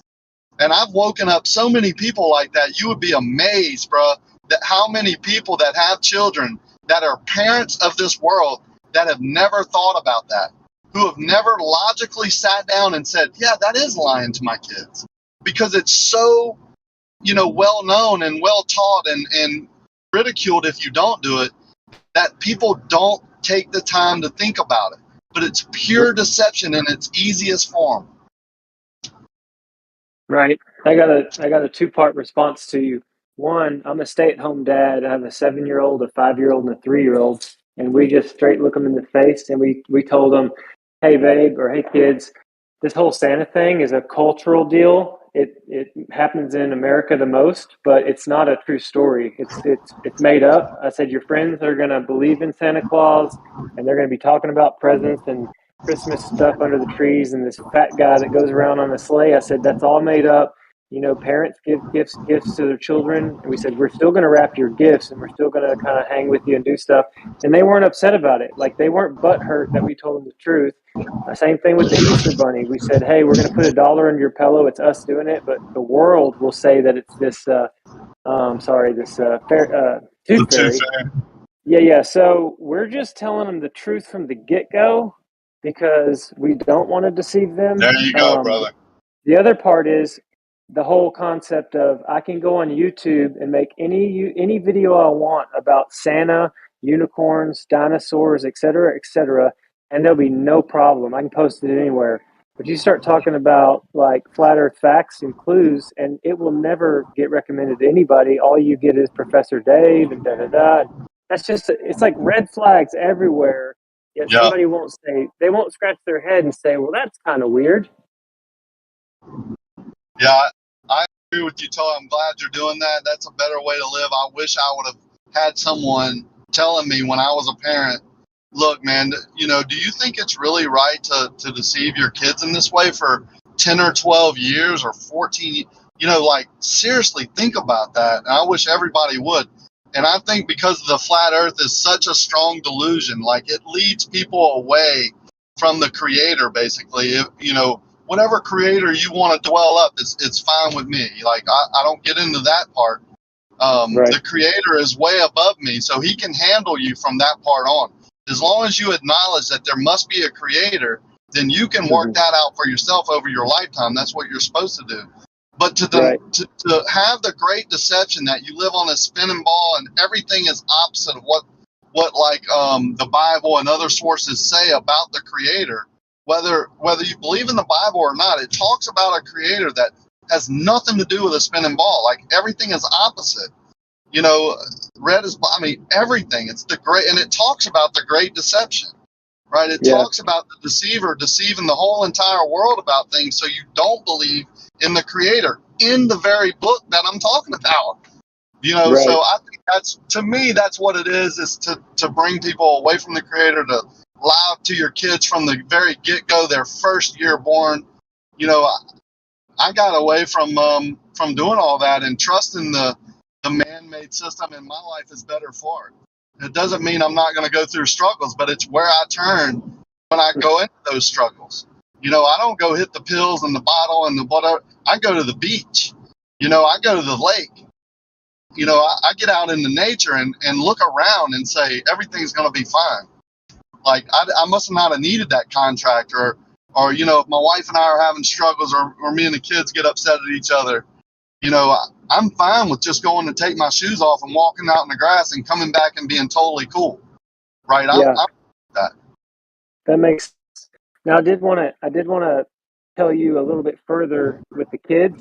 I'm not telling my kids that we live on a flat, stationary realm or Earth. Yeah. What I'm teaching them is to critically think, because they're young. I don't want to plant in their head what it is, because I mean, I'm not 100% sure. I really think Right. the Bible is right. I think what I'm finding is true. But what I'm telling them is, hey, study what the class tells you, because they're making space stuff left and right and all kinds of stuff.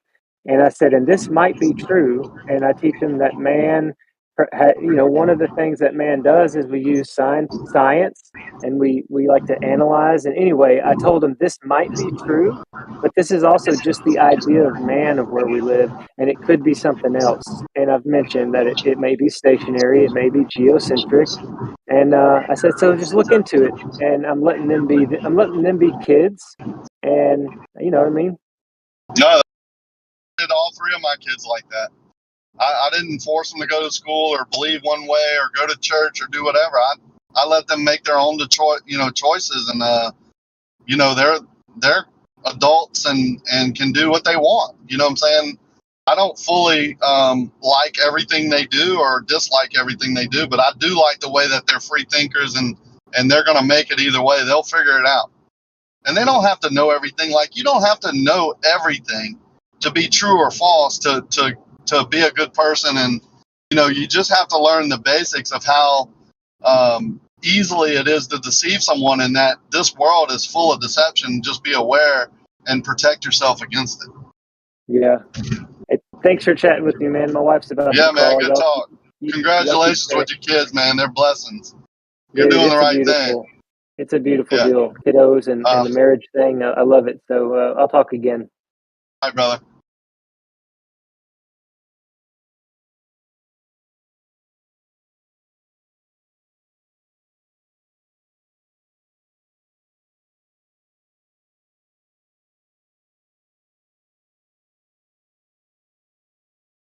I don't know if everyone's noticed. Okay.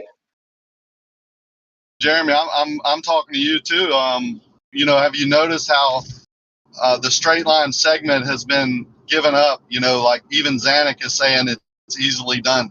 So creating a straight line segment without it curving over something that's supposed to be curving, or you can do it over something that you know is curving, but don't, you know, and then establish a straight line segment over it, and you can determine how much that dirt is curving underneath that line, or you can put the same line over static water and determine if the water is curving or not. That's the whole point.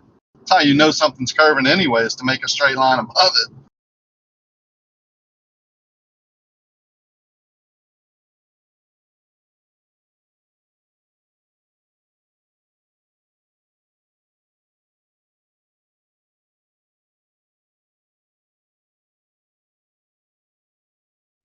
Absolutely, bro. There's no way around that. Yeah, get you a big workout ball or beach ball and a couple of foot long rulers, and put it above that ball, and extend that ruler, you know, using just the straight edge, extend it out, and then measure down to the beach ball. You know it's curving, right? I mean, that's how extreme basically the Earth is. They make it sound so big, but it's only 25,000 miles around. You can go 1,000 miles. I can drive 1,000 miles in a day. You know what I'm saying? Like, it's not that big when you get down to it. Yeah, Yeah, and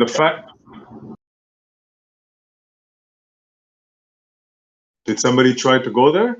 Yeah, I was going to say, my wife hasn't called yet. I was going to say every 69 miles, you should have 1 degree of change if it's going to be 360 degrees all the way around.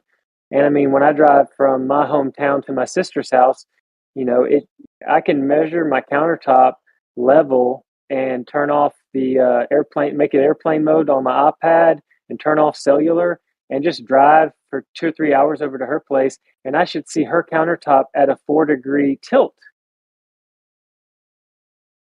Because at home, I can measure flat on my counter and I can walk over to the wall and I can tilt it and it will know it's tilted. But they try to say, oh, no, you got gravity pulling that iPad straight down. I mean, is there any kind of device that will let you see angle change and ignore gravity? Wait, how can you ignore gravity? You can't prove gravity. Well, gravity doesn't even exist. How would you do that? That's what I'm saying. But the Globers say, no, when you drive to your sister, your iPad somehow still knows where it's at. But I turned it into airplane mode and I turned cellular off. So all it's doing is telling me the countertop difference from my house to my sister's, and it should show me 4-degree angle. I did the same thing on going to Boston. Whenever I ran the Boston Marathon, I think my 7th year in a row, I calibrated the level on the floor of the airport in Dallas. And I got on the plane and I flew for 5 hours and I watched the iPad and it never did anything but 1.2 degrees up the whole way there. And then when we started to descend, it showed me that we were going, 8 degrees down. I could feel that we were slowing down. I could feel that we were angling down, but not any time, but until we were coming in for a landing. And when I measured the floor in Boston, it should have been a 23.4 degree change, and it was level, just like Dallas. And that's just telling me everywhere you go on this extended plane, when they build places, they're going to use the level to make the concrete smooth. And basically, any airport anywhere is going to have a level floor unless you're going up a ramp.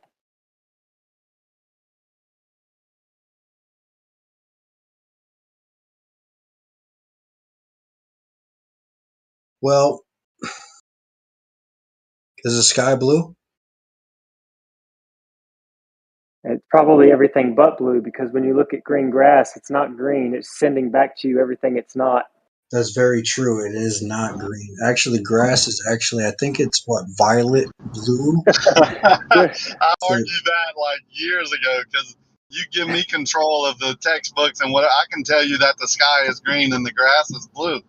Like your kid, no one would know the difference, right? We go into a community and we start having kids and teaching them the sky is green, and they go out into the real world, they're going to tell everyone the sky is green, right?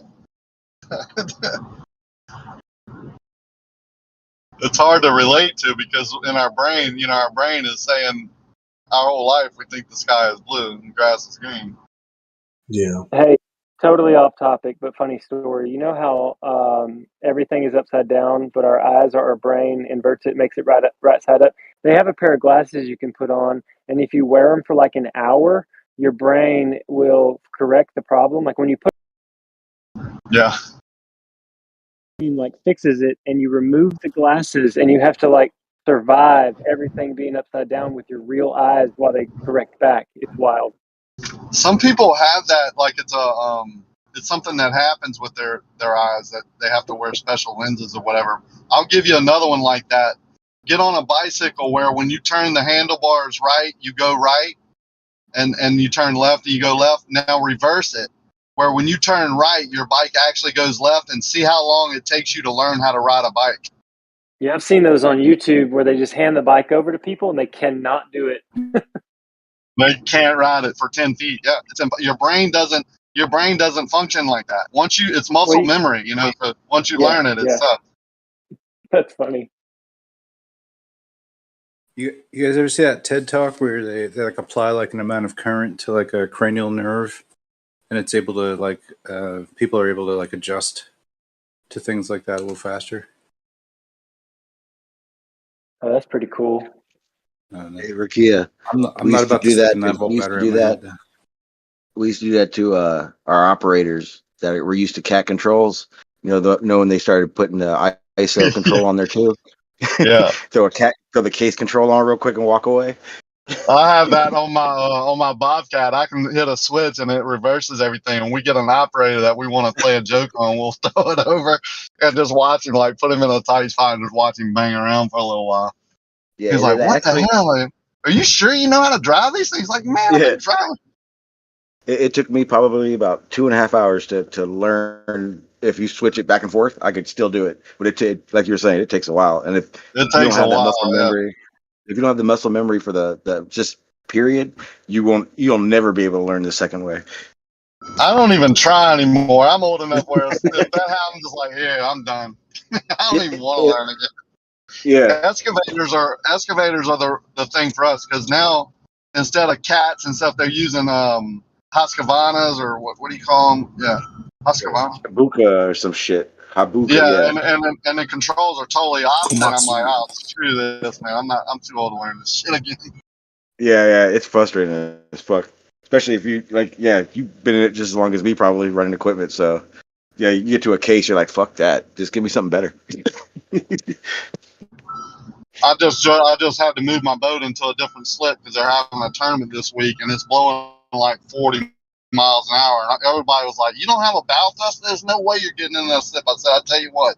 And I said, "Let's put some money on it. I don't touch a pole." And because I'm so used to my controls now, I just use the wind. I just know. But if you give me another set of controls that are opposite, I would have hit every pole. A bumper boat. Yeah, bumper boat and the marina with a multi-million-dollar yacht. I got the cheapest one. Yeah. They were like, you own a lot of yachts if you did that. my insurance would. Yep.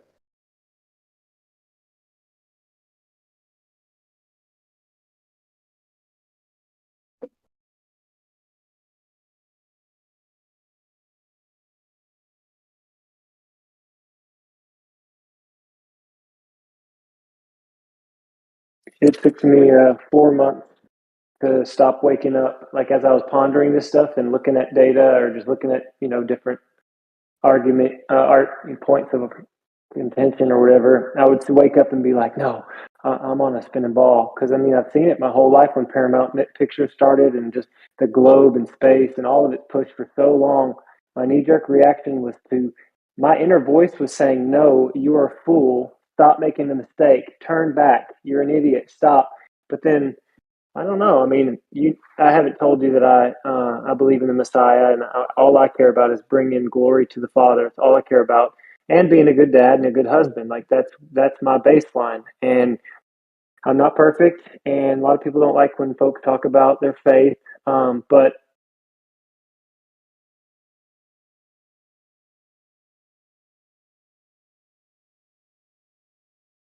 what the Creator made. And anyway, long story short, I let go of it, and it's brought me a bunch of peace with people. Like I'm so peaceful with anyone's view, as long as they can talk about their view without getting mad that I have a different view. That's one of the hard parts. And if I'm wrong, I'm wrong. Like it's not, I'm not an idiot. And if it is a deception, if flat earth is a deception, then I'll just pick the ball back up. But so far it's not looking good for the ball. I feel the same way you do, man. I don't care about being wrong. Like if you prove me wrong tomorrow, I'm cool with it. Like, you know what I'm saying? I'll just go on with my life and be, and can you believe I was fooled like that? Like, but it ain't looking good for the sphere, man. Yeah, It ain't looking good. I'd laugh it off. I'd say, I can't believe for a year or for 5 years I thought it was flat. That is so funny. How silly of me. But I'm not going to jail. It's not murder. It's not a sin to ponder where you live. But then the Globers act like one of my best friends that doesn't talk to me near as much anymore, he told me that I'm sinning and I'm a disgrace to my family for looking into this. And I'm like, bro, come on. Until you have until you have that fully working model, you live on a spinning ball, according to the Glober. But the spinning ball model is falling apart so fast. You don't have a model either. It's ridiculous. Like all the globes you buy, you flip it upside down, it says not for educational use. I mean, there is math and smart people and the math does say it's a sphere, but math is just a language, and philosophy is just philosophy, and a religion is just religion. And I have found the truth in the fact that men just made up the globe, and I'm done subscribing to it. And I'm not mad at you if you think it's a globe. For me personally, that's just ridiculous now that I've seen through the veil.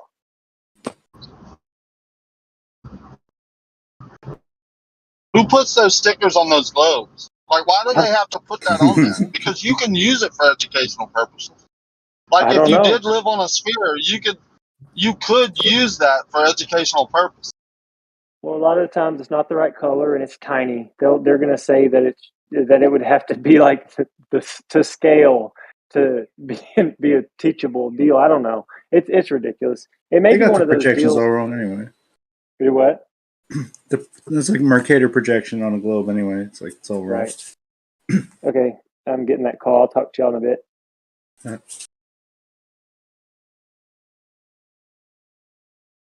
The Globe Authority. Do you think there's I like that guy. I'm trying to be more open-minded and easygoing and stuff. I've found a lot more peace over the last 3 months than what I was going through. It really troubled me that so many people were deceived, no matter which way it was, right? Like, no matter if it's a sphere or flat, many people are deceived, and that troubles me. But I found peace in that, and I think I was put in this arena to become a better person. I think I'm finally doing that.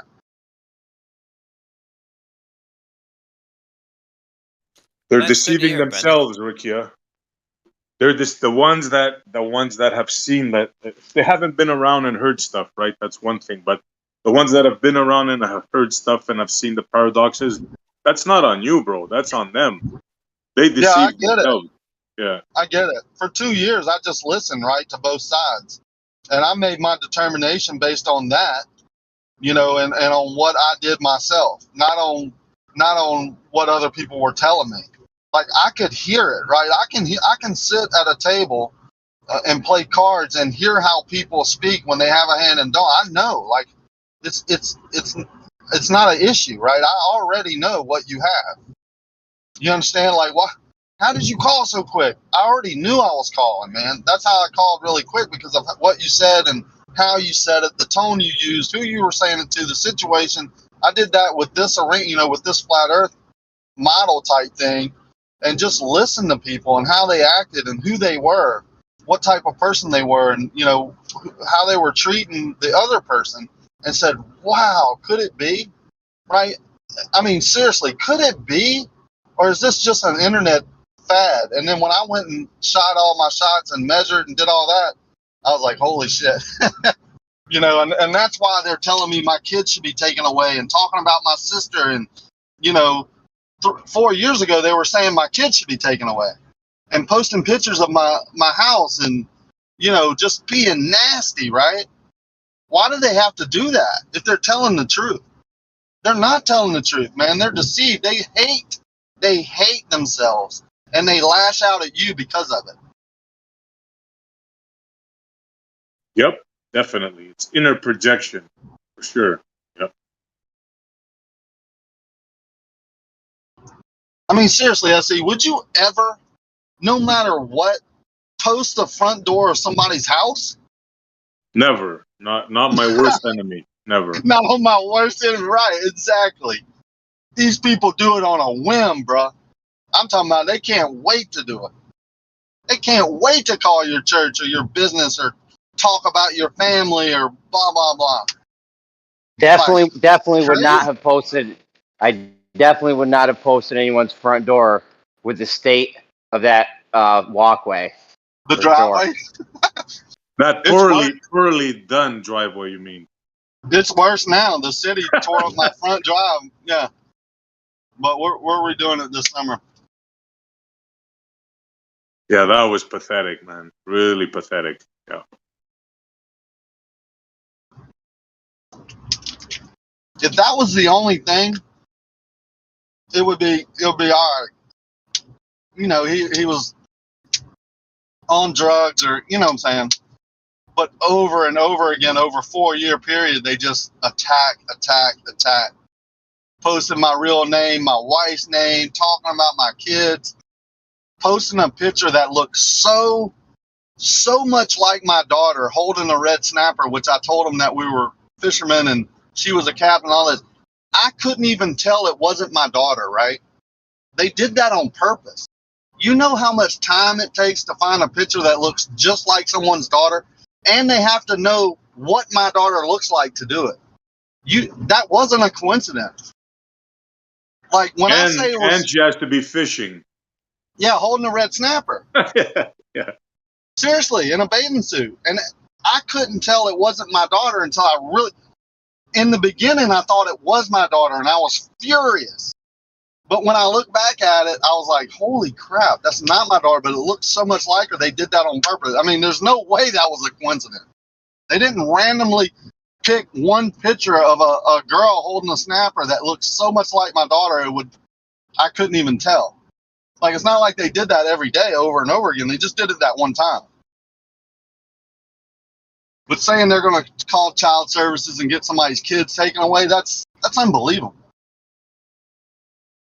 Do you have heavy regulations on the red snapper out there, brother? Yeah, we got 16-inch 3 per person right now. It opens the 16th of this month, I think. Nice.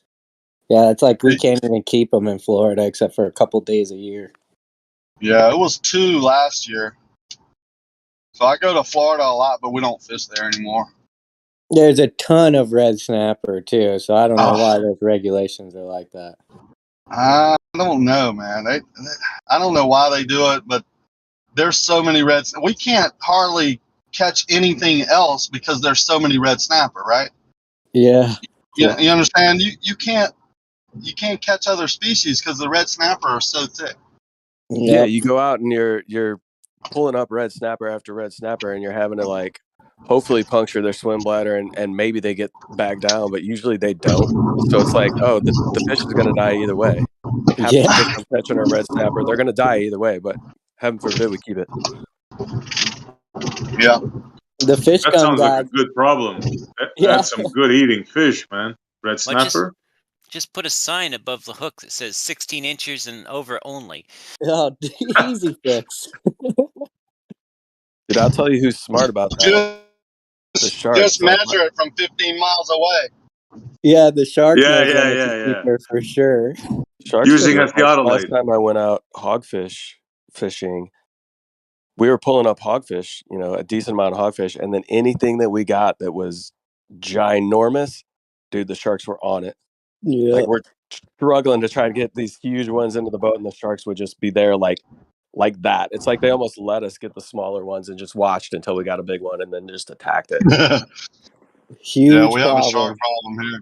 Yeah, they we need more regulated the shark sharks so much. They need more shark tournaments, dude. That they pay people to take them out of the water and stuff. You can't hardly have that anymore because of the activists. They had a shark attack in Alabama this weekend, near Gulf Shores. Oh, but it's crazy. The shark are everywhere, dude. We see so many shark and catch so many shark now. It's unlike any other time. All the boats went out this morning. They're scouting out the marlin for this week's tournament. Huh. I'm driving home to go back to work.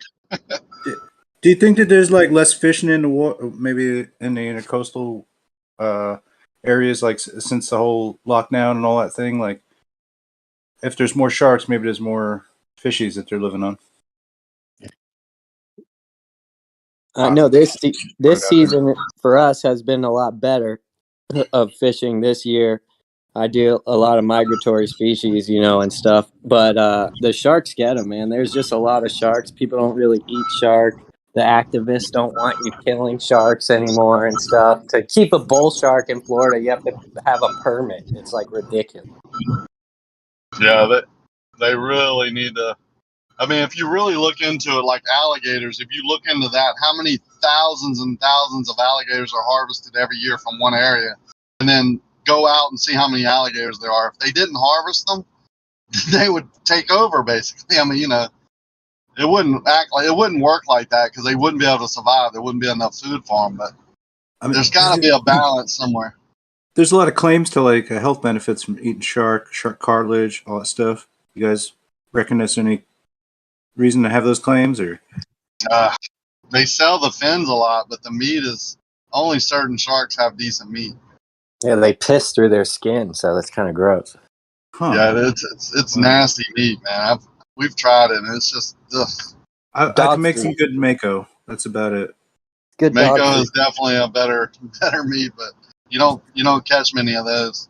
Yeah, mako's cold water. That is good. That's good eat. Deeper, there's some species that live really deep, and those are better tasting, but the everyday, swim along the beach type shark or whatever, the black fins and all that, just nothing's good but the fins. The bonnet head's all right. I've eaten that one.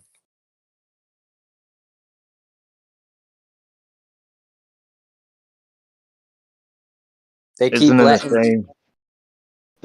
a shame that, in some places they've made the poorest of people go buy a fishing license to go in the inlet and, go anywhere along the beach and fish and get some food? Isn't that sad? Why do you think they did that? They want you at Walmart, man. No, they're protecting the industry, and the people who harvest the fish for like the Walmart or whatever. That's who they protect. Mm-hmm.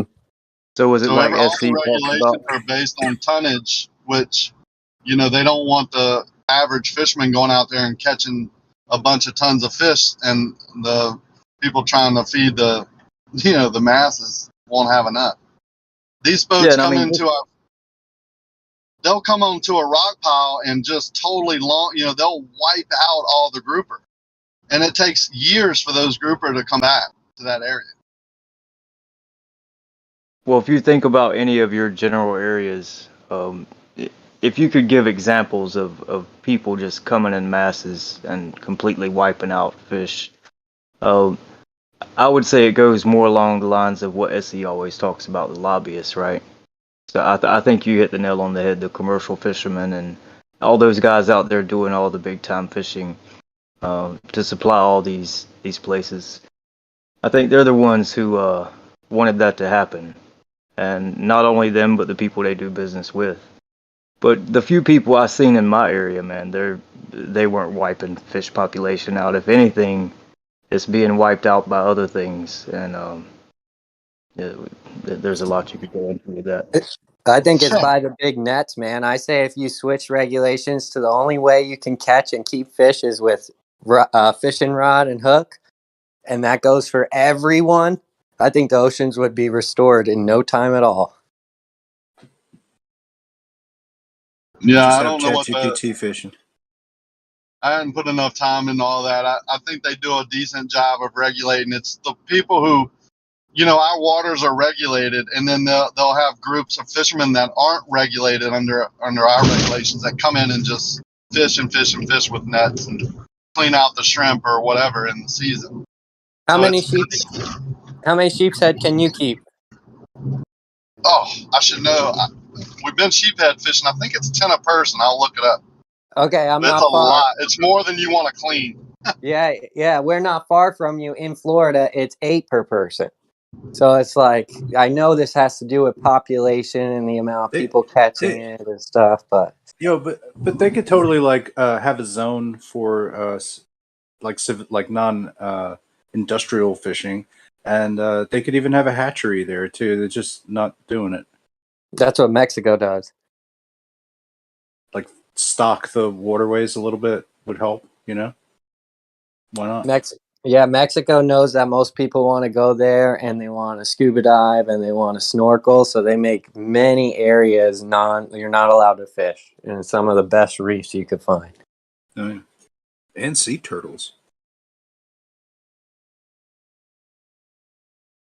You think you could just follow there's sea turtles migratory? They migrate somewhat. I wonder if you could follow them and just find a current, you know what I mean? Like maybe some of these sea turtles just have knowledge of that stuff. Just think about this for a minute, man. So people didn't always used to have to get a license to hunt and fish in some places.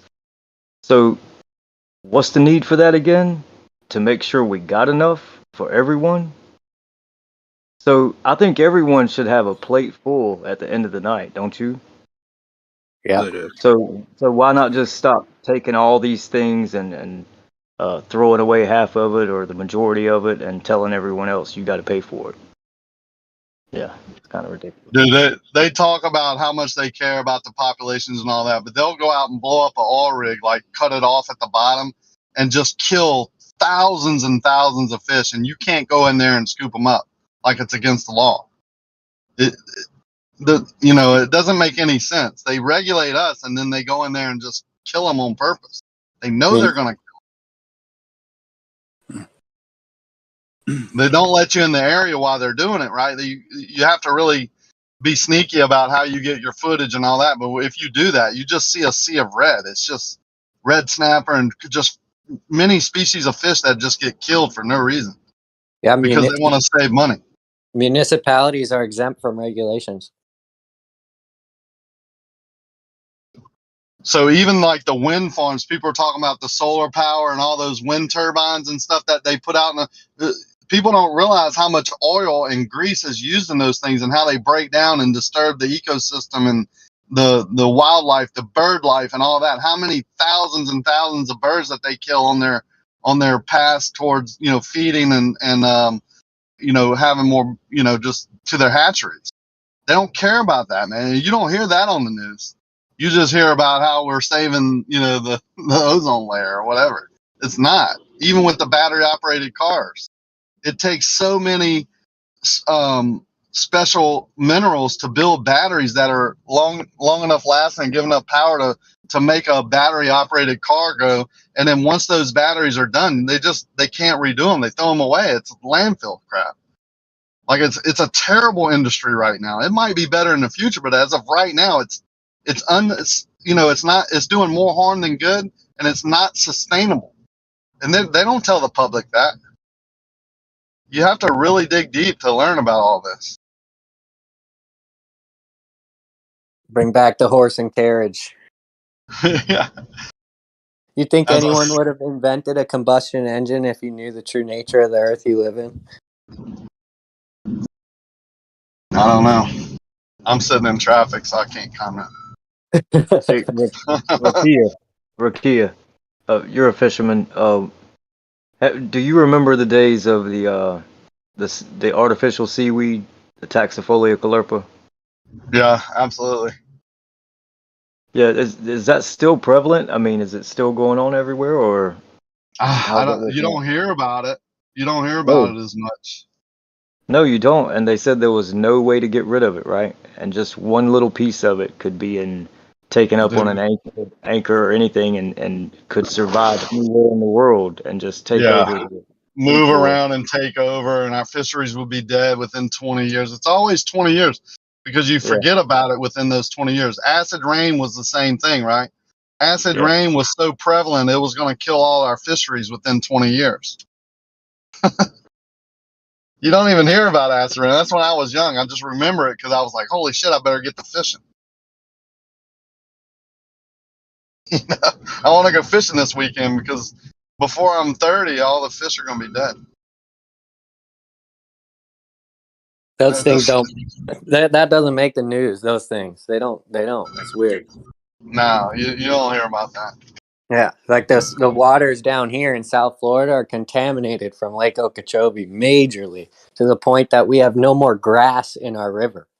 There's no grass beds. So the fishing has changed so much to the fact that we used to catch speckled trout. Now we catch sand trout, which never even lived here. Couldn't live there. Yeah. Yeah, it couldn't live there before, and now it lives there, and that's all you catch. It's a lot of that's based on industry, even just like hog farms or cow farms or chicken farms or whatever, all that manure going into the creeks and to the rivers and then into the lake ultimately is an issue, right? Like just that one thing. So if you have any type of industry, oil industry or anything else that produces airplanes or, any heavy metal that drains all their water into these systems, you're going to have a tough time because money is power, right? Like they lobby. Yep, that's a huge thing. That's why all of you, if you could do something, it's when you buy sugar, make sure it doesn't come from Florida, because that's who's doing it. Big sugar, man. Get it from Jamaica is better, anyways. Just come to Louisiana and go up and down the Mississippi River and see how many refineries and sugarcane farms and all that are dumping all their just, they say it's regulated, but go test it yourself, right? It's going into the Mississippi, where that's going into the Gulf. It can't be good. It just can't be.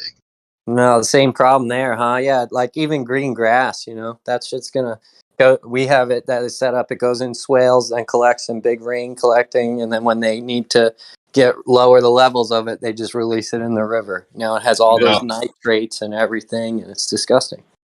Yeah, it's pretty bad. But and the water. Go ahead. Well, as you and I, even though we know it's, the harm is done, we can correct a little bit. We can do things, but, people think that buying a battery operated car is the answer. Well, without doing any research, that might be true, but do a little research and it's twice or three times as bad right now. So don't buy a battery operated car, but then if you don't buy them, they don't sell them. They're not going to develop them. I'm not saying it won't be better in the future, or that might not be the best thing. I don't know that, but as of right now, it's not the right thing. Yeah, for sure. I would suggest stop fertilizing your grass or something might be a better first step, right? We have people that call us and they'll have a driveway that the keyway looks like rust, right? They have a steep driveway or something and all the water's coming up through the keyway and it looks like the keyway is rusting. And they're like, I didn't think keyway could rust. And I said, well, it can't. And they're like, well, what is this? And I'm like, how many times how many, do you have a gardener? Yeah, we have someone that takes care of our landscape. Well, do they use fertilizers? Well, yeah.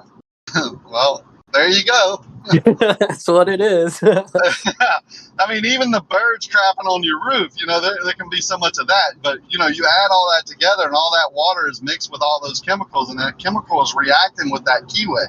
Because water won't rust it, right? It's a chemical reaction that's making it look like it's rusting, but that's not rust. That's just the chemical, that's just the color of the chemical reacting from all your fertilizers and stuff coming out of your flower beds. You're like, yep, that makes sense. Yeah. There you go. And they'll point towards their neighbor's house, blah, blah, blah. So I bet he uses the same person, right? Yeah. The same landscaper.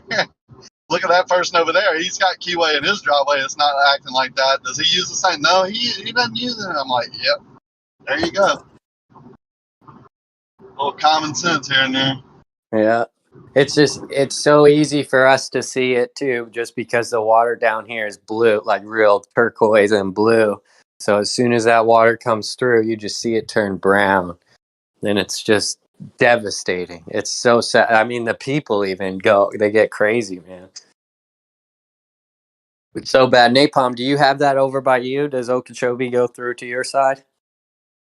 Yeah, we have issues. I mean, I think all of that shit has to do with the red tide that they complain about every year and act like they have no clue where it's coming from. Yeah. Yeah, the Gulf. What's a hogfish, bro? What's that? What's a hogfish? It's a hogfish. It's not. It's a. What is it? A wrasse, right? It's not in the snapper family. It's a wrasse. I think it's kind of its own family. It's not. I don't think it's in any specific family. The best eating fish you can get. Yeah, best fish you could get. Because I know a lot of times we call them hog snapper here, but then when I go into the Bahamas, they call them hogfish again. Yeah, we call them hogfish. Yeah, piggies, whatever. Delicious, man. Whitest meat. Not much over on this side of the Mississippi. They're more in Florida, Bahamas. They're on the east side of Louisiana, but not on the west. Yeah, it's not the easiest species to target either. Right. Especially Bahamas are lucky; they get cleaned out. Like their current what do you call it? The ocean currents that go through there are pretty strong, so they get cleaned out and filtered pretty good. So their species sustain a lot better, through that region. Plus, they have so many islands. They're kind of like Fiji. It meanders. The water goes through all those different islands and hits the sand and creates waves and all that. I think it cleans it out pretty good. But you get to certain parts of Florida, especially like Mississippi, the Delta or the Okeechobee or whatever, and you have some real issues because of all the pollutants coming through there. Would that fish be different from a sea bream, the hogfish? Probably. I mean, I think a hogfish is a hogfish. I never heard that before. I never heard that term before. Okay, cool. They're warm water. The flesh is so white, it's delicious, and most people around here spear for them. Do you go in hook and line, Napalm? Hook and line, yeah. That the picture I dropped in there, I don't know if you're looking at it. That's all hook and line, yeah. That's a pretty epic haul, hook and line. Yeah. We had a decent day. We actually could have got. That day was when the sharks were really tearing up our big ones. So yeah. But when you're fishing for those, you get a lot of the species that are in the back of that picture there, the sheep's head and the porgies and all that. Yeah, also real good in my opinion. Mm-hmm. That's what I thought, a porgy at first. I love those, but no, hogfish, huh? Okay, you learn something new every day. Yeah, I think there's some, I'm not looking at the picture, but I think there's some lane snappers in there and maybe a yellowtail snapper in the back there. Yeah, it looks like a mangrove back there too. Yeah. Nice. We have a lot of mangrove in our area. What's the regulations? Keep it. I don't target them as much because they're so tight onto the rigs, and I have a bigger boat. But I don't really know. It's a lot though. Is it? Because it's 5 per person here at 10 inches each. I'd have to look it up. Like I said, I don't get that close to rigs. I'm mostly red snapper fish, and then tuna and wahoo and like marlin for sport. So you're trolling and I troll a lot for tuna, and we drift around some of the big rigs, but we don't get close. But all my snapper come off of like artificial pipelines. They cover them with concrete pallet, like the big mats, and that creates a reef. So we don't fish by rigs. The mangrove are pretty tight on those rigs most of the time here in my region. Are you doing like artificial for tuna though? By someone those take rigs? that sound. Yeah, we jig an artificial troll for tuna a lot. Jig fish and artificial. Now we'll cut bait for tuna at night. Rocky is saying he's trolling. You're hot making there. You're roboting Jeremy, I think. Rakia, is that wahoo dependent on the moon or what? They definitely they come up on the reef and feed during special moon phases for sure. Yeah. I won't tell you which. Oh, God. I know we always try to go 2 or 3 days before, 2 or 3 days after, and I haven't had much luck. It's the only fish I haven't caught that I've really wanted to, because I hear they're really good. And that's called ono as well, like in Hawaii, right? Yeah. Yeah. That's my son's favorite meat is wahoo, and we have 2 spots that are just crazy great for wahoo fishing. You can't. I mean, you go at the right time, you're gonna catch them, no doubt. And they're blast to catch too. Like you're trolling at 12 knots. When they hit, like they're going 40 miles an hour. Yeah. Much better than a king mackerel or kingfish, huh? Yeah, I don't even fish for those.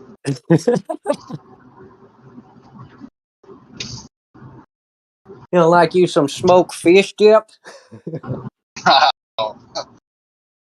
We get so many grouper and tuna and red snapper and wahoo. I don't even keep it. I have people on my boat sometimes that are like, come on, let's keep it. And I'm like, You don't have to clean it. You know, like they want to go catch 100 sheephead. I'm like, have you ever cleaned 100 sheephead?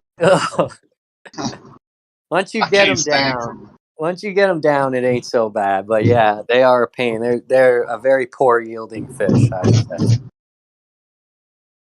But one of my favorites to eat for sure because of their diet. Because I don't eat that crab and shrimp stuff.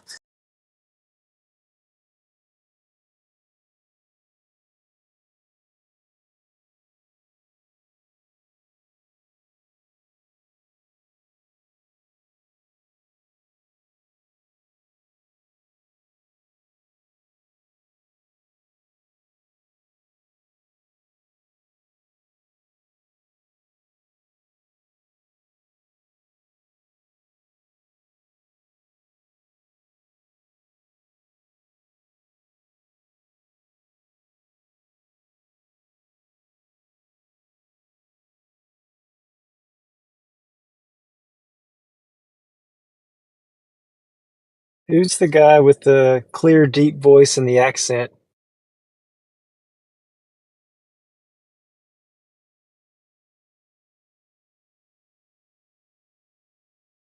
Are you talking about SE? Oh yeah, SE. I wanted to thank you, Are you SE, for talking your about the Yogi Bear accent? I wanted to, SE. Are you still here? Yeah, I'm still here.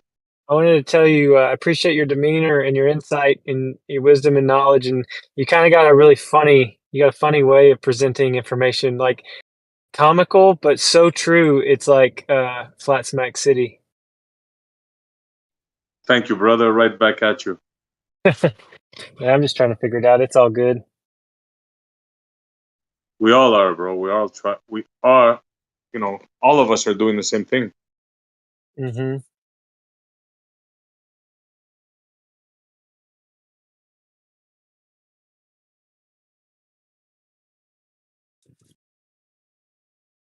But some are fighting it, like clawing it, like, you know, making it hard for themselves for some reason. But it's the model. It's like it's very, very alluring, very, you know, it pulls you. There's benefits, you know, time travel, you get to go to space and, you know, do all that stuff. Star Trek and that. Yeah. Yeah.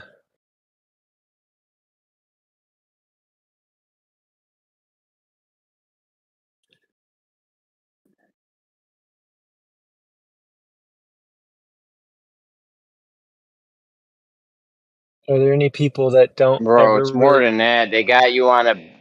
It's more than that. They got you on a. You know, this is like the foundation of reality for people. So it's like, yeah, heads are gonna fight that. Absolutely. They're gonna fight it tooth and nail because it's part of their identity, you know? Mm-hmm. Like us, we've broken away from the model. The I first fought step it in my is own mind. yeah. Go on, Jeremy. You fought it, and then what? That last word broke off. I fought it in my own mind. I don't know who Yeah. did it. Was I the only one struggling with this or what? Because I mean, it was not. I don't know.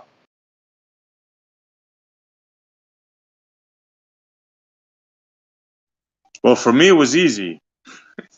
For me, it was easy. I think I was researching time or something way before I heard of the flat Earth, and then I heard it. I thought it was crazy, like everybody else. Then I heard the water argument, and as soon as I seen those flasks, you know, those flasks with different shapes and all the, I go, wait a minute, man, I gotta look into this shit. It was like an instant thing for me. Well, Bang, yeah. you're smarter than the average bear now, aren't you? No, I think it's simple, bro. Once you think of it logically. I learned everything I know from a one-eyed janitor.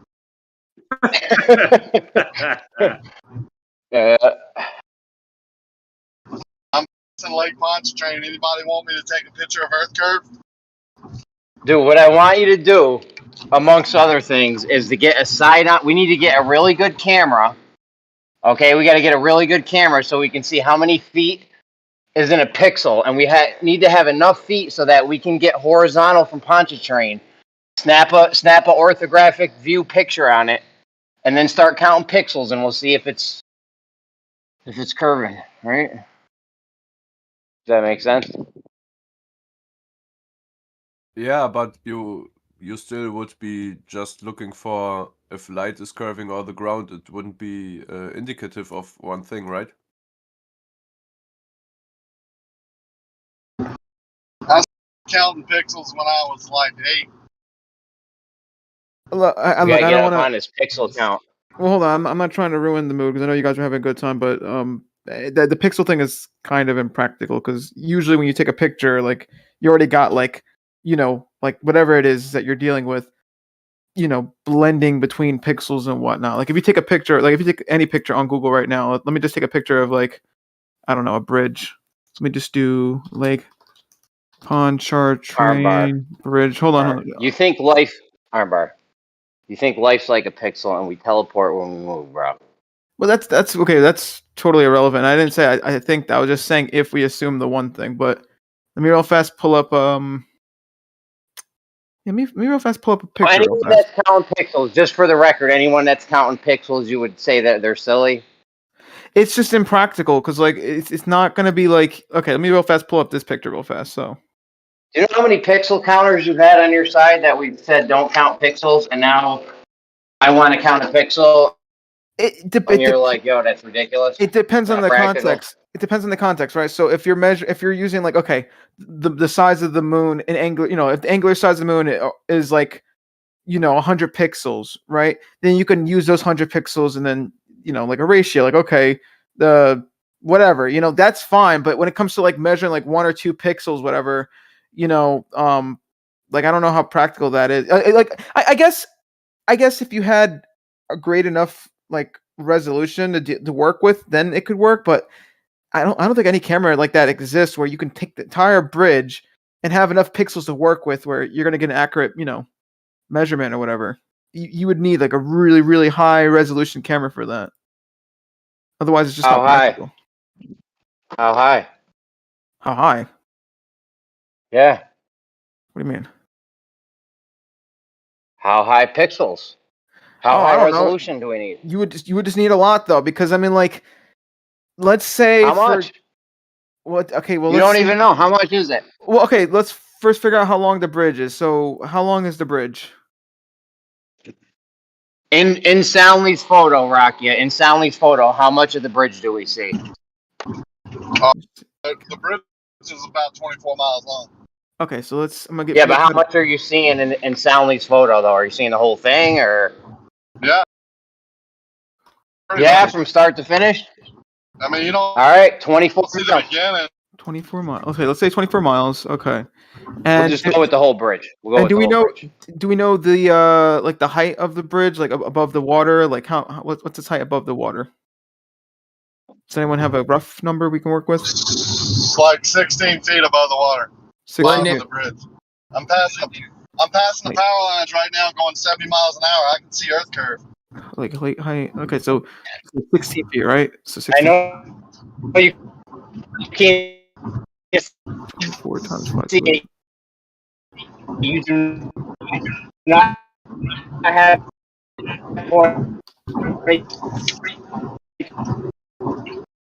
720. Okay.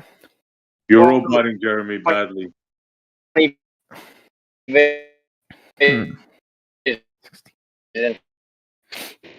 Okay, so you wearing your glasses? What? Are you wearing your glasses? 24 times 24 Jeremy, times Jeremy, 8. hold on, guys. Jeremy, you robot. All we heard is, "Are you wearing your glasses?" But I think you're good now. 84 feet. Let's say drop height. You just went to the eye doctor. If you're not wearing your glasses, Rakia, I'm not buying it. 384 feet. Oh, the 2020 he's on about. Yeah, I'm sure Rakia doesn't have 2020. I'm with you. I'm wearing my glasses. Yeah. I can clearly see Earth curve. I'm going 70 miles an hour. I can see it. Those power lines are definitely curved. That's Earth curve, buddy. 384 divided by 16. Okay, Hey, I think I got go ahead. some rough numbers. I think. So okay, so the length of the bridge is roughly 126,000 feet. The height of the bridge, we're just saying around like 16 feet. And the drop height, all I did was take 24 miles times 24, and then times it by 8, divide that by 12, and I got 384 feet.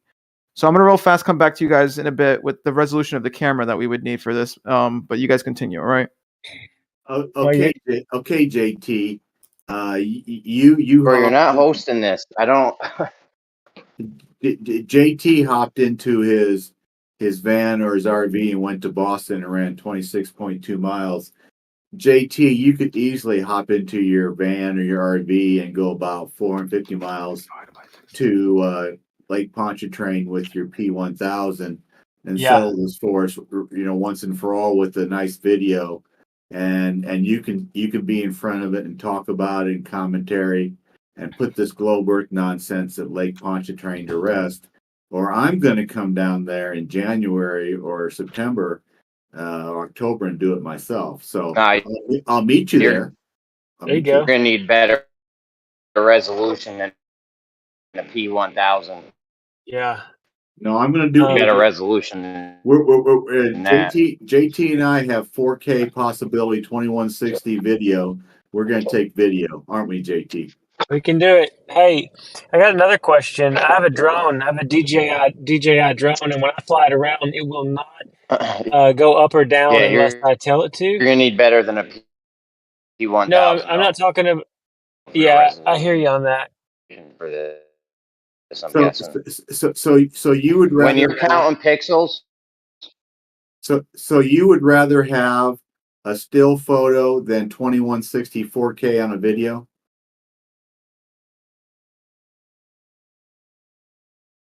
Why are we so into still photos, which can easily be manipulated? Why don't we just do a 15, 20, 30, 45-minute video of Lake Pontchartrain at 2160 or 4K and put this thing to rest?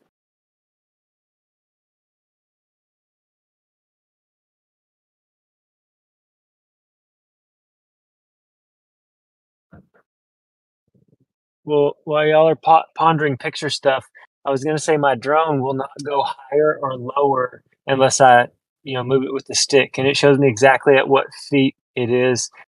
Couldn't I fly the drone all the way down the bridge, and the Earth should curve a particular amount, and by the other end, the drone should be higher on its own, right?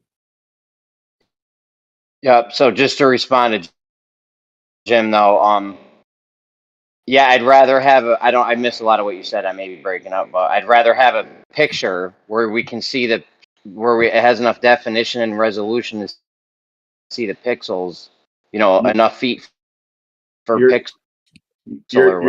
You're breaking up quite a bit. You're breaking up quite a bit, Jeremy. Than a whole video.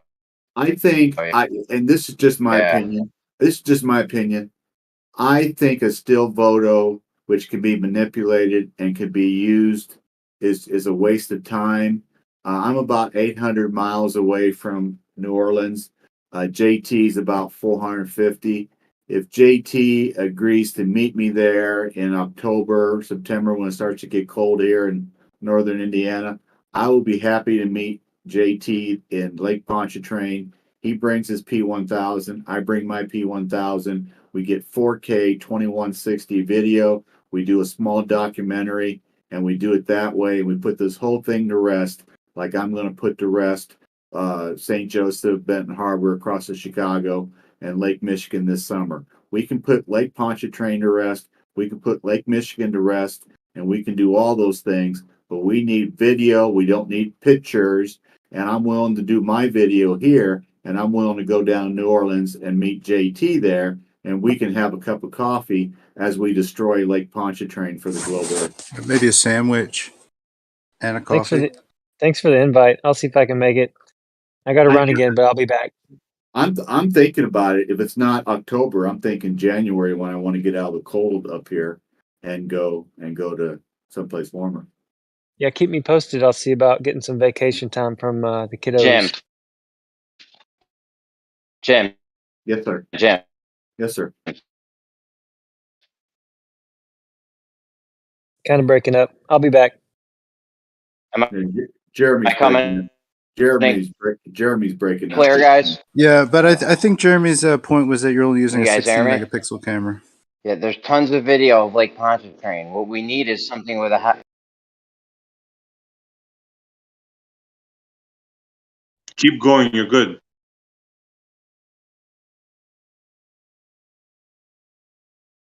Or not. Damn. We lost them. Yeah. SC, how you doing today? I'm doing good. Thank you. Yeah, this summer, this fall, we need to put Lake Pontchartrain and Chicago to rest and move on, because these globe earthers just love their little Lake Pontchartrain, and their little Chicago is over the curve, and refraction brings it up so we can see it as if it's on a level plane. We need to put it to rest.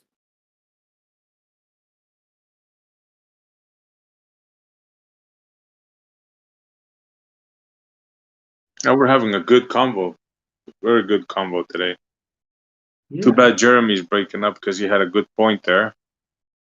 You know, I've talked to a number of people that have a P900, and Derek, who debated those globe earthers on TikTok along with Austin and Caleb. He has a P1000, and then JT has a P1000. So it's like, I'd make an 800-mile trip to go meet JT, have some dinner with him, and take some video, 4K video, 2160 resolution. I'd be happy to do that. That's the only camera you got? Well, I am into video. I'm not into stills anymore. I will take stills. I will take a still across, Chicago. But I am into video, and video is very hard to manipulate as opposed to a still. So I'm really turned off to still pictures right now. That's why I went with the P1000 over the P900. P900 is 1080, and the 1000 is 2160 4K. And plus it has 125 magnification versus 83 on the 900. So I'm into video, and So you don't know about sensors or whatever? Okay. the sensor is just like an iPhone sensor. It's no better than a 11 or 12 iPhone.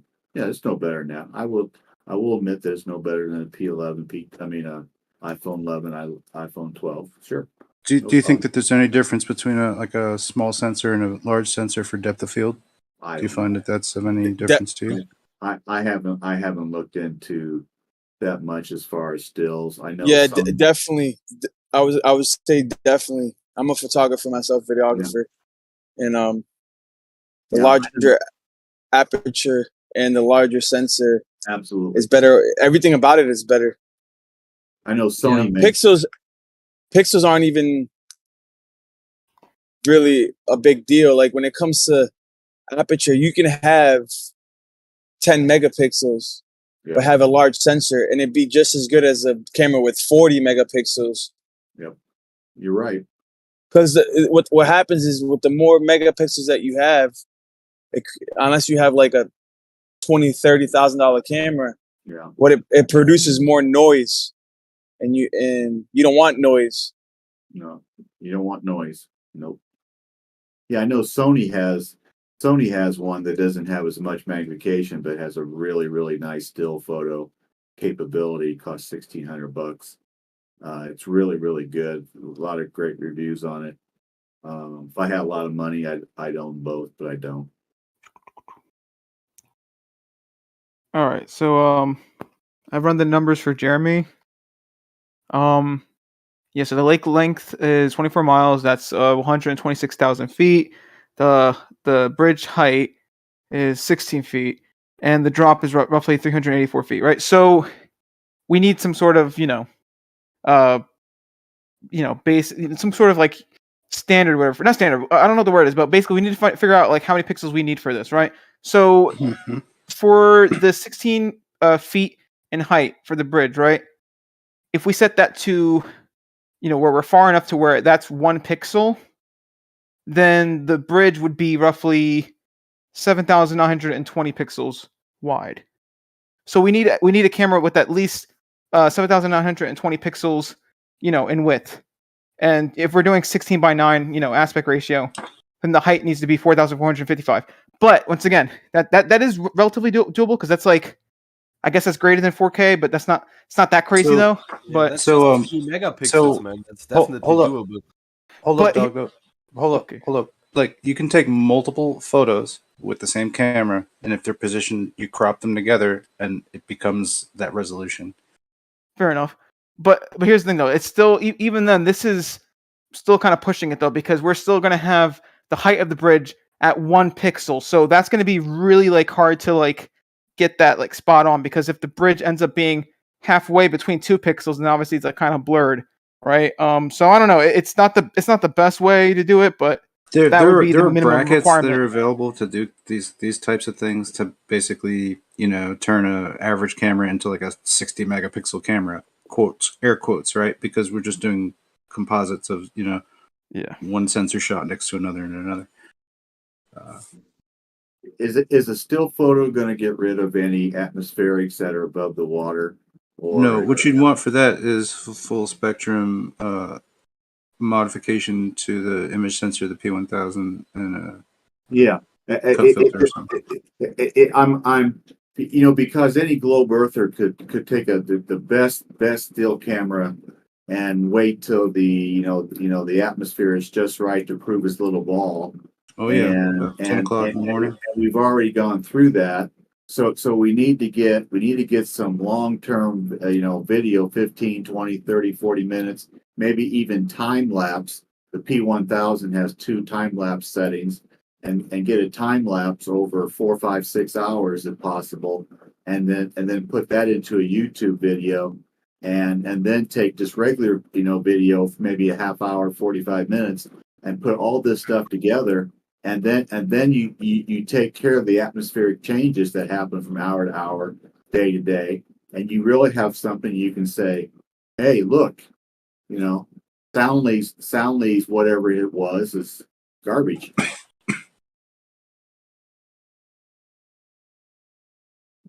All right. So But JT, we're gonna rock and roll this fall. Let's do it. We're gonna rock and roll.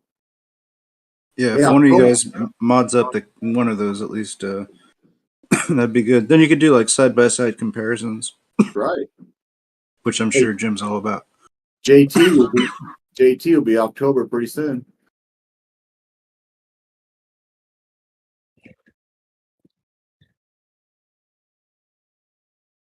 I drive down, absolutely. Meet my marathon guy, my Ironman guy. Yeah. Yeah. You got a whole bunch of time to make this really chill.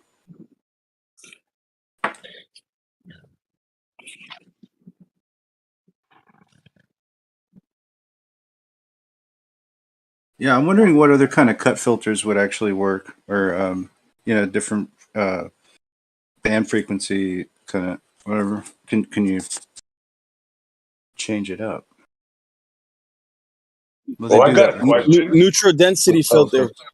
Well, they change it up with telescopes and stuff. They'll have like different cut filters for stars. I just wonder if that would work with like the moisture deck. Like, it would be interesting to at least see comparisons from full spectrum. Jesse sent me a ND filter to buy off Amazon for my P1000, and I ordered it yesterday so we could observe the sun. I think we're 1,500 miles apart. We're going to play around with the sunspots and kind of see what angles we see from where we're at. Yeah, I mean, ND if you guys want to do filters. this, Yeah, just I'm so you in know, Poland, like literally. Okay, sorry. I'm just saying, ND filters don't necessarily not have artifacts that they lend as well. Yeah, you can't get a cheap one because there's cheap ones that are trash. You got to get like an optical ND filter, not the ones that has like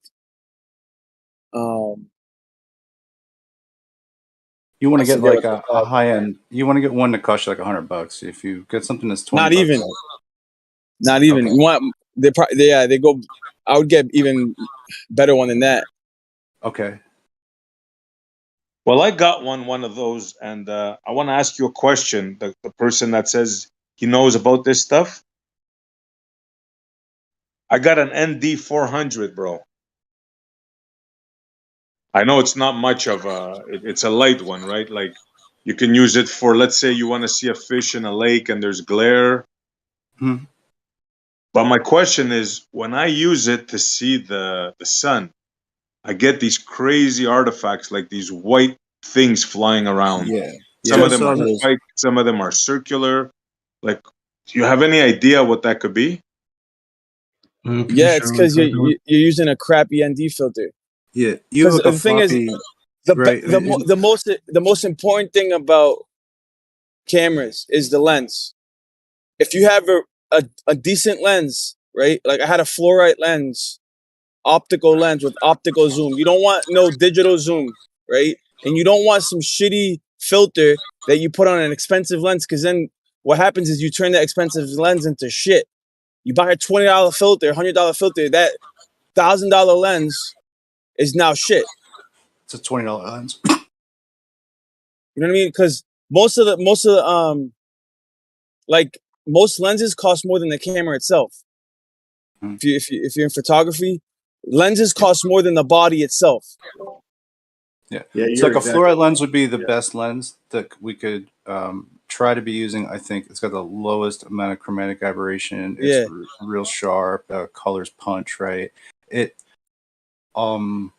works with light really well, and I think some of the first like good quality optics that anybody ever made were probably made from fluorite. So they're really good. I think otherwise, I would use like a Super Takumar, which has a thorium glass mix in it. It's really good at cutting light. All different types of, it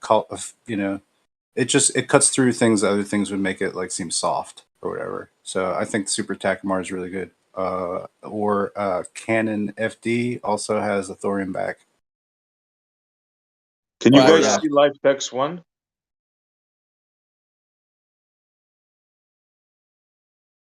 Can you tell me what the hell that is? That's an artifact you think that an ND filter could cause? Or I thought that they were like some shit out of like the Riddick movies. They look crazy to me. I don't know. I really like it, but I think that's just a result. You're using a film piece, like a floppy film on top of it as an ND filter, but it's ND 400.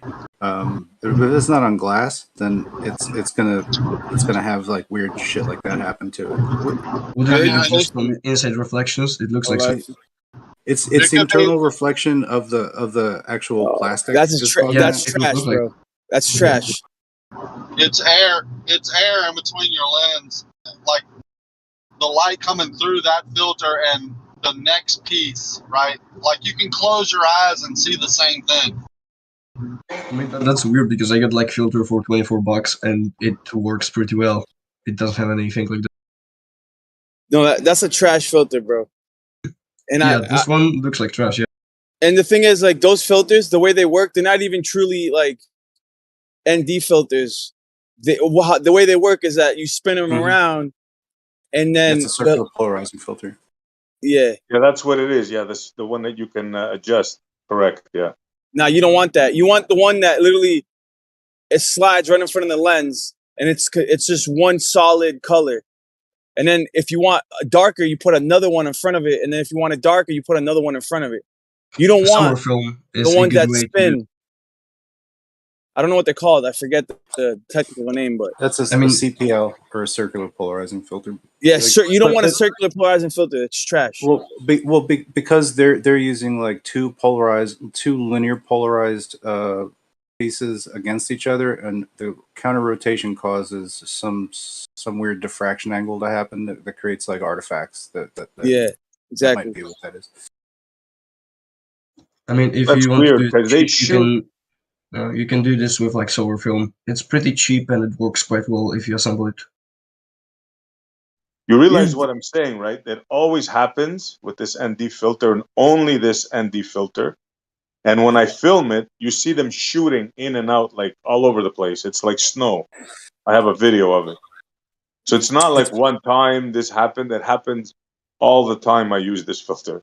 I'm really fascinated by the images that you presented. I do feel that there's some kind of artifact, but they also could be revealing of some other thing, and I'm willing to try it out. I have probably a few low quality polarizing filters, but I don't like point them at the sun because I'm not trying to damage my sensor. Well, what have you? Maybe I'll try it out. Yeah, try the ND one, bro. Try the ND one, like around 400. See what you get. They sell these hoods, right, that you can attach to your camera, and then they come with film, right, like the solar film that somebody was talking about.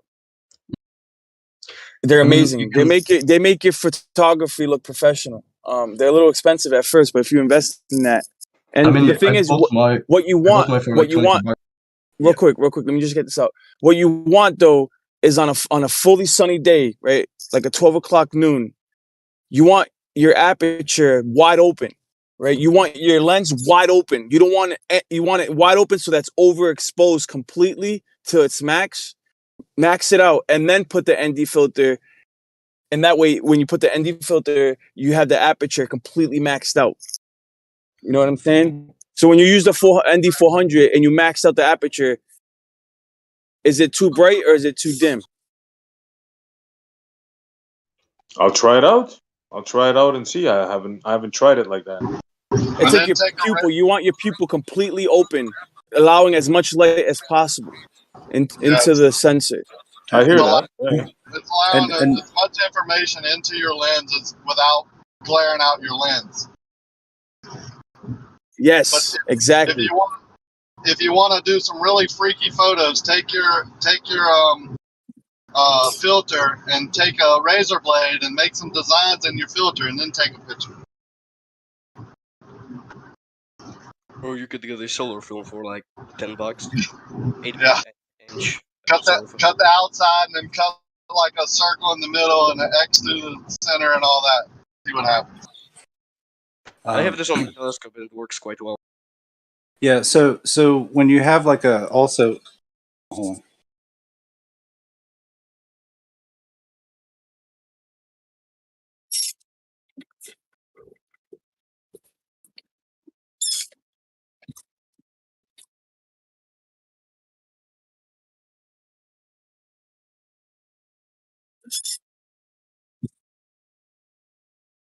Like this one, left lane? You know how many sunspots I've shot, bro? I'm talking about this particular filter does weird things like just this one. That looks like you're getting the eclipse. With a proper solar filter. You posted one that you took, left lane, with a filter? No, Oh, you just have a friend that did it? No, SE did. SE posted one. Have you ever done it? No, I had never taken any images of the sun. Yeah, it's cool as shit. Cool as shit. Get it? Depends on what time of year it is. It's still cool either way. I've got some close-ups of sunspots.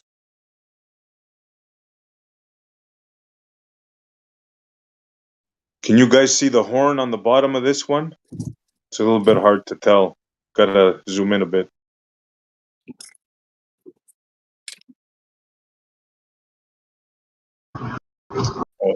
See, what if I told you the sun was rectangle?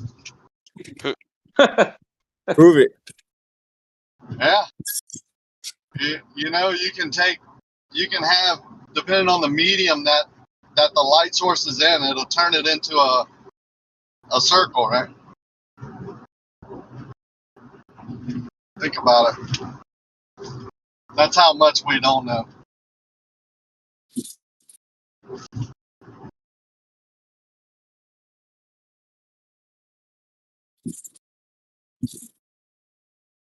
Hey, I saw the horn. That's pretty cool when you zoom in. It's neat. On the bottom, yeah, I didn't know I had it to begin with because this is without a solar filter. But I was desperate. I didn't have it with me, and I shot it through the clouds. Yeah. You zoomed in 93 million miles? It's amazing. That's amazing. I'll show you one that looks like a keyhole, and one that looks like a mushroom, and one that looks like it's going away from you after it stops going down for about 3 minutes. Yeah, you got some good ones, bro. The boat there, the mushroom sunset, you got some real good ones.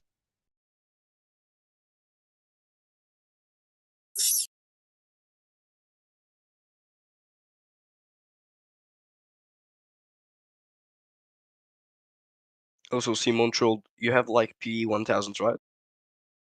I have the 900. Oh, in like a few months you could try shooting Saturn because I know it's possible. Oh yeah, I'm waiting. I shoot it every summer. Yeah, it's amazing. One of my favorites. Yeah. I've shot it with my P900, but it wasn't quite well. And now that I got a telescope, I'll try to catch it in more detail. Yeah, it's a little tricky, but if you get the hang of it, you can even get the rings of Saturn. Yeah, Jupiter is a really nice target to like watch. Jupiter's definitely good. Yeah, the moons. Yep. Have you ever seen like red spot on it? No, I don't. I don't think you can. That's possible with the 900. I don't know. Well, I haven't been able to do it. Yeah, me neither. I've only been able to like this from a telescope, but I think with enough level of stacking, you probably could. But the seeing would have to be like perfect. Yeah, there's Rakia. See that one? The mushroom one Rakia has there? That's a great one there. Yeah, it looks pretty cool. There's Jupiter for you. Oh yeah, I have similar photos from my P800. There's a lot better than that. Trust me. But that's the one I took. Yeah. I think that those two are the best ones that I got. But they're not from P900.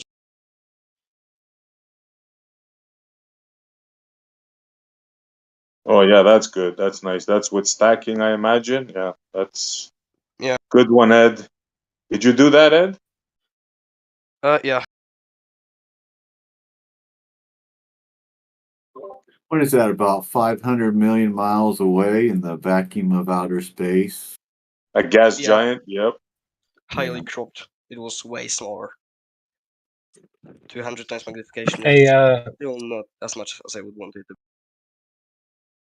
My 4K video Saturn going by on its own. I had a tripod, and I didn't do any optical zoom. I just did optical zoom. It's pretty cool looking.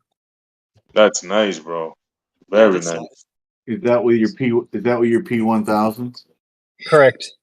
Cool. If you lower the exposure down, you could probably resolve some details. Hey, I understand, JT, that's like 750 million miles away. What do you think? Yeah, right. What advice did you have? Because I just put it. I think I had it on like moon mode or something.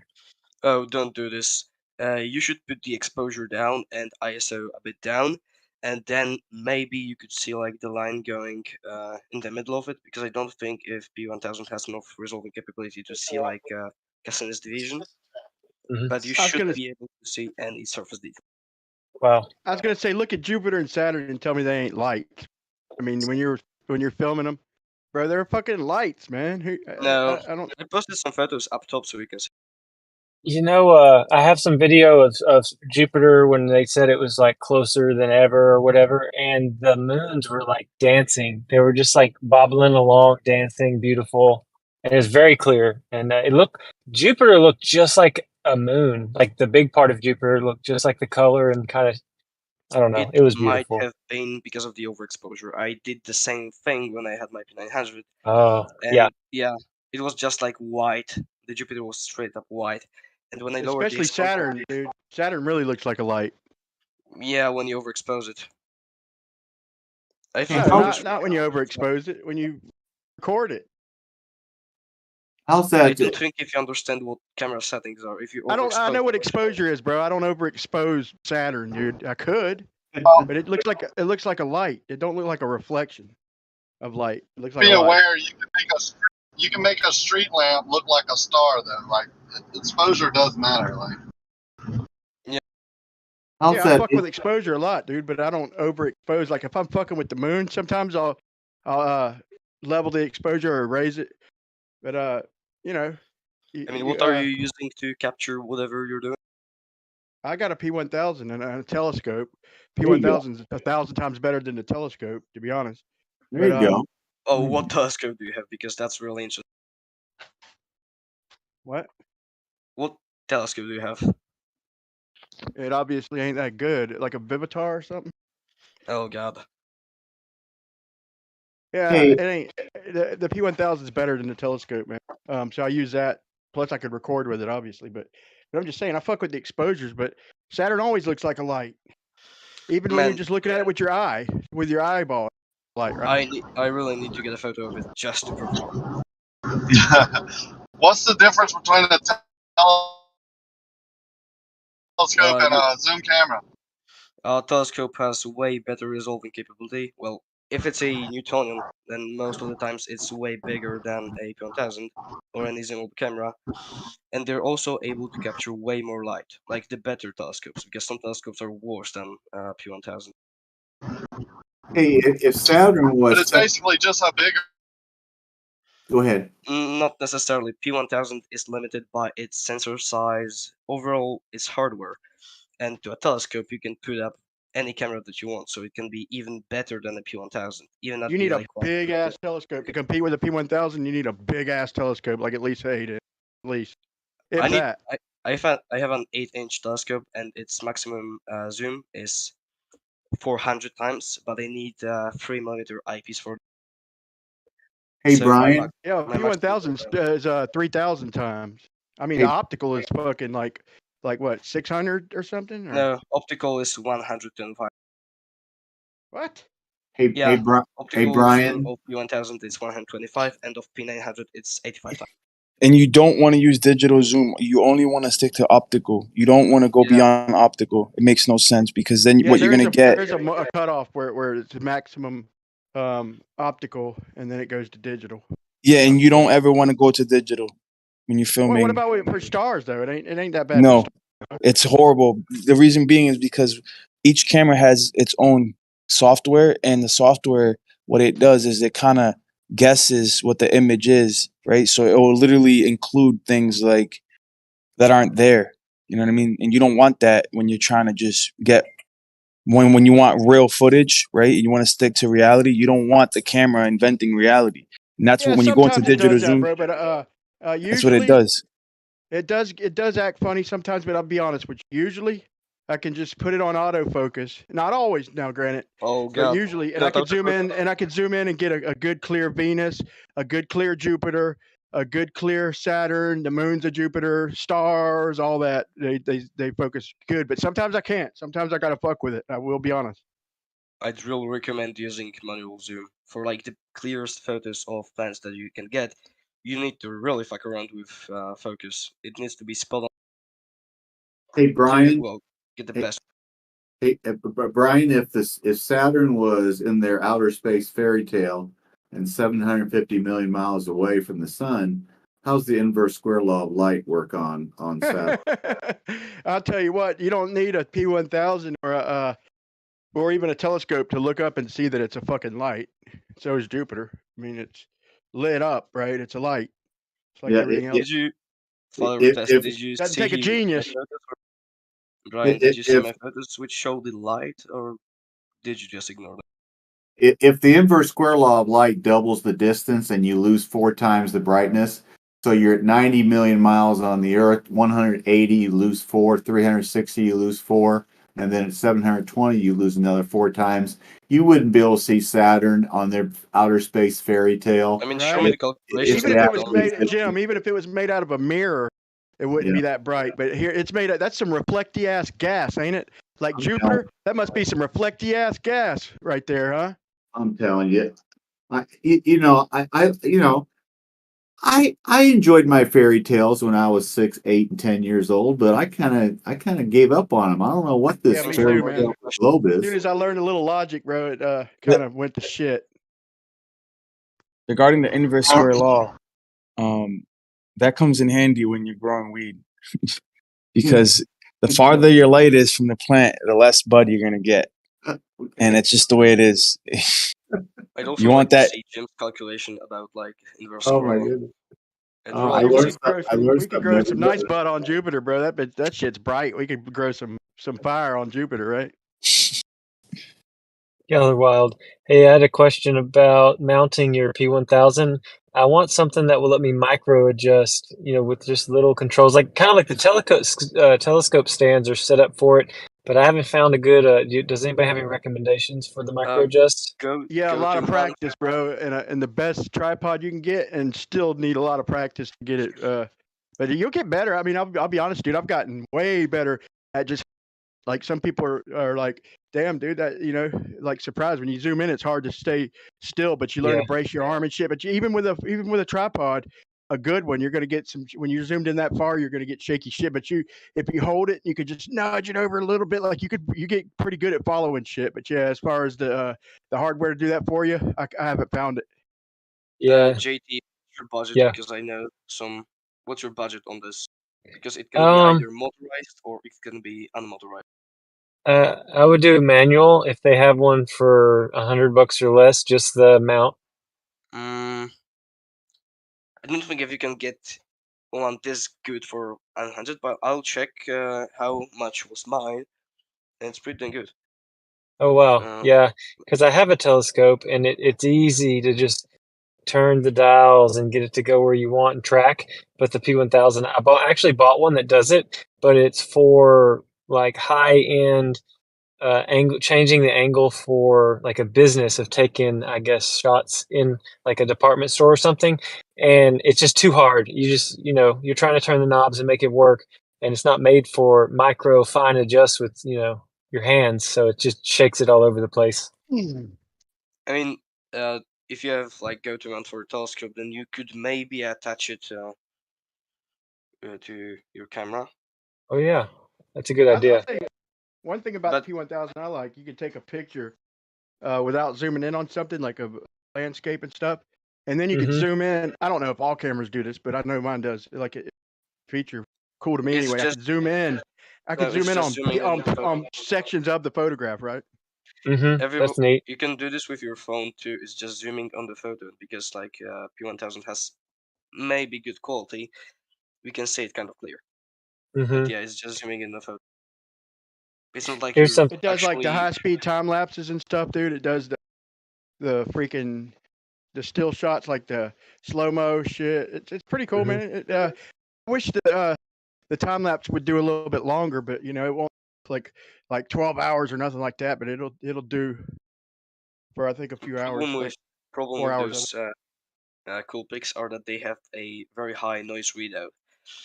So when you're maybe using this for astrophotography, it's not worth it. I've tried. I know one thing. If you're doing time lapse, like if you're trying to do any time lapse of the sky, you can't move it. You can't move. Like that alone tells me like you can't even fucking if the wind blows, or if it ain't set stable, like if it even budges even a smidgen, dude, you ruin your time lapse. Like I think that that is proof. I think that the star, besides Aries failure, that I think just with myself filming shows me that the stars are moving, not me. Well, but we had this conversation before, though. We said if it moves like if your camera was to move like an atom, for example, it's not gonna mess up your time lapse. I mean, come on. Yeah, but an atom and a half, I don't know. The what? An atom and a half? Come on. That's wild. Hey, you know what I found interesting is if I really am trying to get like a star or even Jupiter or Saturn, I have good luck when I zoom in to where I want on the moon and get it really focused on the moon and then just move it to where I want to look. And it's funny how the moon depth gives me access to the whole sky without having to do, like crazy adjustments. Oh god, you've no. Oh, Arma, if I slow the light down, if this worked like this, I would be fucking safe. Hold on, I'm talking. I have to mess up with my focus whenever I photograph planets. Like, even if I focus perfectly on the moon, the Jupiter will not be split. I can barely hear that dude, man. Is it Turn just him. me? He is My kind of low. microphone. Yeah, turn him up. Sorry, I ain't trying to interrupt, man. Yep. But Arma, if I slow the light down, that's coming into my camera, like I would have to angle, like if I had a telescope, if I had a way of slowing the light down coming from the star, then I would have to change the angle of the telescope, right? If it's me moving, right? Then the light that's on its way to my lens, if I slowed it down, I'd have to obviously change the angle of the telescope, right? No, I mean not really, because there's still a stream of light though. It's not like the light just gets to you. The Refraction, light, bro. It's refraction. If the light slows it, then you obviously it's going to bend the picture. I'd have to change angle. That was a rhetorical question, bro. I didn't think you'd answer it wrong, but I'll hear what you have to say. Go ahead. Well, because I was just thinking in terms of like, I mean that's weird because I mean like I was thinking like in terms of like a stream. Like if it's just like a stream, then even if it's like slower, I feel like I don't know. I mean I might have to look into the whole refraction. Okay, well let me say this. What if I slowed it down? Like if I cut the speed in half, obviously I'm gonna have to aim my camera somewhere else, right? Or else I'm not gonna get. I mean, if I have light, let's say half the star is coming in at regular light speed, and the other half is coming in half the speed of light. Okay, then they're not gonna line up, right? Well, let's take take it. Well, let's take it to the extreme. Actually, let's make it move like 1 mile an hour. The light moving. Yeah, 1 mile. Right, 1 mile an hour. In other words, if however far away it is, even if it's a light year or 1,000 miles, if it's moving 1 mile an hour, then obviously, if I'm filming it at regular speed and then all of a sudden the light slows down 1 mile an hour, I'm no longer going to be looking at it, right? I'm gonna have to wait till it catches up and then change the angle. Maybe I'm thinking about this differently. I'm thinking about it like, because we could even go as far as like slowing light down to like like making it like stop, like it's just completely like still, right? Yeah. Then if you're moving within that, right, you'd be moving within this sort of like almost like field of light, almost because the light. Let's just assume like the light already emitted from the star, right? Then you can think of it as like there's just like a field, like a 3-dimensional field of just like photons everywhere, and as we move. Yes. We collide into the photon, and then we see where the star, was at that angle, though. So I'm right. So picture a stream of photons, right? So if I slow them down, then if I slow the photons down, and it's moving, okay, then the photon that's left that star is already on the path to my eye, right, or the telescope. It's already on a path. So it doesn't matter if the star's moving, then it can carry on. That photon has already left. It's already on its straight path to my fucking eye or my telescope, right? So if it was me moving, then I would have to change angles. I'd have to change angles because it slowed down. The light slowed down. So in other words, I'm moving. So I got to fall back to where the light had just came from, bro. I mean, just think about that for a second. Maybe I don't think I'm getting it fully in my head though. I might have to. I'm not the best at picturing things, so maybe I'm. Okay, let's say it's us it. moving. Yeah. Let's say it's us moving, and there's a light, whatever, a few thousand miles away. Just picture it however or you need to. Okay, now, if it's emitting photons coming right for it, okay, if it's us moving basically, then I'm gonna have to keep changing the angle of the telescope to stay with the star. If it's traveling at regular speed, I'm going to have to keep changing the angle to follow the star. Okay, I think I see what you mean now. Okay, right. Okay, now, if I slow that light down and it's us moving, then I'm going to have to change the angle a little bit more, just a little bit more to stay with it, basically. Basically, I've slowed the light down. So I can't just keep moving it the way I was. It's going to be consistent, but it'll be a little bit more gradual because I've slowed the light down. You don't get that? I can't just keep the angle changing exactly the same as it was because I haven't changed speeds. I'm still moving at the same rate. Let's say I'm on a conveyor belt even.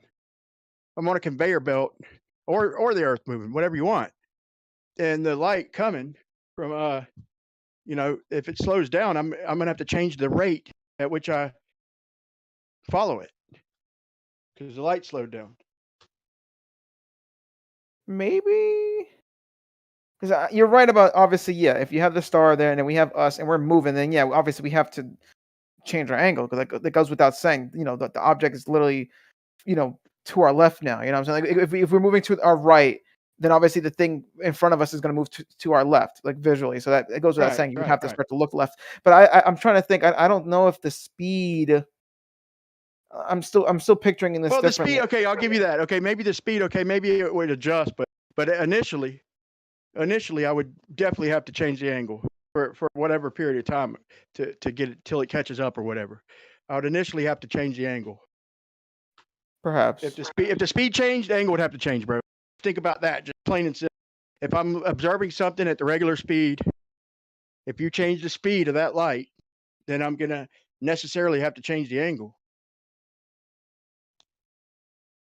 I mean, let's say the sun was 93 million miles away, and all of a sudden that light just cut off, and it doubled distance all of a sudden. It's going to be back where it was for 8 more minutes, right? I'm going to get 8 more minutes. I'm going to get 8 more minutes of light. Yeah. And then I'm going to have to readjust. It might, I don't know what's going to happen after that, but just saying, initially I will have to adjust.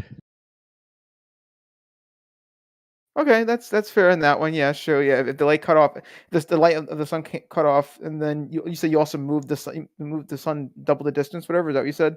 Right. After that 8 minutes is cut off, then there's going to be a jump in where it's at.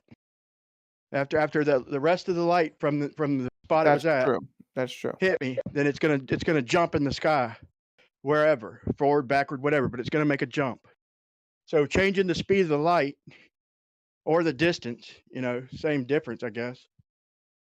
But let me think of a better way to explain this. The point is if you change, if the light is already coming, and if it's the star moving, then the photons, for lack of better terms, are already on their way to my sensor or my eye, and so it doesn't matter if it's moving. If I slow the light down, it's still going to stay on that path.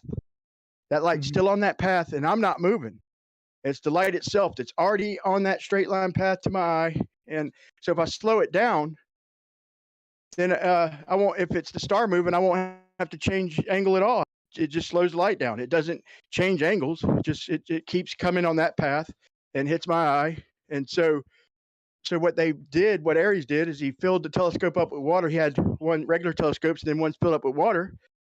And they come to the conclusion before they did the test that if they slow the light down with using the water in the telescope, then they should have to change angle. It should refract just a little tiny bit.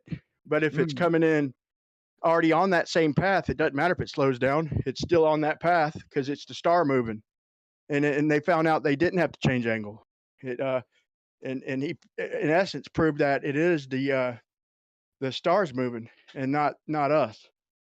I think that's a conclusive test. I might have to look into that. Yeah, that's interesting. I actually never heard about that, the whole water in the telescope thing, whatever. Although I think I've heard something similar to that, though. But that's interesting, though. What was it called again? It's called. Is it Aries? It's called Aries failure because he failed. His hypothesis is that if they put water in the telescope, that they would have to change the angle slightly to see the star than without the water. And it failed. It didn't work. They didn't have to change angle, so it's called a failure. Oh, all right. Okay, I'll check that out. He was a Globie, but he tried to prove it, and they come up with that conclusion, which is logical to me. Didn't work. Yeah, he was trying to prove the ether drag hypothesis, right?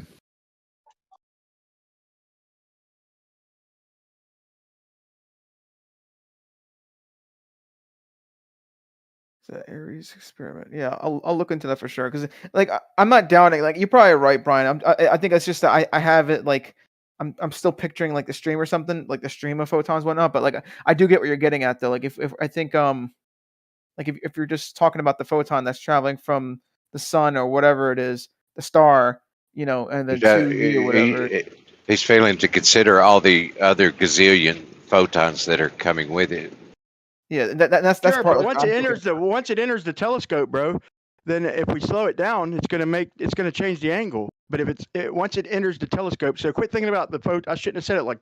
Don't think about the photons that are way out in whatever your space and your mind is. Think about the photons entering the telescope. Okay. You're popping your mic. Oh shit! Sorry. Hopefully this is better. But think about the photons entering the telescope, and once they hit the water is going to slow the light down, and they should have to change angles like we do if we're looking at something in the water. We have to change angle. It moves it, right? And so it should do that with the stars. But if it's the star moving, the light's already on its way, and we won't have to change angles. So they put water in it and found out that they didn't have to because it just comes in straight through the water. It's already on its path.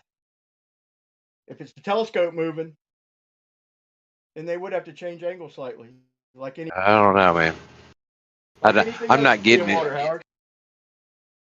Well, I'll tell you what, Brian. I'll maybe I'll try like drawing it out for myself or modeling out for myself just to kind of figure it out. Like, I don't doubt I don't doubt it. Like, you probably do have like a point. I just right now I'm a little like, I'm a little busy with like doing something at the moment, so like I can't like fully like get it in my head. But you do make an interesting point though. I will definitely look into it though for sure. All right. Yeah.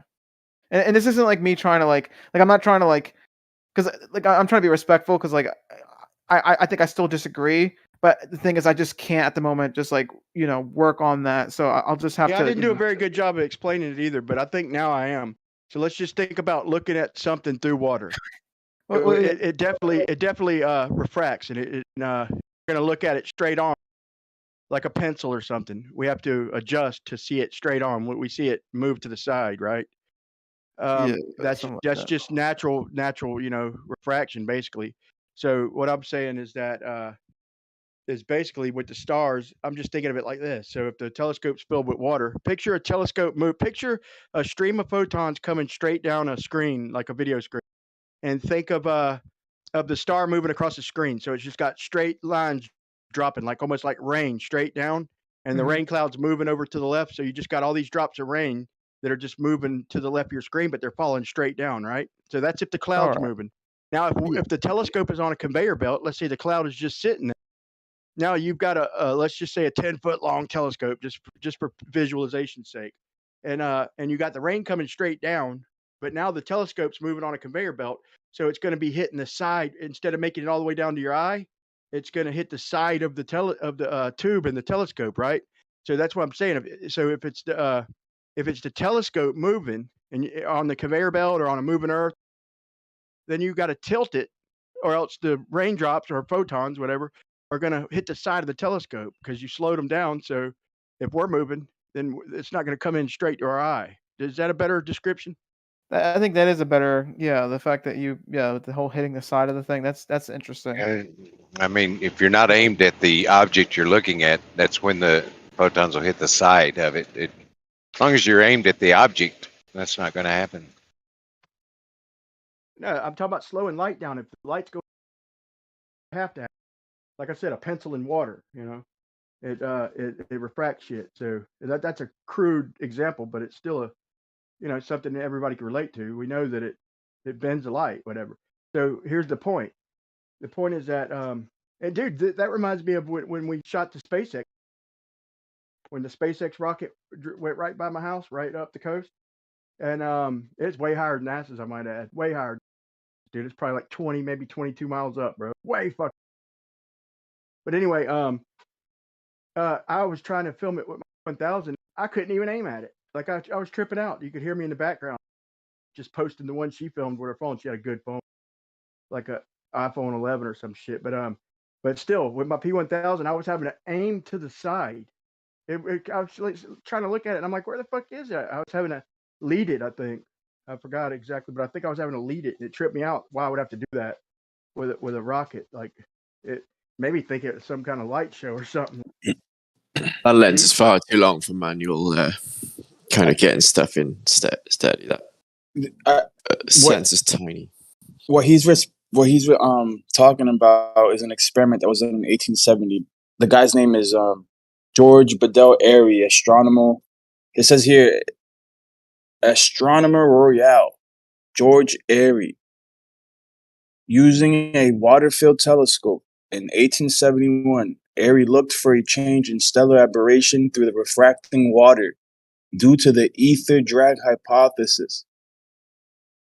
Like all other attempts to detect the ether drift or drag, Airy obtained a negative result. That's just what Google says.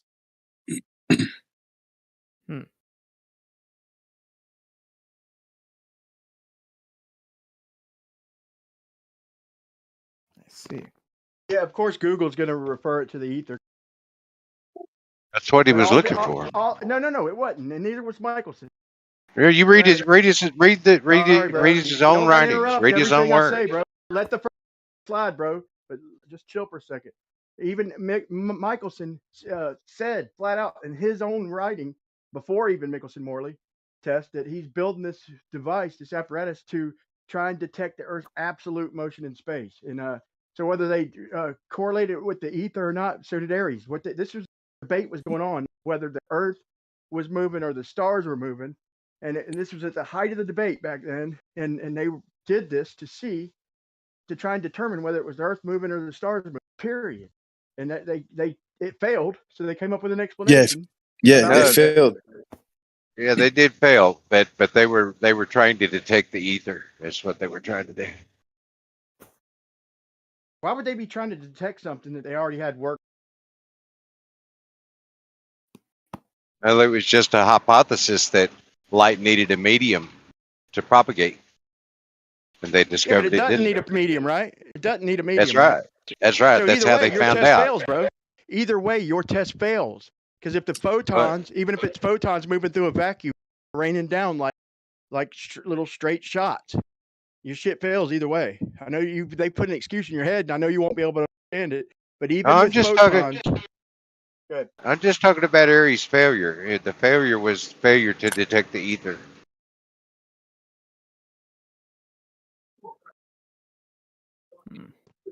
So you're saying that they already knew the Earth was moving. They were just trying to detect ether.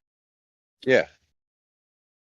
What kind of horseshit is that? So every test they conducted to see if it's us moving or the stars moving, you just write it off as fucking testing for ether. I mean, but it doesn't say anywhere in Airy's failure that they were trying to detect Earth's rotation versus star rotation.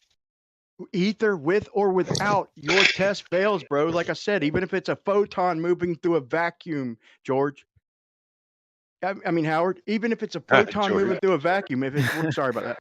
Even if it's raining straight down like a photon moving through a vacuum, we slow that down. If we're moving, we're gonna have to change angle, bro. Period. So just abolishing ether doesn't help with that test. Sorry. Okay. Yeah, I mean this experiment wasn't ruling out ether per se. It was ruling out that ether was dragged with the Earth, essentially.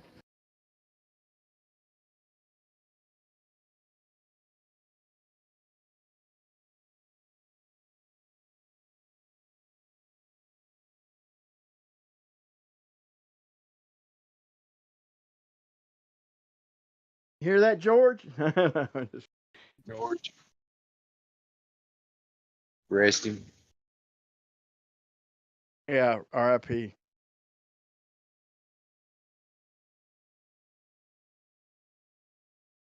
Dude, y'all never forget George, man. Like a little George story.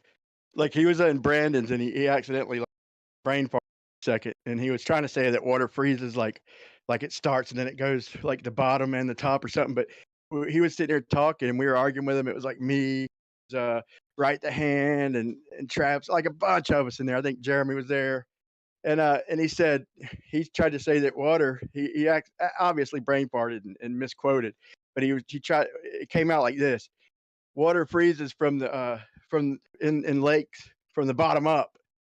And we all just had a fit. New Page was there, And we're all like, dude, that's so funny. And I was trying to get it out. I was like, bro, you'd have fish. I was like laughing my ass off, bro, because all I could do is picture fish like flopping around on top of the ice as the water froze from the bottom of the lake up, dude. And the whole fucking room went ape shit, dude. And I was like, the fish should be flopping around on the ice, George. But He was just talking about it freezing on the bottom layer, right? yeah, The obviously, bottom of the ice. Yeah. obviously, he just didn't word it quite that way, but that's obviously what he meant. But it was just funny the way he said it. It didn't come out like that, dude. And the whole room just fucking went into chaos. It was hilarious, dude. Would make pond hockey a little difficult, probably, huh? It damn sure Little make fishing. splash. It damn sure make fishing easier. It'd be like just picking up fish from the fucking ice. As soon as the ice made it to the top, dude. I mean, shit, the fish would be like swimming around in the last little foot of water, and then it'd be the last 6 inches of water until they were just flopping around on the.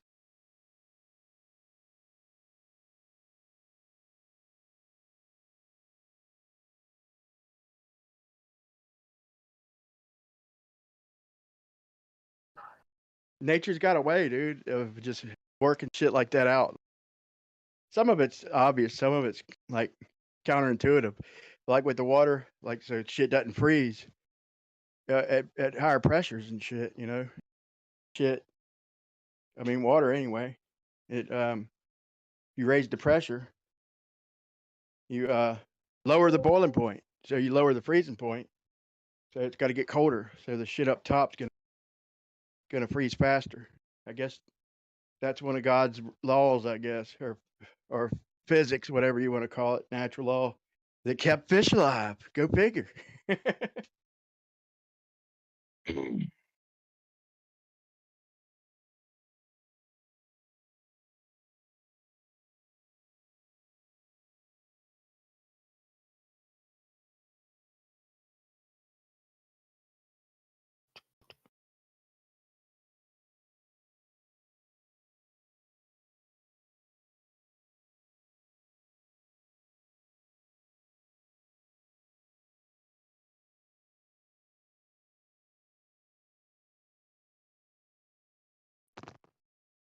Oh my God, I made my entire video with do this, man. I gotta leave y'all for a minute. I gotta redo this fucking whole video. I mean, it wasn't like 7 or 8 minutes, but I did this whole video, went all through Google Earth to find examples, and they were just everywhere, dude. I couldn't believe it. So another discrepancy with the northern and southern hemisphere that nobody's ever mentioned that I've heard of. And Like what?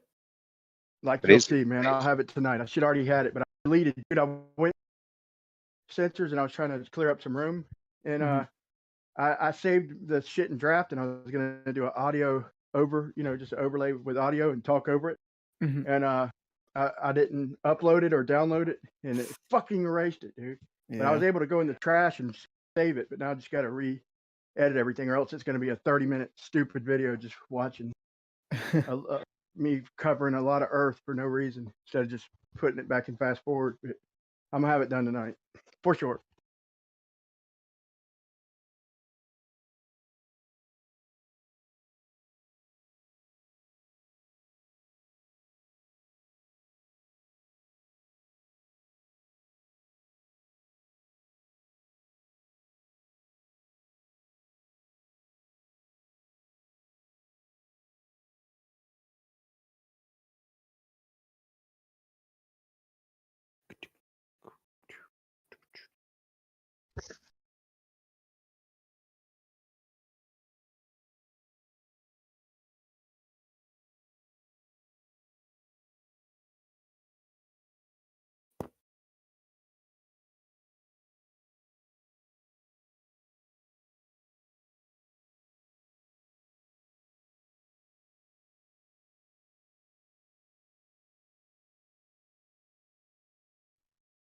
Let's say this, man. I did a straight path of road, right? I drove down. There's a straight patch of highway right by my house, and it's got service roads and it's got a bunch of median. So I just drove a mile. It was like just barely over a mile, like about, I mean, really maybe 20 foot more than a mile. or as exact as I could get. And I turned around to trace back the other mile, to trace it back. And except this time I crossed over the highway. I angled over, did 3 times. I angled over once, angled over again, and angled over again. So I basically was just kind of simulating a windy road, getting an idea, nothing exact, but getting an idea to see how much it added on to shit. And it added about 0.2 of a mile by going back and forth a few times, or angling over and then angling back, angling over on my way to the other point. It added about 0.2 of a mile. And so, would anybody have problems with that? Is that a fair estimation of about, maybe 20%, about what distances would be added in just a general curvy road, a straight road? Maybe. Maybe. I don't know. It kind of sounds. Yeah, it's obviously going to vary, but it's obviously going to be longer. Yeah. If traveling the straight line is obviously going to be longer, and you're not talking about just a little 8-inch drop like on the the vertical axis. I'm talking about like on the side to side axis. I'm not talking about just a tiny little drop, because then when you start looking at that, there's barely any difference. 69 miles, it's only like a 10-foot difference with a curved or a straight line, earth curve size in your model. So if we tried to do a test, that's why we threw that test away a long time ago. In fact, it was George who had pointed out. He did the math. I fought it tooth and nail at the time, but then when I brushed up on all my shit, my math, I was like, damn, he's right. In fact, that was one of the steps that got me started in brushing up on it. But he was right. Like over 69 miles. That's a long way. So if you're going to try and prove a curved Earth, you're not going to do it with distance, bro. Not no distance, that you could travel in any reasonable amount of time, unless you had, equipment like a airplane or something, even a car, bro. You're talking about an hour. And but if you're pulling measurements, like exact measurements, you're talking a few days of pulling measurements, trying to detect a 10-foot difference, bro. I don't think that's within the margin of error, in my opinion. My personal opinion, bro. That's too close. Yeah, you'd have to have a hell of a straight ass line to detect the 10-foot difference. I think You'd have to have a hell of a goddamn motherfucking straight ass line, you son of a fucking bitch. Hell yeah, fuck, shit.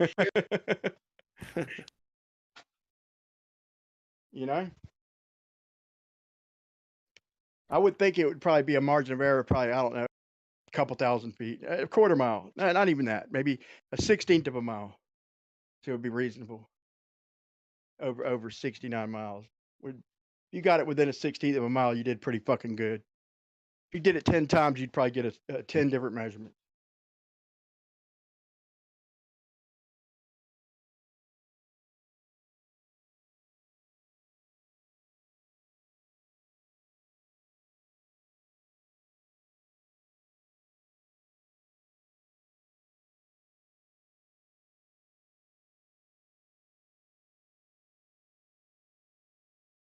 You guys, my wife really hates my sense of humor. It's like pity laughs. I think we'd all like her. Yeah. I'm just joking. You funny looking. That's true. She probably thinks you're arrogant, or like Ruhif's wife. Like Ruhif, she thinks that Ruhif puts itself on a pedestal, whether he's smarter or not. It's just the way he acts. He just props himself up, and that's like a personality type. Yeah, you're way strawmanning him, and calling Hold on. him. Everybody's got a little bit of an ego. Come on now. I'd agree.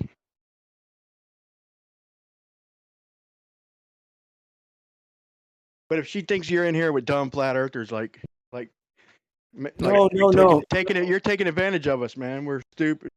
We're below level, man. No, you know her, and you deserve everything she gives you, bro. It's not right. Well, that's Let us true, be, man. Yeah, that's. She's a flat earther too, though. So. Well, hats off to her. I'm liking her more and more. Man. Wait, what are you? Me? Yeah. Okay, so I won't say flat earther. She might be a true earther. Is that better? Okay. Yeah, that's better. She doesn't know what the hell the Earth is. It's not a globe, right? Right. That's the only honest stance, I think. And she says she doesn't see curve, and I'm with her on that. So.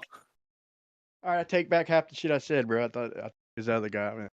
Oh, my dude, bad. you can talk shit about. I'm glad float, man. You can say whatever you need to me about. Bro, that's hey, I'll say this though. That's the only true position. Like nobody knows the world is, dude. I gotta say that's the only honest position. Is you could say you know we don't see curvature and we don't measure it and this and that, but as far as what the whole world is, yeah, I think God knows.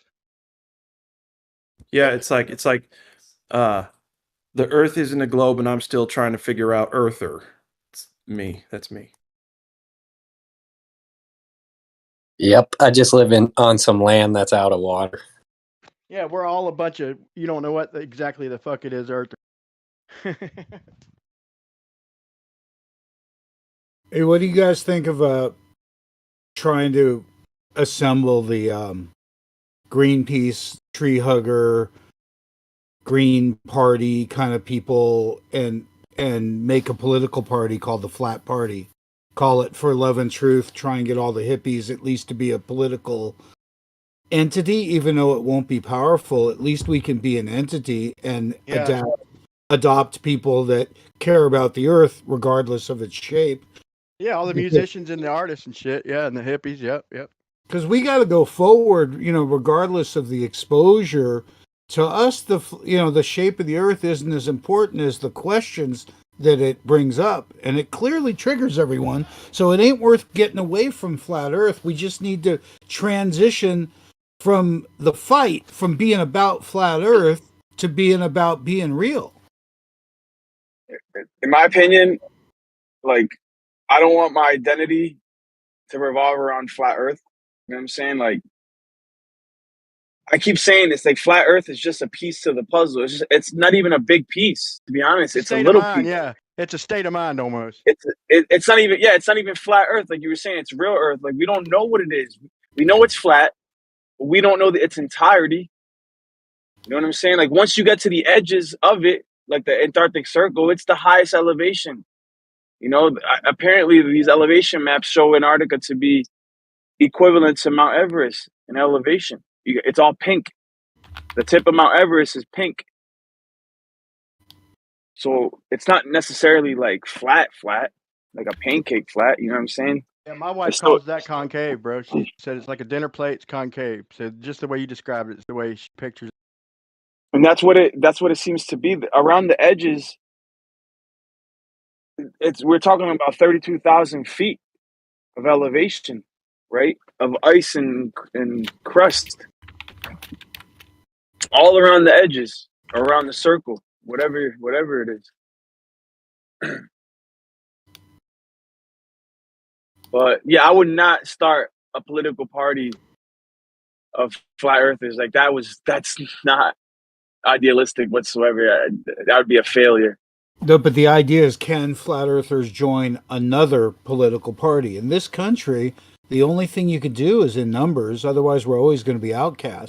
So whether we make real headway or at least just legitimize, like the Green Party or the Independent Party, they're not taken seriously, but at least we could maybe form an agenda amongst ourselves. It'd give us a voice. I mean, it's the only thing that might give us a voice. Now that you mention it, is organizing. I mean, there's got to be, essentially, I'd like to call it a hippie movement. The coolest flat earthers are They don't like hippies. But the coolest flat earthers are clearly just connected to the earth. They're not up in arms about anything. They're just mellow. I don't even like, bro, listen. Just hear me out, right? Because the modern day hippies are called yuppies. They're in Colorado, they're in Portland, They're in Massachusetts. I want nothing to do with yuppies. Nothing to do with them people. Because at the end of the day, those people, though they might have good intentions, like, oh yeah, peace and love, bro. Here, hit this. I hear Take you. that. Like, dude, I don't want nothing to do with those people, bro. I get it, but at the same time, the religiotards aren't going to help me. Like, in terms of groups, the Christians were right. We already have a religious group. In other words, at one time around 2020, censorship and, what rights we might have, it was important. And around 2019, we made something called Church of the Flat Earth, just in case we needed to hide from persecution. We could claim to be a religion, but it had no doctrine, and it was just a claim. And the Christians said, hey, we already have a religion. So if you wanted to be part of like a group, you could do it there, but that doesn't help me. I'd rather bong than fucking pray, personally. It ain't even got to be bong, bro. But if you're comparing it, I'd say this: like like the last 5 years, there's been a lack of good new music, like in the mainstream. There's been some, but not like the normal stream, and it's because all the good musicians, bro, all the good new up and comers are doing flat earth music. I mean, a good portion of them anyway, and that's why it's taken a hit. That's my opinion. Is most of the musicians are woke automatically, almost, and artists and shit like that. That's my viewpoint. I hate that we have to use reverse psychology. It's almost like we need someone to write a song goes, flat earth sucks, I believe what I believe. I don't look at anything, fuck you. Like something that's completely derogatory in baller language. Fuck you, I believe what they told me. I believe what they told me. But I mean, there should be a chant for them, flat earthers are stupid. I'm not one of those. There should be a whole anti-flat earth album. That was my generation, though, like Rage. Fuck you, I won't do what you tell me. Shit like that. And partially woke for at the time that we were woke. We thought we were. But we weren't fully woke. But now it changes to, fuck you, I do exactly what they tell me. There you go. Exactly what I mean. We need to I hate that we have to use reverse psychology, but it's the only way to get people's attention as to what they're experiencing, and what they are experiencing overall is programming. Look, it's taken a lot of years. Some of those that work forces are the same that claim flatness. Ryan, you're killing me, dude. So yeah, for love and truth, I think is a good acronym for flat. We could have flat parties instead of meetups. And that way flat parties can invite other people for love and truth, and the flatties can be flatties, but it doesn't mean everyone has to be part of a truth movement. And I don't know, even if we get on any ballot ever with any candidate ever, it's a winner. So I'm just putting it out there now to see if I can gain any traction, but people don't like hearing shit from me, so I have a traction problem. But if anyone else wants to get involved in the smallest portion of politics locally and just let's start claiming, let's see what it takes to be a party, big or small, effective or not. But it's not flat and it's curvy. Is this server now, not flat earthers? Is this server focused around awakening in general, or just like there's so many deceptions out there, right? Besides flat Earth, it's using it's using the trigger of flat because everyone's triggered by it, but yet we can exit flat at the same time and move on into. Wait a minute. How do you know it's flat? Well, I'm redefining flat to represent more of how we feel than what we're measuring, because there's a great deal more to flat earthing than flat Earth. What Look, my posse's on Pontchartrain. Because it's for me, flat Earth is a justice thing. I feel we've been done an injustice, and that flat Earth is a big pile of evidence for me of shit being less than cohesive. Let's just not even call it lies. Let's just say less than cohesive. Is science less than cohesive? Is this shit we're talking about Einstein for real? And it seems like it is. It seems like they're goofing on it. Einstein's my buddy, but I have I have a supposition right here, and I got actually a claim. There is no way to tell the shape of the Earth because it's not physical. Word, we just went over that. Thank you I so much, love that. brother. I love that. Anyways, And yo, it's causing Jim, I met a dude that's running for president. I went to his house to fix his air conditioner. His name is Tony Zork, and I ran through all of it with him about the moon landing and all this. Never even thought it could be the case. Never really heard of it.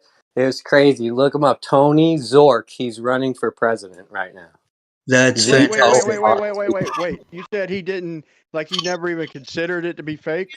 No, he never considered it. He never thought when I told him the whole they called them from a phone here and they talked to the guys on the moon or whatever. He was like, "Wait, that is weird," And it was funny. He never heard anything like that. Anybody who sees the footage, bro. I mean, I understand most people. The footage they claim is real. Once you see it, bro, you can't unsee it. It didn't age well. My dad didn't even know there was a fucking Building 7, dude. Yeah, he took that one to heart. Like what? He didn't know there was a third building, much less anything else. Yeah, it was interesting too because this guy actually was listening to what I had to say and interested in it. And I was like, dude, if you're running for president, these are the things that are important. Like what is up with NASA? What are they doing for us? Are they really doing anything for mankind? Well, yeah, they are. Yeah, They're Velcro, right? I always forget. No, they're doing a lot of stuff for us, actually. I mean, besides when it comes to outer space, but here on Earth, they definitely are. Yeah, knowing that the sun is 93 million miles away has done so much for humanity. That has nothing to do with NASA. They're taking our money to invent technology to sell to the highest bidder to resell back to us. And the fact they had to be the highest bidder, then that even makes prices even higher. I mean, that's like a triple markup, bro. It's ridiculous. We're paying for the. I mean, I don't know, man. Sometimes I just want to be a glober. I really don't want to be a flat earther anymore. Yeah. It'd be too exhausting to be a glober nowadays, dude. It'd be exhausting, bro. No. Fool yourself at every turn.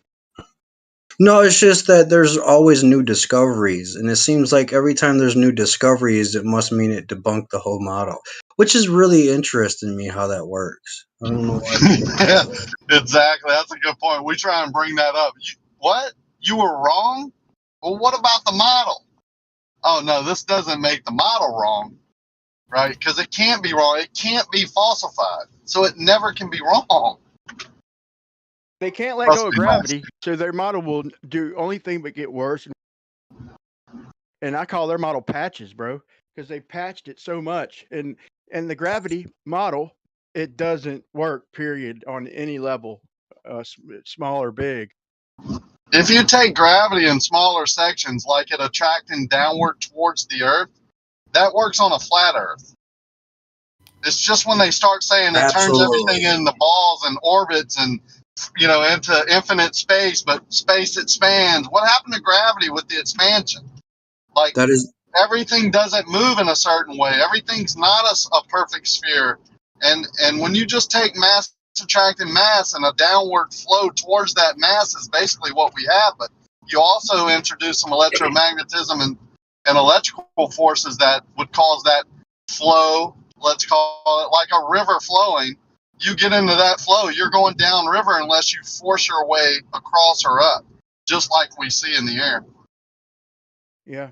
Not to mention, they say that the gravity forms balls when something gets bigger. They're like, well, look at a raindrop. It forms into a raindrop or a bubble. But then the same, even their own concepts. If you take a big jug of water or 10 gallons of water, it's going to be a jalopy if you free fall it, or even a big bubble. Like when you have a bubble wand and you blow one of them long ass bubbles, dude, it's no longer this. When it's small, it's a bubble. It's exactly opposite of what gravity says, because it gets big, it gets all warped and funky, and that's just like a few feet across, bro. So everything. If anyone brings up raindrops when describing gravity, you've won the argument. They don't know what they're talking about.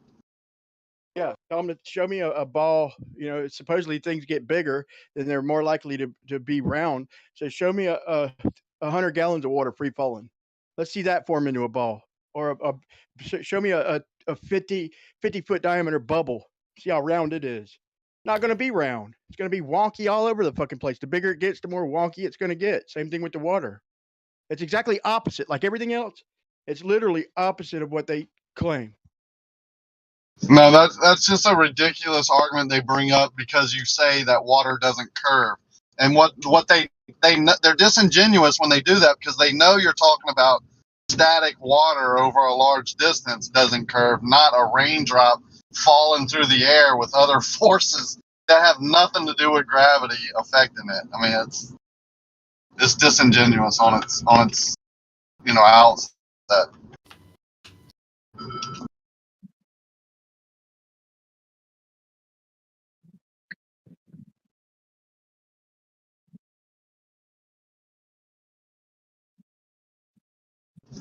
Where was everybody before 2015 though? Like, where were the free thinkers? Were they just not able to express themselves because the internet wasn't around? Because, just in the last, since 2015 or 18, this argument has totally flipped on its side, right? The ballers that come in here, like Left Lane and Kosho and people like that, they sound terrible, right? They haven't aged well in the last 4 years. Think about 40 years from now. If they don't shut down the internet and stifle freedom of speech like they're trying to do now, where is Left Lane and Kosho going to argue this lame model that they have that they sound terrible doing anyway? Like they honestly, they don't sound happy, right? The only time they sound happy is when they're projecting that you don't sound happy. Are you upset? Are you mad? I'm chilling on the boat, man. I'm by the pool. Where are you again? Like, are you on your keyboard? I hear you typing. Left Lane's driving? Well, I'm sorry. I don't know what the laws are in Texas, but driving an 18-wheeler under a CDL while posting on the internet shouldn't be allowed. So I'll say that again for like the 50th time. I hope he takes heed to it. I have wondered if the unveiling of the truth is a part of the narrative to go to one world government. Yeah, they're pushing that pretty hard, right? So it's got to have something to do with that. Well, if you look around everywhere, everything's breaking down. Pushing it that hard. I'm just saying, if you look around, they're just showing us like politics isn't working, or look at who's in office right now, and like incoherent. What's going on? Like everyone's saying, what in the world happened over the last 4 years, and what is going on with the world? And then they're like pumping out truth stuff, and then they're going to be like, we need to just change everything, people. Here's a new plan. 15-minute cities. I'll pay for your food. Y'all just go up in there. It's either that or the actual air is going to get nasty to where you have to live in a air conditioned place because you can't be like just out on your land anymore. I don't know, man. You have no idea what they're up to, but I'm glad we can talk about it for now. Do you realize that the best candidate for president was Ronald Reagan, an actor who was doing commercials at the time before he got into politics? That's the leader of the free world. And then you got Arnold Schwarzenegger, mayor of California or whatever he was, governor. You have Donald Trump, bless his heart. I mean, seriously? And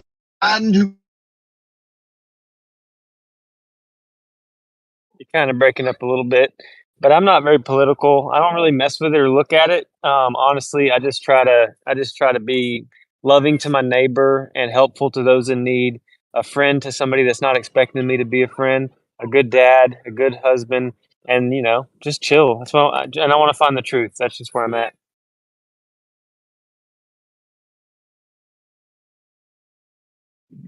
I think we should definitely go to our local courts the way that we saw in Level With Me.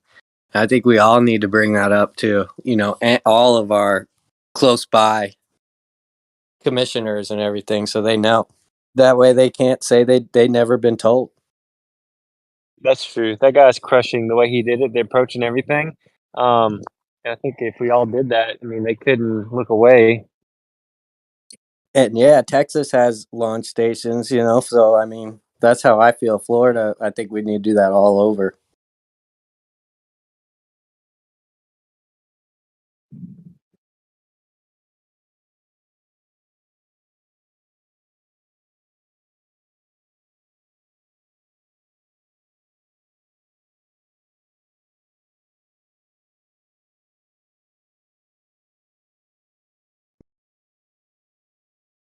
I mean, personally, I got into flat Earth because I thought it was a big, strong, empty platform, and that I could speak about other things, and I've been fortunate enough to do so. Because speaking about flat Earth doesn't interest anyone. It triggers them, it gets their attention, but we need to remind them of their kind of like their own paradigm. You know, this culture of money and war is just destined for destruction, and that's assuming that there's, you know, a biological future for human beings. I'm not looking forward to managing people.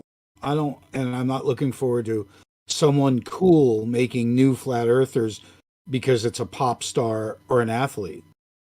Flat earthers honestly don't get along, and we don't believe the same things about anything. So shifting to a peace movement and a political thing might help in this country, at least, like utilizing the system, because it is a big system. It's designed for our participation, and we generally don't. I ran from politics as a pussy when I started doing flat earthing. I thought it was a cool way of delivering any angst or, you know, message I had. And now I'm thinking I was a puss, you know, and I should have gotten towards politics because that's how this country works. So I'm hoping maybe that we can decide how to vote amongst ourselves to do anything. You know, FE Core is gone. So you know, right now, Austin talks like there's all kinds of resources and people pitching in. I'm not sure of that. You know, it'd be nice if there was like resources, but we'll see. You know, the whole idea of the NASA audits is a great concept, but auditing everything, you know, NASA's a difficult thing, and it's not really a financial audit.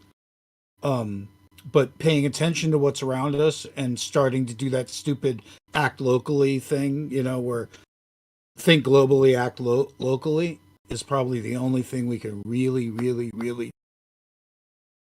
you know, stand up for rights and stand up for what it's supposed to have been, which is a system, an operational system, not a broken system. The checks and balances are supposed to work. Your one right to be arrested and due process is supposed to work. It probably does if we participated better. I'm not sure where good and evil, you know, come into play. I don't like to go there, but I really consider it all about a battle of balance instead of naming it good and evil. It's dark and light, it's good and bad, it's this and that. But I think the harmony and the power and what we call love or God energy comes from balance, literally the middle of the yin and yang. I know I'm talking stupid shit, but what do we got if we don't start to harness our energy? I seen magic happen when we started with Flat Earth here, man. It was fucking magical. We were all on the same page and shit was happening for us in our lives. And I think people are powerful. And I don't think, I think that's the big picture. That's what's being held from us, is the relatively unlimited power of the human mind and the skill set that people can put together. And everyone does have different skills. Fucking Austin is amazing because his reflexes mentally are like fucking Bruce Lee. He just has good mental reflex. And it shows how, you know, we just need to get out of bickering and do something, man, because there's a lot of great people and a lot of good heart in Flat Earth. And that has nothing to do with the shape of where we live. Dude, he remembers what he reads too. Like I'll read something. I can read fast if I want, if I'm reading out loud to a crowd or something. But to retain it, like I got to read it a couple times and I got to read slow. I'm really anal about it and break it down. Like he's got good retention on what he reads. He just reads it and bam, it's fucking stored and he can recall it and totally understand it. He's got great comprehension and his brain works faster than fucking anybody's I've ever met. I thought my brain worked fast, bro. I give him kudos for that, dude. He's a machine head. He's a machine head for sure. Yeah, I was gonna say too. I've heard a lot of people talk about flat Earth, but Witsit, and I know he's deafened right now. But this guy right here, man, the way he defends flat Earth. If he wasn't in here, like honestly, like there's some other candidates that are pretty good, But this guy, man, he really defends the flat earthers in here, bro. He's a cornerstone in the server since I've been here. For sure. Like if there, I join sometimes just because there's a lack of people. Now, granted, around here there are a lot of veterans who know what they're doing, you know, and there's a lot of them right now. But yeah, sometimes I can breathe a sigh of relief. But anytime Austin's in, I can just take a break, basically, dude. And yeah, and amongst, like I said, a few others in here right now, even who will defend it properly and shit, you know.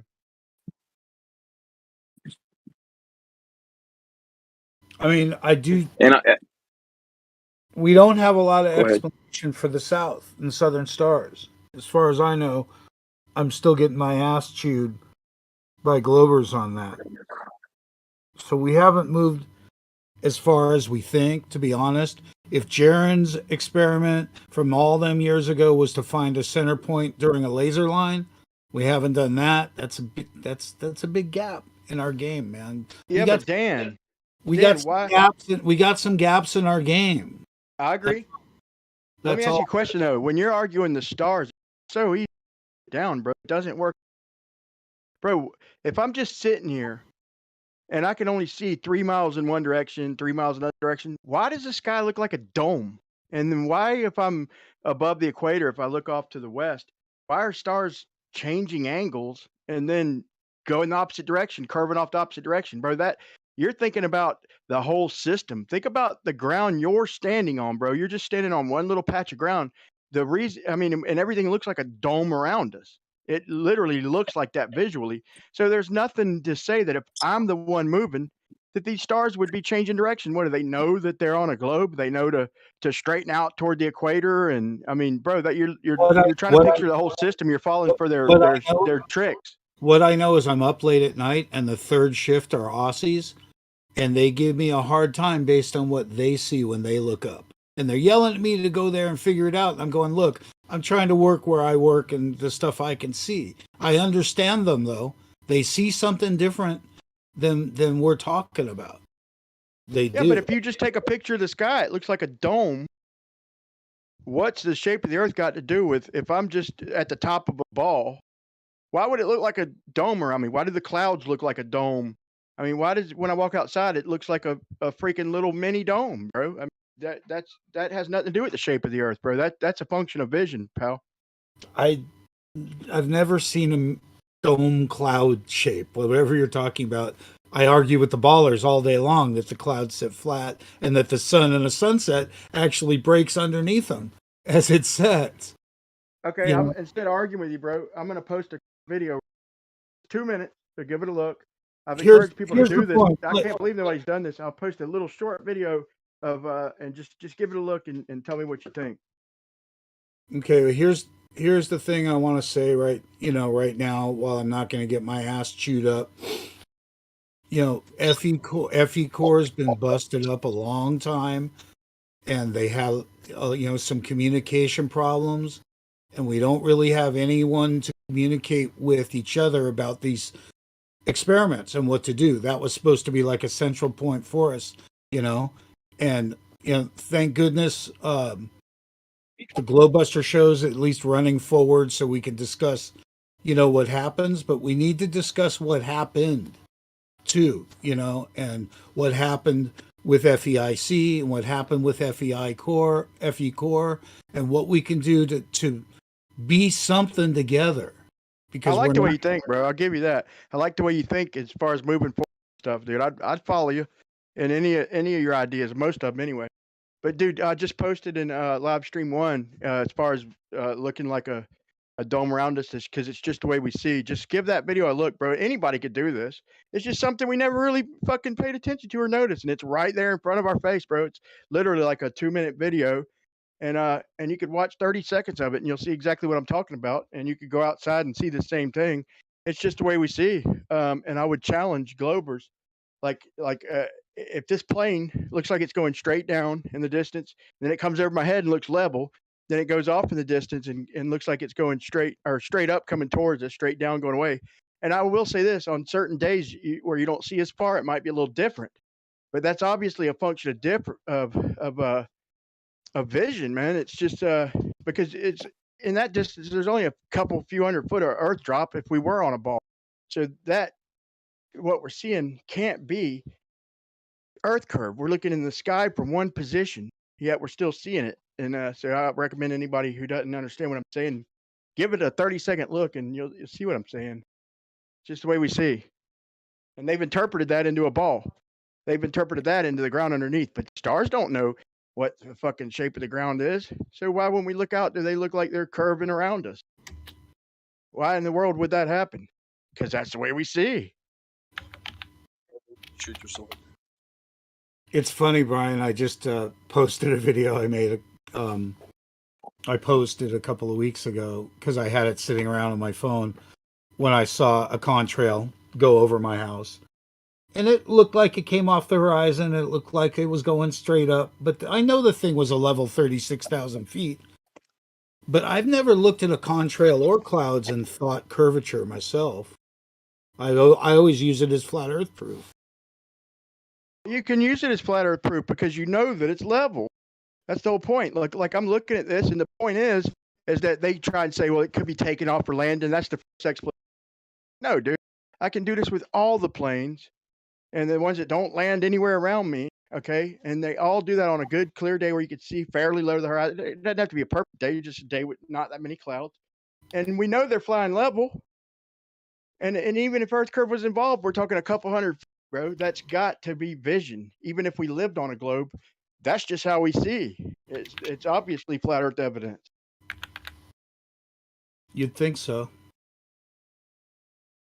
Here's some numbers you don't see too much. It's like what would the difference be at 30 and 40,000 feet compared to on the ground? The numbers change a little bit. Not that I trust this source, but we never really talk about how much more dramatic it would be in the sky. It'd be pretty visible curvature, I think, in the contrail. If it were a curved Earth, I think it would stand Look, Aristotle in the chat. See, I just backed my point up. Like chat. Look, that's proof that the plane is following Earth. Brian, I don't know if he was being sarcastic, but that's what the Globers sum up. Well, the new ones, like the veterans, know better than that because they know over even 100 miles, you're still talking about fucking not much drop, bro, to cause a something like that. You're even 100 miles, you're talking about 1 degree, so it's not going to make it look like it's coming straight up or going straight down in the distance, bro. You're talking of 1 degree difference in pitch, so it's obviously vision and the way we see. So the azimuthal grid of vision there's something to that, dude. The more I look into it, the more it's backed up, bro, by evidence all around us.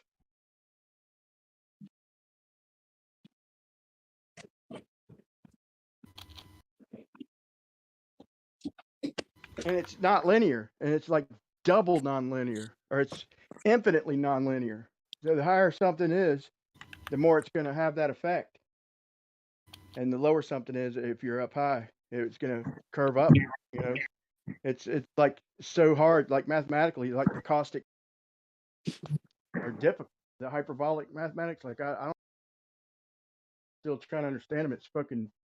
It's not just easy shit. It's hard to, much less explain. It's hard to even put numbers on it. It's like almost impossible. Not Euclidean, just simple Euclidean trigonometry. That's what the Glovers try to use to explain shit, but that's not our reality. It might work for a few miles with something relatively level to your height or where you're viewing something from, but it quickly breaks down.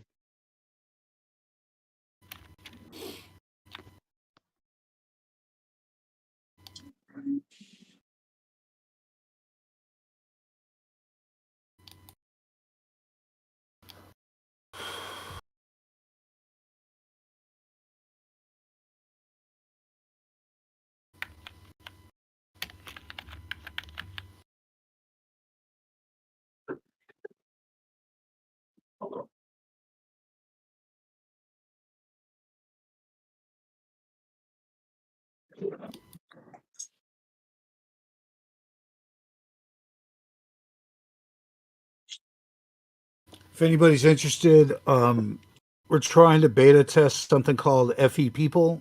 It's our own version of Facebook.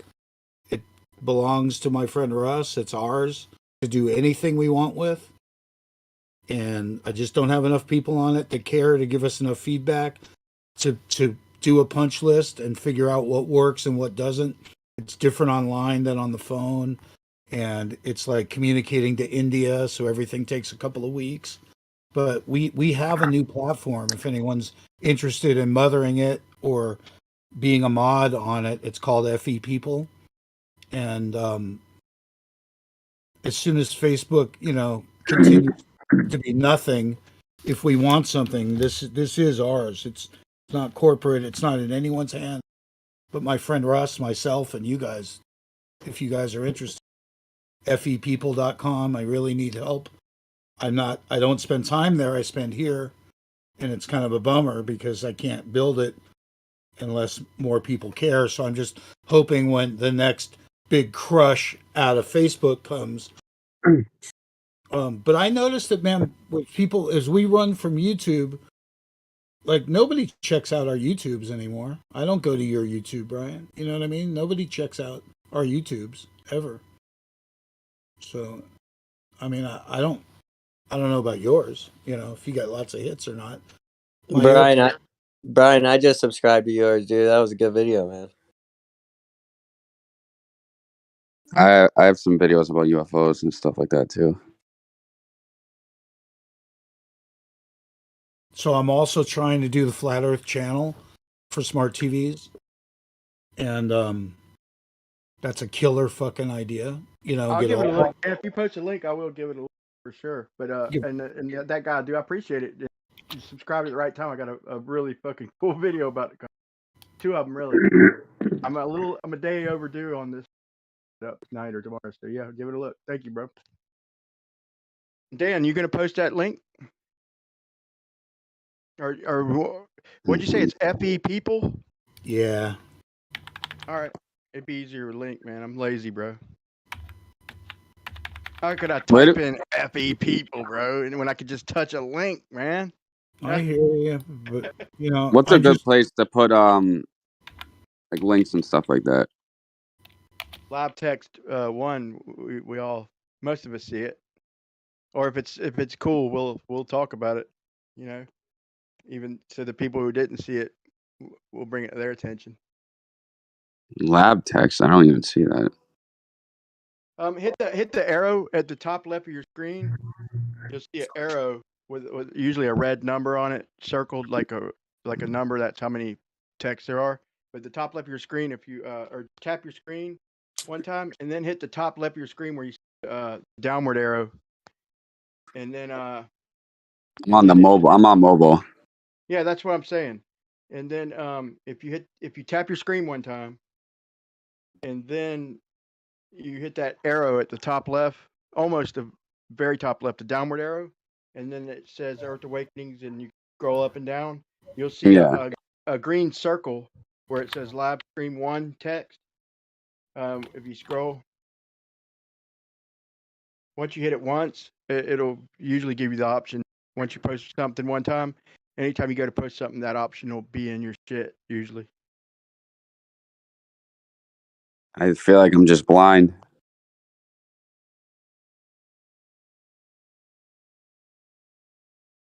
I see like live stream text.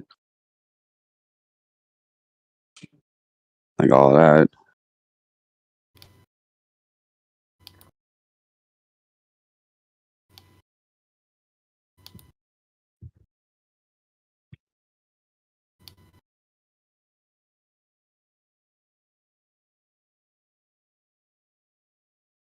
Yeah, so what do you guys feel about like numbers that follow people around?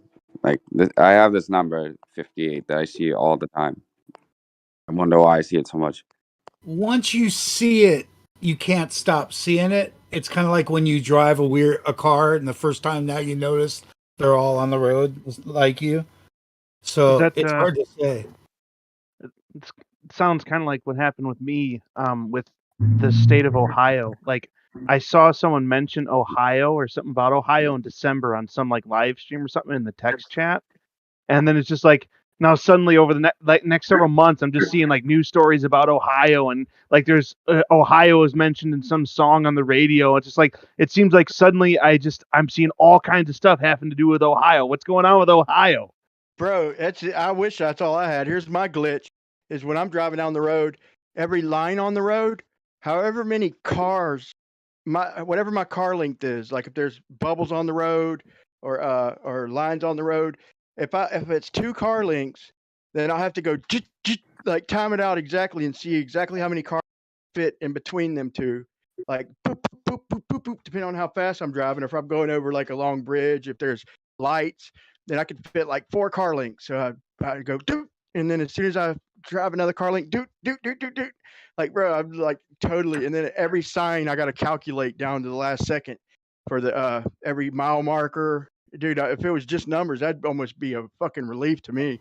Like my mind's going hyper crazy with all the information driving and shit down to the fucking lines on the road. It's ridiculous. Right. Yeah, that whole thing's like subconscious awareness. Like if you're trying to find or buy a red Mustang, the next thing you know, that you're going to see them everywhere.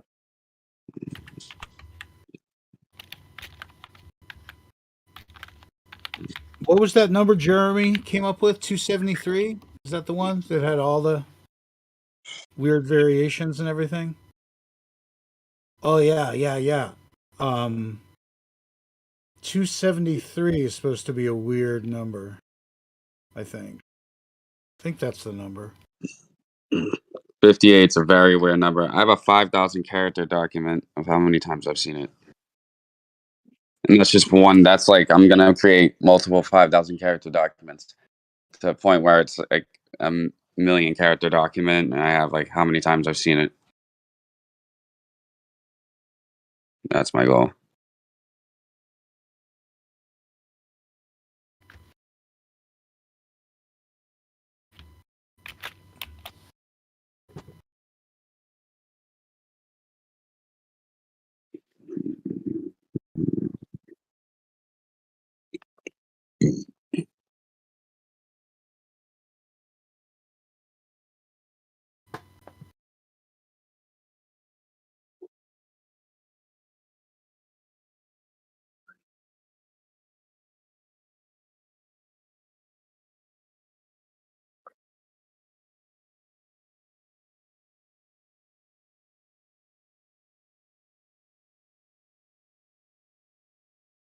I hate to talk about McToon, but a month or so ago we started making all these memes out of AI, asking AI to make what we called angry person at computer with globe, and we came up with this like NASA fanboy image that the computers developed. And I seen on Globebusters they were going over some McToon video, and I'll just put up the stills now. If you take any one of these and look at them, there's no difference between the cartoons we developed and the McToon he really is. The backgrounds and everything are perfect. It's amazing. This guy's a cartoon. It's like life imitating art. It's fucking bizarre. He's so full of shit. But look at the shit in the background. It's just like the things, that we make, It's just, the guy's beyond, it's not, I can't even explain it. Well, listen, no. It's not like AI is blind to all of the stuff that is happening on cameras all over the world. So it knows what people's emotions and such are kind of going to be doing. Otherwise, it couldn't really paint a picture with the faces like it does. I don't think. Yo, that's so weird. You said is the AI is blind, because I just made a song called AI Blind, like literally not that long ago. That's crazy. So there it is. Dude. Maybe the upside down is real, and this fucking shit's multiverse bullshit. I don't know. What if they start generating realities instead of fucking images by accident, and it just starts a whole fucking thing. Yeah, man. I'm still just waiting for flying No. cars. Like, let's get there. Imagine that. Imagine AI, instead of generating images, they generated full realities, and then that's how the multiverse is created and all that. I don't know if I'd like that. Oh well, it might happen because the way it's going, like, it's like, what the fuck, dude? I don't know. I'm still not impressed by AI. Well, when it starts I was generating editing reality, McToon's is when he was flying through his fucking teeth on modern day debates against that dude Ryan, who was cool and laid back, dude. Just the way he fucking treated him in that debate, dude, with lies, nonetheless. He kept talking about every triangle measured more than 180, bro. And I was just editing, I stopped it on the screen, and that's what I seen right there. I was like, that's perfect right there. He was pissed. Like he was red-faced mad at Ryan for asking questions. Like Ryan's asking questions that were infuriating McToon. And I just stopped it on a screen, not even on purpose. And that's what I got right there. Looking live text, nobody wants to see it. Like, and that's him when he's pissed off and just lying through his fucking teeth. That's when I realized, bro, he's not just saying this shit. Either he's not going through this stuff. He's literally at that moment, he's accusing Ryan of being a flurp and not paying attention to detail. So while lying about the fucking details. So he either didn't go over the details to see that every triangle didn't give a more than 180 degree thing, or he's bold-faced lying, one or the other. But either way, he's bold-faced guilty of what he, in that very moment, he's crying of Flurf not paying attention to detail, reaming him on it too. And either lying or fucking super hypocrite, one or the other.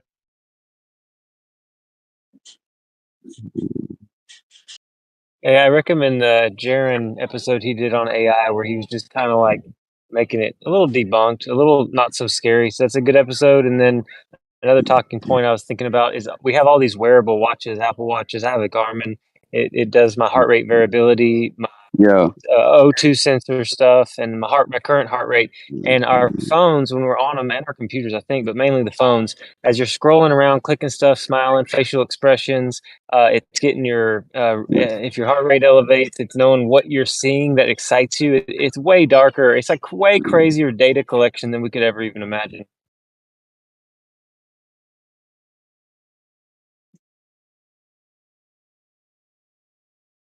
What? I don't know. I think AI is generating the multiverse.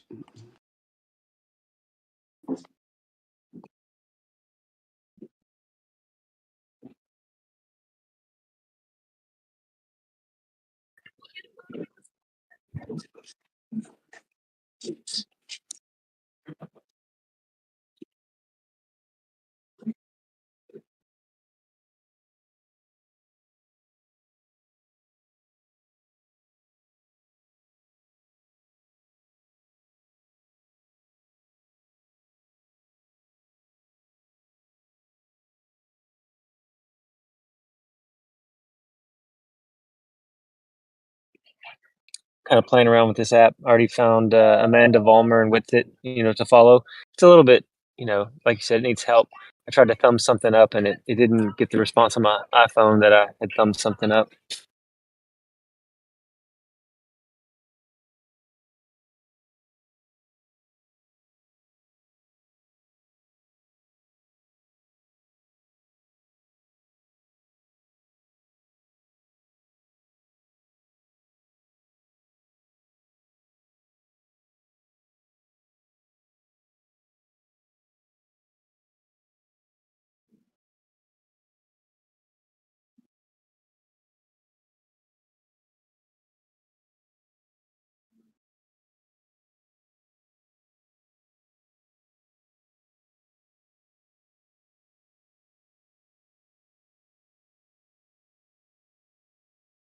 Since it seems to be real chill, is there anybody that's been listening a while that wants to say something or tell us where you're at, or I don't know, anybody that never shares that wants to share?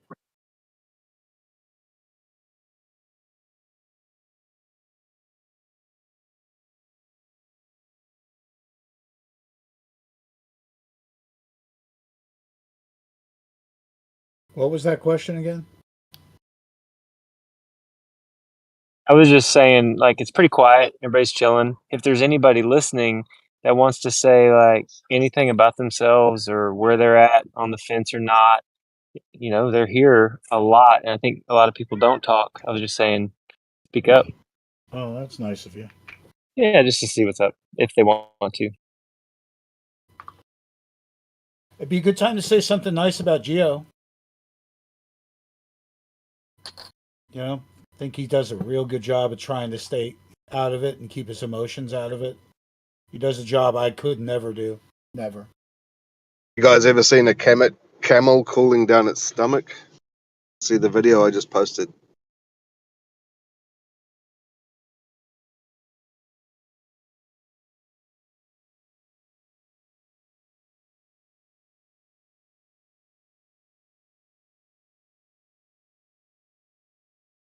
You said, have we seen a camel lay completely on its stomach? Camel cooling down its stomach.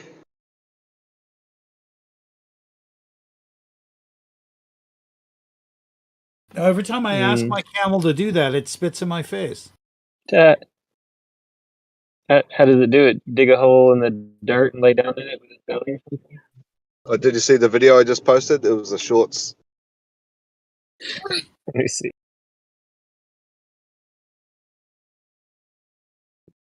Does he chew the cud? I don't think so. Not with that. I had this cow with really sensitive nipples that spit at me when I came around. I wrote a song about it. Stupid cow with fragile tits that spits when I approach it. Stupid cow with fragile tits that spits when I approach it. Holy shit, Dan. Wow, bud. That's a story.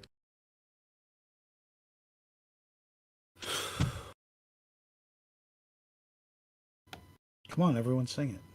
Stupid cow with fragile tits.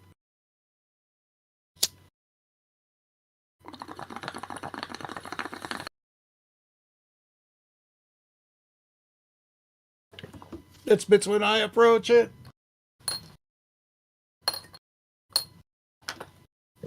Hold that in now. Come on now, virgin lungs. Hold that in. Even though the sound of it is really quite atrocious.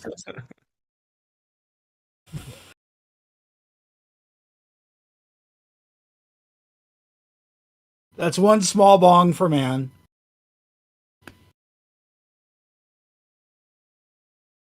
And yet another bong for mankind. Someone's bonging, my lord. Kumbaya. It's not a singing crowd tonight, is it?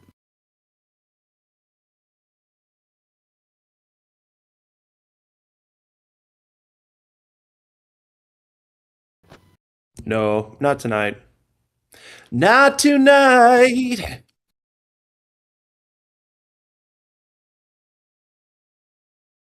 Yeah, we need to get ballers to write songs. That'll be funny. And it's weird. I wonder why they're so chicken shit to not write, at least to try to make fun of us, right? But see, the problem is we're talented. At least a lot of us are very talented at music, so they'd have to kind of bring it. And a lot of these nerds aren't good at music, so. Here's the thing. Normies are normies, but ballers have a particular problem we're barely aware of.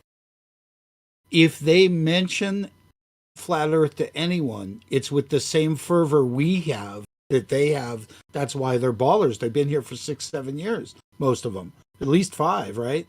So they get accused of being flat earthers when they mention to anyone normal, even mention flat earth.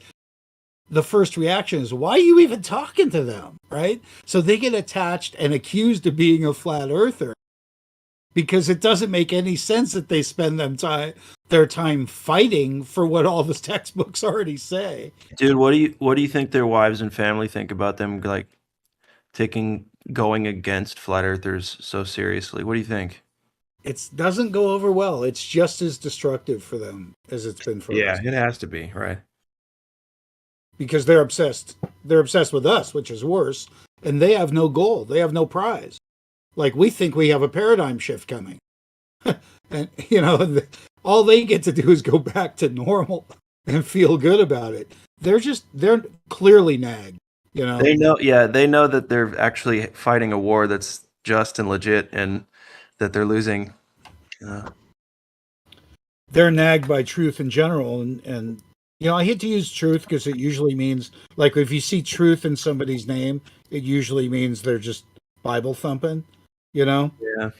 So I like balance. I mean, I think we're seeking balance. The harmony is a little too fluffy. But I think ultimate truth's not something we can attain, but I do think that we can point out some bullshit. I think that's what I'm trying to do.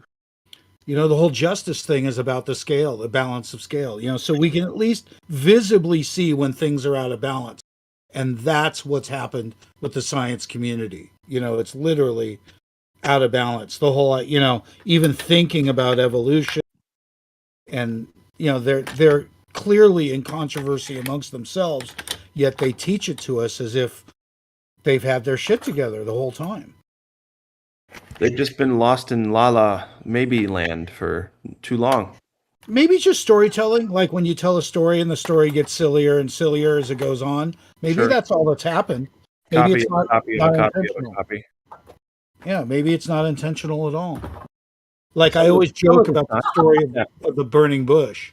Like, if aliens came down and this guy on top of the mountain, was it Moses, whatever, he got all this information from him, like Enoch, runs down to the bar and says, dudes, you're not going to fucking believe it. I just talked to people that flew from the sky.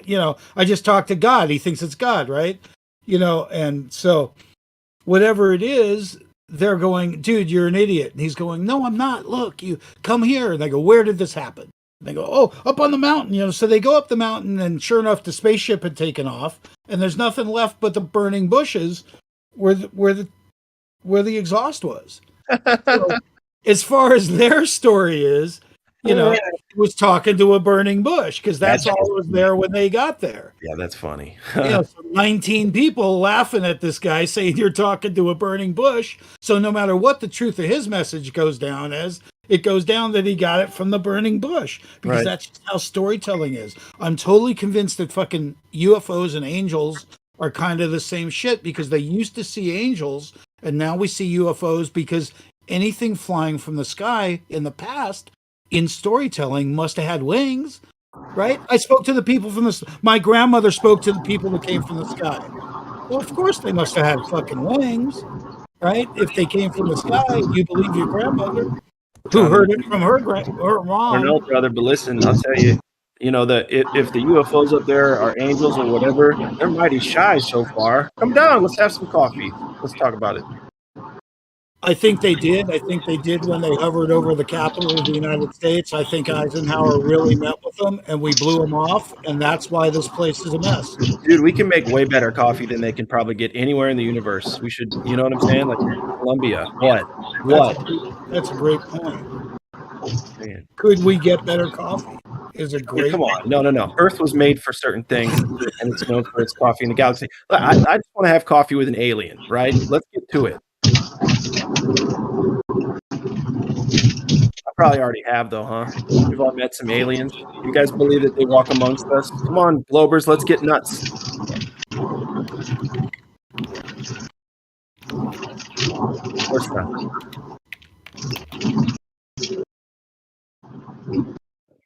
I'm going to jump back a couple seconds and say that McToon, and they also appreciate like Witsit, because he randomly, when he and Kanye were getting baby gifts for Aaliyah, McToon sent him a big W painted blue baby blanket and a sleep sack, just like showing appreciation, I guess, for the connection, even though it's like a twisted connection.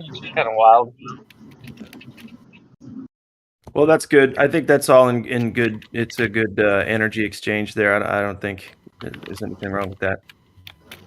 Yeah, nothing wrong. It's just we should physically get together and talk this out rather than being like damn on the internet. I want to take it further. Well, yeah, some of us, huh?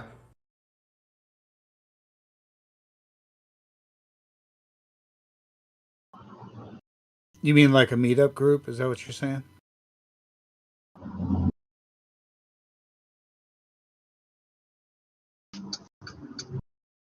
I'll tell you what, we'd have to all grow up pretty quick, but yeah, ideally that's what you'd want. It's all of us to come together real seriously for the facts.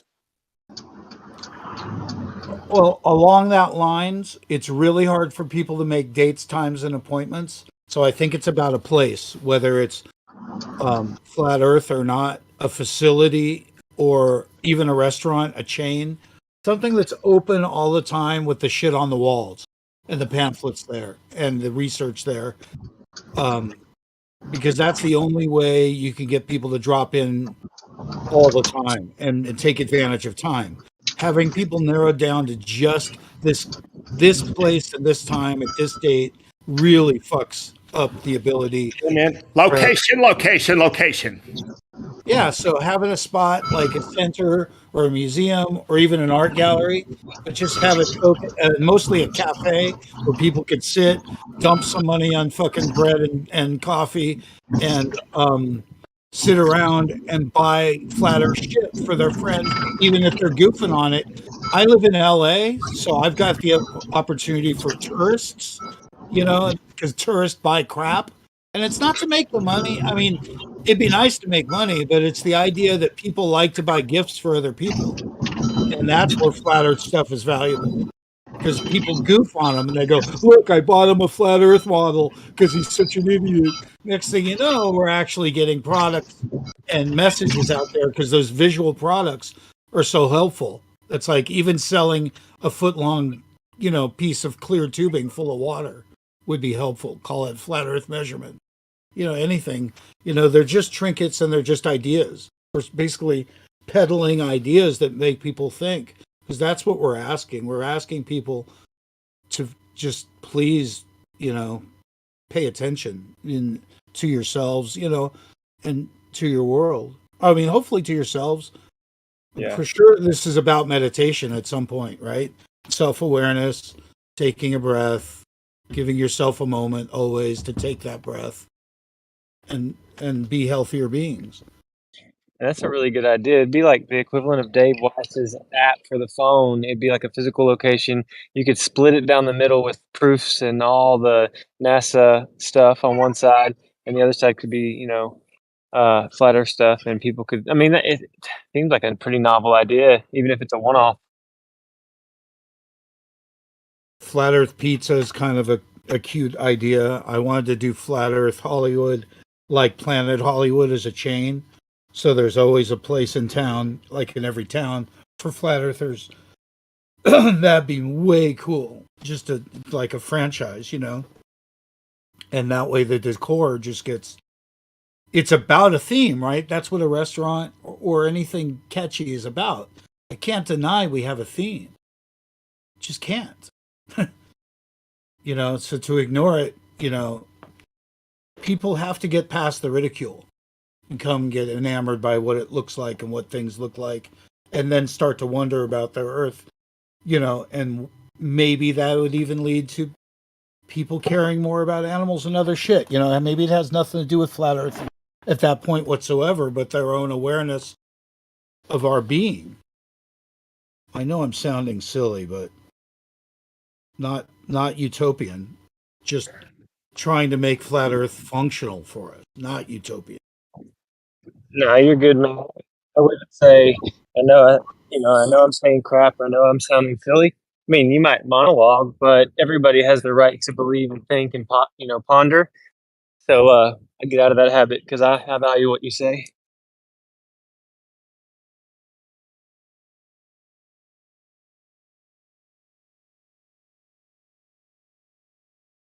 Trying to make it more meaningful than just arguing.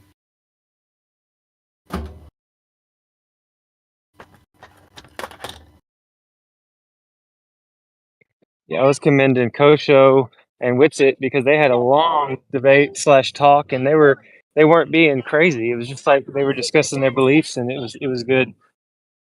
Kosho is highly respectable. He also follows up. If you hassle him to go look something up, he'll do it. You know? He's pretty flat in a way. He hasn't left the conversation. If it were really open and shut, like they say, he hasn't seen it as such.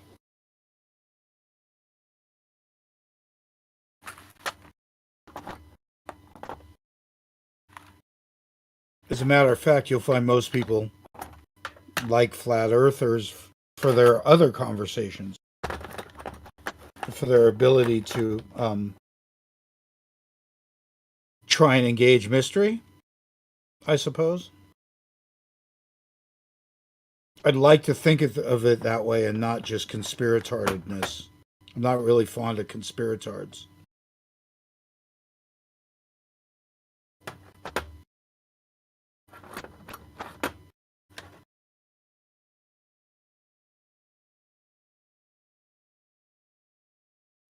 Sorry, I'm having to mute a bunch. I've been finishing up at soccer.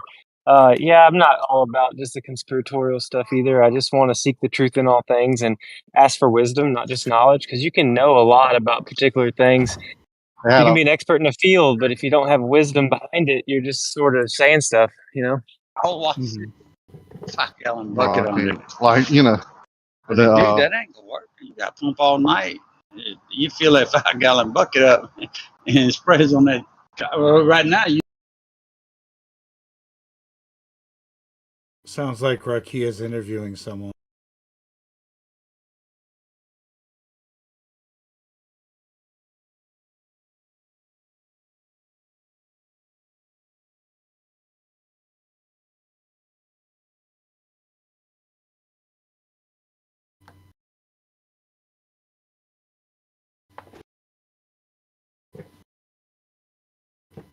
I think flat earthers can prove more about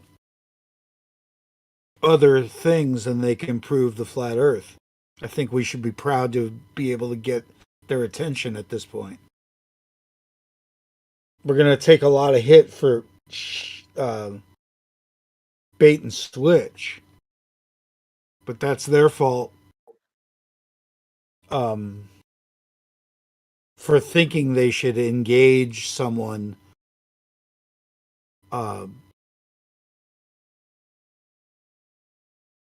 in other words, we understand academia. They think we don't understand it. It's not fair. They always just want us to start over as if we missed school.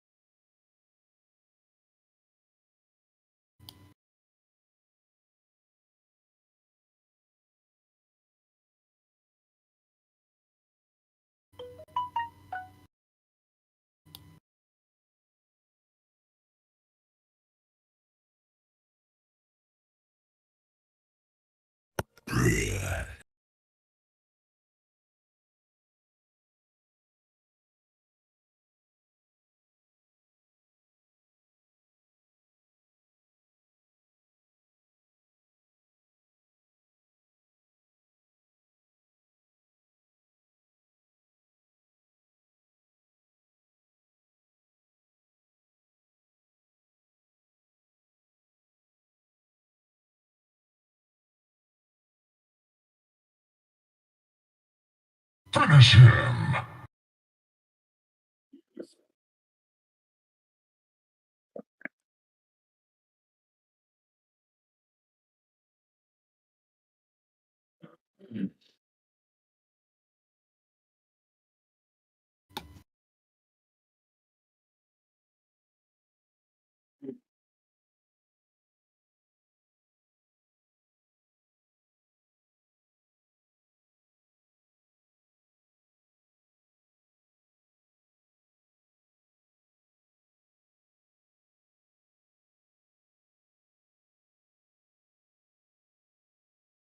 Yeah.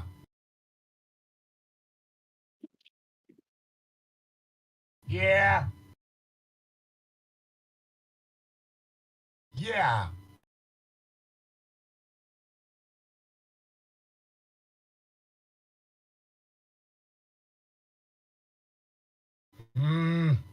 Okay. Is someone playing a soundboard? I was. No, not built in. It's external. Okay. Yeah, I was playing with the Discord one. I was like just trying to do previews because you like click on the preview thing. I was just trying to listen to them, but maybe I was clicking on the wrong thing because people were hearing it. Some of the times I clicked it, it was coming through the full live stream last night. It's been a tremendous nuisance at Shane's, and they bring it to the Tartaria one and raise havoc over there. Sometimes it's funny, but I mean, it's old funny, you know. It's actually just true trolling, you know. But they've been beating each other up at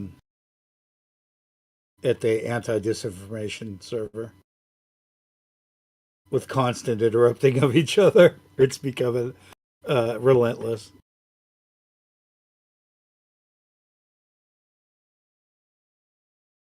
So I opened up another soundboard so I had different sounds than they did.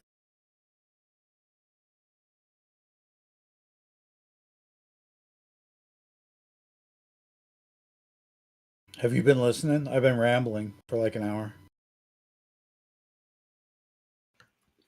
I was on a phone call, so I actually missed it. But sometimes when I miss time like that, I'll go back and listen to it later. But yeah, I did miss the last little bit here. Sometimes I'm like really impressed about when I log on to something and when I jump around and what I catch. Because it makes a weird difference. You know, you accidentally filter yourself by what you catch and what you don't. You know, and it's on impulse often, you know.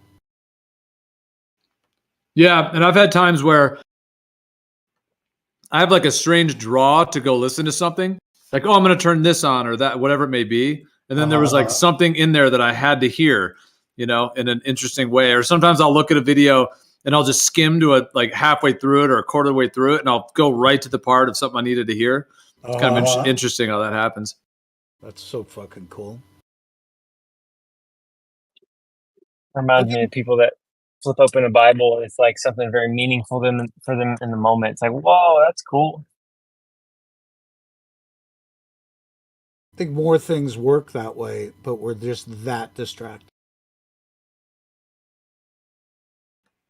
Yeah, it reminds me. I think the story, the way that the Grateful Dead got their name was that like they opened up a book, a dictionary, and the first random word they went to was grateful. The next random word was dead. I believe, although I'm not 100% sure, but I'm pretty sure I've heard that that's kind of how they came to that. Sounds legit for sure.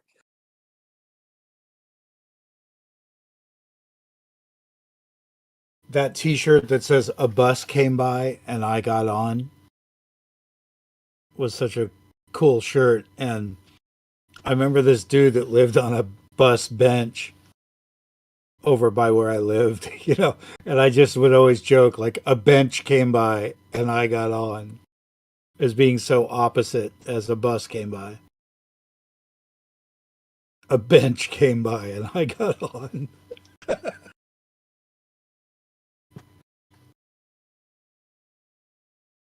don't know why it makes me think of that. I don't know why, but it's kind of a little bit of an opposite thing. But you know, people say let's not and say we did. But I was saying lately, like a week or two ago, I said it a couple times. I was like, well, let's not and say we didn't. Right. It's not even really that funny. And it's not even the opposite, but it's just like instead of let's not and say we did, it's like no, let's not and say we didn't. I don't know why I found that a little bit funny.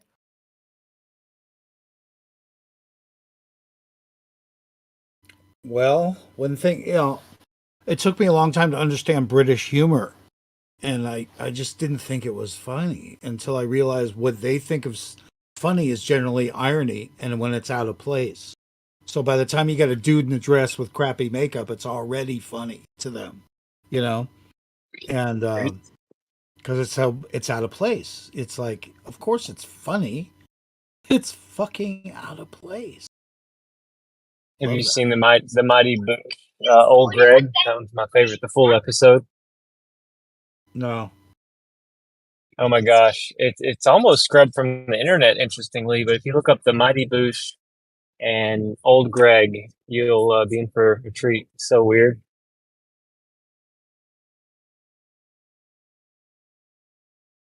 Gio, do you know about my idea of double slit pie? Not sure I've heard those words in combination before. Aha. You see what you do is you take a small audience and then maybe a curtain between you and the audience, like a magician might have. And you put somebody back there in a chair and you smack them with a pie. Well, is it still funny? Would be your first question, right? Because there was no one to see it, so they probably didn't laugh. All he did is get hit in the face. Chances, so was it funny if nobody saw it? Very much like the double slit experiment in this case. And then, of course, so what you do to prove it is let him stand up, hit someone else in the face with the pie, and let the crowd see it. See if they laugh. I thought this was going to be good at first. And then what I found. Oh, there's more? Yeah, what I found is, it does depend upon the observer. And yet there may be somebody not amused at all. And I beg upon that person, I promise you that if we put the right person in the chair, that guy would think it was funny. Is that over? Yeah, it's a matter Oh, of. that's funny. British. That reminds me of the war. That one. Got one for you, Jeremy. I did the double slit in college with observers. I know. I hear that.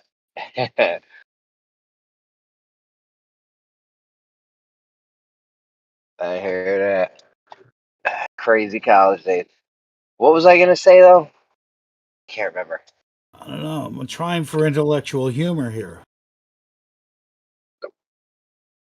I think it's an intellectual militia that we're part of. We should have stopped that woman in a dress being funny.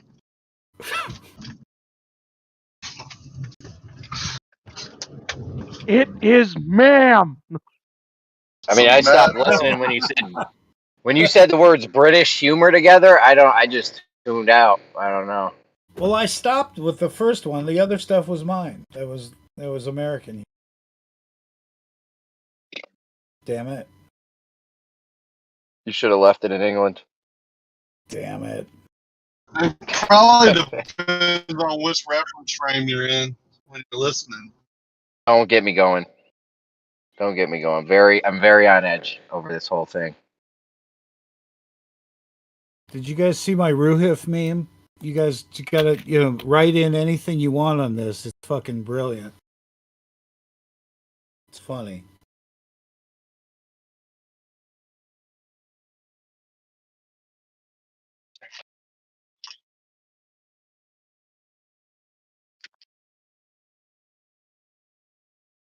Okay, I found the link. Now, when you guys Save were this. talking about, my bad. Go ahead. No, you're good. I was just saying I found the link to the Legend of Old Greg. It's definitely worth saving. It's going to be the weirdest thing you've ever seen, but it grows on you, and then you can't help but showing other people. And it's pretty. I think it's pretty funny. Yeah, when you guys were talking about having Ruhif do the refraction measurements or something, like, I hope that was a joke because he uses this 3-page refraction formula, and he doesn't know what none of the shit means in it. So I don't know about letting Ruhif. There's definitely an R buried in there. You can't get refraction the way they say you can without having it be a curved gradient. So there has to be something in there. I don't know.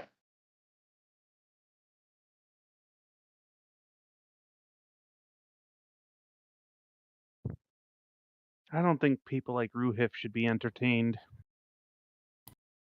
Well, of all of them, he's certainly cordial and willing to take on different I think he might start off that way a lot of lot. times, but he doesn't stay that way necessarily, especially if you maybe insist on not going along with his stupidity. He's kind of like a flopper. Like if we were playing basketball against him, he kind of flops and hopes to get the call. It's not dirty, so it doesn't hurt. Dirty, what I Doing mean? some like shady LeBron shit or something. It's like Or he's no, who not was throwing that? elbows. He's not throwing elbows. Let's put it that way. It looked like it maybe was bad, but maybe he's putting on too big of a show. Is that what you're talking about? No, there was a guy in the NBA that had to Maybe not. change the rules. There was a guy in the NBA that had to change the rule for him because he kept interlocking with people and making it look like it was a foul on him when it wasn't. I can't remember if it was LeBron or who's the other guy? I can't remember. It's common in soccer, I guess.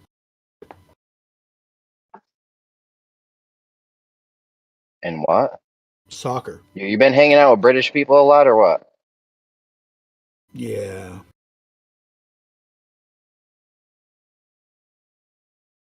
No, I would have called it football. That's true, touche. How arrogant are Americans to fucking just call American football and then call it world championship? It's so fucked up. Americans are so fucked in the head. That's our shit now. We just take your shit and it's ours. It's so like we're so like, okay, we're moving in, dominating. We just took it to the world and now it's sort of maxed out because the world has more communication now. But like We did our thing here. I mean, we were just doing our thing. Like we're gonna do what we want over here, and if the rest of the world wants to love it or not, whatever. I'll tell you who's making power moves is those the Arabs building all these cities. There's no theft. Like it looks like it's fucking neat over there. Making big moves. How many diamond-studded, gold-plated cars can you drive around? Yeah, I saw some interview of a dude that runs around with a duffel bag of cash just in case, like he calls it his pocket money. Yeah. And he's What's like, he think he's like, what the fuck? I mean, he's like, he grew up in that culture so much that he's like, why would Dude, you know what they do to floss? You know what they do to floss over there? They spend millions of dollars on every license plate is a number. Like there's number 1 through whatever thousands of license plates, and they all have just a number. Like there's a number 1 license plate. Like those shits are like the higher number you have, the more like important you are. So they be spending like millions of dollars on just getting those license plate numbers because people won't sell them. They don't want to sell them. That's funny. I think the guy just bought one. It was like 11 million or something. He got like number 4 or 3 or something. I forgot. So I found a pretty killer site. It's designed, I think, to read you Wikipedia stuff. I'm gonna put the link in here, and then like I typed in like 1958 space, and I got this just the killerest list. Like you can be super specific, almost like the whatever like the AI is, and get pretty cool stuff, and it might even read it to you, like when you're driving.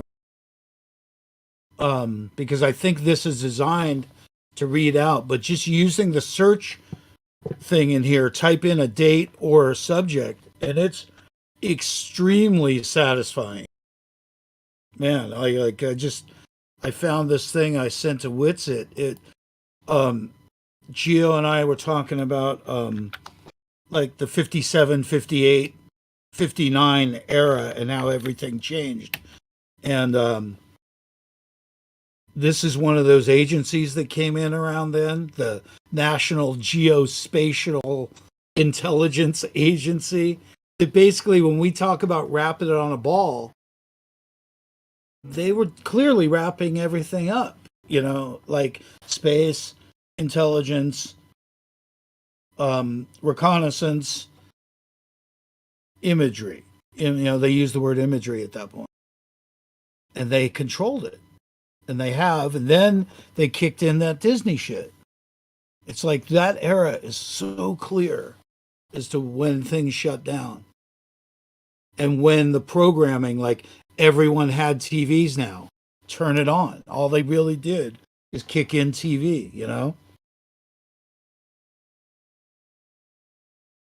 And then, you know, make sure that the news was done that way. I remember a time when you know, waited to get home to watch the news to see what was going on. And if you watched more than one news station, you felt informed because you got two opinions, kind of like Fox and CNN is now, I guess. And this illusion of choice, if whether it's the Hegelian dialectic or whatever that it's called, but the illusion of choice, man, they got us sucker punched every time. Man, they just make us feel like we have choices while bombarding us with distractions and entertainment and sports and sex, or in this case, withholding of sex, making it naughty, right? The whole thing is about, ooh, naughty. Like, really? Is it? You know, that just the whole idea of selling it as taboo is a whole nother market of fear. It's crazy, man.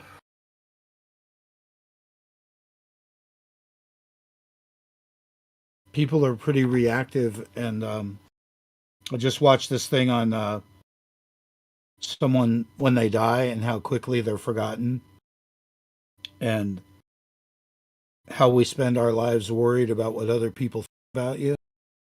And most of the people, it talked about the funeral and how there might be a snicker, and how later on they might talk about the weather, and how after a couple of days the people go back to work and the families start to watch TV again and laugh at stuff.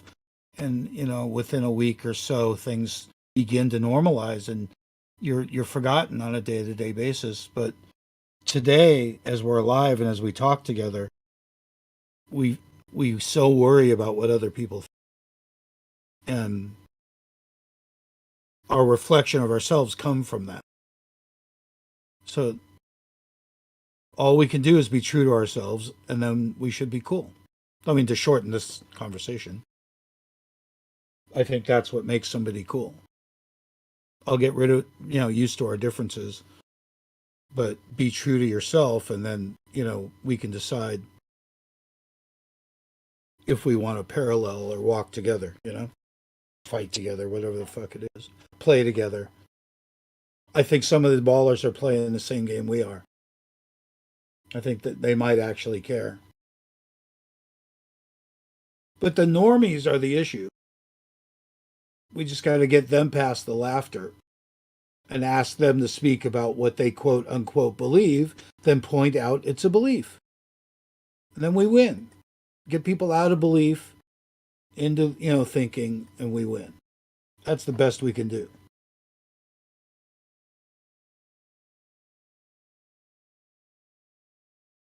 Flat Earth's not about faith. And I'm sorry for the religious people because I don't communicate well. I tend to tune out, and I apologize for that. Flat Earth as I know it is not about faith. It's about accountability. We found some accountability problems that aren't being well explained. And we're not mapping the world because we're not really in control of the resources to do so. Sorry.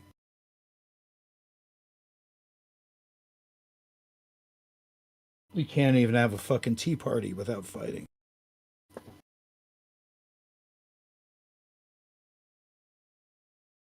Anyway, it's certainly ranting. Good luck to the future of Flat Earth. I just having it be trendy isn't going to help. In this country, I think we might want to just go straight for it as a party, you know, literally the normal people, whatever you want to call it now.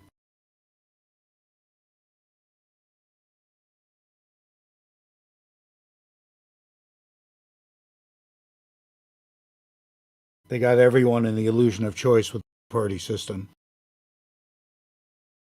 And I think government can be fixed by an app, just like Waze fixed the way we drive and the way your GPS changes the way we do things. Everything about downtown is about paper, and it doesn't need to happen that way anymore. Everything about voting on a particular day used to be about gathering the villagers. We don't need to do that anymore. We don't even need to show up. Not only can we do it through phones, they give phones to everyone.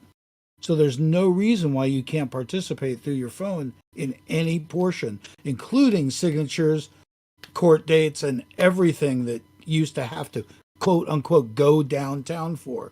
Eliminate that, and there's most of your commuting problems are solved immediately.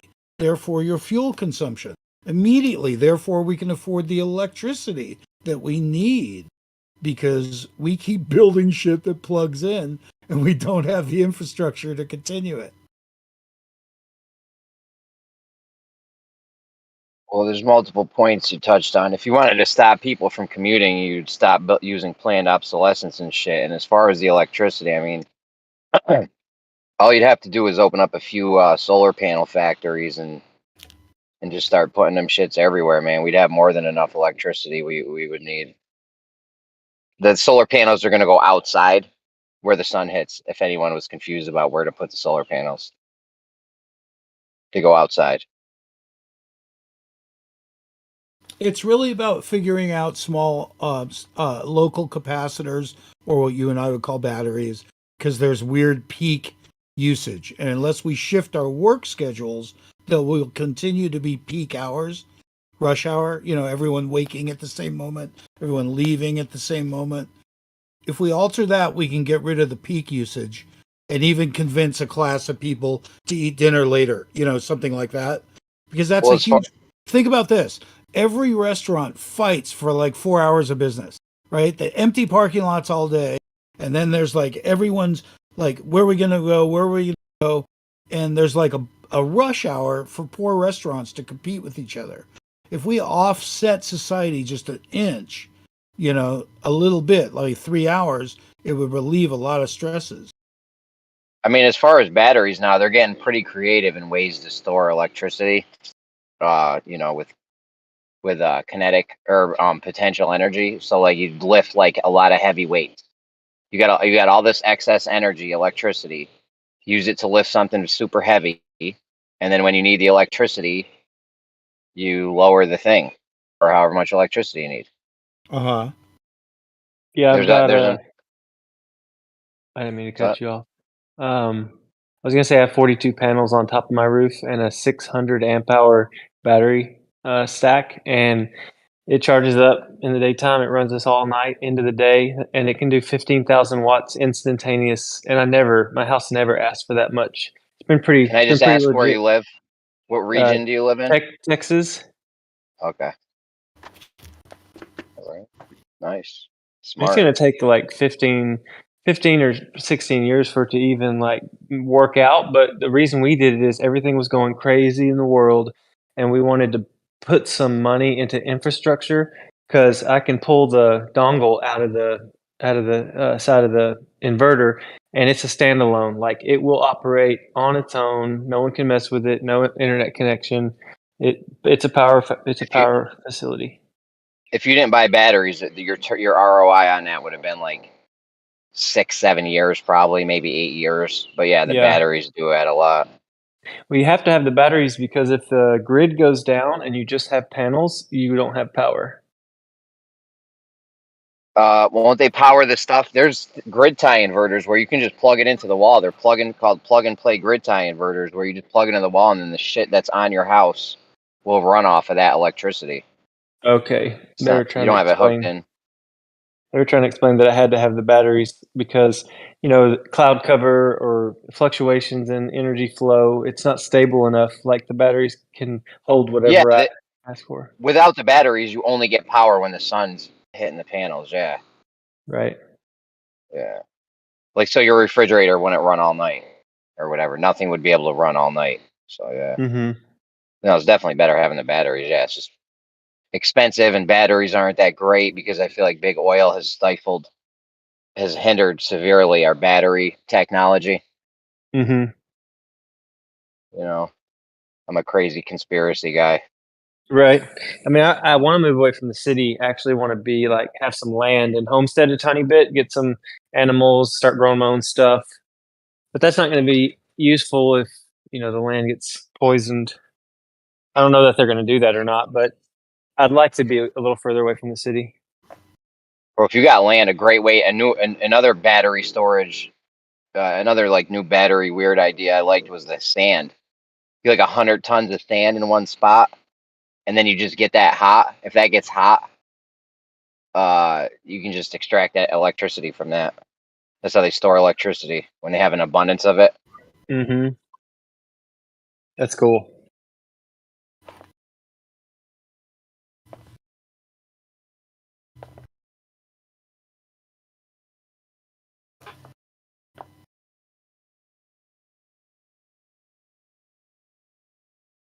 So if we can streamline government with an app, maybe we can apply things to better efficiency, because it seems like bureaucracy is a problem.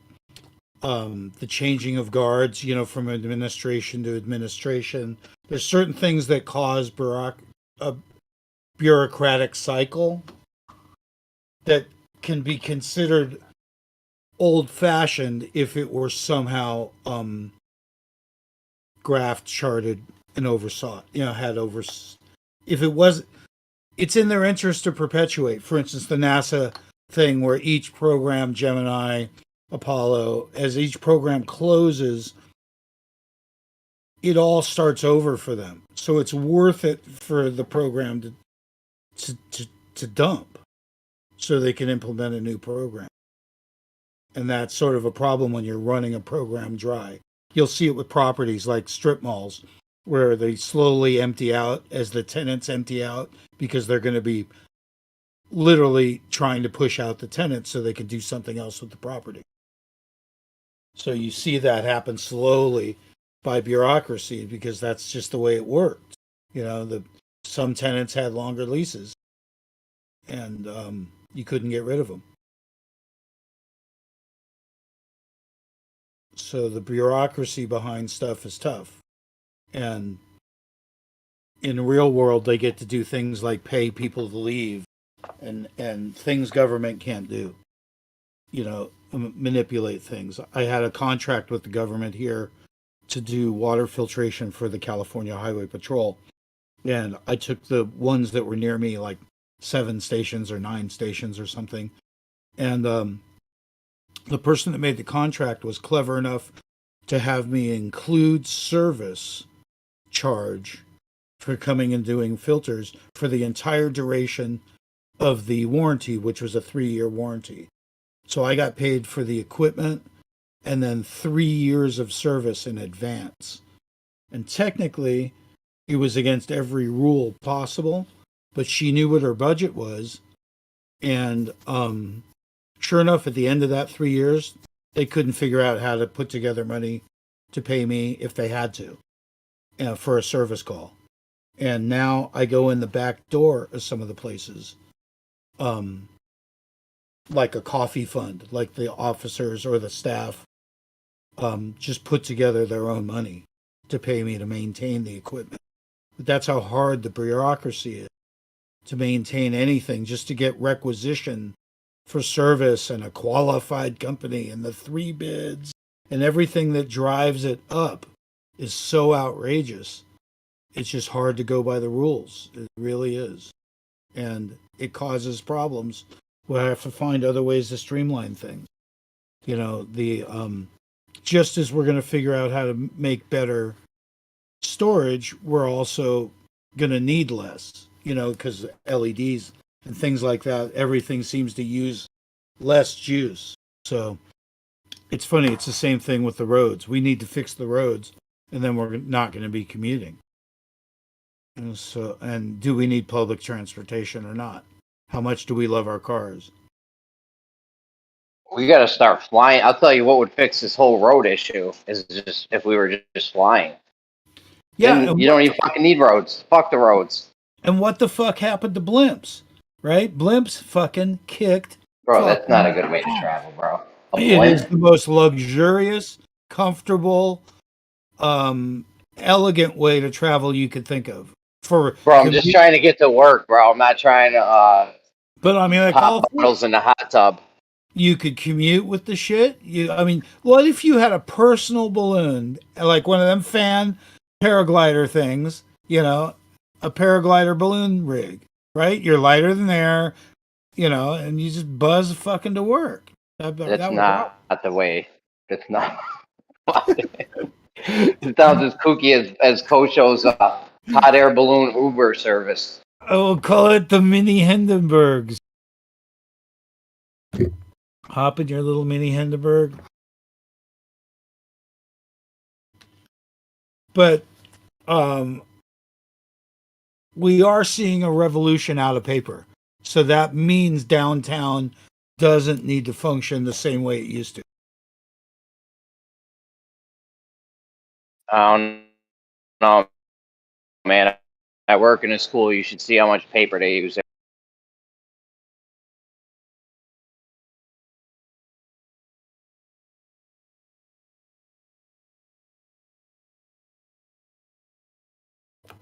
Okay, so when I grew up in elementary school, the school janitor was a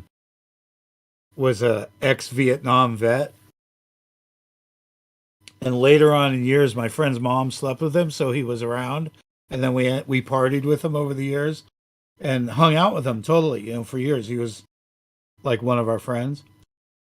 And he was totally crazy from the war. Like, totally crazy from the war.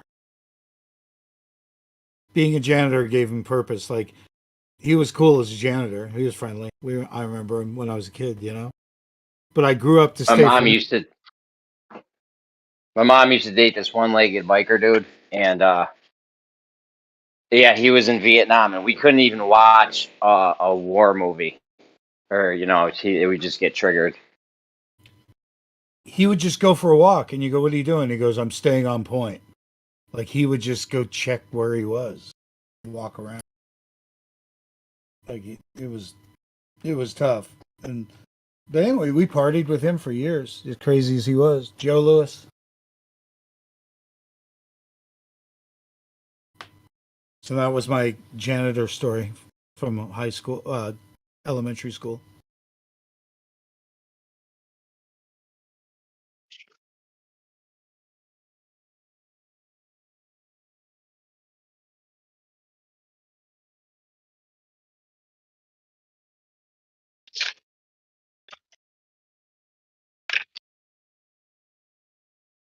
Dan, you talked about this before, getting a camera with enough pixels to see if something's curving left to right from a distance away, from an orthographic view. Remember that? You wanted to set the lights up or a boat or some goofy shit? Yeah. I called it the horizontal, or hang on, I used a different word for it. Lateral. That's fine. It's not important. Yeah, it's not important. The point is, what do you think about going and getting a side-on view of like Lake Pontchartrain like that? Because they say that's curving, so we should be able to see it. If you get the resolution with the camera, we should be able to see that, right? Definitely.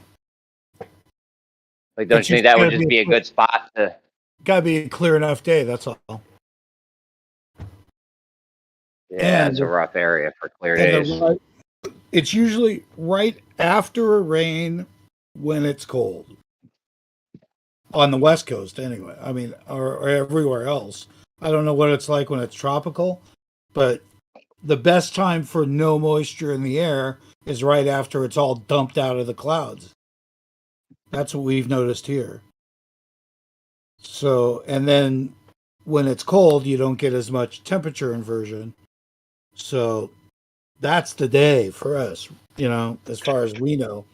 Cold right after it rains. Well, if you're trying to do it in your summertime, you're going to have to plan for right after a hurricane, because that's when it really dries out. That's the thing to consider is, somebody's going to know when it's clear. There's going to be a certain time of year. Like right now, where I live, we have May gray and June gloom. And it's just foggy those 2 months of the year. It always is. always gray those 2 months out of the year. So people know.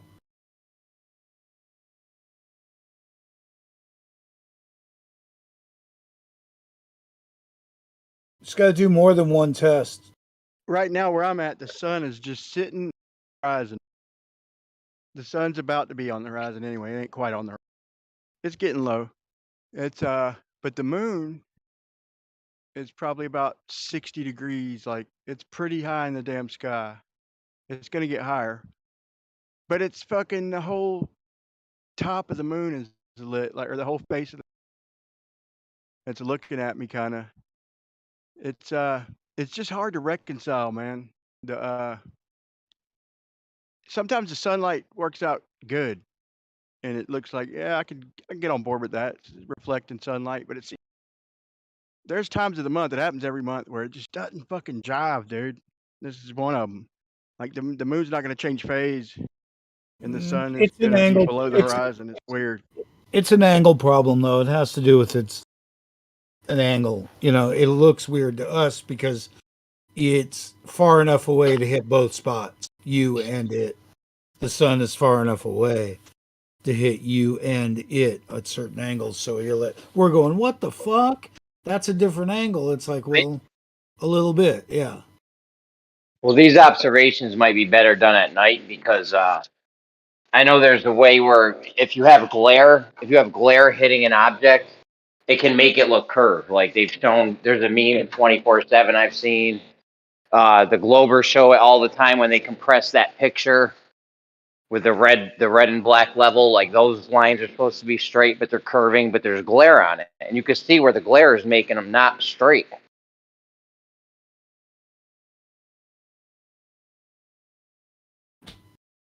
You guys ever see that meme?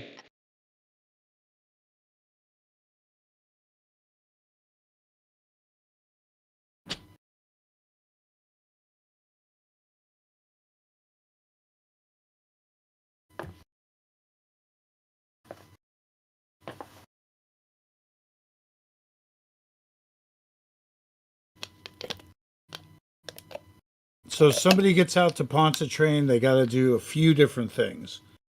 They got like boat to boat, ship to ship radar. We need to test and see if it's really limited to 7 or 8, 9 miles, like they say.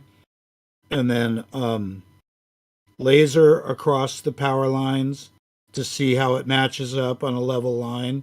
So make a level laser and see if it stays level across the pylons and the infrastructure of those things that are supposedly probably going to be the same distance off the water. So seeing if your laser line deviates from the water line. And then third is the picture you were talking about from the horizontal position. And was that 2 or 3? That might have been 3 already.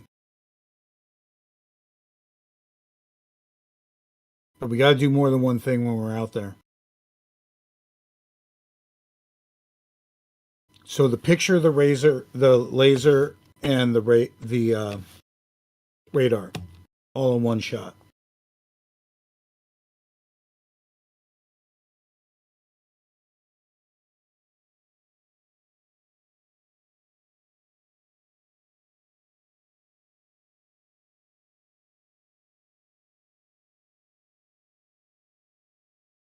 Oh, and drone shots on all of it from elevations that we can measure conditions.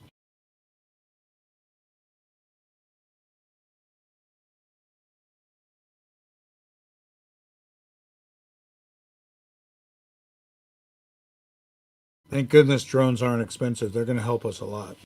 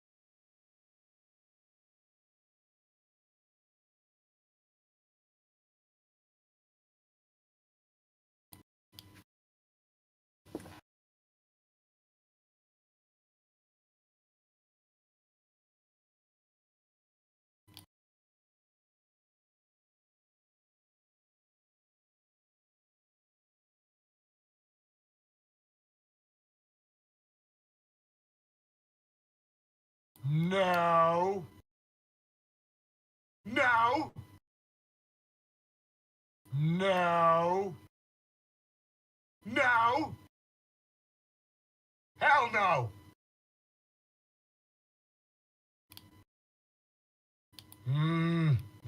Okay.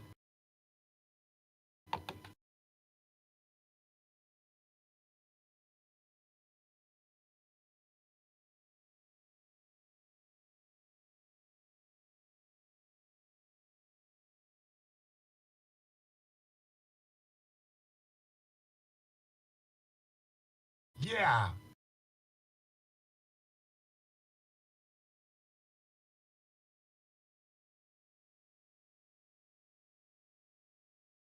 Yeah.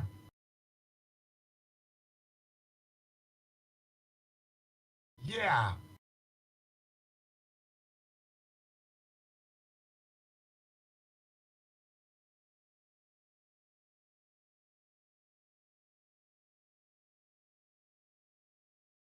Okay.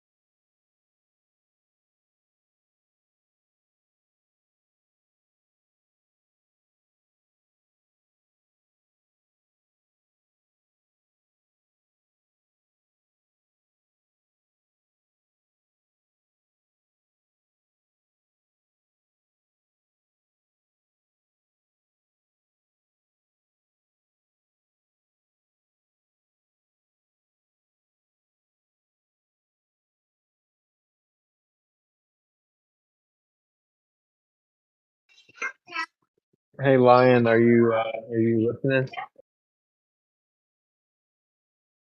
What's up, bro? Who listening? Oh, Lion, he picked up. I was gonna say, I haven't talked to Austin or anything about this, but dude, the other day, like yesterday or the day before, when y'all were doing the whole like, baby, just a second, I'm gonna get you some milk. Sorry.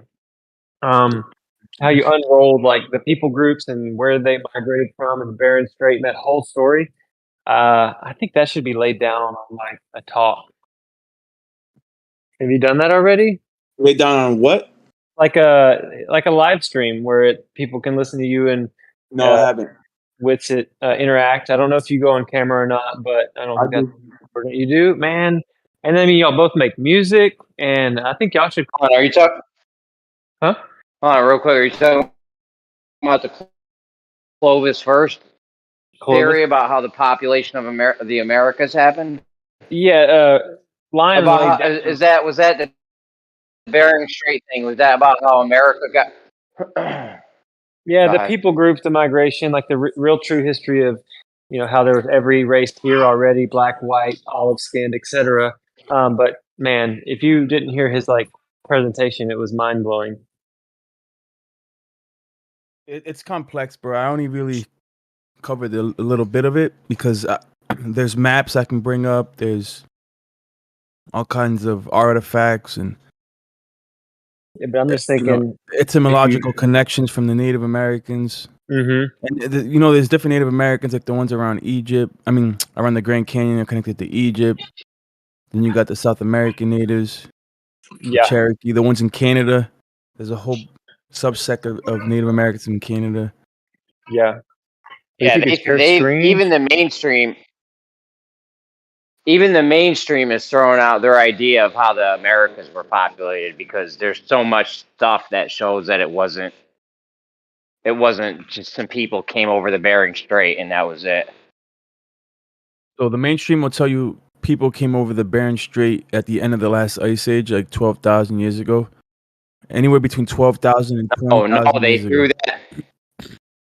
No, they've thrown that model out. That model's gone. That used to be it for decades. That was it, but they threw that out. They had to because they're finding too much evidence that people were here before that, and it couldn't have been like that because there's the DNA in the South Americans doesn't match up to the DNA in the North American Indians, so there's mad problems with that. Anyways, they've recently abandoned that. It was called the Clovis first theory because they had those Clovis. Those were the people with the Clovis spear points that they chisel out.